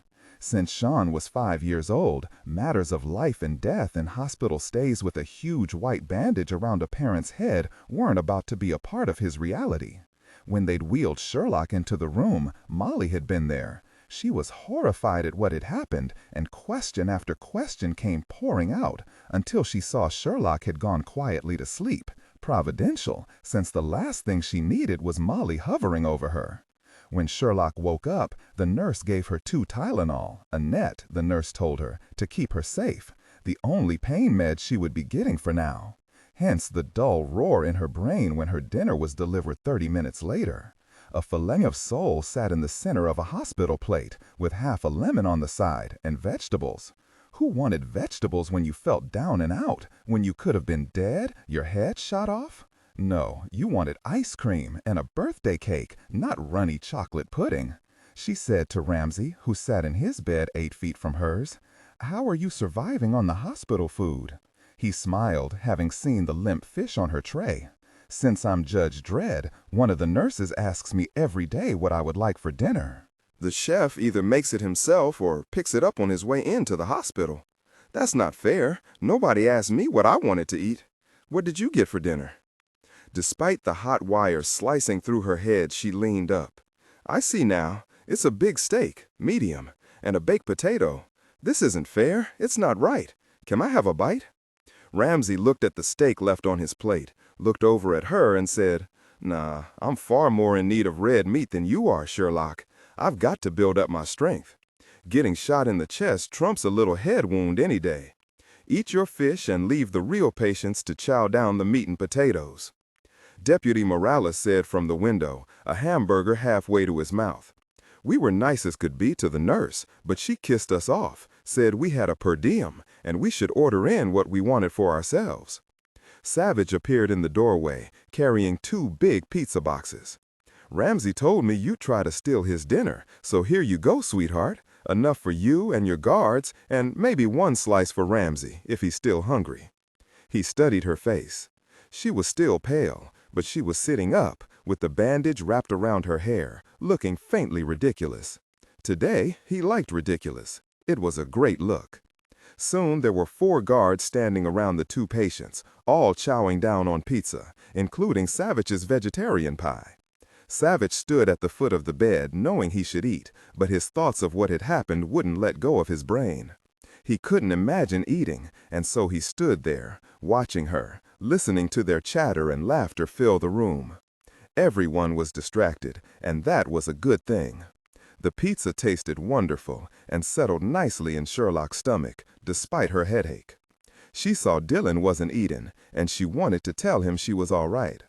He leaned down to kiss her, and she saw the fear lurking behind his smile as he said, "I'll be back after I've tucked Sean in for the night." She took his hand. "Will you bring my birthday cake?" "So you remember that, do you?" She smiled at him. "Don't forget the butter pecan ice cream." There was a knock on the door. A young cop none of them had ever seen said, "Agent Savich? I'm Officer Holt. I found a folded piece of paper on the sidewalk where Agent Sherlock was shot. I took it immediately to Lieutenant Trolley. After she read it and dusted for prints, she told me to bring it to you right away." He handed Savich the paper. "You can see it has your name printed on it, nothing more. No one has any idea who left it." Officer Holt looked over at Sherlock. "Hello, Agent Sherlock. I'm glad you're okay." He looked then at Ramsey and swallowed. "Sir, all of us are glad you're going to be all right," and he swallowed again. Without thought, Sherlock turned her head to see how Ramsey was reacting to this show of adoration and froze at the jolt of pain in her head. She managed to smile at him when Ramsey thanked Officer Holt for his concern. But her focus was on Savich as he unfolded the piece of paper. "What's in the note, Dillon?" He looked up, his brow furrowed. "Remember last Thursday, that note delivered to me at the Hoover Building?" Sherlock said. "For what you did, you deserve this. What about it?" He handed her the note. It was quiet, the light dim in the hospital room. Sherlock and Ramsey lay quietly, waiting for the sleeping pills the nurse had just given them to pull them into sleep. The guards by the windows were reading by shrouded reading lights. Savich hadn't returned yet from tucking Sean in. They'd brought in a cot for Savich. Sherlock said, "Ramsey, I was going to wait until Dillon got back, but I don't think we should put it off. We need to talk about this other person in the mix, this man who shot me. He was already here in San Francisco, waiting, I suppose, until he had the setting he wanted. Shooting me, it was revenge, Ramsey. It's got to be revenge. Against Dillon. No sleeping pill could compete with what she said." Ramsey's brain snapped to full alert. "I gathered you thought that, from that bizarre note, but I don't understand. You don't think the man who shot you has any connection to Z? That they don't have anything to do with each other?" "It's possible, I suppose, but I don't think so. Everything Z has done is business to him, a matter of survival. But for the man who sent Dillon that note, it's personal. Something in the past is driving him. For what you did, you deserve this. How do you like that for over-the-top drama? He wants to terrorize us. He's taking pleasure in it." Ramsey turned toward her, immediately regretted it, and held himself very still. He hated the sharp pain, but he hated more having to lie like a slug, helpless and impotent. And he hated having to be shaved and bathed each morning because he wasn't strong enough yet to take his own shower. He reminded himself both he and Sherlock were lucky to be alive. He said, "So shooting you was revenge against Savich. But why here? Why now? And why you rather than Savich himself? Well, there's more to it than that, Ramsey." She looked up to see Dillon slip into the room through the partially open door. Saw the guards move quickly, then throttle back. Savich nodded to the guard, said quietly, "This was his second note, Ramsey. That's what Sherlock was going to tell you." "What did you call it, Sherlock? His second notice of doom?" "He sent me one before he shot you." Ramsey tried to take it in. He said slowly, "You're saying I was this madman's first victim? You're saying he shot both Sherlock and me to gain revenge against you?" Savich nodded. "The first note was delivered to me last Thursday at the Hoover Building. That night, Ramsey, at midnight, you were shot. We didn't connect the note to you until tonight when he proudly sent us the second identical note after shooting Sherlock. We couldn't ever be sure of a motive for Z to try to kill you in the first place. All of us wondered why shoot the judge. But his connecting your shooting to the Cahill trial, making it seem the Cahills were responsible, I'd say it was fortuitous for him. Shooting you succeeded in getting Sherlock and me to fly out to San Francisco. And that wasn't fortuitous, it was planned. He's been watching us ever since," Ramsey said. "But if the man was in Washington delivering the note to you, he'd have had to move fast to get to San Francisco and set everything up to shoot me from the beach below my house the same night. There wasn't enough time," Sherlock said.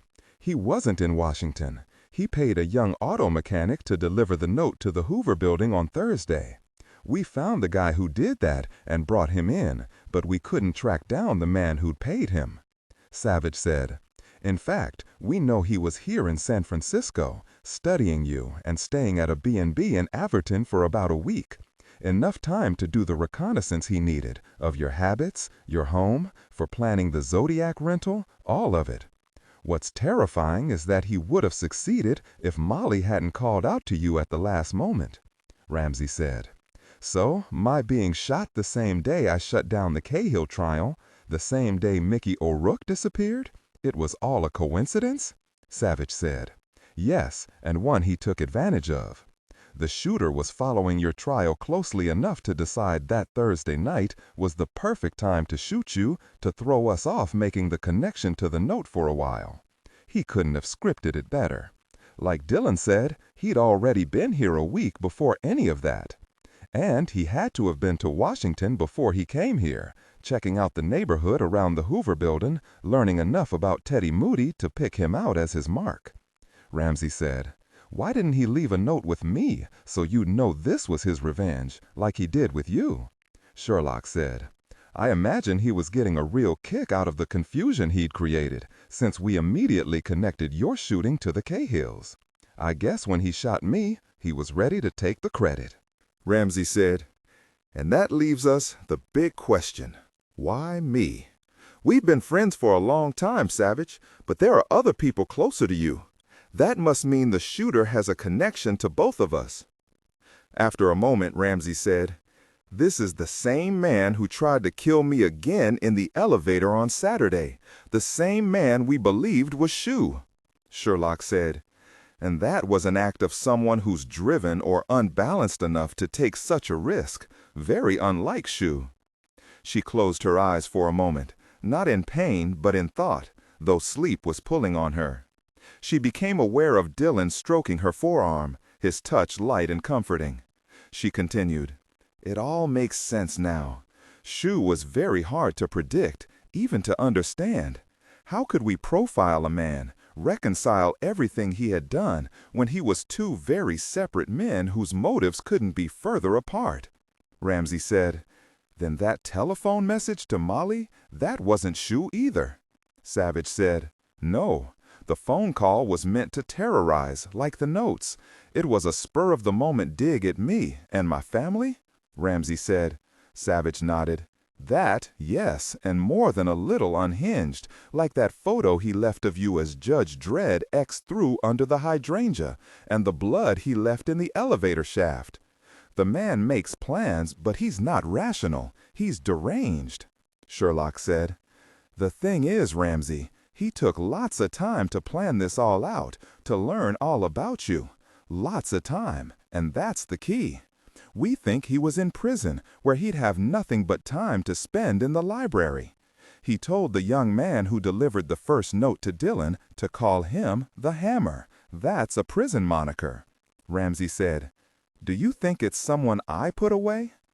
There was silence in the hospital room, the two guards at the window listening intently. Savich said, "Maybe, but it's got to be as much about me because he picked me to send a note to, and he shot my wife. I don't know why he went for you first, Ramsey. Forgive me, but if I'm to be blamed, I would have thought he'd have gone for Sherlock first, but he didn't. It was you."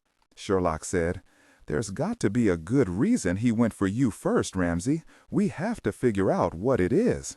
Ramsey said, "It means he's carrying a load of rage at me, maybe more than he has against you, Savich. It could be over something he thinks we did to him together." Sherlock only nodded. Her head felt like a weight was pressing her down. "Yes, but what?" Savich said. "We'll have to find out, but not tonight. You both look ready to fold your tents. Get some sleep." Savich leaned down and kissed Sherlock's mouth. "Sleep well, sweetheart. We'll get this all figured out in the morning. Ramsey, don't snore so loud you wake her. I'll be back in a moment." And Savich followed Deputy Babcock and Deputy Clooney out of the room. Deputy Babcock said, "This is hairier than my mother-in-law's legs. 2 killers, not just this shoe character. Have you told Marshal Maynard?" "Cheney will. Barbieri called a few minutes ago, said they'd found the Infinity on one of the winding streets above Sausalito. Sounds like he was on his way to find a doctor to take care of his arm. I hope Shu hasn't invaded someone's home. I can't imagine a doctor would have a fully equipped office in his own home, but I guess he'd have enough stuff to help him with an arm wound. I sure hope he hasn't killed anyone." Savich said, "I hope Shu won't think it's prudent." "We'll find out soon enough, either way," Babcock said. Savich said, "Shu's got to be somewhat panicked." "No, don't listen to me. I'm too tired to think straight. He survived this long by staying cool and always using his brain. Everyone is focused on small medical offices and walk-in clinics, especially those with a Chinese clientele. He probably knows some doctors who cater to people at the Chinese consulate, take care of their families. I wonder if we can find out who those doctors are." "Probably already done," Babcock said. "I wonder how he expects to get out of here." Officer Clooney said, "I would drive out of California, maybe to Utah or Nevada, stay away from the airports for a while." Savich said, "You're probably right, if he's well enough to drive that far. Now that his cover is gone and we know he didn't shoot either Ramsey or Sherlock, it's the second shooter we have to guard against." Clooney said, "If they don't know each other, how lucky is that for Shu?" Babcock said, "I'll bet Shu's putting him in high on his nighttime prayer list." "Agent Savich, you can relax. With 4 of us around the clock, how could this second guy possibly believe he could get to either Sherlock or Judge Hunt in here? How? Remember the elevator?" Savich snapped his fingers. "He came this close to killing Judge Hunt. Don't forget, this guy prefers the elaborate over the simple and straightforward. The more convoluted and intricate he can make his plans, the bigger the rush he gets." Babcock said, "But he's failed twice. Doesn't he realize that we all know now he's the danger and not Shu?"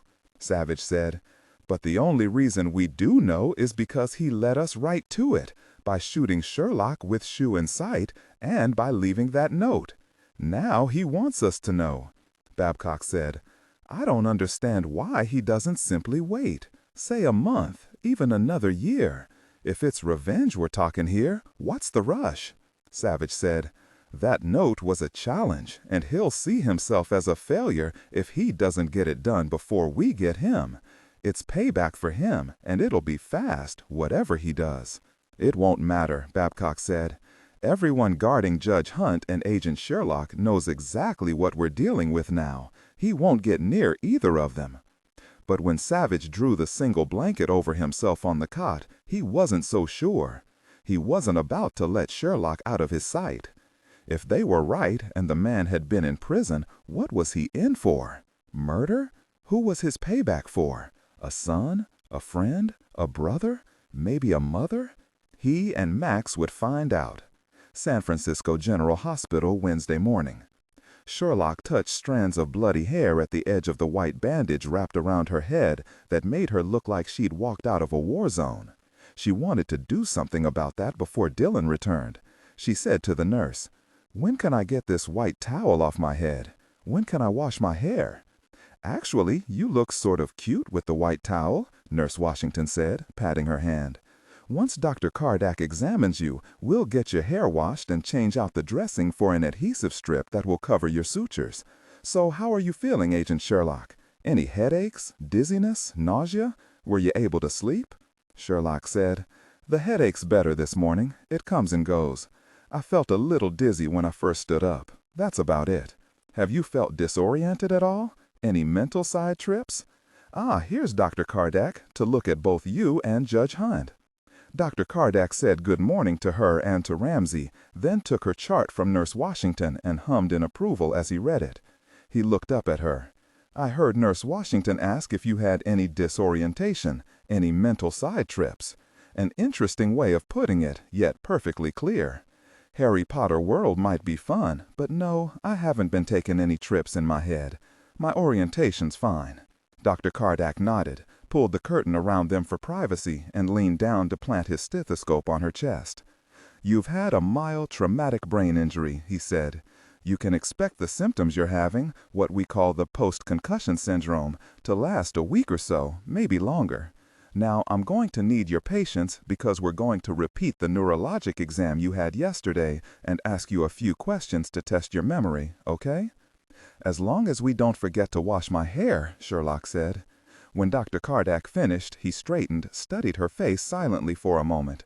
Your balance, your strength, your reflexes, your memory, everything looks good. I have to say, Agent, you're the luckiest patient I've treated in some time. Your scan from yesterday looks normal, except for your scalp injury. To be shot in the head and sustain no structural brain injury or bleeding, no cracked skull, no visible swelling is amazing.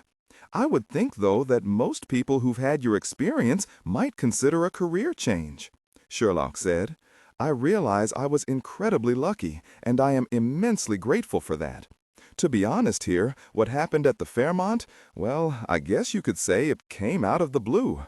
So there was no way to do my job and avoid it. She grinned up at him. It could have happened to anyone, he said. In that case, Agent Sherlock, I hope your luck continues for your next 3 lifetimes. As for your husband, I must tell you, the man's a wreck, but naturally, he believes he has to appear calm and in control around you.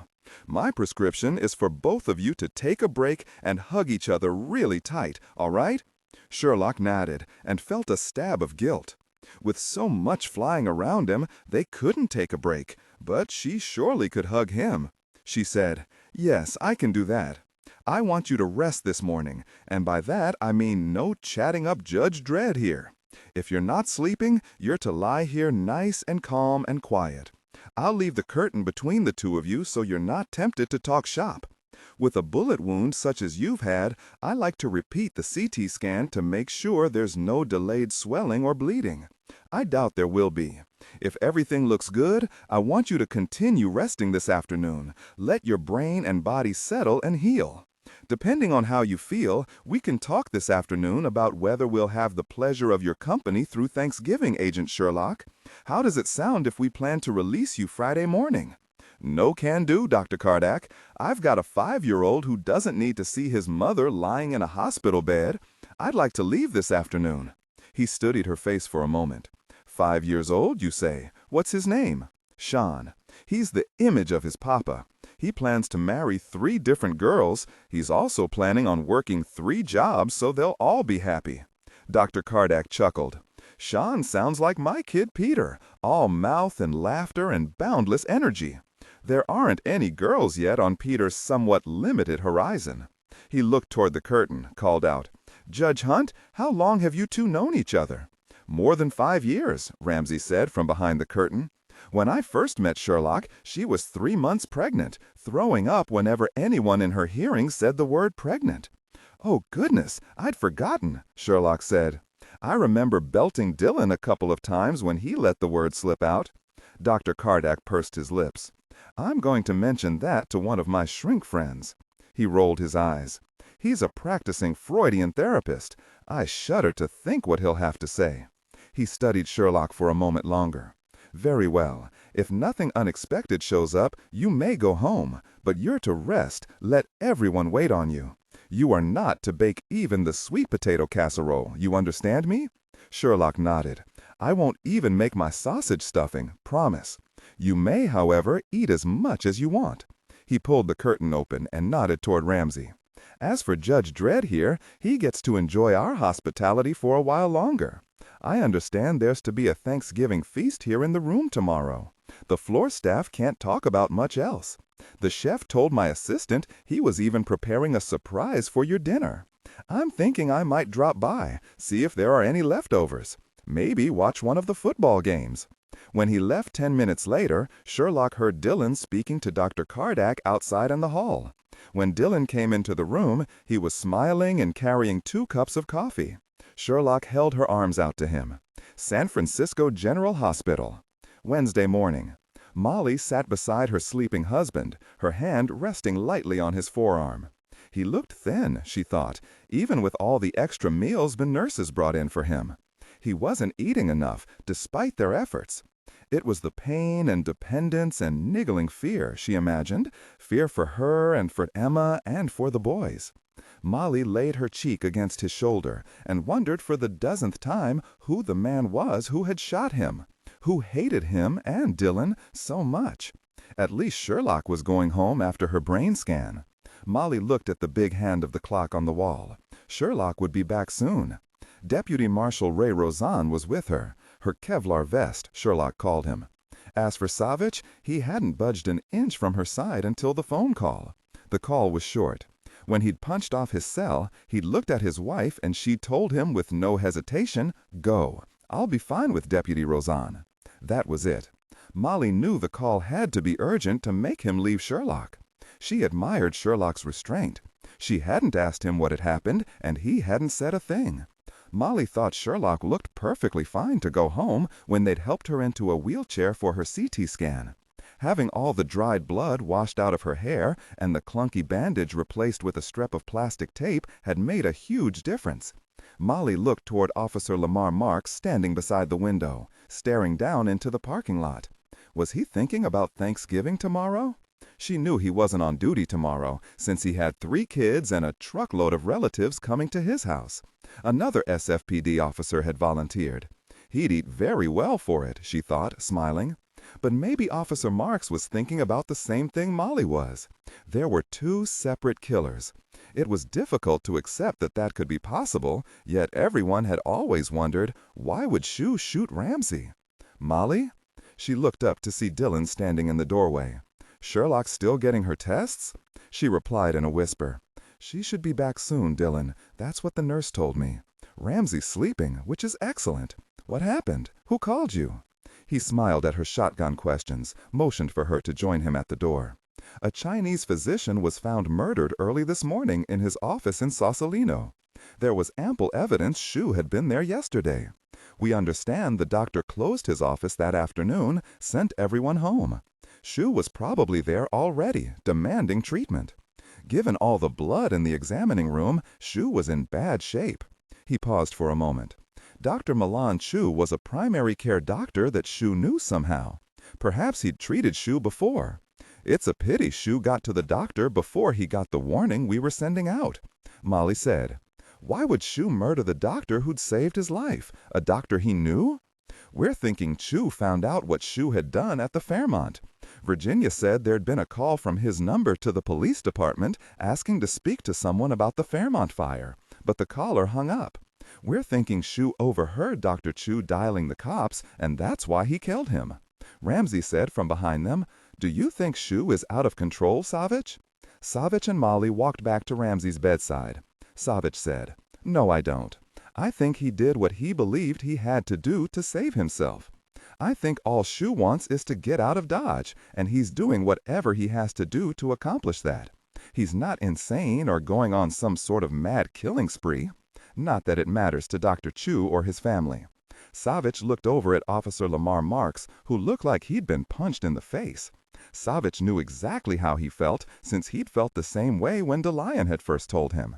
Officer Marks said, "Shue better hope all he needs is this one doctor visit." True enough, Savich thought. Officer Marks said he could still end up in an emergency room somewhere. Ramsey said, "Lamar's right. If he's that bad off, then he'll need more medical attention." Molly said, "Even if he can weather through it, Shue could still be stuck in bed for another week, Dillon." She brightened. Maybe he could die. He's certainly lost enough blood. Dr. Chu couldn't have transfused him in his office. Officer Mark said, "No one saw him at the doctor's office? No other staff, patients, passers-by? We have nothing so far. We do know Shue went to Dr. Chu's clinic within an hour of his getting shot. The ME estimated Dr. Chu was dead within a couple of hours after that. I wonder where Shu is holed up now, Officer Mark said. Savich heard some voices in the corridor behind him and quickly turned. He expected Sherlock, but it was a couple of orderlies. Where was Sherlock? Savich bolted from the room and ran to the nurse's station. Sherlock was tapping her fingers. Why in heaven did everything take so long in a hospital? Well, okay, so she'd been sitting here in the patient waiting area only about 10 minutes, but still. Where was a nurse or the tech to wheel her in and get this business over and done? She didn't even need another brain scan. She sincerely hoped it wouldn't include an injection. Her head was aching again, a slow series of dull thuds. She wanted to get out of here. She wanted to be able to kiss Dillon silly and hug Sean to her, have him pat her shoulder and ask her to play a computer game with him that it would be her responsibility to lose with dignity and guile. Deputy Ray Rosen stood near the radiology waiting room door, his eyes always on the move, studying anyone for the slightest interest in coming within 6 feet of her. He was on edge, all the guards were, what with 2 maniacs out there. But it wasn't Shu, it was the other unknown man that scared him. They had only a sketch and a description of him. Slender build, an American, maybe older, but no one was really sure. Whatever his age, he'd been capable of that mad spree in the elevator on Saturday. Ray looked over at Sherlock, knew she wanted nothing more than to go home. He watched her pull her cell phone out of the pocket of a dark blue bathrobe with lots of dog hair on it that Savich had brought in for her along with her cell. He'd heard Savich had returned the previous night to sleep on a cot not 2 feet from her hospital bed. Rosen wondered if he told her why he'd been called away. He probably hadn't, since she didn't look upset, only a bit anxious, and hurting a little too, from the fixed expression in her eyes. Her hair looked better without the blood, a soft riot of curls now, so thick it nearly covered the small bandage over the head wound. It was hard to imagine the person in that bathrobe tackling Shu and bringing him down. "You want me to go see what's holding up these yahoos, Sherlock?" She glanced down at her watch. "We can give them another couple of minutes. We'll make it 15 minutes tops. I think I'll call Dillon, see what's happened." Rosen said it aloud. "Shu killed a physician? The one who treated him?" She nodded. "Yes, I was told." She closed her eyes against the stark knowledge of it. She'd been so close, she thought. She'd had Shu flat on his face against the sidewalk. If only she'd had time to get the other cuff on him. If only. "We're ready for your test now, Agent Sherlock." Sherlock looked up to see a tall, lanky tech standing beside Deputy Rosen, wearing scrubs, a mask over his nose, green booties on his feet.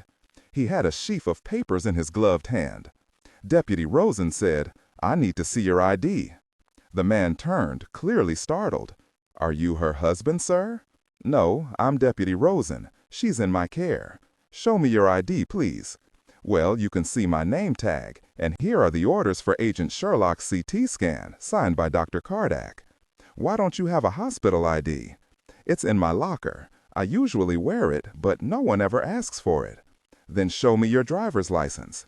Savich burst into the waiting room, saw the tech, masked, standing too close to Rosen, and raised his cig. "Get back and drop to your knees." The man dropped Sherlock's chart and fell to his knees on the floor. Savich, panting hard from running, stood over him. The man looked up at him, obviously terrified. "Who are you? What did I do?" Rosen said, "He didn't have his hospital ID, and I just asked him for his driver's license when you, came in, Agent Savich." "Lose the mask," Savich said. The man pulled the ties loose. The mask fell off his face. "My name's Terry Lumpert. See, my name's on my name tag. Why are you pointing that gun at me?" Savich put his cig back in his waist holster. A nurse came to the door. "What's going on here?" "Goodness, Terry, what did you do now?" Sherlock said calmly, "Officer Rosen is my guard, and this is my husband. I guess you'd say he's part of the guard detail for me. He thought this man was a threat to me. Do you know him? Can you verify he's supposed to be here? To take me in for a CT scan? The nurse looked toward Rosen. Yes, Rosen said. Can you identify this man for us? She said, I've known him for nearly 10 years. It's Terry Limpert. He's been known to flirt with pretty patients, though, and I thought he'd gone over the top this time. She watched the husband pull Terry to his feet. Very funny, Caitlin, Terry said, dusting off his knees. I wasn't doing anything, really. Savich said, Sorry, Mr. Limpert. You really should consider wearing your ID, given all that's happened here the past week. Limpert said, Yeah, oh yes, right. You nearly made me mess myself. He didn't shoot you, Officer Rosen said, and smiled, shook Limpert's hand. You'll be fine. You did good. Savich walked to where Sherlock sat, smiling of all things, in her wheelchair. She laid her hand on his arm. My hero. Terry, go get your ID. Then you can take over Jonah's case in room 3. Jonah can deal with Agent Sherlock. Next time, don't wear a mask when you fetch a patient. I've told you it freaks them out. She shot a look at Savich. And their husbands. Savich rested one hand lightly on Sherlock's shoulder. Sorry, Terry, he said, but if anything happened to Sherlock, I'd lose my job. Terry was very pleased to take over Jonah's case, even if it was a 90-year-old curmudgeon from Fresno who did nothing but cuss at him. Skyline Motel, El Cerrito, California, east of the Richmond Bridge, Wednesday afternoon. Shu was trying to sleep, but it was hard, since he felt like crap. After leaving Dr. Chu's clinic yesterday afternoon, he'd barely made it across the Richmond Bridge and was glad to find this hole-in-the-wall motel near the highway. He wished he'd made it farther, but it was impossible, not until he was stronger. He had not taken enough oxycodone to kill his pain entirely because he couldn't allow himself to get completely helpless. It was what a stupid man would do, and he hadn't survived by being stupid. He would make peace with the grinding pain. Shu knew what this pain would be like, since he'd been shot once before. One of his trainers in the army compound outside Beijing had accidentally shot him in the leg, the blind moron. He remembered his trainer, Mr. Young, had actually cried over him, which was the only reason Shu hadn't tried to kick his stomach through his backbone. His arm would heal, Dr. Chu had assured him several times, and he'd be well enough to fly anywhere in 3 or 4 days. Shu knew from his other gunshot wound that he wouldn't have full use of his arm for several months.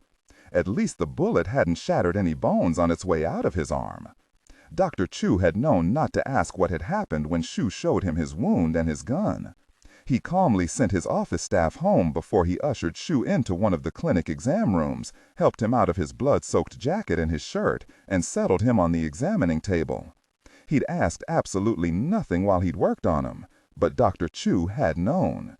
The doctor had given him intravenous morphine and Versed. He had watched him as he began silently cleaning out and suturing his wound. Shu had floated away, only vaguely aware of what Dr. Chu was doing. He remembered lying stretched out on Dr. Chu's examining table until he thought he could drive safely. Redemption.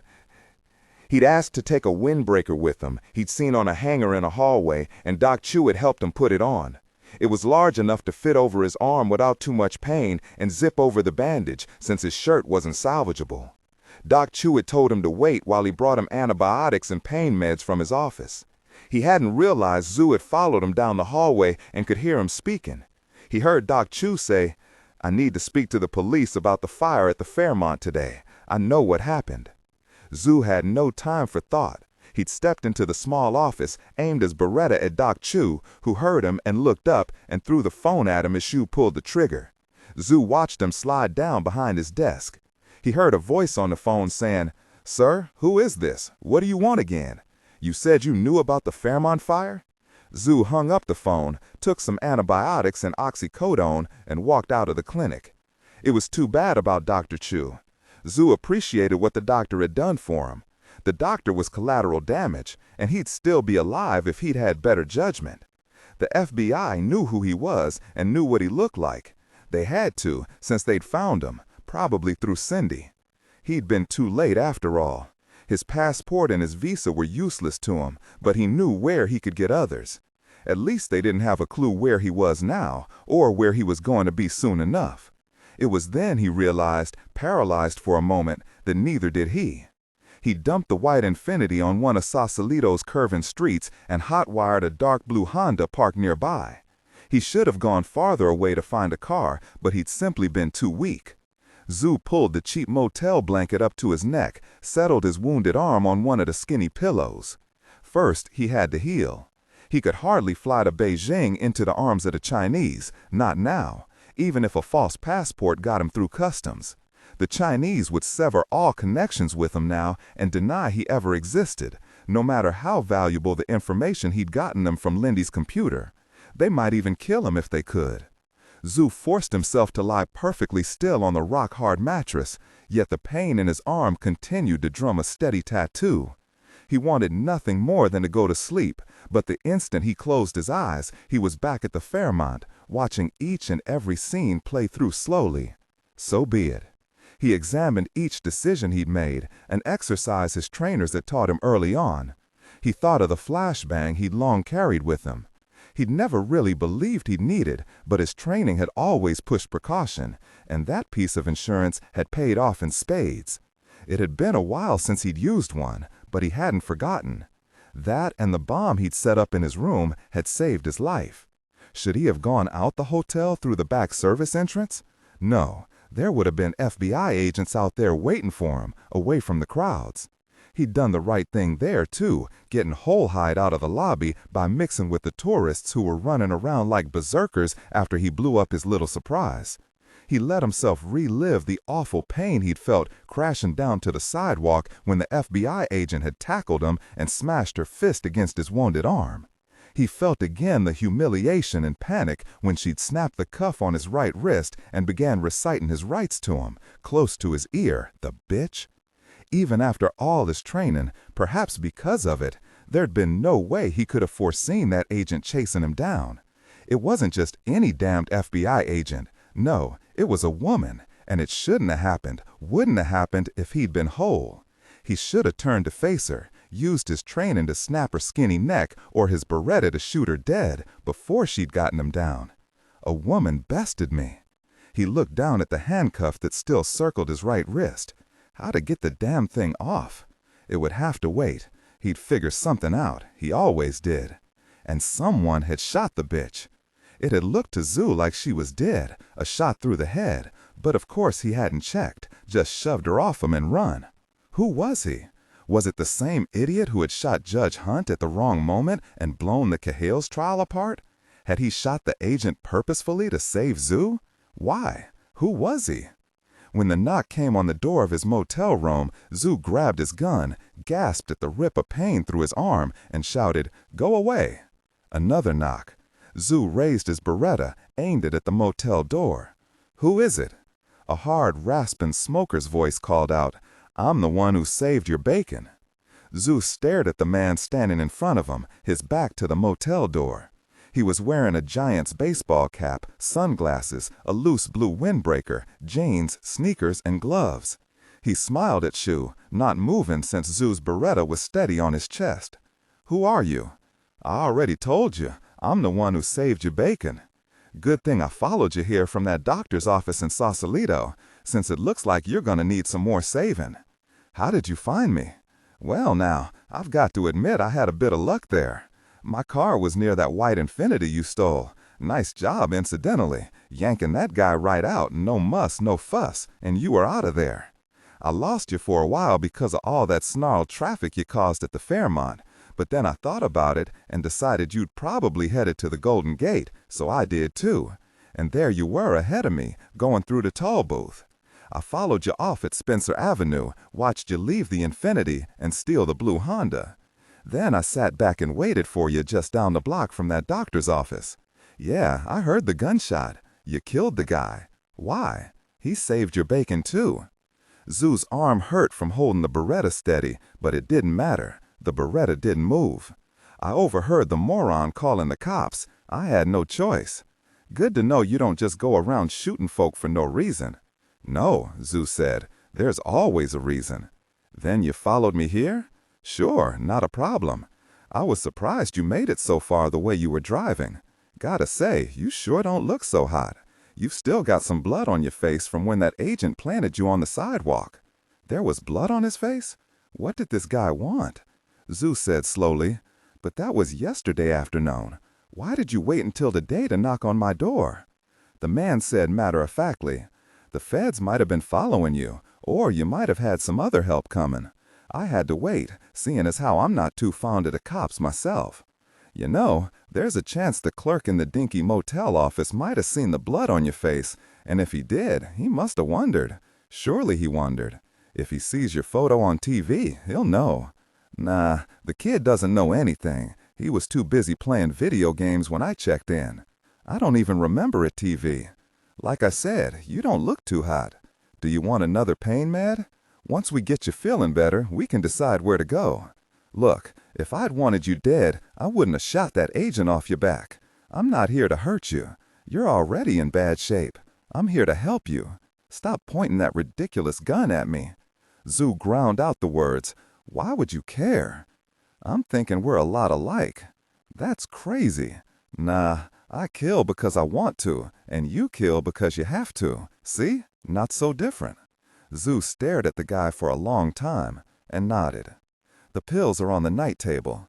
The guy shook 2 pills out onto his gloved palm, handed them to Shu, waited until he swallowed them, and gave him a glass of water. Zhu still didn't pull down the Beretta. He motioned the guy to step back, then held himself still and waited for relief. I see from the number of pills still in the bottle, you've been going light on the pain meds. Not a bad idea, given who could come through that door. Take another step back. Redemption. I don't want you so close to me. Exu watched him take 2 steps back. Why did you kill that FBI agent who was on my back? Well, you see, when she knocked you down, she was out there in the open. I had a nice clear shot, and I took it. You're saying it wasn't about me? You wanted to kill her? Oh yeah, I wanted her dead, but I figured what I was seeing was pretty interesting, so why not see where it led me? Hey, kill one bird and save the other. He opened his mouth, but the man raised a gloved hand. No reason for you to ask me any more right now. Maybe if we become BFFs, I'll tell you everything. The medication was numbing the pain in his arm, but blurring his brain as well. Exu said, "Were you the one who tried to kill Judge Hunt?" The guy nodded. "I thought I nailed the bastard, but he turned at that last second. Can you believe the rotten luck? But still, it was a good shot. He should have died." But he didn't. Did you try to take him out again in the hospital? Shu would swear the guy puffed up with pride. I gave that plan a lot of thought. Even got me some blood from a patient in the hospital to smear on the walls of the elevator shaft to drive the feds nuts. But Shu interrupted. It was a ridiculous plan. He stopped talking at a fierce jab of pain, held himself perfectly still, waiting for the meds to kick in and kill the pain once and for all. This idiot who'd shot through an elevator hatch wanted to help him? Exu said, "I want to see you. Take off those sunglasses and that ball cap now, or I'll drill you between the eyes." Okie dokie, fair enough, but ready yourself. You're in for a big whopper surprise. The ball cap and the sunglasses came off. Shu stared, so stunned that for a moment he didn't feel the pain in his arm. Gotcha, didn't I?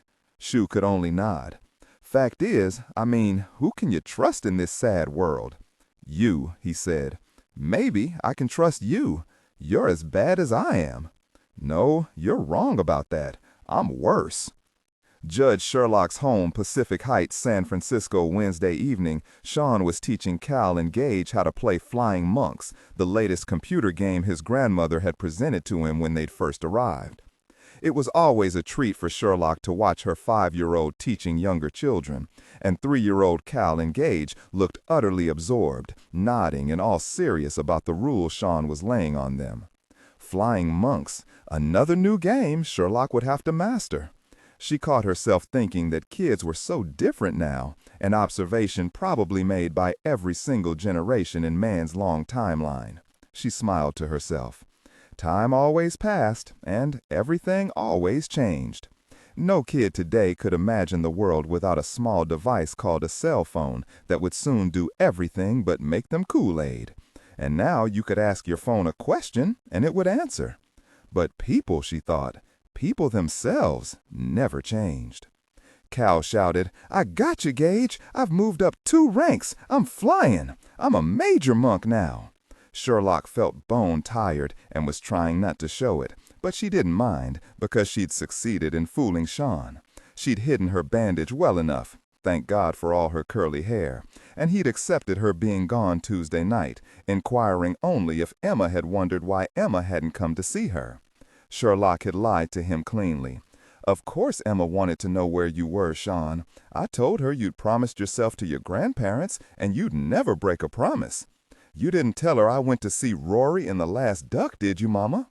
"Nope. She doesn't know Grandpa and I ate 2 buckets of kettle corn, does she? I don't want her to think I'm a pig." "Nope." Sean looked thoughtful, an identical expression to his father's. "There's so much to do, Mama. Sometimes I just don't know." His grandmother had walked in then with a freshly baked plate of chocolate chip cookies, and Sherlock forgot to ask him what he just didn't know. She sensed Dillon behind her and heard his deep voice. "Here, sweetheart." He leaned down, kissed her mouth, and handed her a cup of hot tea. "Drink it down. Then I'm thinking it's time for you to hang it up for the night." "But Dr. Cardack said you'd give me grief, and I was going to have to be the enforcer." "You've done well, stayed nice and quiet all afternoon and evening. Now it's time to let your brain and your body knit themselves back together while you have pleasant dreams." He paused for a moment. "I'm thinking I have some good ideas on how to help you make that happen." She took a sip of tea, looked up at him. "You're going to read me a bedtime story?" "I could, but I hadn't planned to. I wonder what you could possibly have in mind." He smiled at her. "You finish his tea, and we'll see." "Molly called, said Ramsey misses you since you were a civilizing influence on all those males around him. She'll be here with Emma soon to pick up Gage and Cal." "Ah, if you like, I can remove Sean before Emma comes in." "I'll watch Cal and Gage, Evelyn," Sherlock said. "I've got the power as long as I've got these chocolate chip cookies." Sherlock said, "Maybe it'd be good to take Sean upstairs. Otherwise, he'll be so excited about seeing Emma, it'll be difficult to get him to bed." Half an hour later, Sherlock was lying in bed, the pill Dillon fed her quashing the remnants of pain in her head. Now, what else did her husband have in mind? As if she couldn't guess. She heard him singing a country western tune in the bathroom, a song James Quinlan, a fellow agent and musician, had written about a man who loved wild broncos, wilder women, and black gold. When he came into the bedroom a few minutes later, he was wearing only pajama bottoms, slung low on his hips. Sherlock thought she'd swallow her tongue.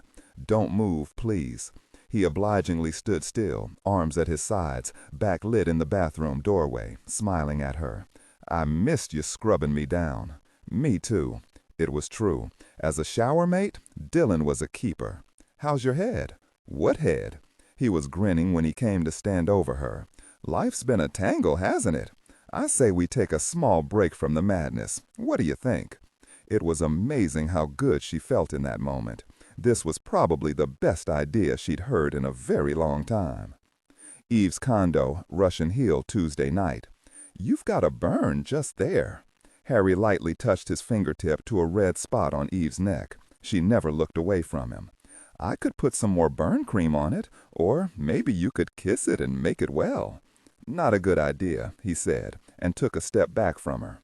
Harry, Eve, and Griffin had been treated by the EMTs at the Fairmont, had been pronounced good to go, had been debriefed at the Federal Building, and had showered and cleaned up at Harry's house before he'd brought her back to her condo. Eve felt punch-drunk, both hyped and exhausted. The weird thing was, this potent mix had her seeing Special Agent Harry Kristoff with new eyes. The new eyes really liked what they saw. Harry knuckled his own eyes. "I keep seeing Exu coming into the suite, and then I hear Griffin yell for him to get his hands in the air. Then everything happens so fast, all at the same time. The explosion of bright light and that god-awful noise, and fire everywhere. I still can't believe Exu was carrying a flashbang. And he knew exactly what to do with it." Eve said, I want to learn how to use one. Talk about effective. My ears didn't stop ringing for an hour.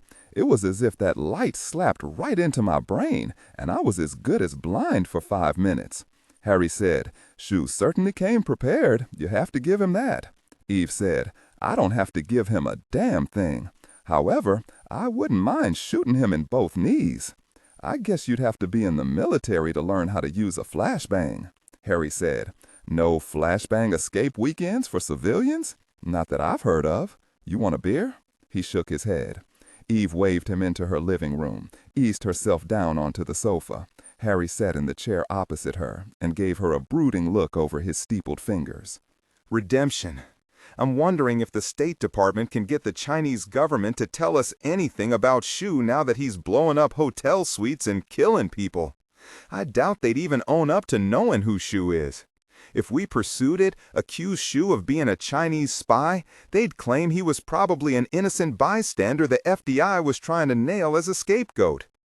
I'll bet the State Department will back off without more proof, and even then, Harry tapped his fingertips together. I keep asking myself, is there anything we could have done to stop him? If we hadn't been blinded and mule-kicked, we could have put a dozen bullets in his chest. That would have ended things nicely. At least one of us got him in the arm. I wonder which of us it was. I don't suppose the medical examiner will want to examine our weapons.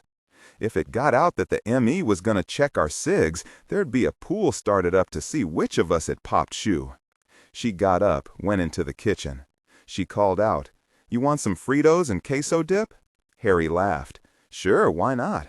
I can't remember the last time we ate. Eve brought in a tray with a huge bag of Fritos and a bowl with the queso dip, steaming from the microwave, and set the tray on the coffee table. Well, come on over and sit next to me unless you want to drag that chair over. Harry dragged over the chair opposite the coffee table. Eve gave him a long look. I usually like it when a guy is scared of me, but you? You won't sit next to me on the sofa? You won't even give me a mother's kiss on my neck to make my owie better again. Mama didn't raise me to be stupid. She scooped up dip onto a big Frito. Do you know I overheard Cheney saying you weren't a nasty git any longer, only nasty? When did you hear that?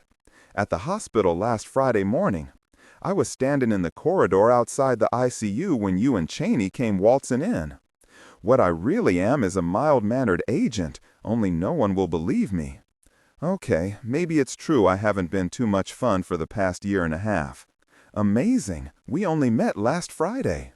We've seen each other on the elevators, in the Federal Building garage. Yeah, well, you pretended you were this tough guy who shaved himself with a hunting knife. Hard to reconcile that image with what all of us deputy marshals know to our guts, namely, that FBI agents are all wimpy clones made in the FBI factory. Oh yeah? It's common knowledge. You want to know what FBI agents think about the frickin' Marshal Service? She grinned at him. Nope. When he opened his mouth, she raised her hand. You asked, and I answered, so keep quiet. He said, The few times I've seen you, I always thought you were too pretty to be a marshal, since nearly all of 'em are ex-military buzz-cut hard-noses. And look at you. You wear that black and red get-up with your butt-kicker boots so you can be one of the boys. Have you found they take you more seriously? He was spot on about that, she thought. It's the boots that win the day, she said. No one messes with the boots. The fact is, though, he continued after eating a Frito, the unmarried FBI agents keep trying to figure out how to get your attention. Word is you never give any of us the time of day. Nope, you're all panty waists. Who wants to hang around a panty waist with wingtips on his big feet? Yeah, blah, blah. You know what it is about you?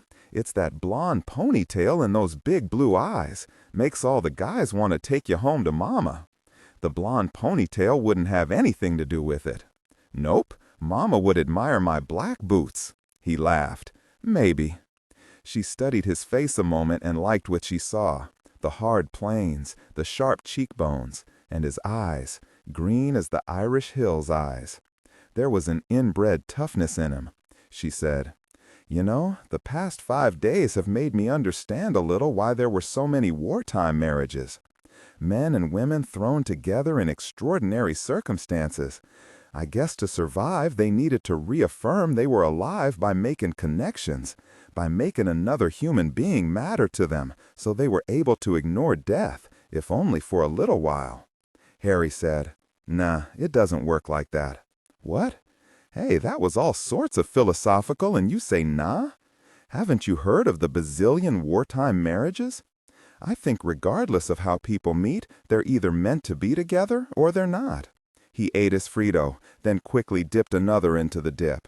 "I'm starving, and I hadn't even realized it." He toasted her with it. "Thanks for the best Frito I've had in a week. Nothing beats a Frito." "So you weren't such a nasty git before your divorce 1.5 years ago? It was the breakup that made you into one." "I've always been nasty. The git thing? That's all Cheney." "That's why your wife left you?" He paused with a Frito an inch from his mouth. "No." She cocked her head at him, said slowly, "No, that isn't what happened, is it?"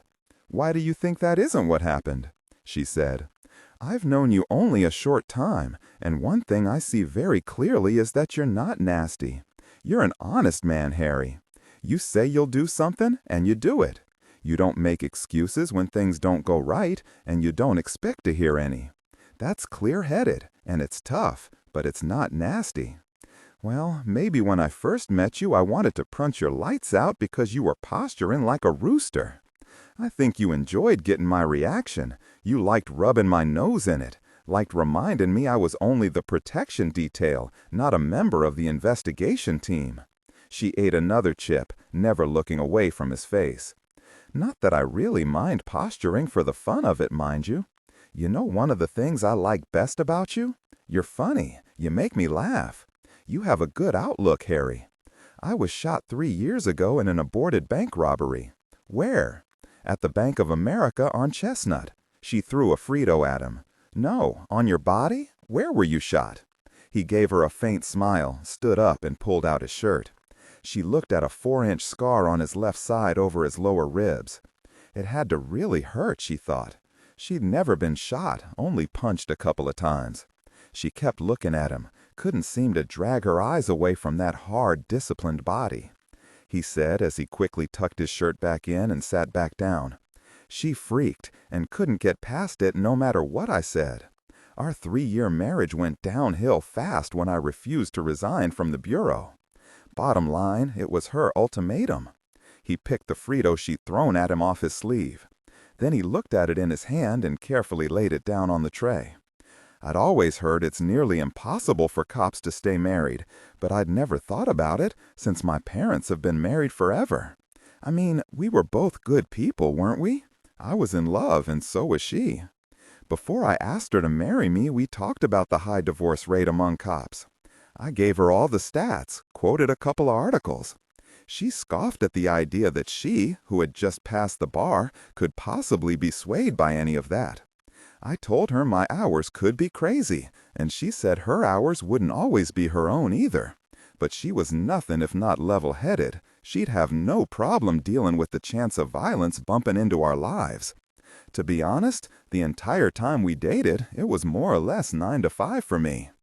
I went out of town only a couple of times to do some undercover, but it didn't impinge much on our time together.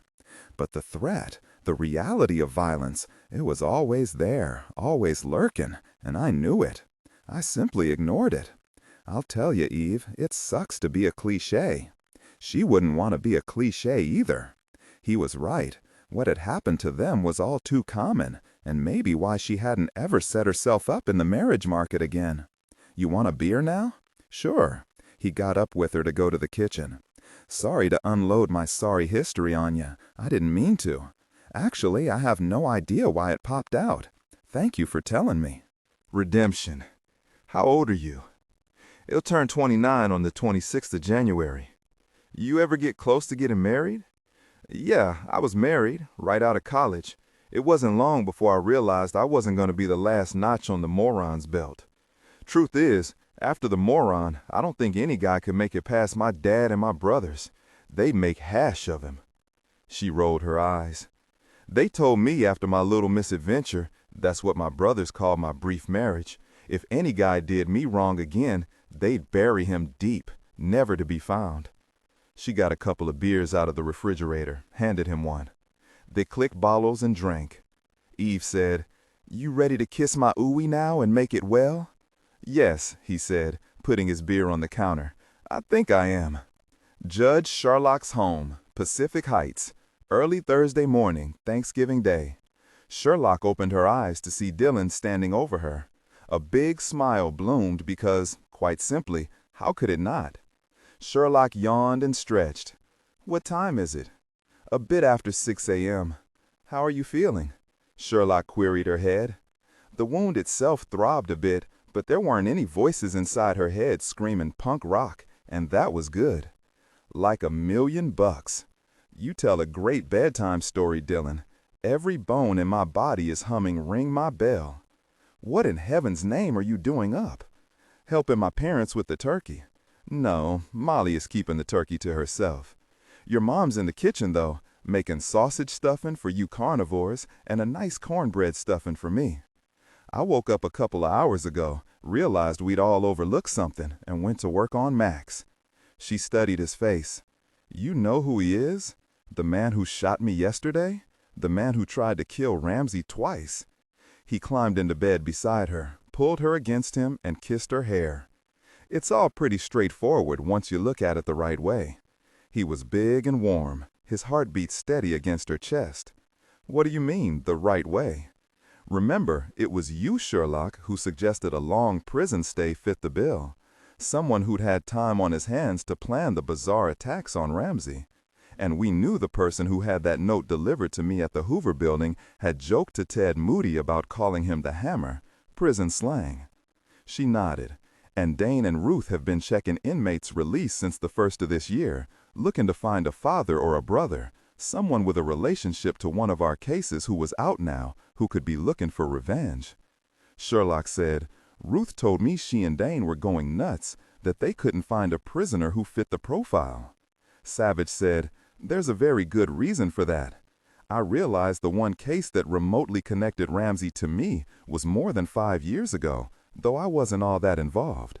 Remember Father Sonny Dickerson, the pedophile who kidnapped Emma?" Sherlock clearly remembered the obsessed ex-priest who'd sexually abused Emma until she'd escaped, and Ramsey had found her and hooked up with Molly to save her. So much violence, so much deception, and it had all ended in Dickerson's murder in the hospital. And now Dillon who? Sherlock snuggled closer, waiting. She enjoyed a good punchline as much as he did. "I did a search on all of Father Sonny's relatives. His father's dead, his only other sibling, a brother, is dead. There was only one relative left who wasn't dead, and that's Sonny's mother, in jail for killing her husband. She's the Hammer." That was a kicker. "You're kidding me? Sonny Dickerson's mom shot me in the head?" "Yes. We all believed it was a man, of course, since everyone who saw her, from Ted Moody, who brought us that note in the Hoover Building, to the lady who rented her the Zodiac, described a man. We even heard what we all thought was a man's voice on that telephone message to Molly, never doubted it was Shu. She's got a gravelly voice she's learned to control, and she knows how to disguise herself as a man. She let us believe all the attempts on Ramsey's life were Shu until Tuesday, when she shot you with Shu on the ground under you." Sherlock came up on her elbow. "I just can't get over it. Father Sonny Dickerson's mother. But Dillon, why didn't her name pop right out when Ruth and Dane did their search, no matter if she's female?" "Because her name is Charlene Cartwright. Like I said, she was in jail for 10 years for the murder of her husband, evidently a miserable human being who not only abused Sonny and his now deceased brother, but also his wife, Charlene. She snapped and shot a dozen bullets in his face with his own gun. From the court transcript I read of her trial in Baton Rouge, I think her shooting him was justified. I don't know why her lawyer didn't plead self-defense, but he didn't. He went for the SOD defense, some other dude did it, but the jury didn't buy it, and no wonder, since there was so much evidence against her. They wanted her to serve hard time, and so she did. She was given 15 years, paroled after 10. Father Sonny was murdered when she'd been in prison for about 5 years, so she had ample time to figure out who to blame and how to carry out her revenge. Sherlock said, "Why did she target you? Of course I remember most everything about the case, but you were hardly involved. That's why I didn't make the connection sooner. When I found her, I realized that she saw me as making it all possible because of the facial recognition program I modified from my friend at Scotland Yard. Remember, we didn't believe the sketch we inputted into the program would pay off. But it did. The program spit Father Sonny out right away." Sherlock said, "So Charlene read about the facial recognition program, saw your name and your connection to Ramsey, and decided you were the one who fingered her son, that without you, he wouldn't have been caught, which is totally wrong. Father Sonny tried to take Emma again in Monterey. In the end, that's what brought him down. Yeah, but we're talking a very angry woman here." "Angry but irrational," Sherlock said. "She used you as her focus, the hub of the wheel. She was going to punish you by killing those who matter to you, as you had hurt her by supposedly killing her son. Looks like. I guess there was no way she could know Father Sonny kidnapped the wrong little girl when he took Emma, since he was ordered killed by Emma's grandfather for it. She must have believed Ramsey killed him, that I and everyone else protected him, covered it up, and that's why he was #1 on her hit list." Sherlock recited, "For what you did, you deserve this." I wonder how many lines she played around with before she came up with this one. It sounds highfalutin, doesn't it? Like God is going to smite you when you deserve it. Why isn't her name Dickerson? It was a common law marriage, and she kept her maiden name, Cartwright. She served her 10 years in Louisiana Correctional Institute for Women in St. Gabriel, outside of Baton Rouge, until 4 months ago, when she was paroled, completely rehabilitated, and, citing her exemplary behavior, willing to do whatever was asked of her, according to the warden himself.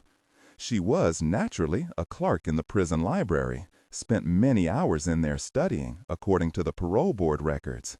Sherlock said, "And I was second on her list after Ramsey? To hurt you?" Savich nodded. She must have decided to put Ramsey on hold, since she realized there was no way she could get to him again in the hospital, not after the elevator debacle. He shook his head. "I can't get over her preparation for that attempt. She even took Boozer's blood, remember, because she wanted us to think she was wounded and that she was a man. She wanted to play with us. And Boozer described a man as well. Well, we thought Sue was a woman for a very long time, what with that Sue name mix-up. Turns out we were wrong on both counts." Sherlock said, "That stun in the elevator, amazing what she did. She failed thanks to Eve and Kevlar." Redemption.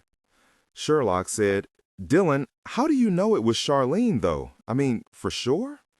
"There were samples of her handwriting in the trial record. They matched the notes she sent us. And she's wanted in Louisiana again for cutting out on her parole officer 2 months ago." Sherlock said, "She must have been following the FBI van. No other explanation for why she was there and ready to shoot just when I was out invisible at the Fairmont. She would have had no idea you'd jump out of the van and go after Zoo. That part of it was lucky for her. Lucky for both of them," Sherlock said. "And isn't that a happy thought? If her aim had been a hair better, I'd be dead." Sherlock's hand was a fist on his chest. He felt her fingers tangle in his chest hair. He pressed lightly, flattening her palm. Savich said, "I've got her photo. It will make a huge difference knowing who we're looking for. You know, Charlene doesn't look like a killer, not really. I saw 2 photos, one before her trial and one taken 2 years ago. She didn't look beaten down anymore, like a battered wife. She looked fierce. The set of her head and shoulders was proud, like she was on a mission for justice, like some old Joan of Arc." Sherlock pushed off the covers. "Let me see. No, you stay put. I'll bring Max in here to show you." He felt her hand moving over his chest. He leaned down, kissed her. "No, don't bring in Max just yet," she said against his jaw. She kissed his throat. "Not yet." San Francisco General Hospital, Judge Hunt's room, Thanksgiving nurse Natalie Chase, was divorced. Even though her ex was a real loser, she loved his name, and since she didn't have any kids by him, she'd kept it. Thank heaven his gene pool wouldn't continue through her. She had no close family, only a couple of cousins who lived in Boston, so she always volunteered for holiday shifts. She liked holidays. There was usually something special going on, and she didn't have to be alone.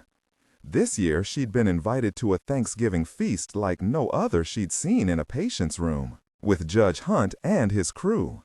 They were breaking more visiting rules than she cared to think about, but nobody was worried about it, not since it was Judge Dredd and it was Thanksgiving. Sure, she had to keep an eye on all her other patients, but most of them were with family, chowing down on turkey and dressing if they could. Even her elderly patient with Alzheimer's was with his daughter, who was snacking on turkey and stuffing while she kept vigil. No one was alone today. It baffled and angered Natalie that someone would want to kill Judge Ramsey Hunt. He was genuinely nice, a treat to the eyes, and, like everyone else taking care of him, she was thankful today of all days that Judge Dredd was doing so well.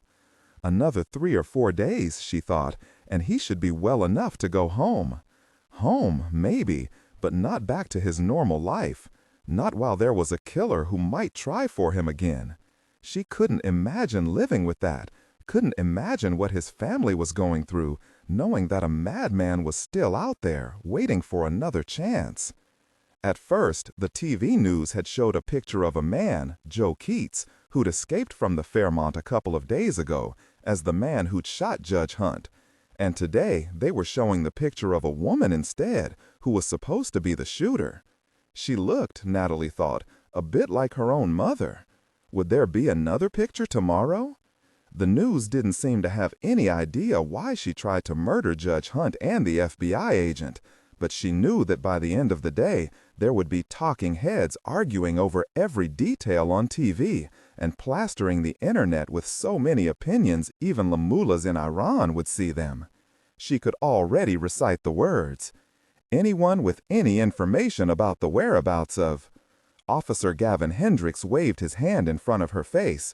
You look 1,000,000 miles away. Another slice of turkey? She shook her head at him, smiling. He'd been guarding Judge Hunt for the past 3 days. He was a tall black man with a pitiful excuse for a goatee, she told him, and he laughed and said it was his father's fault.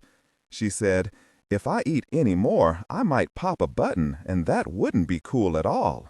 What if an emergency turns up? What if a patient sees me with my pants button popped open? It wouldn't inspire much confidence. "You're sure, Natalie?" Molly Hunt called out. "We've got lots."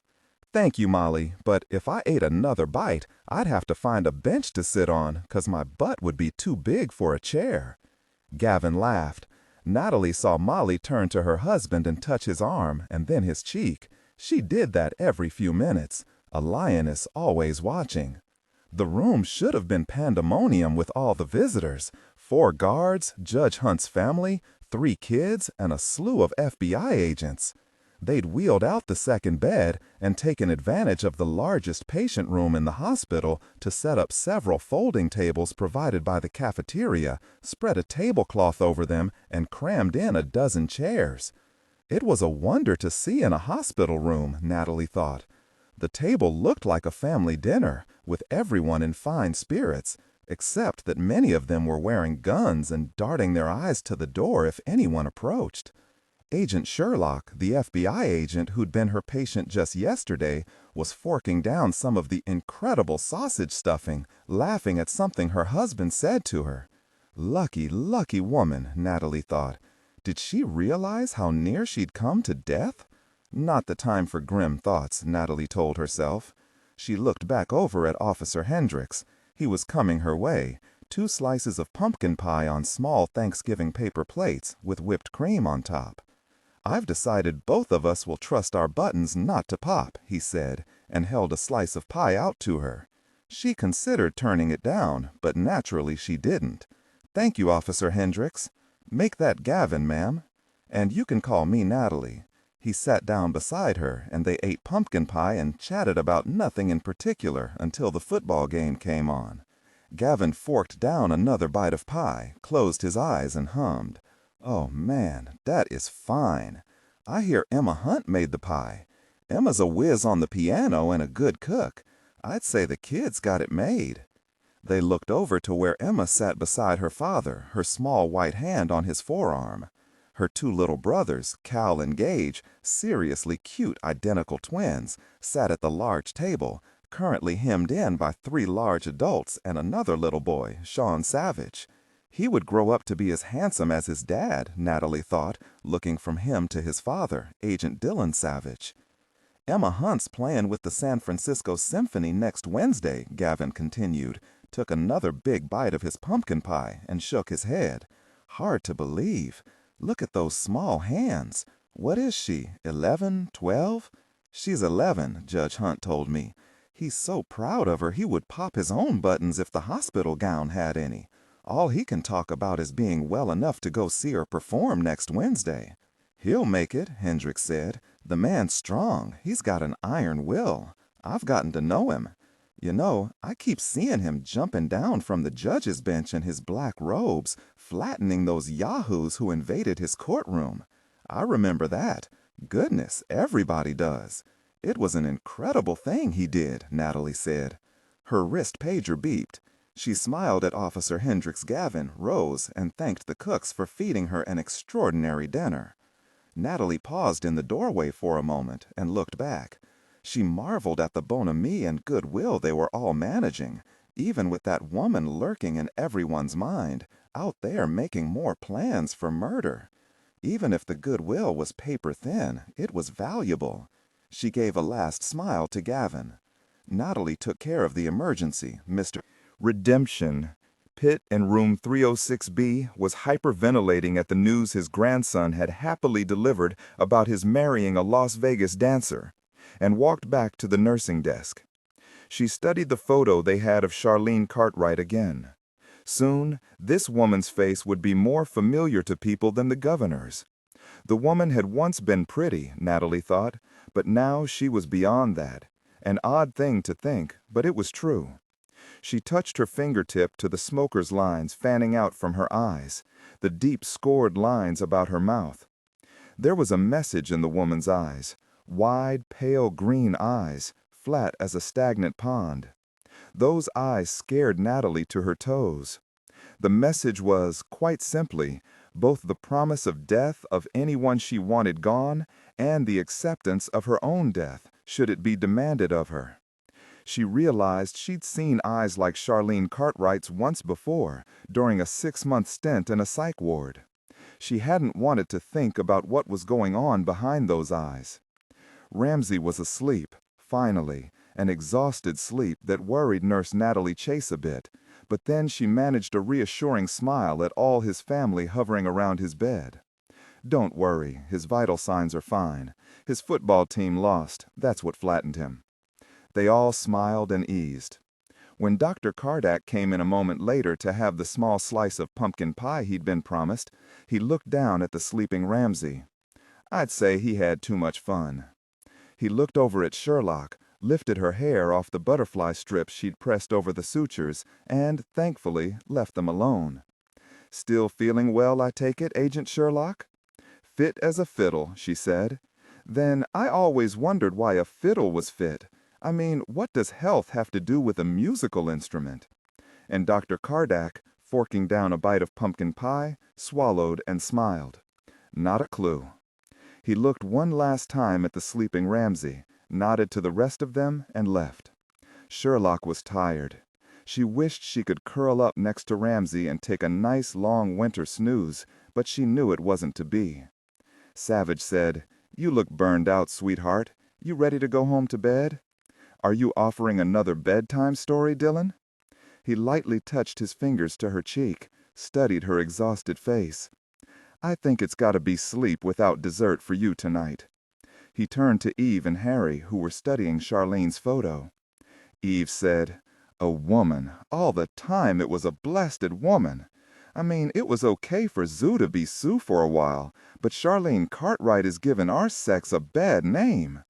And look at us, Sherlock. You've got an aching head, and I'm still nursing the bruises she shot into my Kevlar in the elevator. Do you think she's nuts?" Savich slowly nodded. "She is now." "Before she married her husband? If I had to venture a guess, I'd say no. You're right to be worried about Charlene. Zoo has no more reason to be here that I can see, unless he's too weak to drive. Either way, he'll be out of the picture for a while, unless we're lucky enough to find him. Charlene's a different matter. We are her purpose, her focus.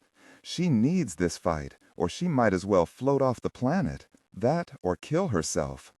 But you know, I really don't think she'll give it up until we bury her." He pulled Sherlock close, closed his eyes for a moment. He said, "All of us know that informants solve most of our cases. Since her photos are everywhere, we've got to hope she stays close.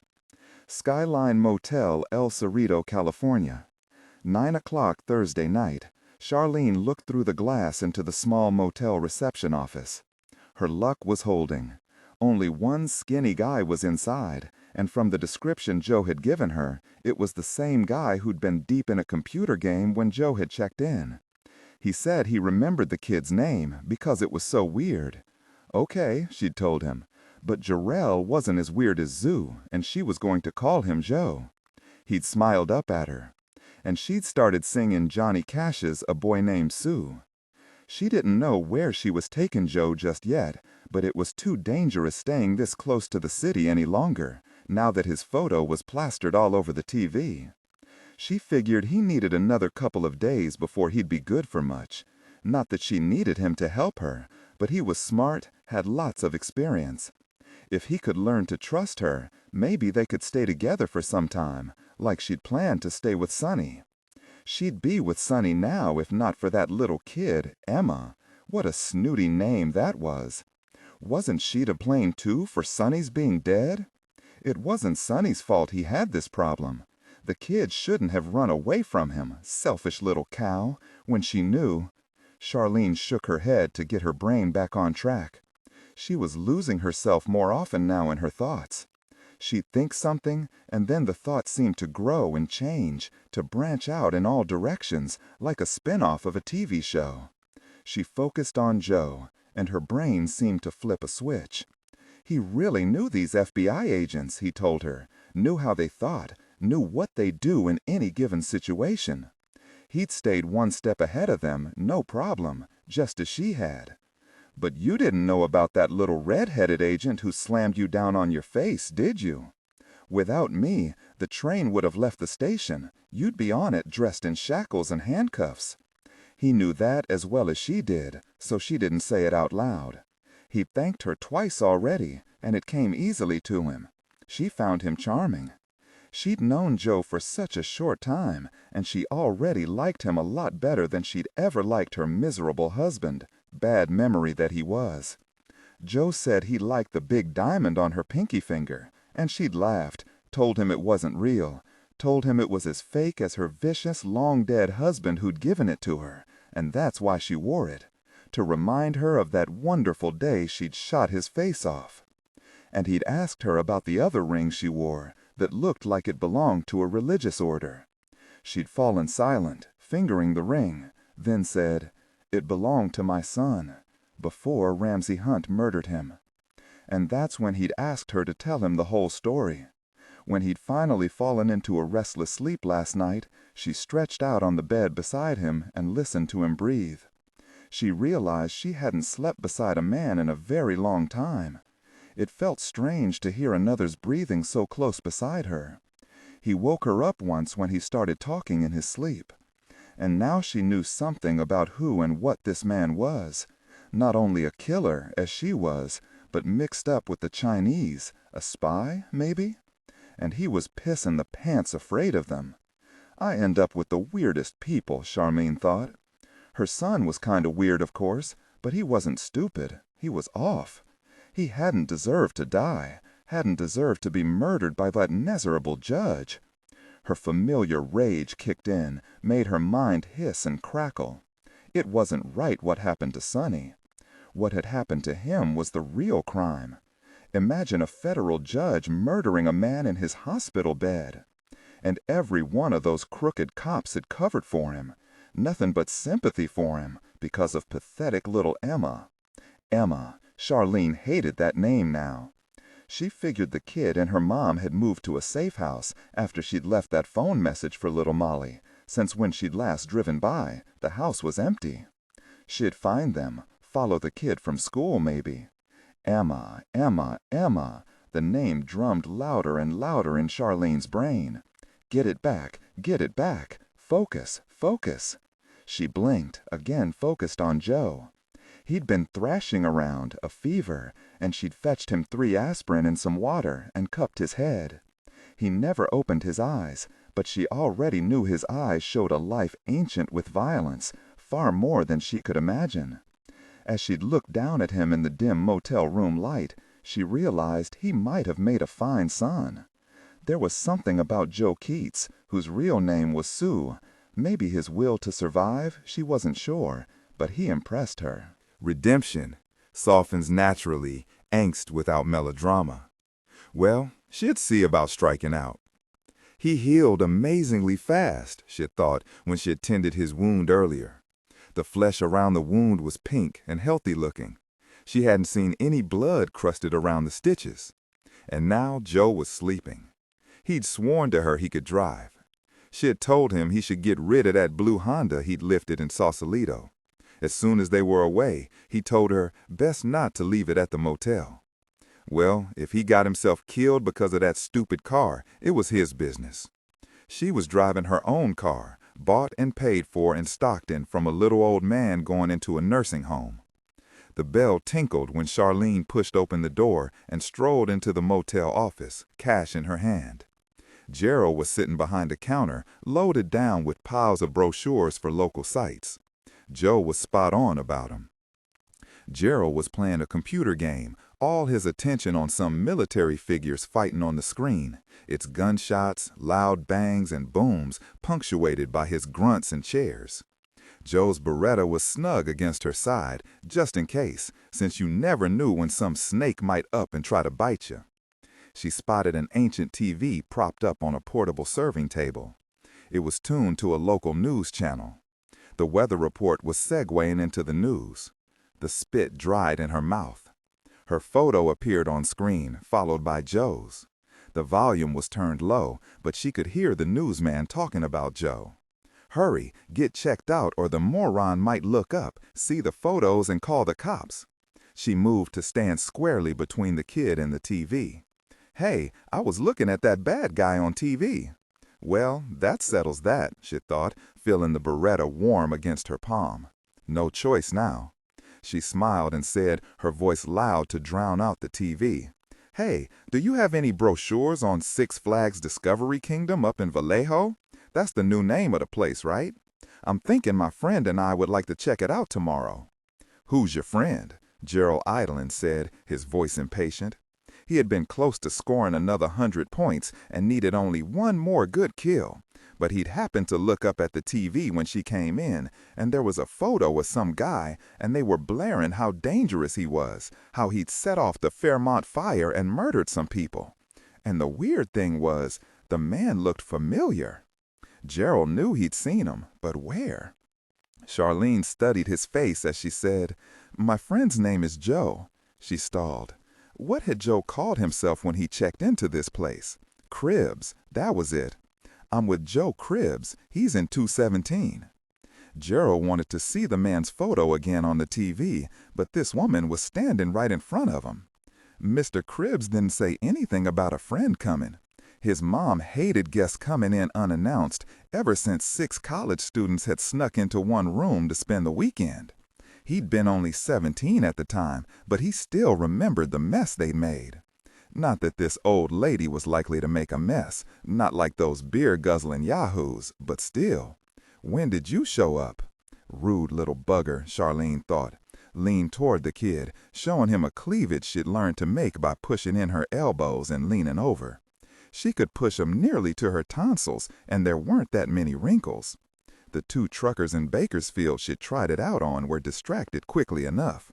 Last night. So you got any brochures? Yeah, we even got brochures for mud baths in Calistoga if you want. Is Mr. Cribbs feeling better? He looked pretty bad when he checked in yesterday. I mean, he was all hunched over, and I knew he didn't feel good. Do you know?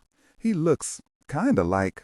Charlene said quickly, "He's fine, only a flu of some sort." Hey, aren't you a little old for Mr. Cribbs? I mean, like his mother?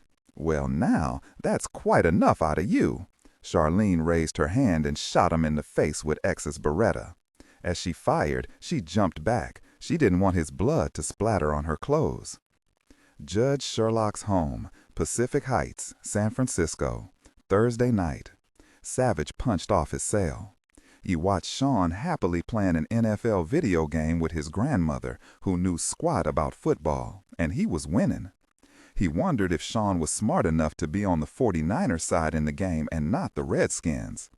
He leaned down and said quietly to Sherlock, "Cheney said they're getting about 50 calls an hour on the hotline to Sue and or Charlene.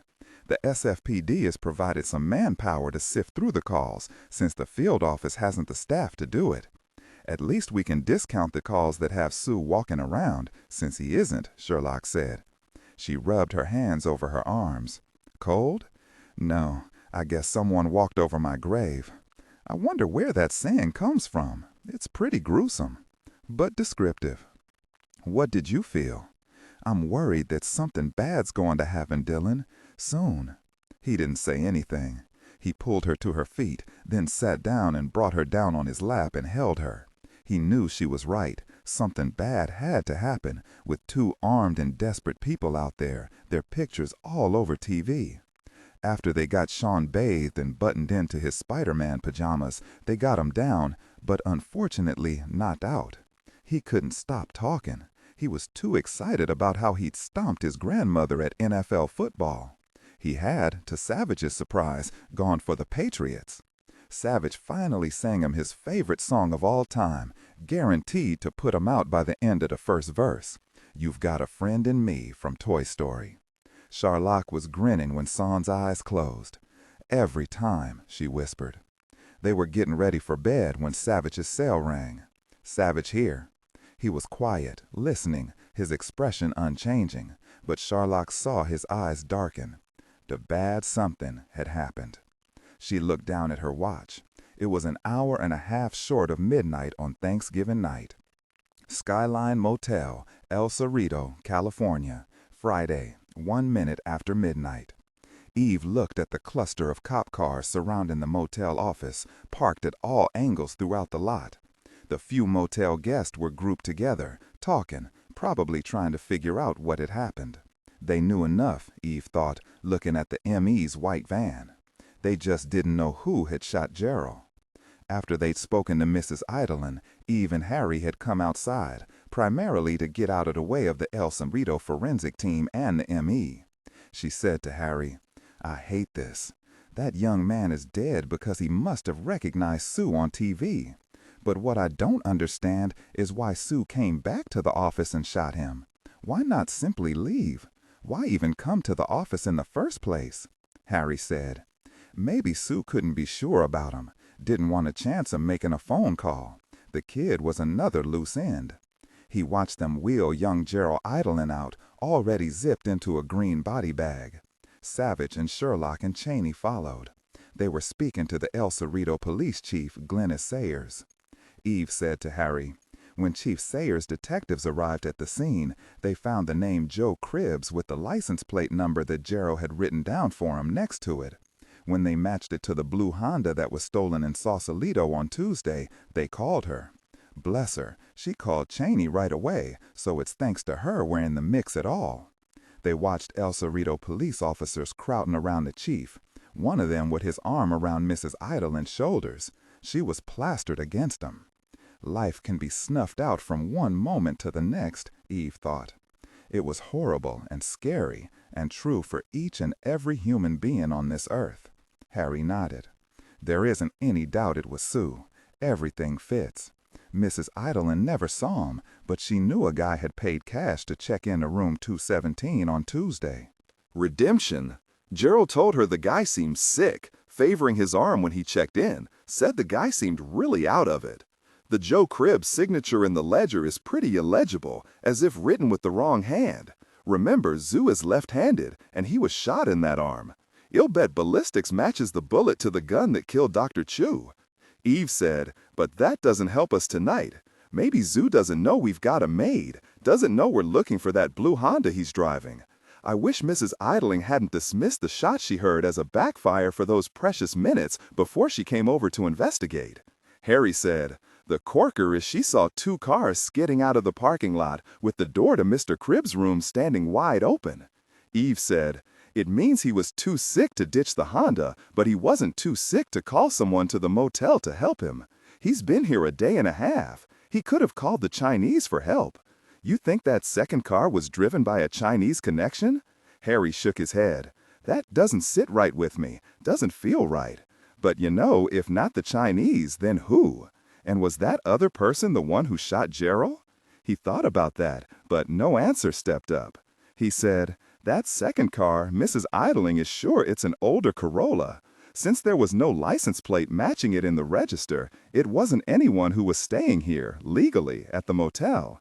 If they're smart, they'll leave the Honda somewhere and we'll have no way to trace them. Eve said on a sigh, whoever it is, it's a game changer. With help, Zoo can go anywhere he wants now.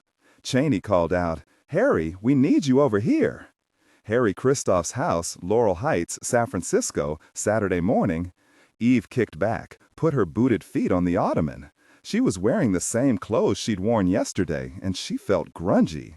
She leaned her head back against the sofa back and said, my head hurts. Harry stood over her, a cup of coffee in his hand. You ate breakfast an hour ago, so it's okay to drink another cup of this fine brew. Then we'll talk. Talk? That opened her eyes. What did he mean, talk? Eve didn't want to talk a guy, talk about 2 adults enjoying sex and no commitment. No, that wasn't Harry. Harry was honorable to his feet, like big Statue of David feet. No, Harry felt guilty because he'd made love to her, and now it was morning, and somewhere along the line he'd realized she expected more from him, and so he regretted ever pulling down her blue bikini panties. How was he ever going to explain that to her so she didn't shoot him? She stared at him, unblinking. He hadn't said a word while he chowed down on his cereal, one of those health food brands she'd never heard of, while she'd slathered strawberry jam on her toast. Not a single word about how incredible she was, and it was the best night of his life, and how about now let's get naked right here on the table. Would she climb up on the table? Yes, she would. She continued to stare at him. To her eye, Harry radiated guilt. Eve drank a bit of coffee and watched Harry walk to the chair opposite and sit down. He looked indolent and loose, his legs stretched out, crossed at the ankles, and he steepled his fingertips together. Tap, tap, tap. Maybe she was wrong. Maybe he didn't feel guilt about having sex with her, wanting now to shoulder the blame, to claim all the fault. Maybe she was wrong. Instead, maybe he was feeling cocky. He'd scored with her. Was that better than his feeling guilty about seducing her?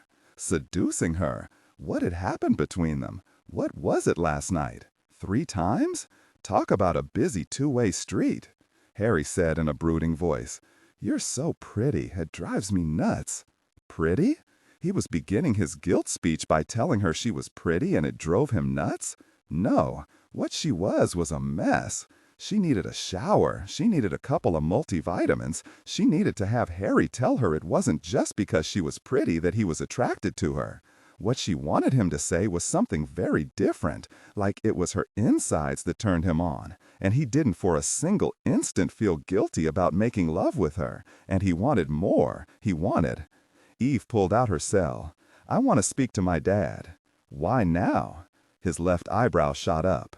He still looked, she thought, loose and relaxed, indolent as a lizard, and she wanted to smack him. She managed a credible sneer. What do you care?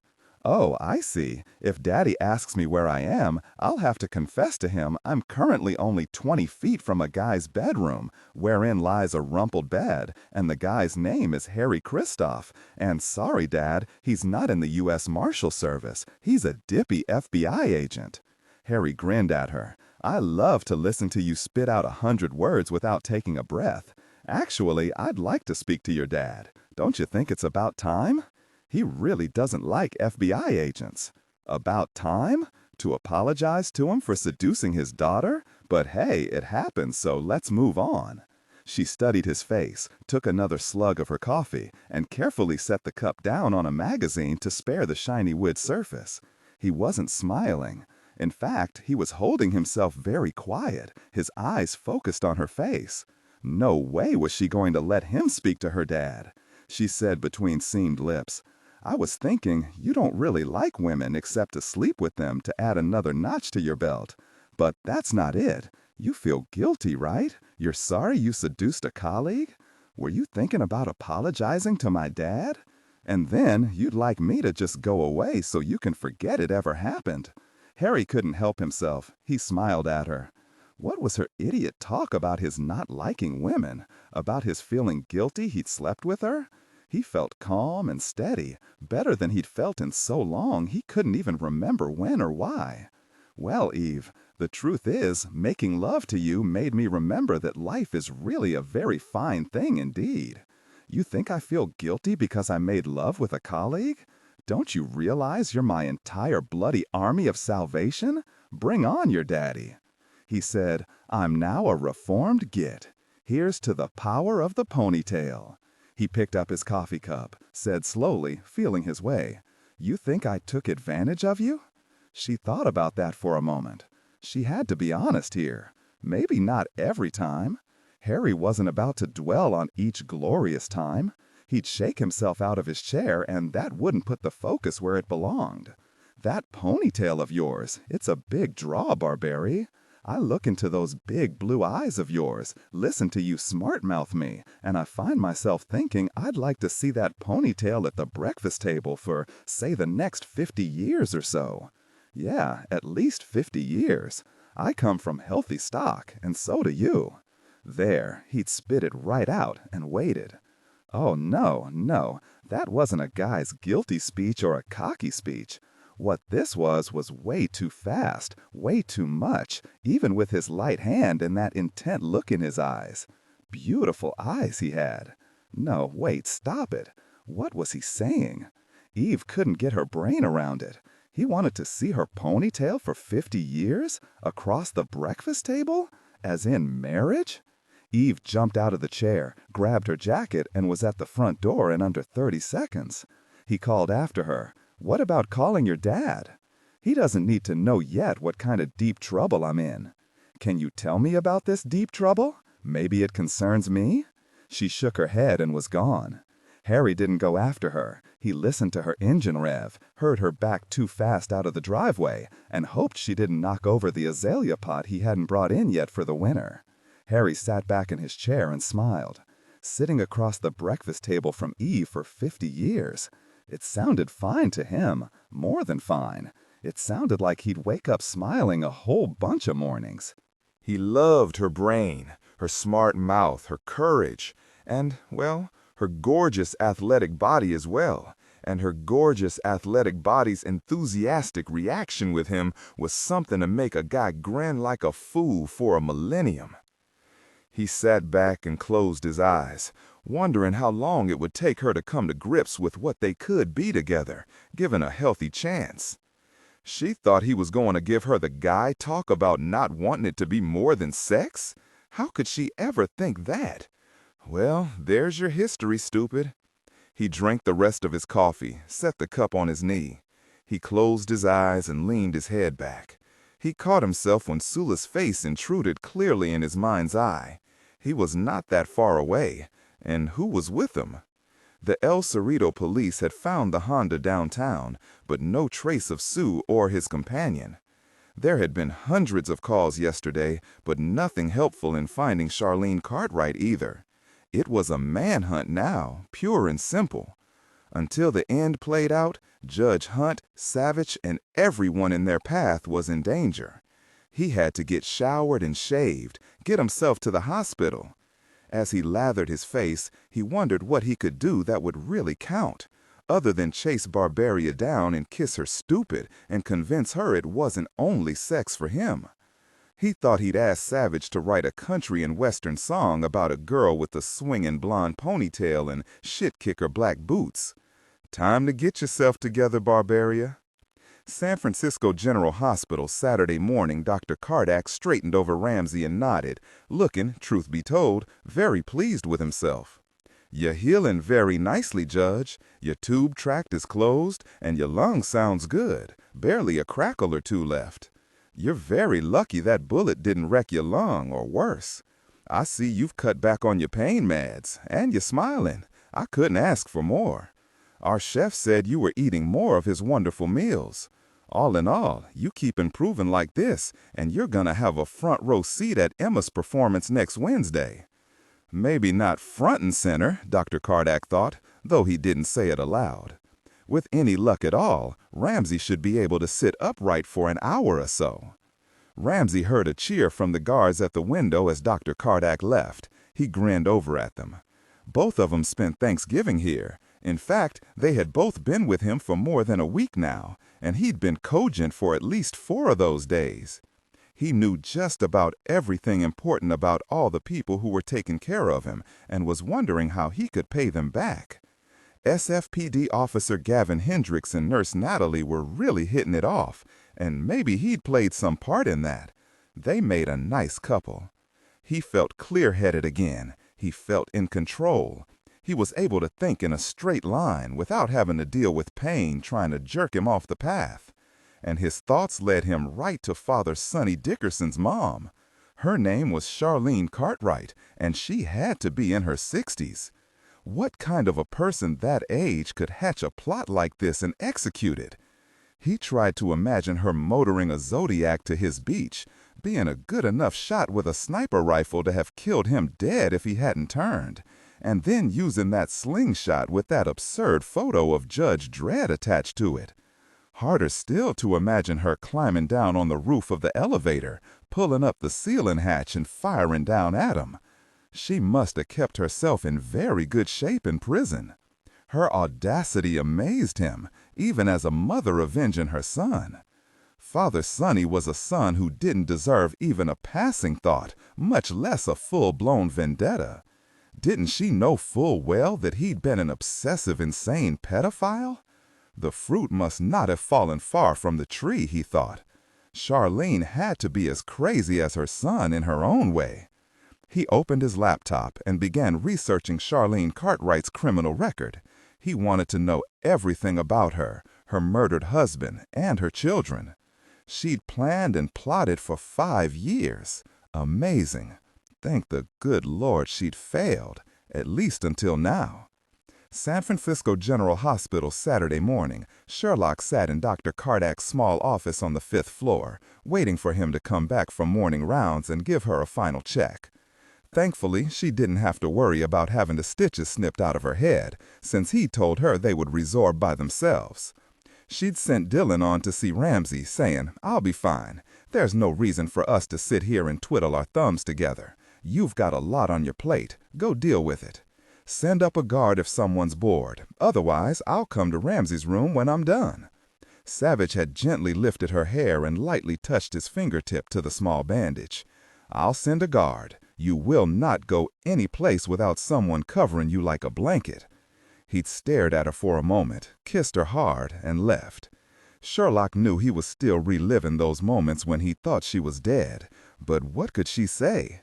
She refused to think what she'd feel and do if Dillon had been the one shot. She pulled out her cell and called Ruth, who was in Maestro, Virginia, with her husband Dix and her 2 stepsons on this fine Saturday morning. Ruth said, "You guys have sure got yourselves in the middle of a big curdling mess out there. You swear to me you're all right, Sherlock?" "Yes, don't worry. It was only a little tap on the head." "Talk to me, Ruth, about Charlene Cartwright. What do you know?" "Dane flew to Baton Rouge last night, then drove to the Louisiana Correctional Institute for Women in St. Gabriel this morning. He said the warden was goggle-eyed to hear what sweet, good-natured Charlene had done. He had to admit that, yes, it was true. Charlene had worked out in the gym like a trooper for the past 5 years or so, and was in excellent shape for any age, really, and remarkable for someone ready for Medicare. Dane didn't tell the warden she'd styled herself to Hammer. He should be about through with his interview with an inmate who was supposedly Charlene's best bud, so you should call him in a couple of minutes. You swear you're okay? After reassuring Ruth about herself and Judge Hunt and how he and his family were holding up, Sherlock dialed Dane, who answered on the third ring. Hi, Sherlock. I just finished up a very informative interview with Charlene's confidant, Maria Conscious, so your timing is perfect. Let me search out a private place. He came back on a couple minutes later. I'm in a supervisor's office. Maria's a piece of work, in prison now for 8 years for shooting her neighbor for looking in at her sleeping through her bedroom window, or so she claimed, and I was naked, the nasty peeper, quote unquote. Maria put the guy in a wheelchair for life with a bullet in his spine. Her punishment is another 2 years, after which she can waltz out of here on 2 strong legs. Moving right along. Maria and Charlene spent long hours discussing life and men and how the big bad brought you down until you took charge and decided to do something about it. Maria said Charlene wasn't shy at all. In fact, enjoyed talking about what she was going to do to FBI agent Dillon Savich when she got out. She called him hateful bastard, the one who was responsible for her boy's death, namely Sonny Dickerson. Do you know she made Maria call her the Hammer? Said Charlene could turn so mean it scared her to death, but never in front of the guards. Now, I wondered why Maria was so eager to tell me everything about Charlene's plans, since she had been, supposedly, her best friend. Maria told me she looked up Father Sonny Dickerson in their newspaper files and found out what he'd done 5 years ago, before he died, well, before he'd been murdered. Good riddance, she thought. She couldn't believe Charlene wanted revenge for that crazy pervert, as Maria called him, even if Charlene was his mother. Redemption? She told me she knew to her gut after reading about Sonny and what he'd done that Charlene had to be mad as a hatter to want to avenge him. Charlene said this to Maria, and I wrote this down. I'm going to get it done. I blew off that vicious jerk's head who made my son the way he was, didn't I? She was talking about her husband. Maria says she believed her, and we should too. I asked her if she knew about the note Charlene sent to Savich. She laughed, said Charlene worked on different wordings for 3 months before she was happy. Maria recited the note in a dramatic voice. For what you did, you deserve this. Maria says she even tried her hand at some variations, but Charlene didn't like anything she came up with. Maria shook her head and said to me, I mean, who would take that idiot threat seriously? Talk about sappy. Sherlock said, so she said Ramsey's name. Yes. Maria said Charlene told her about some nasty bugger judge she was going to kill too. Was there anyone else on her hit list after she killed Ramsey? Had to be someone close. I mean, to make Dillon pay a stiff price, this person had to be close, right? I'd say so, Dane said, since it was you, Sherlock. I know we were all hoping it was random, that any FBI agent would have filled the bill. But it wasn't random, and I doubt you really thought that for a minute. Not really. Charlene wanted you dead because you're Savich's wife, the most important person in his world, just as Sonny was to Charlene. Yes, I know it doesn't make much sense, since Savich was 3,000 miles away when Father Sonny was killed, but Charlene didn't care. If not for Savich and his fancy technology, her precious boy would never have been caught. She thought Sonny would still be flying high and free, and she would be there with him, together again. Sherlock said, Dane, even if there hadn't been a match in the facial recognition program, Father Sonny wouldn't have cut his losses, disappeared, and flown free. He'd have done just what he did doggone after Emma again, and that's why he was caught. Identifying him through the sketch was only a shortcut, and not a very important one. Didn't matter. Maria said when she pointed out to Charlene that Sonny had to get caught sooner or later, Charlene threw a 10-pound free weight at her. Maria gave me a manic grin, said she'd never argued with Charlene again after that. I wanted to ask her why she hadn't figured out sooner that Charlene was off her rocker, but I didn't, since Maria's train isn't exactly running on the tracks either. Sherlock said, but that whole deal at the Fairmont, how could she possibly have found out I'd be there? She paused, added, I just gave myself a head slap. She was following me, of course. Yep, probably for a couple of days, waiting for her chance. She must have thought God was in her corner when you leaped out of that FBI van and took off after Ju. I bet she was already in position and she took her shot. I never saw her, Dane, never noticed. How good an agent does that make me? Have you forgotten that no one even considered there was another shooter besides you out there, and certainly not an older woman? You know Charlene was very careful. She knew you were in the surveillance van, knew something was going down at the Fairmont. How long was she out of prison before she shot Ramsey, Dane? Nearly 6 months. Maria told me Charlene planned to rob a couple of stores to get herself a big enough stake. Then she was going to take shooting lessons. This probably all went down close to St. Gabriel, but far enough away not to connect her. When she was ready, she skipped out on parole. I'd have to say she got good at the firing range, but not good enough to kill you. With me, that's true, but with Ramsey, she wouldn't have failed with Ramsey if he hadn't been just plain lucky. Is there someone else on her make Dillon pay list? She realized Dane didn't want to say the name aloud. She could hear it in the pulse of silence. She felt her heart speed up because she knew, of course she knew. She waited. Finally, Dane said, after you?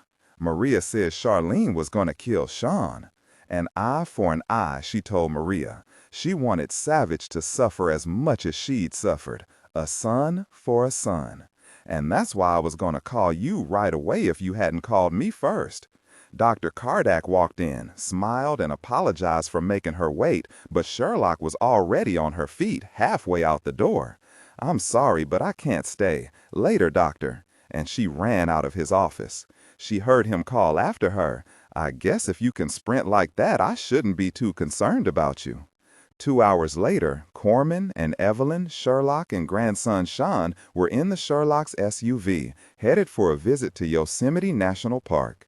San Francisco General Hospital Saturday morning, Harry wasn't at all surprised to see Eve sitting next to Ramsey's bed when he arrived at the hospital. He hadn't had a chance to speak to her since she'd taken off like a launched rocket out his front door that morning. His first thought was that she looked gorgeous wearing her signature red and black, her U.S. Deputy Marshal badge sparkling on her jacket whenever she moved, her blonde ponytail swinging.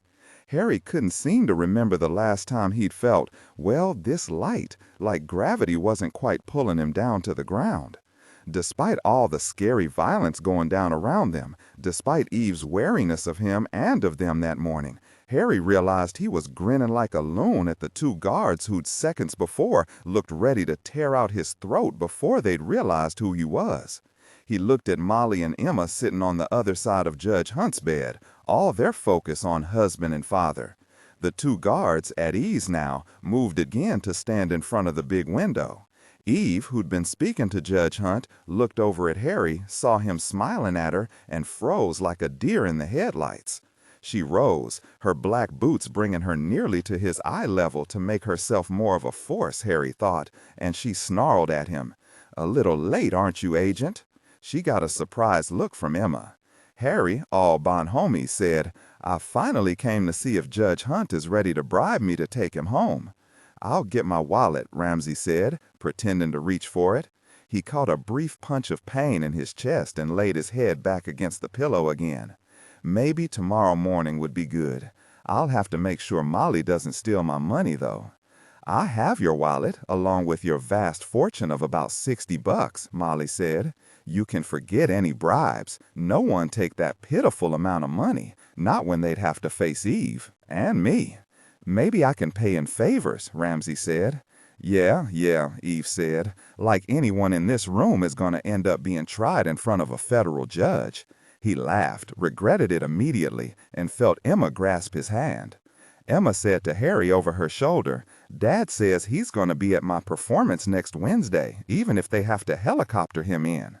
If need be, I'll fly the helicopter, Harry said, patted Emma's shoulder, nodded to Molly, and walked past Eve over to the guards. SFPD Officer Gavin Hendricks and U.S. Deputy Marshal Jimmy Purcell looked alert and serious as a gun barrel staring you in the face. You couldn't ask for more than that. Everything quiet? "Yeah," Jimmy said. "Believe me, anything on two legs gets past the two guys outside, we'll throw 'em to the floor, strip 'em, male, female, you name the species, we'll strip it. And search it," Gavin added.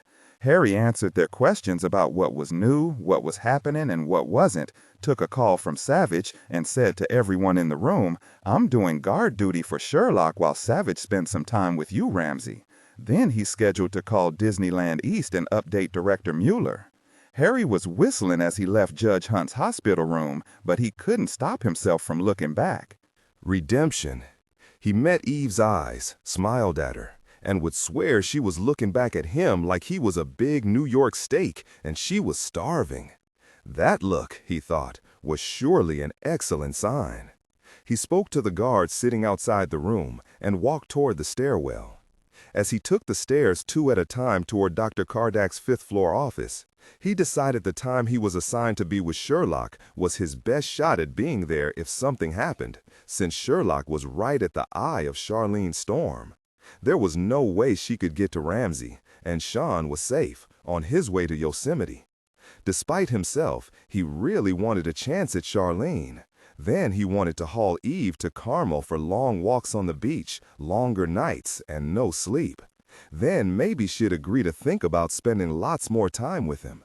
Maybe she'd even come around to giving a nod to a future. Why was she wary of him? Because she didn't see him as a good risk?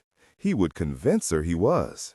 He was reliable, he kept his promises, he wasn't a pig, and he even knew how to cook. Yes, his work could be dangerous, but Eve understood that, and he would have to worry about her as much as she'd worry about him, since she also carried a gun. Yeah, he might get an ulcer worrying, but she might get one too. Only fair. They'd share that worry, like Savich and Sherlock already did right now. Sherlock and Savich were solid, and Eve and Harry could be too. They even had a little boy, Sean. A kid? Now that was something to think about. He raised his hand to knock on the door when Sherlock opened it. "Hi, Harry, I heard you coming. You walk heavy, so I knew it wasn't Charlene with an axe in her hands. You didn't see Dillon? No matter. So Dillon volunteered you to stick close." She shook her head. "Thing is, Dillon's very protective, but I really don't think Harry looked at her beautiful, serious face and its halo of rioting red hair and raised his finger to touch her mouth. Stop. I'm here. Think of me as your overcoat. Is Sean safe?" Yes. He was so excited about his surprise trip to Yosemite, he was whooping and hollering around the house. Bless my parents. Dad simply called the chief judge and postponed his upcoming drug trial for a couple of days.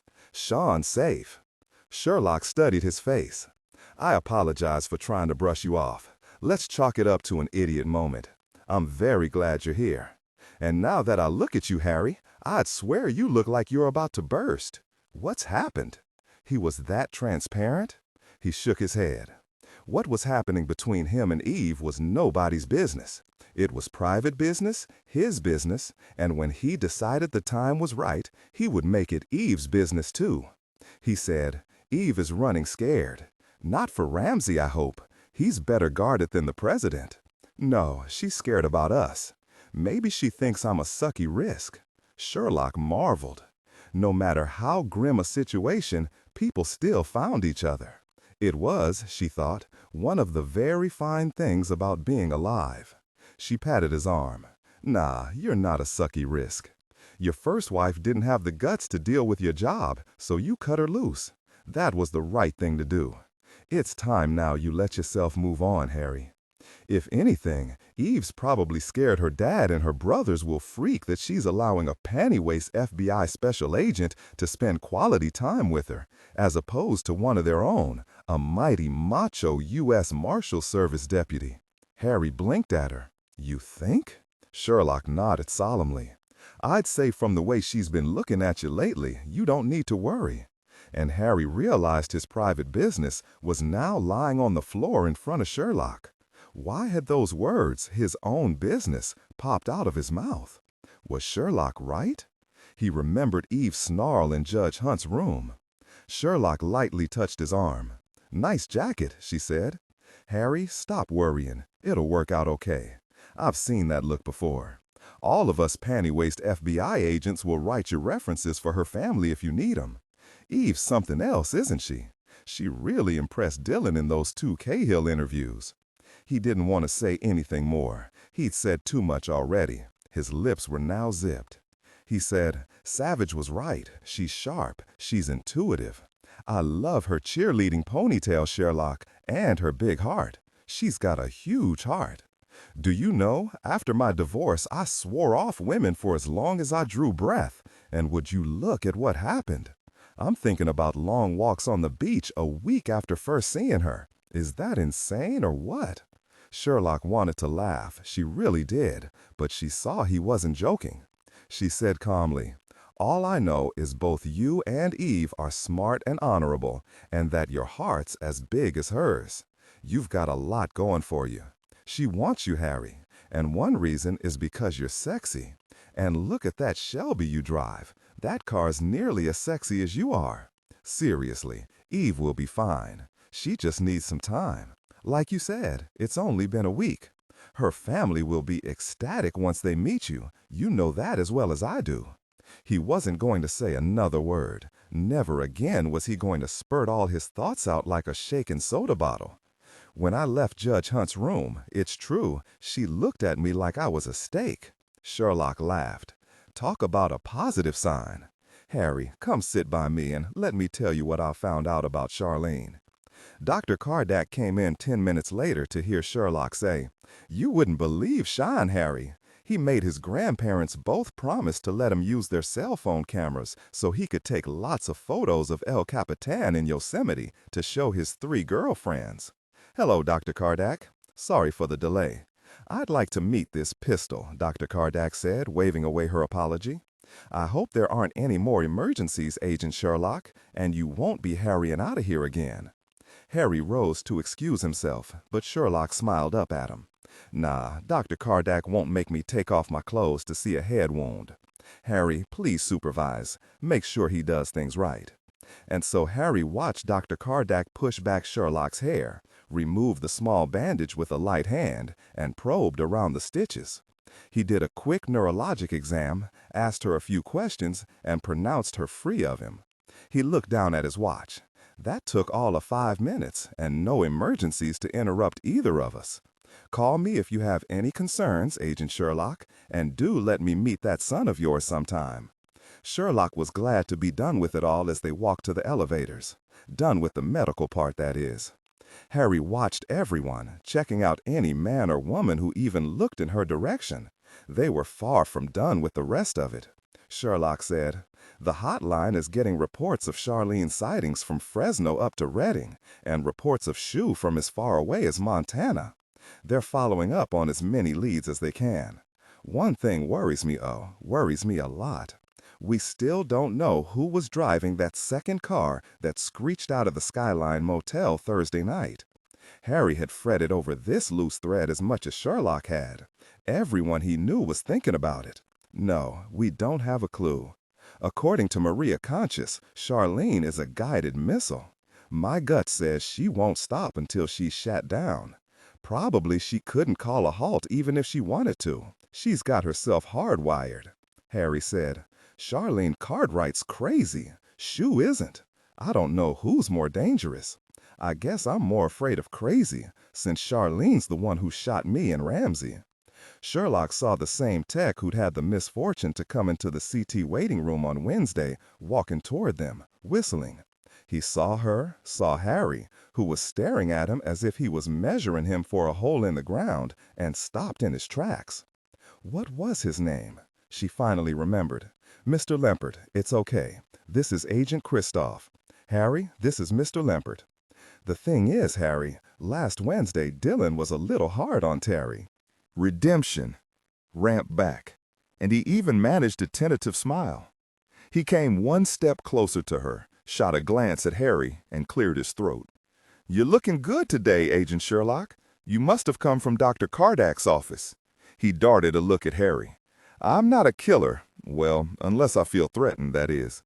He cleared his throat when Harry didn't change expressions.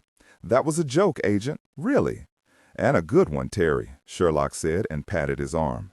"I've got to tell you, I sure hope I don't have to see you again for a while. Professionally, that is." She spotted a women's room near the elevator and excused herself. "Harry, maybe you want to message Deputy Marshal Barbieri, see if everything's okay on the stake front?" He grinned. "I'll message Eve after I see you're safe upstairs." He stuck his head in the door, didn't see anyone. He walked in, looking beneath each of the 3 stalls. He saw 2 feet in sandals with bright red toenails, young feet. He watched one of the feet tap to the sound of music he couldn't hear. "Okay, then." When he came out, he said, "I'll be right here if you need anything." As Sherlock stood at the counter washing her hands, a woman came in. Sherlock automatically went on alert until she got a look at her. She was older, quite heavy, a scrub nurse in a loose green top and pants, down to the green booties covering her shoes.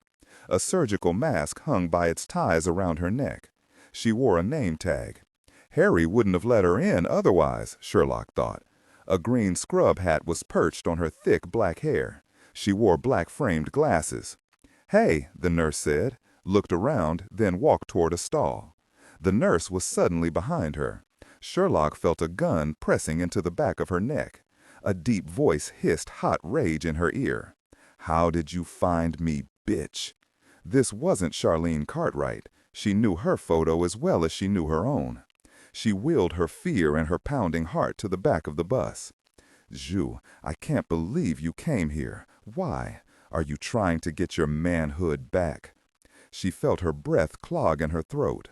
Was this the way to play him? What would he do? She heard a sneering laugh.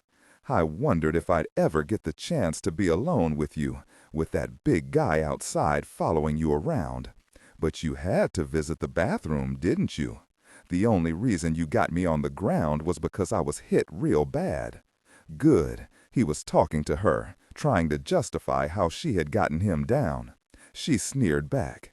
"Yeah, an arm wound's all you had, nothing to write home about. And you're still whining? I thought above all, Ju, that you were a professional, that you were doing only what you had to do to clean up the mess you'd made. But look at you, here, trying to show me up." His left hand moved up to grab her throat. He whispered next to her ear, "You and your people destroyed my life by finding me when it shouldn't have been possible. You're going to be my prize at the end of this wretched assignment. Tell me now, how did you find me so fast?" She held his hot eyes. "Turns out, you're not so special, Ju. Our profiler guessed you like to treat yourself well and thought the Fairmont would be right up your alley. Before she died, Cindy told us about Lampo, Indiana. We found you within 2 hours of accessing your old Indiana driver's license." His hand was shaking. "Pedal back. Would you look at you now, Ju? No one would guess who you are. And you've succeeded in getting me alone. Who made you the ugliest nurse in the universe?" Sherlock hadn't realized her voice had risen. He moved the gun fast, shoved it against her ear. He hissed, "Keep it down. If that bodyguard of yours comes in here, I'll blow his head off." She shook her head, whispered, "No, I don't want him to die. I don't want to die either." He laughed. "You want to know who helped me?" She nodded at the fat, bedraggled scrub nurse with coarse black hair and puffed-out cheeks and smeared dark mascara looking back at her. He met her eyes in the mirror, used his nose to push aside her hair, and whispered against her ear and the Beretta's gun barrel. "No one looks at ugly people." That's what she told me. Who? Crazy Charlene. She told me this getup was my best chance of killing you. Charlene? For a moment, Sherlock couldn't get her brain around it. Charlene was driving the second car out of the motel parking lot. He grinned at her, worked the gun barrel a bit deeper into her ear. "She found me, took care of me. She's crazy as a loon, but the weird thing is, I like her. She's committed. She's got exactly 2 minutes to get to the roof. Then we can get this done." The gun in her ear hurt, but it was the fear roiling in her belly that was threatening to bleed panic into her brain. No, you can't let fear kill you. Time, you need time. She whispered, "Charlene is here? Did she kill Jarreau idling at the Skyline Motel?" "Yep, that gunshot brought down the house, and so we had to move out fast. I thought my arm was going to fall off running to the car. That's when I first thought of killing you, of watching the light go out behind your eyes. I gritted my teeth and knew before I left I'd come for you." He shoved a Beretta in hard. She couldn't help it. She made a small yipping sound of pain. She didn't look away from his face next to hers in the mirror. He was standing so close she felt his hot breath on her cheek, saw his flat, dark eyes, eyes that had watched dispassionately as he'd killed. She knew she'd see death in them if she looked closely, knew she'd see her own death. She thought of Dillon, of Sean, of a stranger walking through the bathroom door, and Zhu calmly shooting her. She said, "Why isn't Charlene here wanting to kill me?" "Charlene's got other plans. I promised her I'd provide a nice big distraction soon so we can both take care of business. Charlene won't get near Judge Hunt. Goes to show what a tiny little imagination you feds have." His voice lowered. "You don't have much time, so I might let you in on it. You won the first round, I'll admit it, but the game goes to me. Why would Charlene follow you, take care of you?" He kept his voice low, whispered, "Charlene apologized to me for not killing you, but I didn't mind. It meant I'd get to kill you myself. All the others, they were just business, but not you. You're my bonus.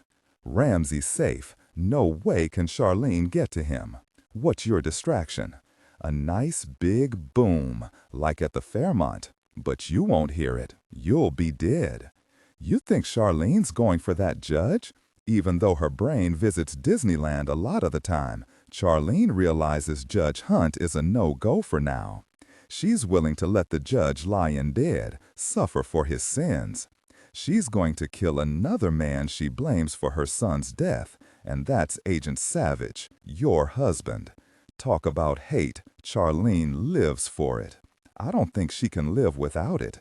She seriously wants him dead."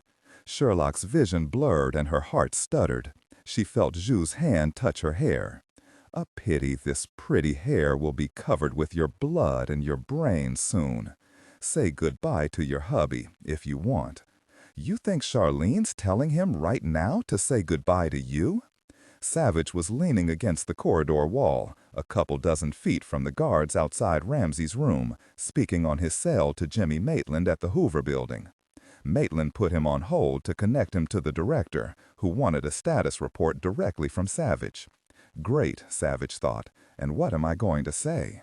All I can tell you, sir, is that everyone you're worried about is still alive and at large, but there are lots of dead people too. One of them a doctor who never hurt anyone in his life, and one a young kid who loved video games and worked with his mom in a motel.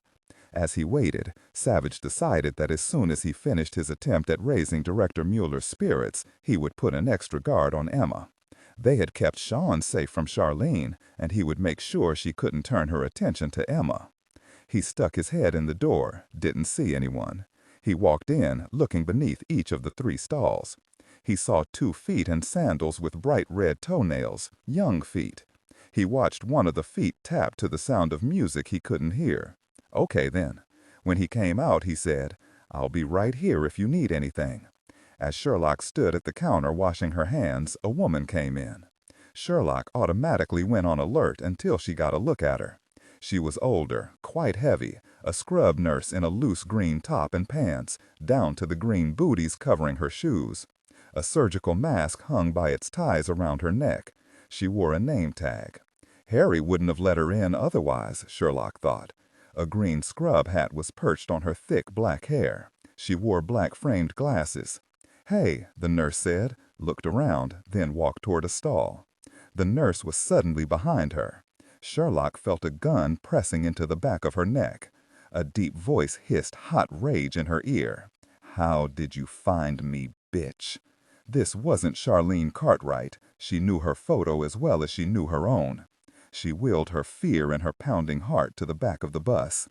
Ju, I can't believe you came here. Why? Are you trying to get your manhood back? She felt her breath clog in her throat. Was this the way to play him? What would he do? She heard a sneering laugh. I wondered if I'd ever get the chance to be alone with you, with that big guy outside following you around. But you had to visit the bathroom, didn't you? The only reason you got me on the ground was because I was hit real bad. Good. Redemption. At least right now, she was safe in her father's hospital room. He had just finished giving Director Mueller a rundown when a skinny tech came slouching toward him in a long white coat and high-top sneakers. He had thick blonde hair on the long side and a stethoscope around his neck. Savich registered in that second that something wasn't right. Despite all that blonde hair, the guy was older than he'd originally thought, lots older. The man looked at his watch, and Savich saw his wrist. It wasn't a man's wrist. He wasn't fast enough. The man already had his gun jammed into Savich's side. He leaned close. "No, Agent Savich, I don't think you want to do much more than breathe and accept that your trip through life is coming to a dramatic end. Long overdue, I'd say." Savich didn't move. He said, "Hello, Charlene. Pretty good disguise, except that all that hair doesn't match how old you are. Why didn't you wear a white wig?" The gun shoved hard into his side. "Smart mouth on you. But you're right. I could have done better than this wig, but I didn't have much time. Turns out it didn't make a lick of difference, now did it? I might be older than you, baby boy, but I've got lots of experience handling punks like you." "No," Savich said, "I don't think you do." She gave a low laugh as she jerked his cig out of his belt clip and slipped it into her coat pocket. "Now, don't you move or you're dead where you stand." She leaned closer. "I can tell you want to have a go at me. I read all about your martial arts demos and how everyone oohs and ahs over you. But you move a muscle and I'll shoot you. And then I'll kill those guards in front of Judge Hunt's room. Then all the nurses down at the nurses' station. If one of the guards shoots me, who cares? I don't." The gun jammed hard again against his kidney. Savich didn't make a sound, even though the shot of pain nearly sent him to his knees. "Now, you and I are going to take a little walk to the stairs at the end of the corridor. We're going to walk up those stairs to the roof. I've given this a lot of thought, and I decided I'd like to see you do a lovely swan dive from 7 floors up." She moved behind him, kept the gun pressed into the small of his back. "Don't forget, I can pull this trigger faster than you can do any of your fancy kicks. You're real quiet, aren't you? You're thinking about going for it? Be my guest. At the very least, you'd be strapped in a wheelchair for the rest of your days. That'd be okay, but I'd rather see you lying splattered on the ground 7 floors down. You want to know something really ironic? Yes. Your little wife is enjoying herself with Joe Keats. You call him Shu, I think. Only he doesn't look like Shu right now. No, he's a butt-ugly scrub nurse with lots of black hair and glasses. I even put some lipstick on Joe, stuffed his cheeks to fatten them up, strapped a pillow around his middle, smeared on some eyeshadow. Think it'll fool your little wife?" Savich lost the spit in his mouth. "No, Harry will take care of Sherlock. No one's going to get past Harry. But Harry isn't expecting Shu. No, let it go. Focus. You've got to get out of this alive before you can get to Sherlock. Pay attention. Yep, Joe called me a few minutes ago. He should have her away from her guard by now. And in a couple of minutes, we're going to hear a big honker boom. This floor is going to turn to dust and ashes. That will roust and rumble all your buddies, make 'em think Judge Hunt's under attack. Joe's good with bombs. Then Joe and I are going to walk away. Hey, I wonder if she's bitten the big one yet. He was stone-cold pissed that she brought him down, since she's half his size, not to mention she's a woman. She humiliated him. Joe told me, A professional has to take pride in his work, or he isn't worth spit. She stomped on his pride. A man like Joe shouldn't have to suffer humiliation like that, unless he's as mean as a snake, like that vicious bastard of a husband I had to shoot in the face. She paused, shook her head. Stop it. Shut your mouth. He doesn't need to know all this. Stop it. She snapped back and focused. For what you did, you deserve this. I'd say that sounds real good, don't you? Has a real ring to it. Killing you is going to beat shooting that judge who murdered my boy, because you're the one who made it happen. Keep walking. Up the stairs, boy. Move out. A nurse called out, Agent Savich, wait a moment. Judge Hunt asked to speak to you. Savich saw the gun jerk in her hand and wondered if he or the nurse would be dead before he could answer her. A toilet flushed. Both Shue and Sherlock froze. The stall door opened, and a hugely pregnant woman squeezed out the stall door. She was pulling out earbuds, blasting the end of bare-naked ladies. Twins, she said. Isn't that? She saw Sherlock, saw the gun, saw the ugly guy who was dressed like a woman and a nurse, and she opened her mouth and screamed as loud as she could, and didn't stop. Shue's gun jerked toward the woman. Sherlock pivoted, brought up her knee hard in his crotch, and slammed her fisted hands down on his wounded arm as the bathroom door burst open and Harry came flying through.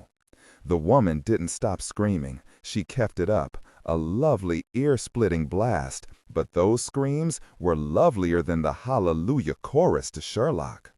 Shue was trying to raise his arm from the floor to shoot Sherlock or the pregnant woman or Harry. She didn't know which. She kicked him in the head and stomped her boot heel down on his hand, heard the bones crack. The Beretta clattered across the linoleum. Shue was cursing her, an odd mixture of Mandarin and English, and she kicked him in the ribs. Harry fell to his knees beside Shue, turned him on his stomach and grabbed his hair, only to have it come off in his hand. Shue's hand came out of his pocket fast, a knife clutched in his fingers. He slashed out at Harry once and again, trying to break free. Harry wanted to kill him, wanted it very much, but instead he jumped back and raised his cig. Shue, if you don't throw that knife away and put your hands on your head, I will shoot you in 1 second. Shue froze. He didn't release the knife. You die holding a knife. That's rich. Harry brought his cig down against Shue's face. Hey, you got another flashbang with you? Harry smiled. 3, 2, Shue let the knife fall. Harry kicked it against the counter. Harry was cuffing Shue as Sherlock grabbed her cell and punched in speed dial. Dillon's cell rang once, twice, and kept ringing 4 times until it went to voicemail. She had him. Otherwise, he would have answered. She had to get to him, but the pregnant woman was choking, gasping for air. She was so scared looking down at the man lying handcuffed on the floor, moaning and cursing. She grabbed Sherlock, hugged her as hard as she could, and began, of all things, to pat Sherlock's back. She cleared her throat. "You're the greatest kicker!" Harry yelled. "Look what I found! A damn detonator!" Harry disarmed it. "So much for this part of your plan, Shue." She'd forgotten the bomb. Sherlock pulled away from the woman. "Thank you. Sorry, I've got to go." But the woman grabbed her again and kept squeezing. "I'm sorry you can't get closer, but it's twins. I have to wear mules, since I can't even see my feet." "I know." Sherlock knew the woman was going into shock, and so she said gently, "It's all right now, I promise." Then Sherlock simply lifted her away. In the next second, she pushed out the bathroom door. She shoved her way through the growing crowd of people and yelled, "Get security, fast!" Savich called out to the nurse still walking toward them. "It's okay. Tell Judge Hunt I'll be in to see him in a few minutes. Thank you." "Smart move," Charlene said out of the side of her mouth, watching the nurse give Savich a smile and a finger wave and turn back to the nurse's station. "Cute little gal. From the look she gave you, I think she'd like to fool around with you. You faithful to your wife?" Savich saw the nurse turn once more and look from him to Charlene, puzzled. "Keep going. Everything's okay." Redemption. Keep all your mad attention on me, Charlene. Not gonna say anything, huh? You're probably not faithful. No guy is, including that dog of a husband I had. And do you want to know what? She stopped again in mid-sentence. Shut up, Charlene. Savich opened the stair door and started climbing. What she was saying, it was bizarre, but it was more than that. It was as if her brain suddenly went skydiving, and she was barely able to bring herself back to focus. Could he use that? They reached the 5th floor. 2 more floors to go. Thank God no one opened the doors.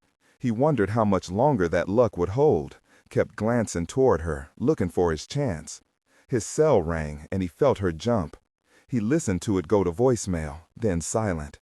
"Keep those legs moving, Savich. I heard your cell ringing. Leave it alone. 2 more flights, then we'll get ourselves a nice suntan. It's actually sunny today, and would you believe it, this time of year in San Francisco? Yes, it's remarkably pleasant." Savich could hear her breathing. She couldn't be as fast as he was any longer, no matter how trained up she was. Only 1 more floor. Should he try for her on the stairs? He took another quick look back. She was walking 3 steps below him, her gun steady on his back. "What you looking at, Savich? Are you wondering about your little sweetie? I'd have to say there isn't much hope for her. Joe's is a remarkable man.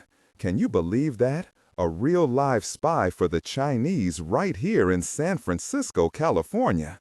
He never told me what he took, only that he'd had some problems. Everyone has problems, I told him, and I took care of him. I like him. He's a gentleman, and he said thank you to me for it.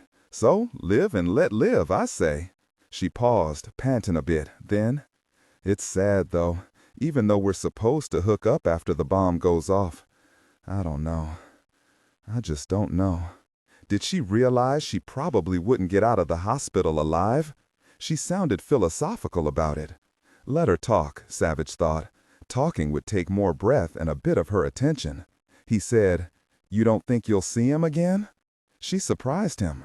"Joe asked me to come to Beijing with him, but I can't imagine such a thing anyway.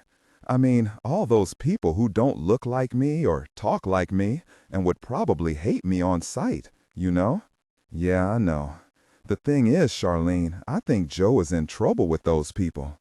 He's not going to China no matter what he told you. You think he's lying to me?" "Well, he did say then that he was probably through doing what the Chinese told him to do. So maybe we'll go to Tuscany. That's a real pretty place in Italy, where he told me he wants to buy a villa, become a local eccentric, he said, because he has lots of money saved. You're slowing down, Agent. Yeah, I can see you're thinking about jumping me. If you try it, I promise I'll shoot you in midair. You got that? I'd rather follow the plan I had with Joe. I mean, we're nearly to the roof. How about it? Less than 1 flight left." They heard a door open down a floor, heard fast footsteps going down. "Lucky day for that bozo," Charlene said. She glanced down at her watch again, breathing heavily. "Here at last. Now we exit. The roof stairs are to the left, down the hall. Shove open the door and don't move." Savich did as she said. She was right behind him. He felt the gun pressed against his spine. They walked only 6 feet to another, more discreet door that led to the hospital roof. They heard a man's voice. "Hey, what are you doing here? What's going on?" A young man wearing a nice blue suit came striding toward them, waving his hands. "You're not supposed to be up here. Who are you?" Savich knew Charlene wouldn't hesitate to shoot him. He said quickly, "I'm Agent Dillon Savich, FBI. We need to check out the roof. We'll be okay by ourselves. Please believe me and turn around. Go back to your office." The man seemed to think about asking to see his ID, but then he shook his head at himself, said, "Hurry it up. No one's supposed to be up here. Security should have told us. Everyone's on edge, I guess. Sorry, do what you've got to do." He flapped his hand at them and walked away. Charlene said, "Good dresser, but he's got a whine in his voice. I wonder if he's married. Bet he is, and his wife can't stand him. Probably wants to walk out the door and take some loser lover. She looked blankly at him for a moment. Now move it. That's right, you open the roof door. Another disconnect, Savich thought, but it hadn't lasted long enough for him to make a move. She had to be ready when she did it next. She said, "Another dozen steps to the roof, then there's a door latched on this side. I know what you're thinking, but don't do it, not unless you want to live 5 minutes less. And you really want to live, don't you? Even if your little FBI wife isn't breathing anymore, you still want those 5 extra minutes for yourself." He felt the gun shoved hard against his back. He unlatched the roof door, thought about jumping out and diving out of her sight. But Charlene grabbed his jacket, stayed close to him. They stepped out onto the graveled roof together and looked out at the sprawl of San Francisco. The wind was sharp, a chill in the air, but the sun was bright overhead. "Let's walk over to the edge. See, they've got the thigh-high railing. I wonder what good they think that'll do. I mean, if you want to end it all, you just gotta step right over and then you're flying. Or, in your case, you're gonna get a little encouragement." She poked the gun hard in his back. Walk. He walked. Savich knew he had to do something or he would shortly be dead. That couldn't happen. He had to get to Sherlock. She was alive. She'd managed to beat Shu, or Harry had. Savich knew it to his gut. He felt her, strong and whole. He saw Sean, so tickled he was going to Yosemite, his arms around his neck, giving him a big, wet, sloppy kiss before pulling away to go to his grandfather to begin his excellent adventure. El Capitan were the last words he'd heard Sean say. He saw her glance at her watch again. The explosion had to be overdue. How long would it be before she realized it? Sherlock threw open the hallway door on the 7th floor. "Hey, who are you? You've got a gun." "FBI." "It's all right," she called to the young man, who, after seeing her sig, stood stock still. "Did anyone go up to the roof?" "Yes, another FBI guy and some sort of tech. The roof door's right there." She ran to the door and pulled it open. Sherlock took the stairs 2 at a time, unlatched the roof door, and forced herself to lift it slowly. She saw Charlene, wearing a blonde wig and dressed like a tech, standing not a foot from Dillon, her gun aimed at his chest. He was too close to the edge. He's alive, thank you God. Sherlock climbed out onto the roof, trying not to make any noise. She quietly eased the roof door back down, keeping low.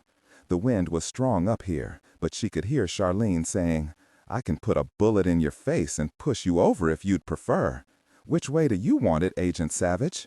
Dillon said, "Would you like me to tell you who murdered your son, Charlene? Whether it was you or it was Judge Hunt, it doesn't matter. You're both murderers, and you should both be dead, and you will be." She shook her head, and in that moment, Savich saw Sherlock, fell and rolled as Sherlock yelled, "Charlene!" Charlene whirled around and fired, but Sherlock had already dropped to the graveled roof behind a ventilation shaft.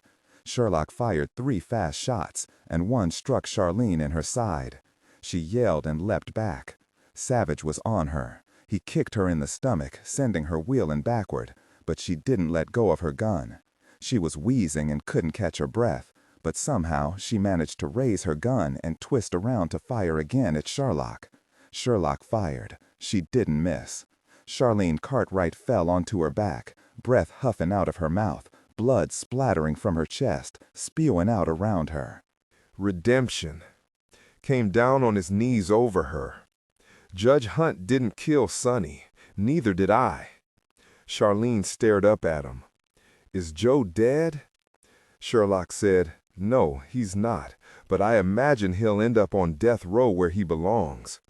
He's not the man you think he is, Charlene." "He should have been my son," Charlene said, and she stopped breathing. Savich said slowly, "When they do the autopsy, I'm thinking they'll find a brain tumor. She wasn't right, Sherlock." He rose, gave her a hand, and pulled her up hard against him.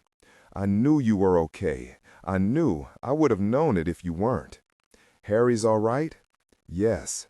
She began feeling his chest, his arms, dropped to her knees and felt his legs, saying, "I had to get to you. The nurse on Ramsey's floor said you and another guy had gone into the stairwell. I came up as fast as I could. I'm all right. Thank you for coming in time." He pulled her to her feet. Sherlock lightly laid a palm against his cheek and looked at his beloved face. You would have saved yourself. Would he? He didn't know. Savich held her for a very long time, until the cold wind chilled them.